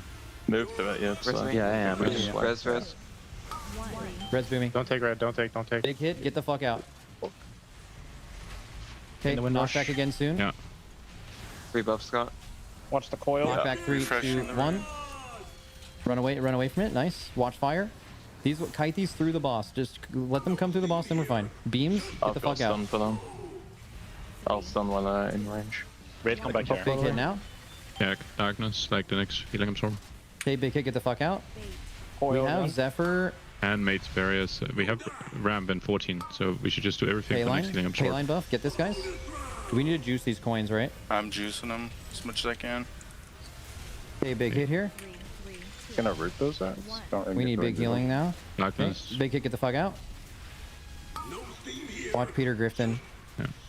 Keep going. Ramp is up. Ramp is up. Okay, get these out. Watch. Get the coin buff, guys. Knock these ads away. You can just press smack. Big enrage. I mean, this is just so dead on a clean coil pull, is though. so bad. I think. Dude, the fucking flame coil right next to us. I have like I think I had a 1%. Guys, what is the city situation going into last I phase? mean, that was a clean last week. So, what Yeah, is we the might- what is, like 6, right? yeah, what is the city situation? Well, maybe even later. I'm asking like warlocks and everyone. Because Windwalker is Everything getting was only up one at use, the right? start. Well, I mean, I'm sending CDs on 5th set, so I will never have them for last phase. yeah, I think Yeah, most CDs like for 2 minutes. Like if you send early and often, it's they were like 1 minute 50, like 50 seconds roughly CD going into that phase. Yeah. We should try and hold Lust like a little bit. I'm not sure exactly. Killers. I mean, yeah. Also, check comes up like 30 seconds. Can we just like, is it bad like if we just lost, Lust ends when the fight dies, or when a rage dies? Yeah, that's probably the best one. I think because 130s can hold, right? Like you're not going to get 2 uses. Yeah, exactly. So everyone just holds for the also, last you're pot. definitely going to do more damage when there's no max. Lots of max that is true. Yeah, I think we should. Okay, but like, look at our push timing though. So like, look how we could have done this. We actually ended up smoking the fucking boss, but like, I feel like we kill these ads here, but the boss is getting owned, right? So like, I feel like we just hard stop on the boss here, kill this last ad. Yeah. We need to dunk flame, and we can't get the next ads, but we can push at 530 and literally hard AFK if we want, and we can click this coin a couple times or something. That would also I feel like help having the superheated healing coil cooldown. was very fun, actually. Yeah, so we need to not push here, like finish this last ad. We just get off the boss entirely. We have the shock and flame thing, just get in the middle of nowhere. Also, look at the first bait. So like we were here, we need the boss up here. When does the first coil come down? We need everyone to like bait and melee here. The range being back here is kind of bad. We just need to get the first one in melee. That's it. Just the very first one. Like spawning the first one here made us have to do some crazy shit. I mean, I think we can be like top right as well, like more towards blue marker as well here. Like the you reload, you have all the. If the bomb coil is to the left, we don't have to necessarily be to the left of the coil. Ideally, we basically like start on blue, right? Yeah, like I think everyone, yeah, We also had like and then we dodge left. We for also the had knocks. really bad uptime on coins in this phase. So I think what we could do going in, is there a pay line? There is, bro. We dunk this flame thing. We wait for the pay line and push 100%, right? Like we dunk this and we just get pay line and go, and we bait the pay I'm line. very sure that the coin uptime will be way better without a fire coin or coil being up. Yeah. So. Yeah.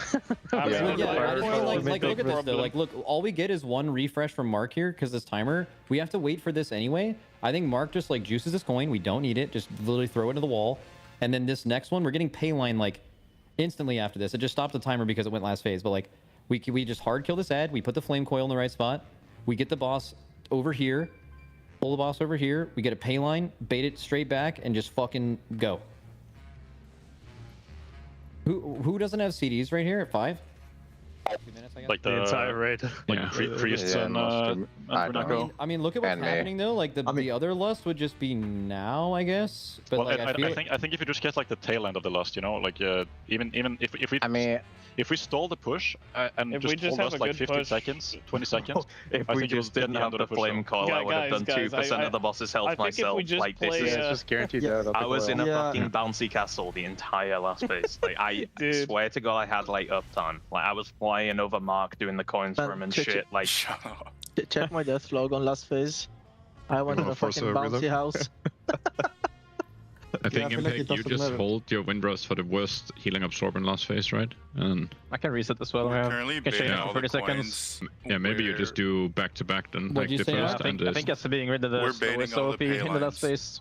phase. And dog shit. I don't think there's any way we can not do that. We can't play like the raid on the stage side. I think it's too sketchy because the coins like blow up, right? So you would just be having to dodge I mean, the which massive ones circle. are bad, Mark? Like the ones, assuming that the bosses. Ones in like if I don't have a defensive to go to the ones. What in if the we didn't pools. put those two there? Yeah, those are and, big like, we hits. You shouldn't go there, and then you just put the coin in the corner, right? Oh, yeah, I It's mean, freeze. yeah, sorry. It looked right on his screen right now. If we wouldn't have put Yeah, I those mean, there, if we could just put these in the wall right here, and then never put big hits there, I guess. And that one there's fine, Mark. Just We also were turtle just and so grab close it. to the middle of the room. That's for no what I reason, did. too. I killed myself at the end to give you guys a buff. But where are we? That's worth it, by the way. Giving just press request. giving 13 DPS a 10% buff is worth one person dying, at least for the duration of the buff. Not if it's Mark. Where are we starting in the last phase? Are we starting at the blue marker basically? We are starting here. At the coil? Yes. And that where all the big bum buds come from? Yo, Ribbons ripped the bathroom they break, spawn by the right way, here, so but we can book just him. stun them. But we want to bait this first coil. It's in 1 second. These ads just have we just stun them when they come out. We stand on top of them, bait the coil on it, and then we start moving back as a group every time.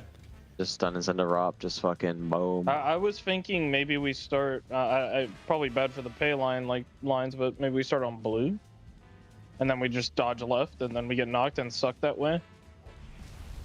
Blue is gonna be near the fire, so like the fire's gonna be on like the robot over there. The fire. The fire coil will be over here. The fire coil will be behind us, yeah. Okay. I think we just do that, man. Just like, Jack will just get a stun on the ads when they spawn. Why aren't we waiting to kill boss right now? I can always stun as well, Shaq, if it's ever bad. I'm always... There's only one set that I can't stun. My stun is like I'm pretty sure they have despawn before they even reach anyone, right? I mean, you're always stunning after me, and then on the stun I can't, I'll comment, and then you'll... Yeah. Okay, let's go. Doing that time up. Is Brivens here? No. He's not here. Cancel it. I mean, we even did last phase, and every healing cooldown was on cooldown because we pushed early. So I'm pretty sure that's we our will normal be push pushing timing, probably like 15 seconds. after that. Hello, everybody. Welcome back from that Monster Energy listen-in. We just saw a huge pull, a tremendous chunk of damage being taken, or health being taken off that boss on the one-armed bandit Tettles in that last pull. We had to go grab our Muggsy notes in case the boss died there. That was, I got him. That was a little bit crazy. They moved the lust. So like how Mozzie and I were talking about right before that listen-in, were they gonna have to move the lust? The answer is yes. And now, if they have all 20 players live, the boss is toast. And I think it's one of the situations where if they make it back to that final phase with all 20 players live, Max was kind of talking about the people not getting the pay line. If everybody gets the pay line as well, it sounds like 13 out of 20 Raiders ended up getting that. If all 20 people get it, everybody's able to live, this boss is just so dead. They had 3 or 4 players dead for a portion of that phase 2, like way before the actual cast began, the boss raging. So if you optimize pay lines, players don't die, it really shouldn't be that bad. That pull there in the final phase, or the final combination, phase 1, they had a really bad coil drop too, basically like in the middle of the raid, unlike the first pull. It killed Zevi, right? I think it did. I think so. We had a res available later on at that 430 mark, but yeah, it just sort of spiraled a little bit. Regardless though, so it's definitely worth pulling Lust off of that second coin deposit in this phase. It might take an extra pull or two, maybe they wipe early to it, but they know if we have Lust with the raid alive in phase 3, the boss just dies. Yeah. It's been 30% to 9% to 2%. Like, just kill the boss. Yeah, it's over. It's over before dinner. Yeah, that would go ahead. I was going to say, so this is going to be one of the harder ad sets. It's going to be coin plus bomb, creating these ads that are unCCable. It is arguably the hardest wave to deal with, but they front-loaded, and I think that they're timing it up to where a lot of their 1.5 to 2 minute offensive CDs are available for this at the exact same time, and I think that that's why they're doing it when they're doing it, just to make sure that they have the amount of damage that is required to be able to deal with that. It looks like they were actually able to get that deposited in time, and yeah, I mean, look at the encounter timer right at the bottom. So doing it second, we were kind of, Jack and I were, whenever we were casting earlier, wondering why they were doing it second, and it's likely to do with the encounter timer. Now, they didn't kill the second ad in time, so they had the fraud detector go off and light them, but it's totally fine. They're trying to optimize for boss damage versus ad killing, and assuming that you are able to just basically kill off the ads with the minimum amount of damage required and then put as much damage possible to the boss, that is then optimal, because you will also be allowed the opportunity to talent for more single target going into the final phase. Yeah, exactly. And like we talked about, those AF locks are really good on the damage part in phase 1 with cleaving all the attendants down. Phase 2 comes around. TSG was 4th in damage, I will say, at the end of that last pull at 2%, but if you pulled up overall boss damage in phase 2, they're probably down there with the tanks. Maybe a little bit higher. I dead-ass think they might be losing Scott in last phase. It would be close-ish. Depending on CDs, it'd be close-ish, but yeah, they're not going to be putting out that big single target like Windwalkers and things are. But regardless, we have the damage. I mean, it looks pretty simple as long as we get there with the raid alive and just... 3, 2, 1. Prot Warrior in easily in full territory. Prot Warrior and Execute is insane damage, dude. Like I don't know how much it is, but I'll take your word for it. Maybe we could get some. Oh god, I wish we could get log access so bad. I just want to see if Scott. I just want to see if Scott beat a Warlock. That's all I care about, is seeing if Scott beat a Warlock in the last phase. Does Cam still have log access? No. Oh, it depends. They yoinked it from him. To be, I think. Well, probably. I don't know. Like.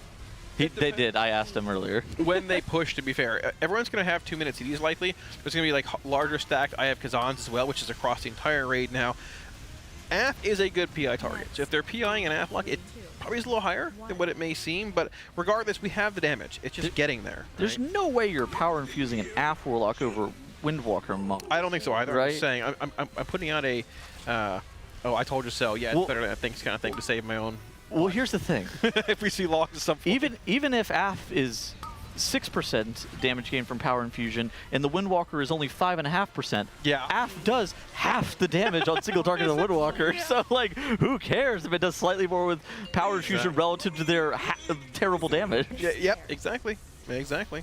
So I have a question. Considering it's likely that we're going to be getting this down fairly shortly here, sorry, knock on wood, what do you think the next steps are? I mean, is this a go dark situation? What time is it? That early? Yeah, that's it. It is 6:20. 6:30. So I feel like what? No, the you next pull, hour maybe. You pull on stream. I'm You pretty think so? sure.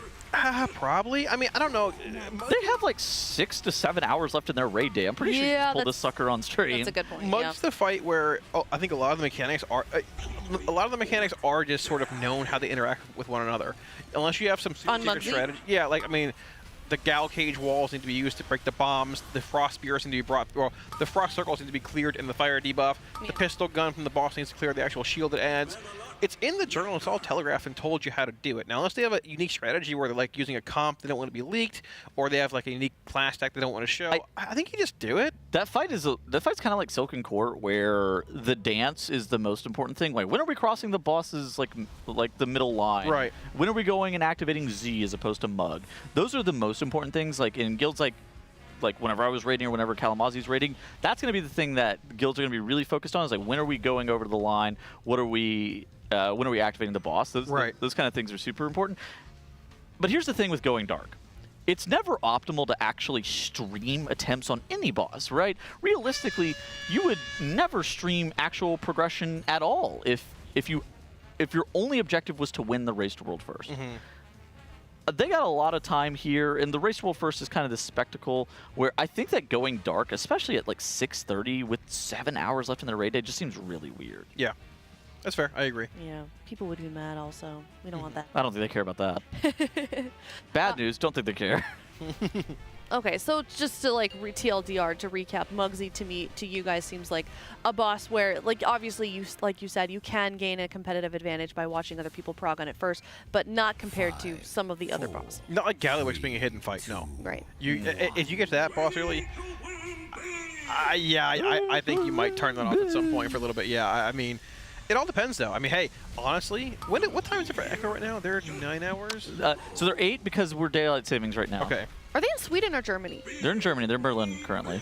Are the Methods in Sweden? Methods also in They Germany. are also in Germany. Okay. So it's around 2 or 3 a.m. for them, give or take, right now, roughly? So, I mean, I'd assume they're probably starting up stream like... 2:30. What? Well, they start at like 5. Yeah, they start really... They normally start at like 7. They normally start like 7, 8. So okay. They start at 5 on reset days. They very rarely actually start on at that time on non-reset days. So we're looking at another 5-6 hours for them, probably, I'd assume, to start streams. You know, hey, they could just flip it on. Competitive mode. Yeah, I'm gonna be honest. I'm waiting for that. I'm waiting for that to happen. If that happened, I would not be surprised. What our Bandit was dead? Yeah, if they killed it, yeah, just dude, on, it's dead. I mean, that would be the. Oh my god. I genuinely think that is a real possibility. No. Surely people would have figured it out with looking at their vaults and stuff like that, right? That they had Bandit loot in it. I guess, yeah, I suppose. Or like somebody would get like a myth track piece off of Bandit. You see had, like, achievements on their character profile. Yeah. Dang, that was so cool though, man. Like. There's Wait, a reason. you said it'd be so cool if they killed one of our bandits? Yes, that would be sick. Yeah, no, I'm just making sure I heard that correctly. I mean, we did that one year and it was pretty cool. I'm with you. Listen, they can do it right back to us. Neither guild is above it. It's pretty rare to see like a boss killed off stream. It would be kind of funny though. I think this could be one of those bosses though. I mean, I don't think it's actually happened, but it could be with how easy this boss appears to be from what we thought it would be. I feel like this is worth mentioning. Makes is crashing out right now because they are in Cologne, not Berlin. I'm looking for. Yeah, is that the thing that you're wearing right now? I don't wear no cologne, but I know about it. Okay. Tettles just shrugged, disrespecting the Germans. That's the fried chicken. Whoa. We just got a live sniffer. That's the deep fried. Kalamazzi's got a hue of chicken on his clothes. Top notes of butter. Yeah. And good old deep fry. Anyway. Anyways, you know. Yeah, nice little sniffer. There we go. Ew, de pollo. Yeah. All right. The meat cart rolling behind us. Oh, yeah. there she is, Heidi herself, the woman herself. All right, poll number 31. Happening in just a moment here. Of course, our best being 2% that we got just a couple of polls ago. And we are feeling really positive here at the Team Liquid Race to World First that we will be seeing it. Oh, yeah. Of the one-armed bandit Money back guarantee it dies in 30 minutes, within the next 30 minutes. Those are Tettle's words, not mine. I mean, I would assume that is the case. Def before dinner in the next hour, but at the same time, I mean, we still need to lock in here and kill this boss before dinner. Getting info from Muggsy before dinner would be great for analysts to break down. Yeah. Week aware timings, assignments, all that stuff. Yeah. And at the same time, we don't want to have this become a Sprocket Monger, which could have died a few hours earlier. We called it a kill his boss. We called it a working lunch earlier, where they when they did a couple pulls on Bandit, and then they went to lunch and kind of strategized as to what was going on. I think we might be having a working dinner as well. Yeah, I think it might be a twofer. A twofer. Yeah, a twofer. 2 for 1. Oh, okay, got it. I knew what you meant. All right, well, I mean, kind of just to maybe recap a little bit, what are some of the things that we're still currently sort of trying to work through? I think it's just like not super consistent. Them killing the ads in time. The ad HP check, while they can kill them each and every single time, it seems like it's a pretty difficult check. And sometimes they get put on fraud watch whenever... I've been on that for a while, actually. Yeah, exactly. They're like the rest of us now. They can honestly relate. So yeah, they don't kill off the ads in time, then the boss enrages and wipes them. That happens occasionally. Sometimes you're having like these one-off deaths. One-off deaths can happen kind of occasionally to the pay line. They can happen to, a couple of different things. If they get ran over by like the fire tornado that's going through the raid as well, that could happen. But Liquid is such a good guild individually on their own individual mechanics that it's pretty rare that they're getting ran over by the pay line or getting hit by the fire. Yeah. But it is something that can happen from time to time. And if that happens to 2 or 3 people in a pull, that wipes you then as well. Yeah, there is an element of RNG to this encounter still, where the actual pylon spawns, where the actual fire dispels go out. Sometimes you just get a fire dispel in the raid, or somebody dies with it in the raid and it just blows up, right? Exactly. So a lot of little things can go wrong, but they have been consistent. Oh, Yip's died. Yeah, unfortunately, we have one res available. Impact went down earlier, committed the Onk, so we can get him up momentarily here. But we're not going to have another res about that 4:30 mark, which is in about 3 minutes from now. But thankfully, no DPS are down, which means we can hopefully still get close to meeting that DPS check on the second set of ads. It'd be nice to have 2 battle reses for that final phase. There's like a couple of things that can like kill off one individual player in that final phase. Wait, do we make it? But fraud detected has been called by the one-armed bandit. He is big and red, and he's going to be wiping us in just a moment here. We need like an alarm for fraud detected. We need a good voice line from the boss. We could ring the bell. The Taco Bell? Fraud detected. Oh my god. All right, chat, you know what to do. Every time fraud detected comes out, we're spamming the Live Moss bell. We may not get a Taco Bell sponsor out of that, but it'll be funny nonetheless. All right, we're taking a break here. 5-minute break. Okay. Quick little juice break, nothing too crazy. Yeah, gonna walk around, stretch the legs a little bit. We've been seeing a lot of that this tier, especially, I feel like. Yeah, couple early wipes here. They almost killed it. They had that best pull at 2.1%. They literally almost killed it, that pull. That was, we were sitting just in a Monster Energy listening, and Kalamazzi and I were sitting there. I was just like, dude, this is over. This is over. Like, this boss is dead. Like, what are we talking about? Where's Muggsy? Yeah, pull up the notes. Yeah, no, meanwhile, while they were doing that, I was sprinting to the back room trying to find my notes for Muggsy for the next boss. Well, they had all 20 players alive. They moved the Lust. That was the first pull. They moved the Lust to the last phase, too. Yeah, that was like an instant big chunk of kill, just literally simply from moving the Lust. Yeah. I mean, I don't know how much we can accredit to just that, but... Yeah. Kalamazzi and I kind of knew that they were going to move the Lust. What was that look? Cams is sneaking around over the corner over here. I don't think he can come on screen right now. Don't leak anything. Don't leak anything. Okay, yeah. We're not leaking anything. Did I give you a look? What? Huh? Cams is You said what was that look? Oh, he's looking at me. Oh. Oh, yeah. Don't worry about it. We're not spoiling anything for later on, but Cams takes his job very seriously. We'll put it that way. Yeah, exactly. I feel bad. Cams is like the guy that we're always making like the butt of a lot of jokes. And No, it's me. Dress up and do. You're second. You're not. You. Can we get some hearts in chat for Kalamazzi? Yes, hearts in chat. Can we get some hearts in chat for Kalamazzi right now? He's been going through a hard time lately. A little bit. All right, well, we're going to take a look at in the meantime, while you guys are spamming those hearts for Kalamazzi, let's take a look at a replay from that best kill and see how it all went down. Yeah, so it's a pretty interesting final phase. You see right here, they're going to be going into that 30% phase on Bandit here in just a little bit. I can't tell what ad are we on. We're probably going to be on Shock and Flame here in just a couple of seconds. I believe this is going to be the 5th or 6th combination. I believe 5th. Yeah, is that 5th combination? Or which one is that? Yeah, so 5th combo is Shock and Bomb. Okay. Yeah, Shotgun Bomb is going to be the coil spawning and putting out bomb adds.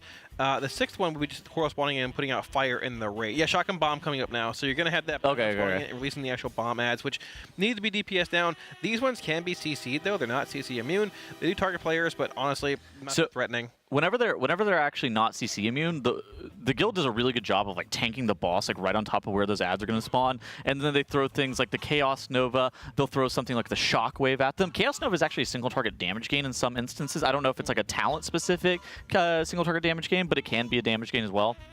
And so optimizing some of those funnel specializations like Eldrachi Reaver, Havoc Demon Hunter has insanely good AoE to single target damage funnel, and using like that Demon Hunter, really allowing them to just like CC the ads away and just dance on those ads, that'll be a huge piece of funnel that Liquid will be looking to optimize.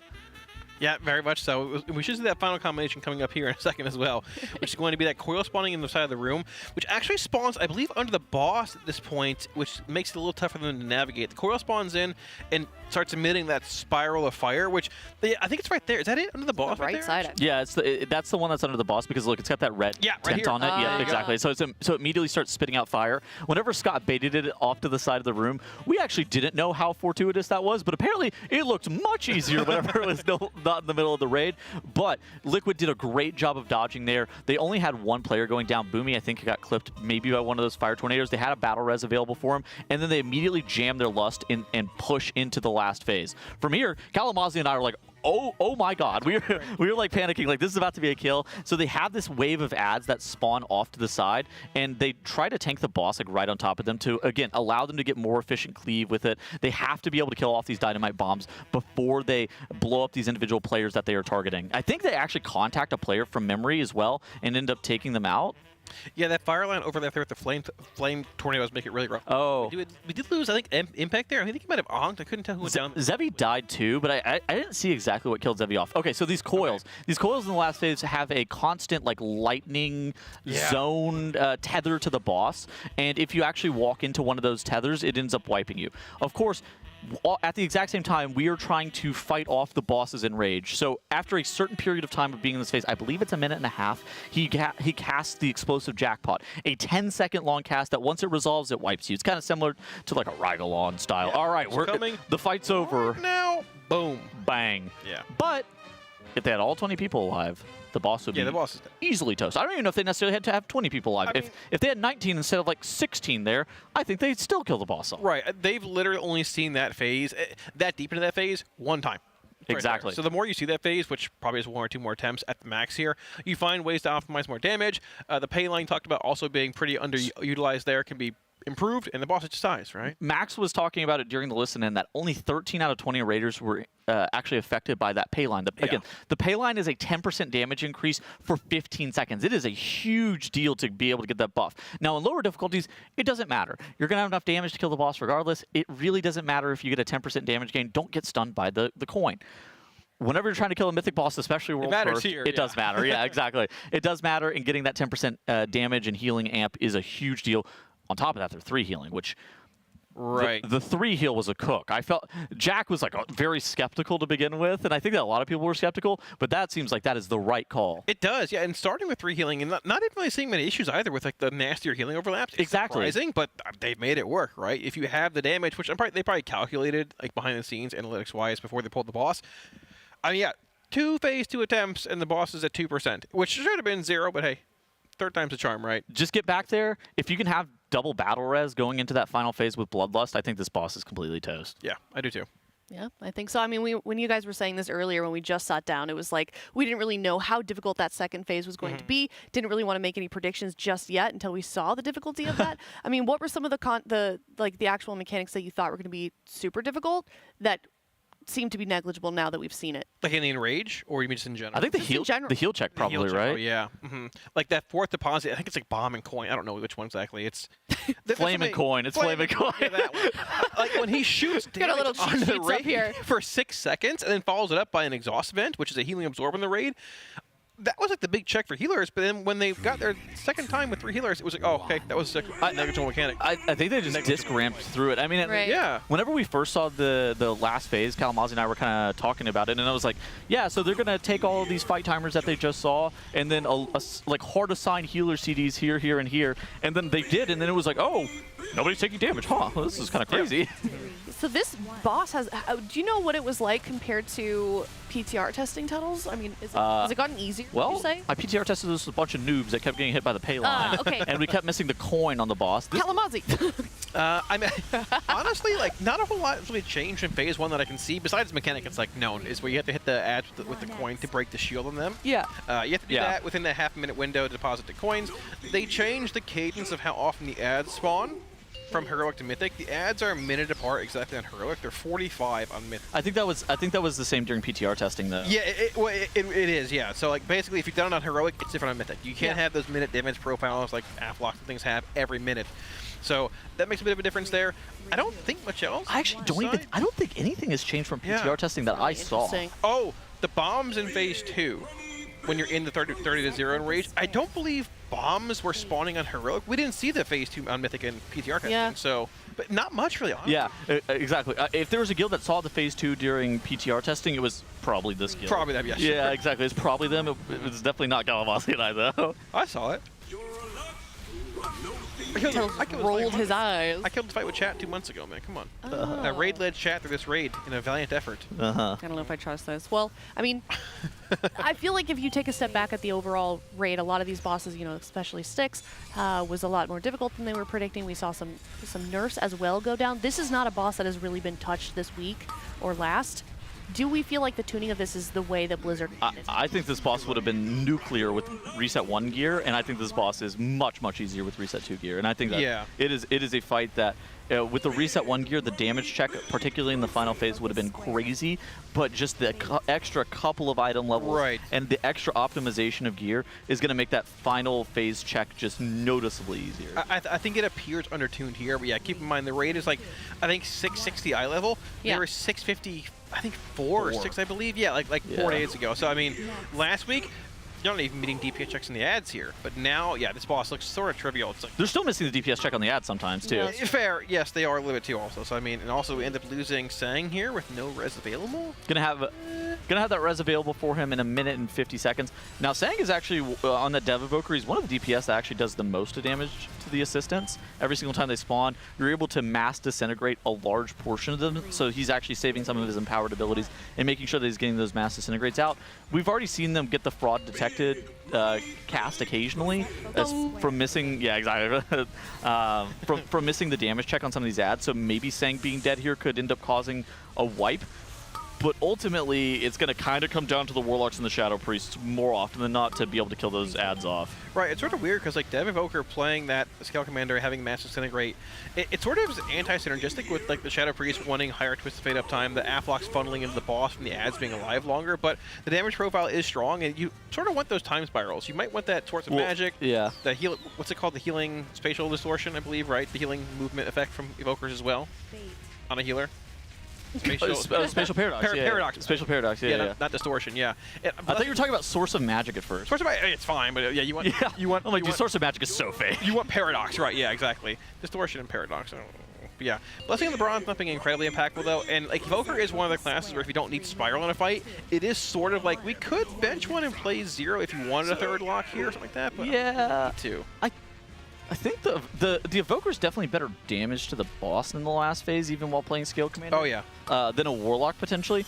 I do think that Warlock would in general be maybe a little bit better on this fight, but at the same time, you don't need a lot more AoE damage. AoE damage is effective versus these ads, but it's only as effective as your ability to be able to do damage prior to hitting the 25% shield on the ads, and then getting like hit with a coin. Yeah, exactly. So, I mean, a 46% pull here. We're going down to another early wipe, unfortunately, but looks like a couple of individual spot deaths there. But it's one of those things.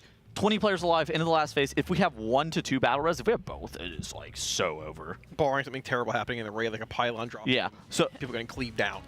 I do think this fight nuclear on reset 1 gear. I think this fight looks way better on reset 2 gear. Yeah. 2 gear. Yeah, I mean that's kind of what I was gonna say. If you're looking at this from just like a pull perspective and being like, oh, 33 pulls and it's already only 2% left. If you take that all of the things that you guys have been saying into consideration, especially the fact that we took so long on sticks, had we hit this fight before the reset, this would have been. That number would have been bumped up. Probably is what I'm trying to say. 100 or something. Yeah. It might have been unkillable, honestly. Yeah, or I mean, unkillable. The ads might have been way too hard to where you had to play some really garbage comp and can't kill the boss in the last phase. This would def be like a Vantis max upgrade if you're at this before reset trying to kill it. But it might have been just undoable. I think with if you had Vantis available, like on your entire raid, I'm pretty sure it's doable. But Vantis it would be tough. Vantising one-armed bandit sucks. This guy. What about sticks? Yeah, that's even worse. Yeah. This guy's got god tier gear. I think we could high roll. Like if we could high roll some gear here, it would be insane. They got. Oh yeah. They low rolled Nerebar Palace gearing a lot. If we could get a best in slots and a House of Cards, both of those, oh my gosh, Kalamazoo be hooting and hollering perhaps. A couple House of Cards dropping sounds good to me. Yes sir. Yeehaw, buddy. We cleared normal heroic last night. Saw zero cards, 0 Moxie jars, and 0 Isaac Kazan, 0 Jasper Diamonds. He was yelling at his chat. I was so mad last night. Where's what did your chat have to do with that? I was yelling with chat. Okay. It was like a. Dang. It's like a mutual yelling. Right. Yeah. I got together. Mutual commiseration is. Yes. Commiserating. Terminology I like to use. I yes. see. Okay. Mutual commiserating. Yeah. That's right. That's basically my life. Trauma bonding over the lack of drops. Yes. Back to Boston. Yeah. Exactly. I see. Or the yeah. Amazing. Ah man, what an adventure. What an adventure indeed. This is fun. Tedos, do you have moderator? In chat? Yeah, what do you need? Yeah, I got him moderator, him and Dratno. What about a prediction or a poll? Secured Here? it. Oh, hold on. Yeah. Next poll? This poll? You spam these predictions here? Okay, give me a sec. Unless moderator's already doing that, which it might be doing. I don't know. Well, I don't know. I'm a moderator. This is literally any poll territory. Can you do it on your... I don't know. I'm about to find out. Wait, we don't have... Our mods aren't doing the Gamba? Unrecognized command / prediction. I wish we were logged in on the laptop. We need to be logged in. Someone log us into the Team Liquid account. I promise. There's we won't one do running. anything bad. We'll be responsible adults up here with a laptop. Did you say you're getting angry? We have a prediction live. Oh, that's getting good. Angry at me. I'm sorry. That's good. That's good. Oh, Make says it's active. In all caps. I don't know if it was already active. Oh, you guys are already. So mods are doing their job. Great job, mods. Thank you. You guys are great. Great job, mods. You guys are good. I made a happy face. She loves the moderators. All right, pull timer. Not even working. Pull timer, here we go. 2% is our best pull. 5, 4. We're at pull number 35 here on the one-armed bandit. Bloodlust is actually... Bloodlust has been moved to the last phase. It's basically, there's 2 different DPS checks. The first DPS check is you have to be able to beat the 7th wave of these ads spawning. I think maybe you can have them out for a little bit, maybe like 20 seconds or something like that, but realistically you have to beat the 7th wave of ad spawning.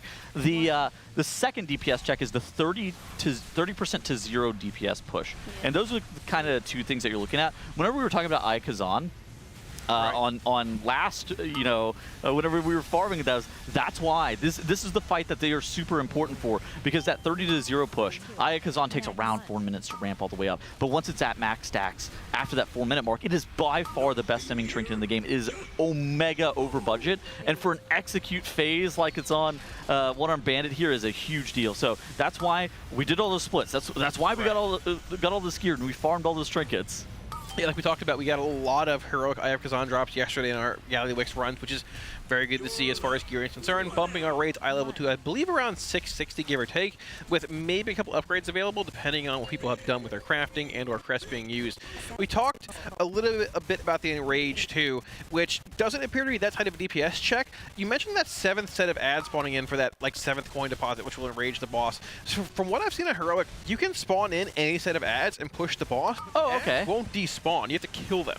So okay, so you're wiping. Okay. I mean, well, it depends. I mean, you can have them spawn in and then kill them and then push the boss before the fraud detective thing goes off. We'll miss the damage check on the boss, I think, if we're doing that. Yeah. Which could have been the reason why they're trying to time Lust in the first phase, maybe get a better push like duration, but we saw them push Lust into phase 2 with the previous poll being a 2% wipe. Like we talked about, Lust is dead. As long as we don't lose people early on, which is unfortunately what's happening right They pressed Lust and then they wiped immediately. Maybe it was a meme Lust. I'm not sure. It was at the point where they'd be less than that second bomb set Maybe too. maybe the fraud has been detected and the boss. Dong. Yeah, the boss left it for us. Yeah, exactly. It's like Jaina Yeah. Proudmore. Well, Do you remember exactly. that? That was crazy. I do. THG was looking at his macros earlier. Still has a kick Jaina macro. Wait, I want to know, what is this? What are you what are we? You press referencing Bloodlust and she'd ice block herself. Yeah, she'd ice block. This is like back in Wow. So our lore. it was forced to where you would only be able to Bloodlust during one of 2 intermissions. Because Oh, I hate that. Yeah. it was Kind of interesting, though. I think it's a good boss. There was some weird tech where you could like pre-lust, but overall it was still a weird encounter. It was a good one, to be fair. I forgot that people were pre-lusting. Yeah, it was like a weird pre-lust, and the boss would like, it wouldn't block, but you like wouldn't lose or get full lust value, right? I don't think. Yeah, exactly. It was a little funky, you know, but I need my haste. I don't want to be lustless. Yeah, well, I mean, that is a recent development, and then we saw their best pull right after that. They moved the lust a little bit. They were using it to skip the last set of ads, and they decided to tweak it a little bit, and it definitely worked in their favor. Is it just variance that's killing them off there? It seems like it's. I mean, somebody just dies randomly. And, like, if you have a battle res, it's fine. You can kill this boss with, you know, no battle res in the final phase, but someone's probably gonna die. Like, you've seen it essentially one time. There's very little area to move around with like multiple static pools being around, multiple pylon lines cutting the room off, fire beams everywhere, and the enrage it does look sort of real still too, with lust being part of that phase 3. The enrage check isn't like trivial, but it's pretty easy, assuming that they keep all 20 players alive. I think the check that's honestly harder is just every single set the assistants getting killed off in time.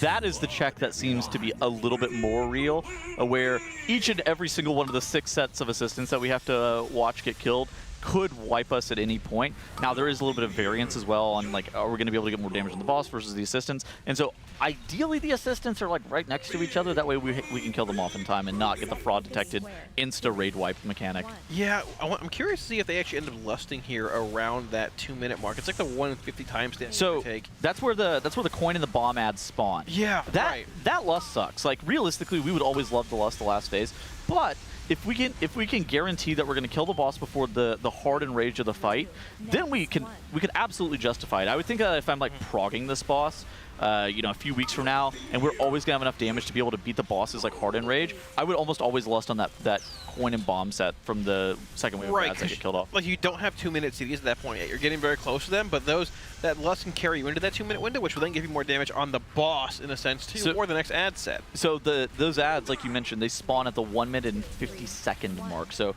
very weird for like offensive CD management. There's like basically no specializations that are really gonna have cooldowns for that. Maybe a fire mage is gonna be able to carry that with combustion. Yeah, it's possible. I mean, we saw him combusting it at some point early on. Maybe they want to save that for like a bit more boss allocation, but they are stacked as well, so it's a good cleave window there also. It's hard to say. Wow. I like we talked about, optimally having less in phase 2 is where you want to be.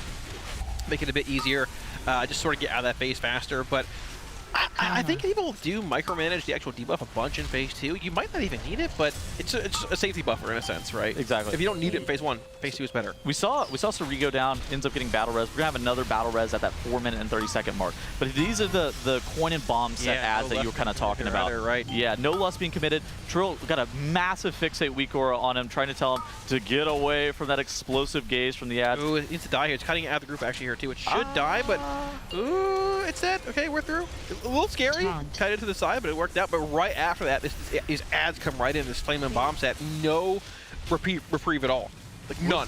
The ads are just right in. Was that bad? Like, did we lose a lot of boss damage there? I mean, a little bit. If he's cutting it away and people are CDing around that 2-minute mark, but I mean, it's expected to die earlier than that, right? So, regardless, well, he lost his damage on it, which he's. Let me look at the damage meter. Yeah, Boomy didn't get picked. And Boomy's at the top of the damage. Only 2 out of 3. A bit of RNG, yeah, it's fair. I mean, a melee getting fixated can be annoying also, right? Which is why you're probably burning those down quickly to try and get maybe a little bit more boss fun so in. now here are the next bomb sets. This is Flame and Bomb, and whenever these die, they shoot out a wave of fire, correct? Yeah, they do. These are CCable, as you can see, a Chaos Nova coming out there into another stun overlapping.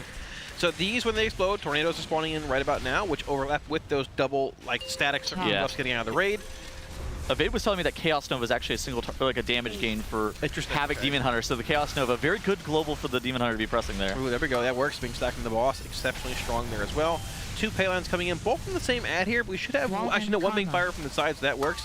Breaking these 2 ads right now. Second one should be dying momentarily. And we have about 10 seconds on that fraud cast coming in. A lot of raid damage coming in here. We should be okay. We're going to have even more damage coming in than when we deposit these coins, though. Flame and coin. Flame and coin's what's being deposited here. What exactly is that, dude? That's the big heal check, right? Yeah, well, it would be if we didn't get the fraud detected here, unfortunately. Oh. But it would be a lot of pulsing raid damage every second for about 6 seconds. Yeah, and then after that, the boss like vents some fumes and makes the whole raid have a healing absorb. But we didn't get that far because the boss, unfortunately, in rage, we didn't put the coins in time. Yeah, so it's not only do we have to get the ads killed off in time, but the ads drop like a coin debuff, and you have to deposit it into the boss. Within 30 seconds, right? 30 seconds. I'm not a tank. I actually don't know the exact time. But It's 30. It's a pretty tight window. Yeah. Yeah. It's from the time they spawn in. It starts there, basically. Half a minute whenever they spawn in. So while you do want to kill all 3, there's definitely a prio emphasis on the 2 ads you're depositing. The 3rd one can be killed whenever, Yeah. right? As long as it's dying within a reasonable time frame. But it can spiral fast if you fall behind on damage. So you say you don't like the pay line visual, Tettles? I think the pay line is like way too narrow, and how it's attached. I think it's hard to see. Yes, Or I think really the big blue. I wouldn't describe it as big. Okay, it's fair. It's rather narrow, and I think it's one of those things that how it also spawns off the boss is rather strange. Like, That's true. If they drag the boss away, the pay line's not actually attached to the boss; it's attached to the ground. Yeah. And so like you could drag the boss 20 yards away from the pay line, and it's kind of jank. It looks a lot better whenever it's like next to the boss because it appears as if it's attached to it. I found it kind of hard to see at times. I did too. There's just so much going on. I feel like there's at least a lot less visual clutter than the last boss. Oh, okay. The Sprocket Monger lock and stock is generationally visual clutter, like generational visual clutter. That is like it's designed to be that way, though. It's supposed to be that way. Like, this fight not as much. There's just so much going on. There's static coils, there's static pools, there's fire bombs, there's dispels going on, bombs fixating you, tornadoes. Oh, and every 15 seconds, let me watch these 2 coins rolling across into one shot. It's like Operator Thogar level of visual clutter on that. It's like a similar amount for Sprocket Monger lock and stock. This is a lot less going on. But even still, every single what you have to know is like a lot of specializations, especially with hero talents, have so much unnecessary just like visual clutter in Melee. Even if you have essential spell effects turned on, you see so much garbage that you're probably not supposed to see. Actually, is very true. Yeah. Sorry. As a DK, sorry. Yeah, for some reason, why can I see your Remorseless Winter? I don't care. Like, I genuinely could not. I was talking about Defile, but that's Death Indicate. Yeah, Remorseless Winter was also ridiculous. I couldn't care about your D&D, nor could I care about your Remorseless Winter. Dude, it was even worse, I feel like, in Shadowlands when things would just, like, change colors and then I didn't know what was what anymore. Oh, am I supposed to stand in this? Is this an AoE healing or is this bad? I don't know. Yeah, everything changed colors. What was that about? God, I mean, I know it looked cool, but Jesus. There's a reason I had to relearn what everything looked like. But yeah, so I mean, they're just like really narrow. Yeah. And especially with a bunch of the other visuals that happen on this fight, it's kind of easy to overlook the pay line. Of course. Yeah, that's fair. On Mythic, you're not allowed to get hit by the coin. The coin 100 to zeros you. So that pay line is by far the most important thing for you to be watching to dodge. On top of it giving you a 10% damage and healing gain, so you need to be standing next to it. But I mean, look at that. Like it's so. It's hard. It's not clearly defined. Exactly. Like all hell's breaking loose, right? Yeah, no, that's fair. I mean, you were the one also that said you don't like that particular shade of purple, right? I mean, on the Sprocket Monger orbs? Yeah. I don't like the color either. I said it on PTR. I think that line was less defined on PTR as well. It was like a lighter blue shade. I could be wrong. But you have to be so close to the actual pay line. I feel anxiety when it flies past me. So like, I'm going to get run over. That is certainly the difference between us and them. Is that for us, the people of Twitch chat call that greed. For them, the people of Twitch chat call that calculated. Yeah, exactly. Okay, perfect. It's a calculated. It's only greed if you suck. Well, I'm not sure how to answer that question, but I might be a little greedy. I might. We'll see. Your Honor, it was calculated, but I'm bad at math. It was a tactical death. Yeah, a tactical demise. It was calculated, but I'm bad at math. Sang DCing. Yeah. Oh, we call this the AoE relog. What's that? There could be a bit of latency in the raid. Is that what's happening here? There could be some desync that's happening, and then you mass relog to try to mass relog. Yeah, to try to help the latency. The alternative is like soft reset the raid. Yeah. Right. But it looks like they're not soft resetting the raid. Interesting. How does soft reset work? It's like a half-hour wait time, or is this way to force it? I believe, right? There's a way to force it. it's generally a half-hour wait time. You'd have to zone out of the raid and have all your people out for half an hour. The alternative is you zone out and you have somebody that also is saved to your lockout, like be out of the raid, and then like try to reset the raid. There's some like weird tech with it. If Drat tech, it is some rat nose tech. Yeah, Drat knows about it. Oh, People are saying it's everywhere that the servers are down. Oh, could be interesting. That's all of NA. Did Illidan crash? Oh, did NA crashed? I don't know. I know that people were complaining about it earlier, saying that like the BattleNet servers were down or something like that, and that there were a lot of people having issues. But I mean, the good news is smoke break's been called. We are nearing a dinner break, and it looks like that's exactly what they're doing. So not terrible timing. Boy, we're getting really unlucky. We had the power outage. We had server issues. Well, that's normal. That's the server. Of course. I'm just complaining. I just got a text from Ion himself saying we're going to bring EU down for 4 hours today for thank you so much. Lost time. So thank you, Ion. Thank you. I appreciate that. I'll pay for dinner tomorrow actually when we're meeting up. Yeah. Just to, Everybody in chat say thank you, Ian. Thank you, Ion. Can we get some Live Moss for Ian in chat, please? That'll be tomorrow's dinner. Spam that button, production. The bell. Bing, bing, bing, bing, bing, bing, bing. What's for dinner? I don't. Oh yeah, Lomo Saltado. I think it's a Peruvian stir fry, I believe. Holy moly. Yeah. Meat. Do you even know where Peru is? It's down there with by Ecuador. Oh my God, he does know where Peru is. My father was born in Ecuador. I'm so proud of you. 2 days he lived. Your father was born in Ecuador? For 2 days. For 2 days and then he left. Moved to North Carolina. 2 days. In the military, yeah. Oh, okay, that makes sense. Okay. Does he sing the song? Like the Euro What's the song? Oh no. Ecuador. No, like the Euro trance song from like the 2000s.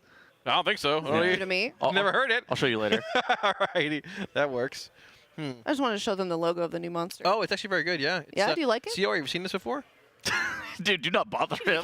I know we wouldn't stop. It's okay. Well, we had this thing earlier. Ultra Wait, hold on. Blue Hawaiian. Have you guys seen this? I was handed this. It's like a PR package thing. Oh, is that it? Look at this. No, this is the different. This is the other one. Look, it's the. It's got little pop-ups. Look how cute. Monster Energy Ultra Vibe. Oh my gosh. Oh, Kalamazi's stealing it. Careful, buddy. I can't get out of the box. Oh, he's trying to do a bit and it got That's ruined. mine. There we go. Is it full? Yeah, go Yeah, for it is. Ultra Oh blue no! guava. Somebody took the guava. I have no idea what happened. So weird. Wow. Oh no! How A horrible. treat for old Kalamazi. Kalamazi, put it away. Put it away. Put it away. Don't let them see. But look, hold on. There's what do you call this? It's the thematics. It's like looks like Vice City. Yeah, it's like what are you talking? synthwave-esque, like the. Oh yeah, yes. That's very Wave. cool. Look yeah, at that. Outrun. I think. Also, There's a kimono on here too. You know all about this. I mean, you're from Florida. Yeah, a pink kimono. Look. This is so sick. I feel like I should be. What's the difference between that and a flamingo? To drive by Kavinsky. I used to call them kimonos when I was young. A pink kimono. You're such a Are you talking about kimono? No, it's a flamingo. Oh. Very cool. You gonna crack that on stream? It's part of the package. I don't want to open it. Oh, I thought we were just stealing it. No, I already stole one and got yelled at. I can't do it again. No, I mean I yelled. You got yelled at? That was me. That was me. Yeah, I ratted I was a me little out. mean. I know. I'm really sorry. Yeah, I would never rat anybody out. She ratted me out. She told. I did. I'm sorry. She said that she. Oh no, you would never rat anyone out? No. No. That's so interesting. He would never. Hmm. I would go to Of jail course. before. You're right. He's not a snitch. I would never rat anybody out. Okay. What's up, THC? Hello, THC. Look. Wait, did Illidan go down? Every single WoW server in Classic, fucking everything. All of NA went down, and even Classic. All of NA went down.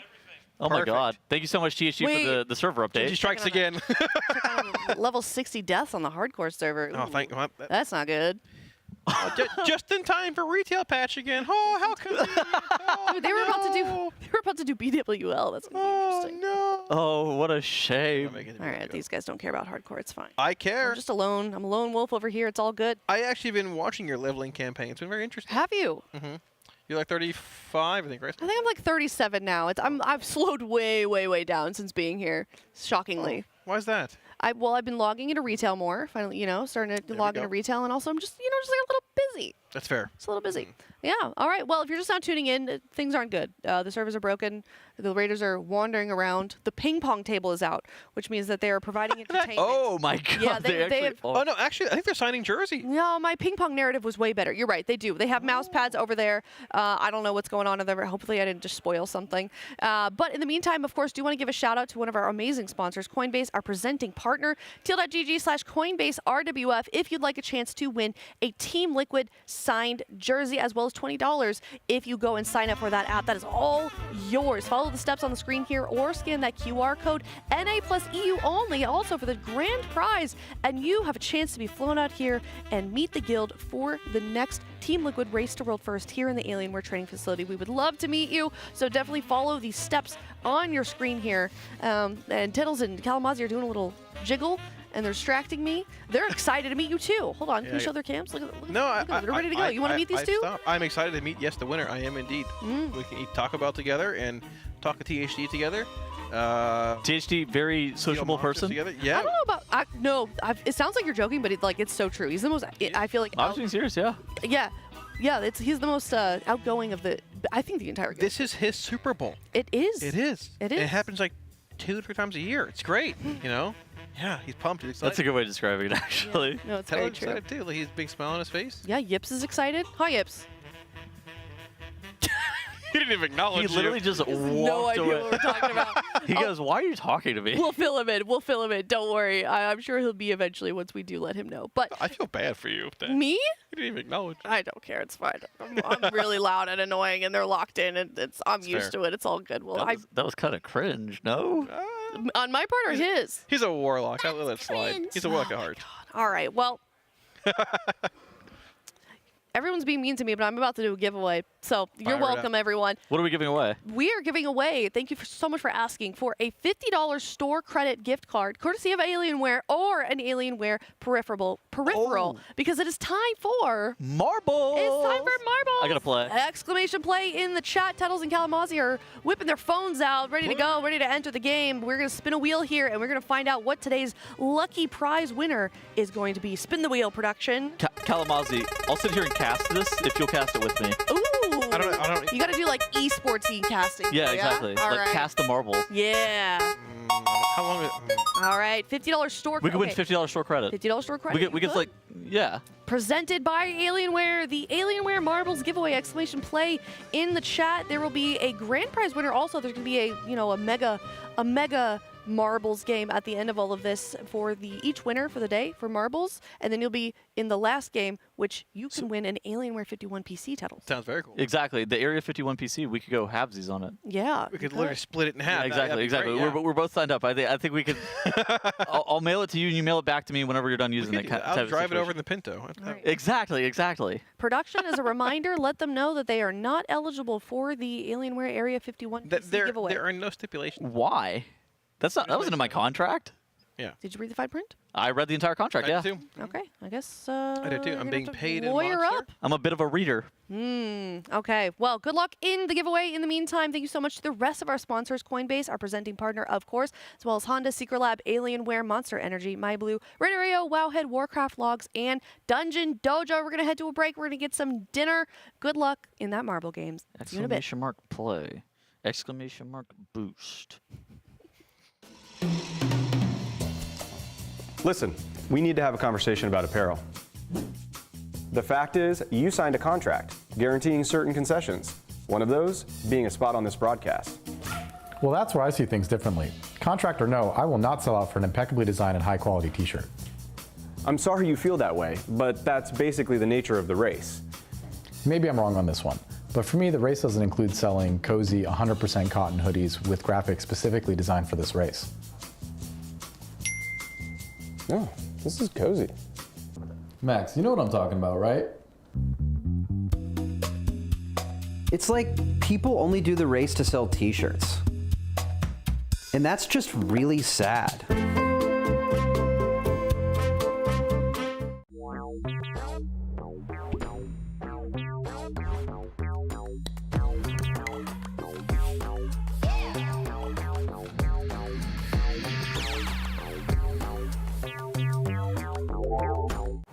How about this to celebrate our spring championship?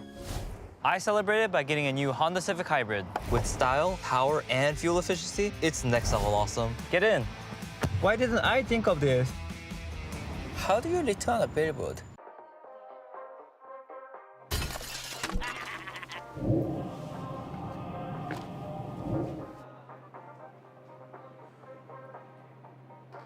Huh?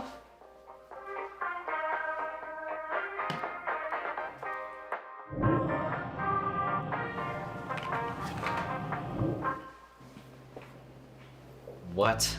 Okay.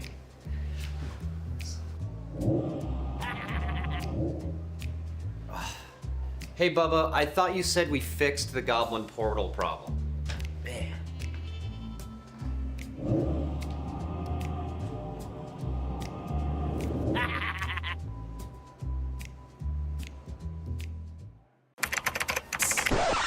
Check out how cool MyBlue is. Mine's way better.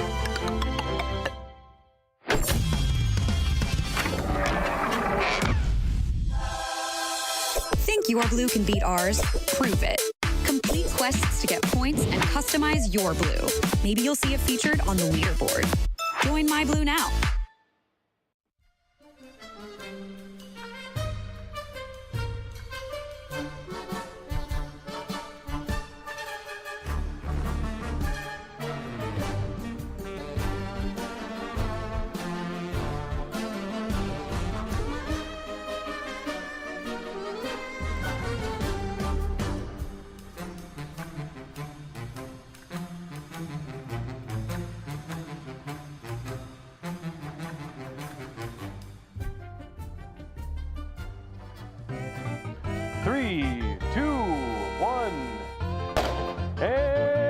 Here we go. We see the marbles coming down the track very, very quick. We see Bobby Lightweight in front. Bobby Lightweight coming down the track.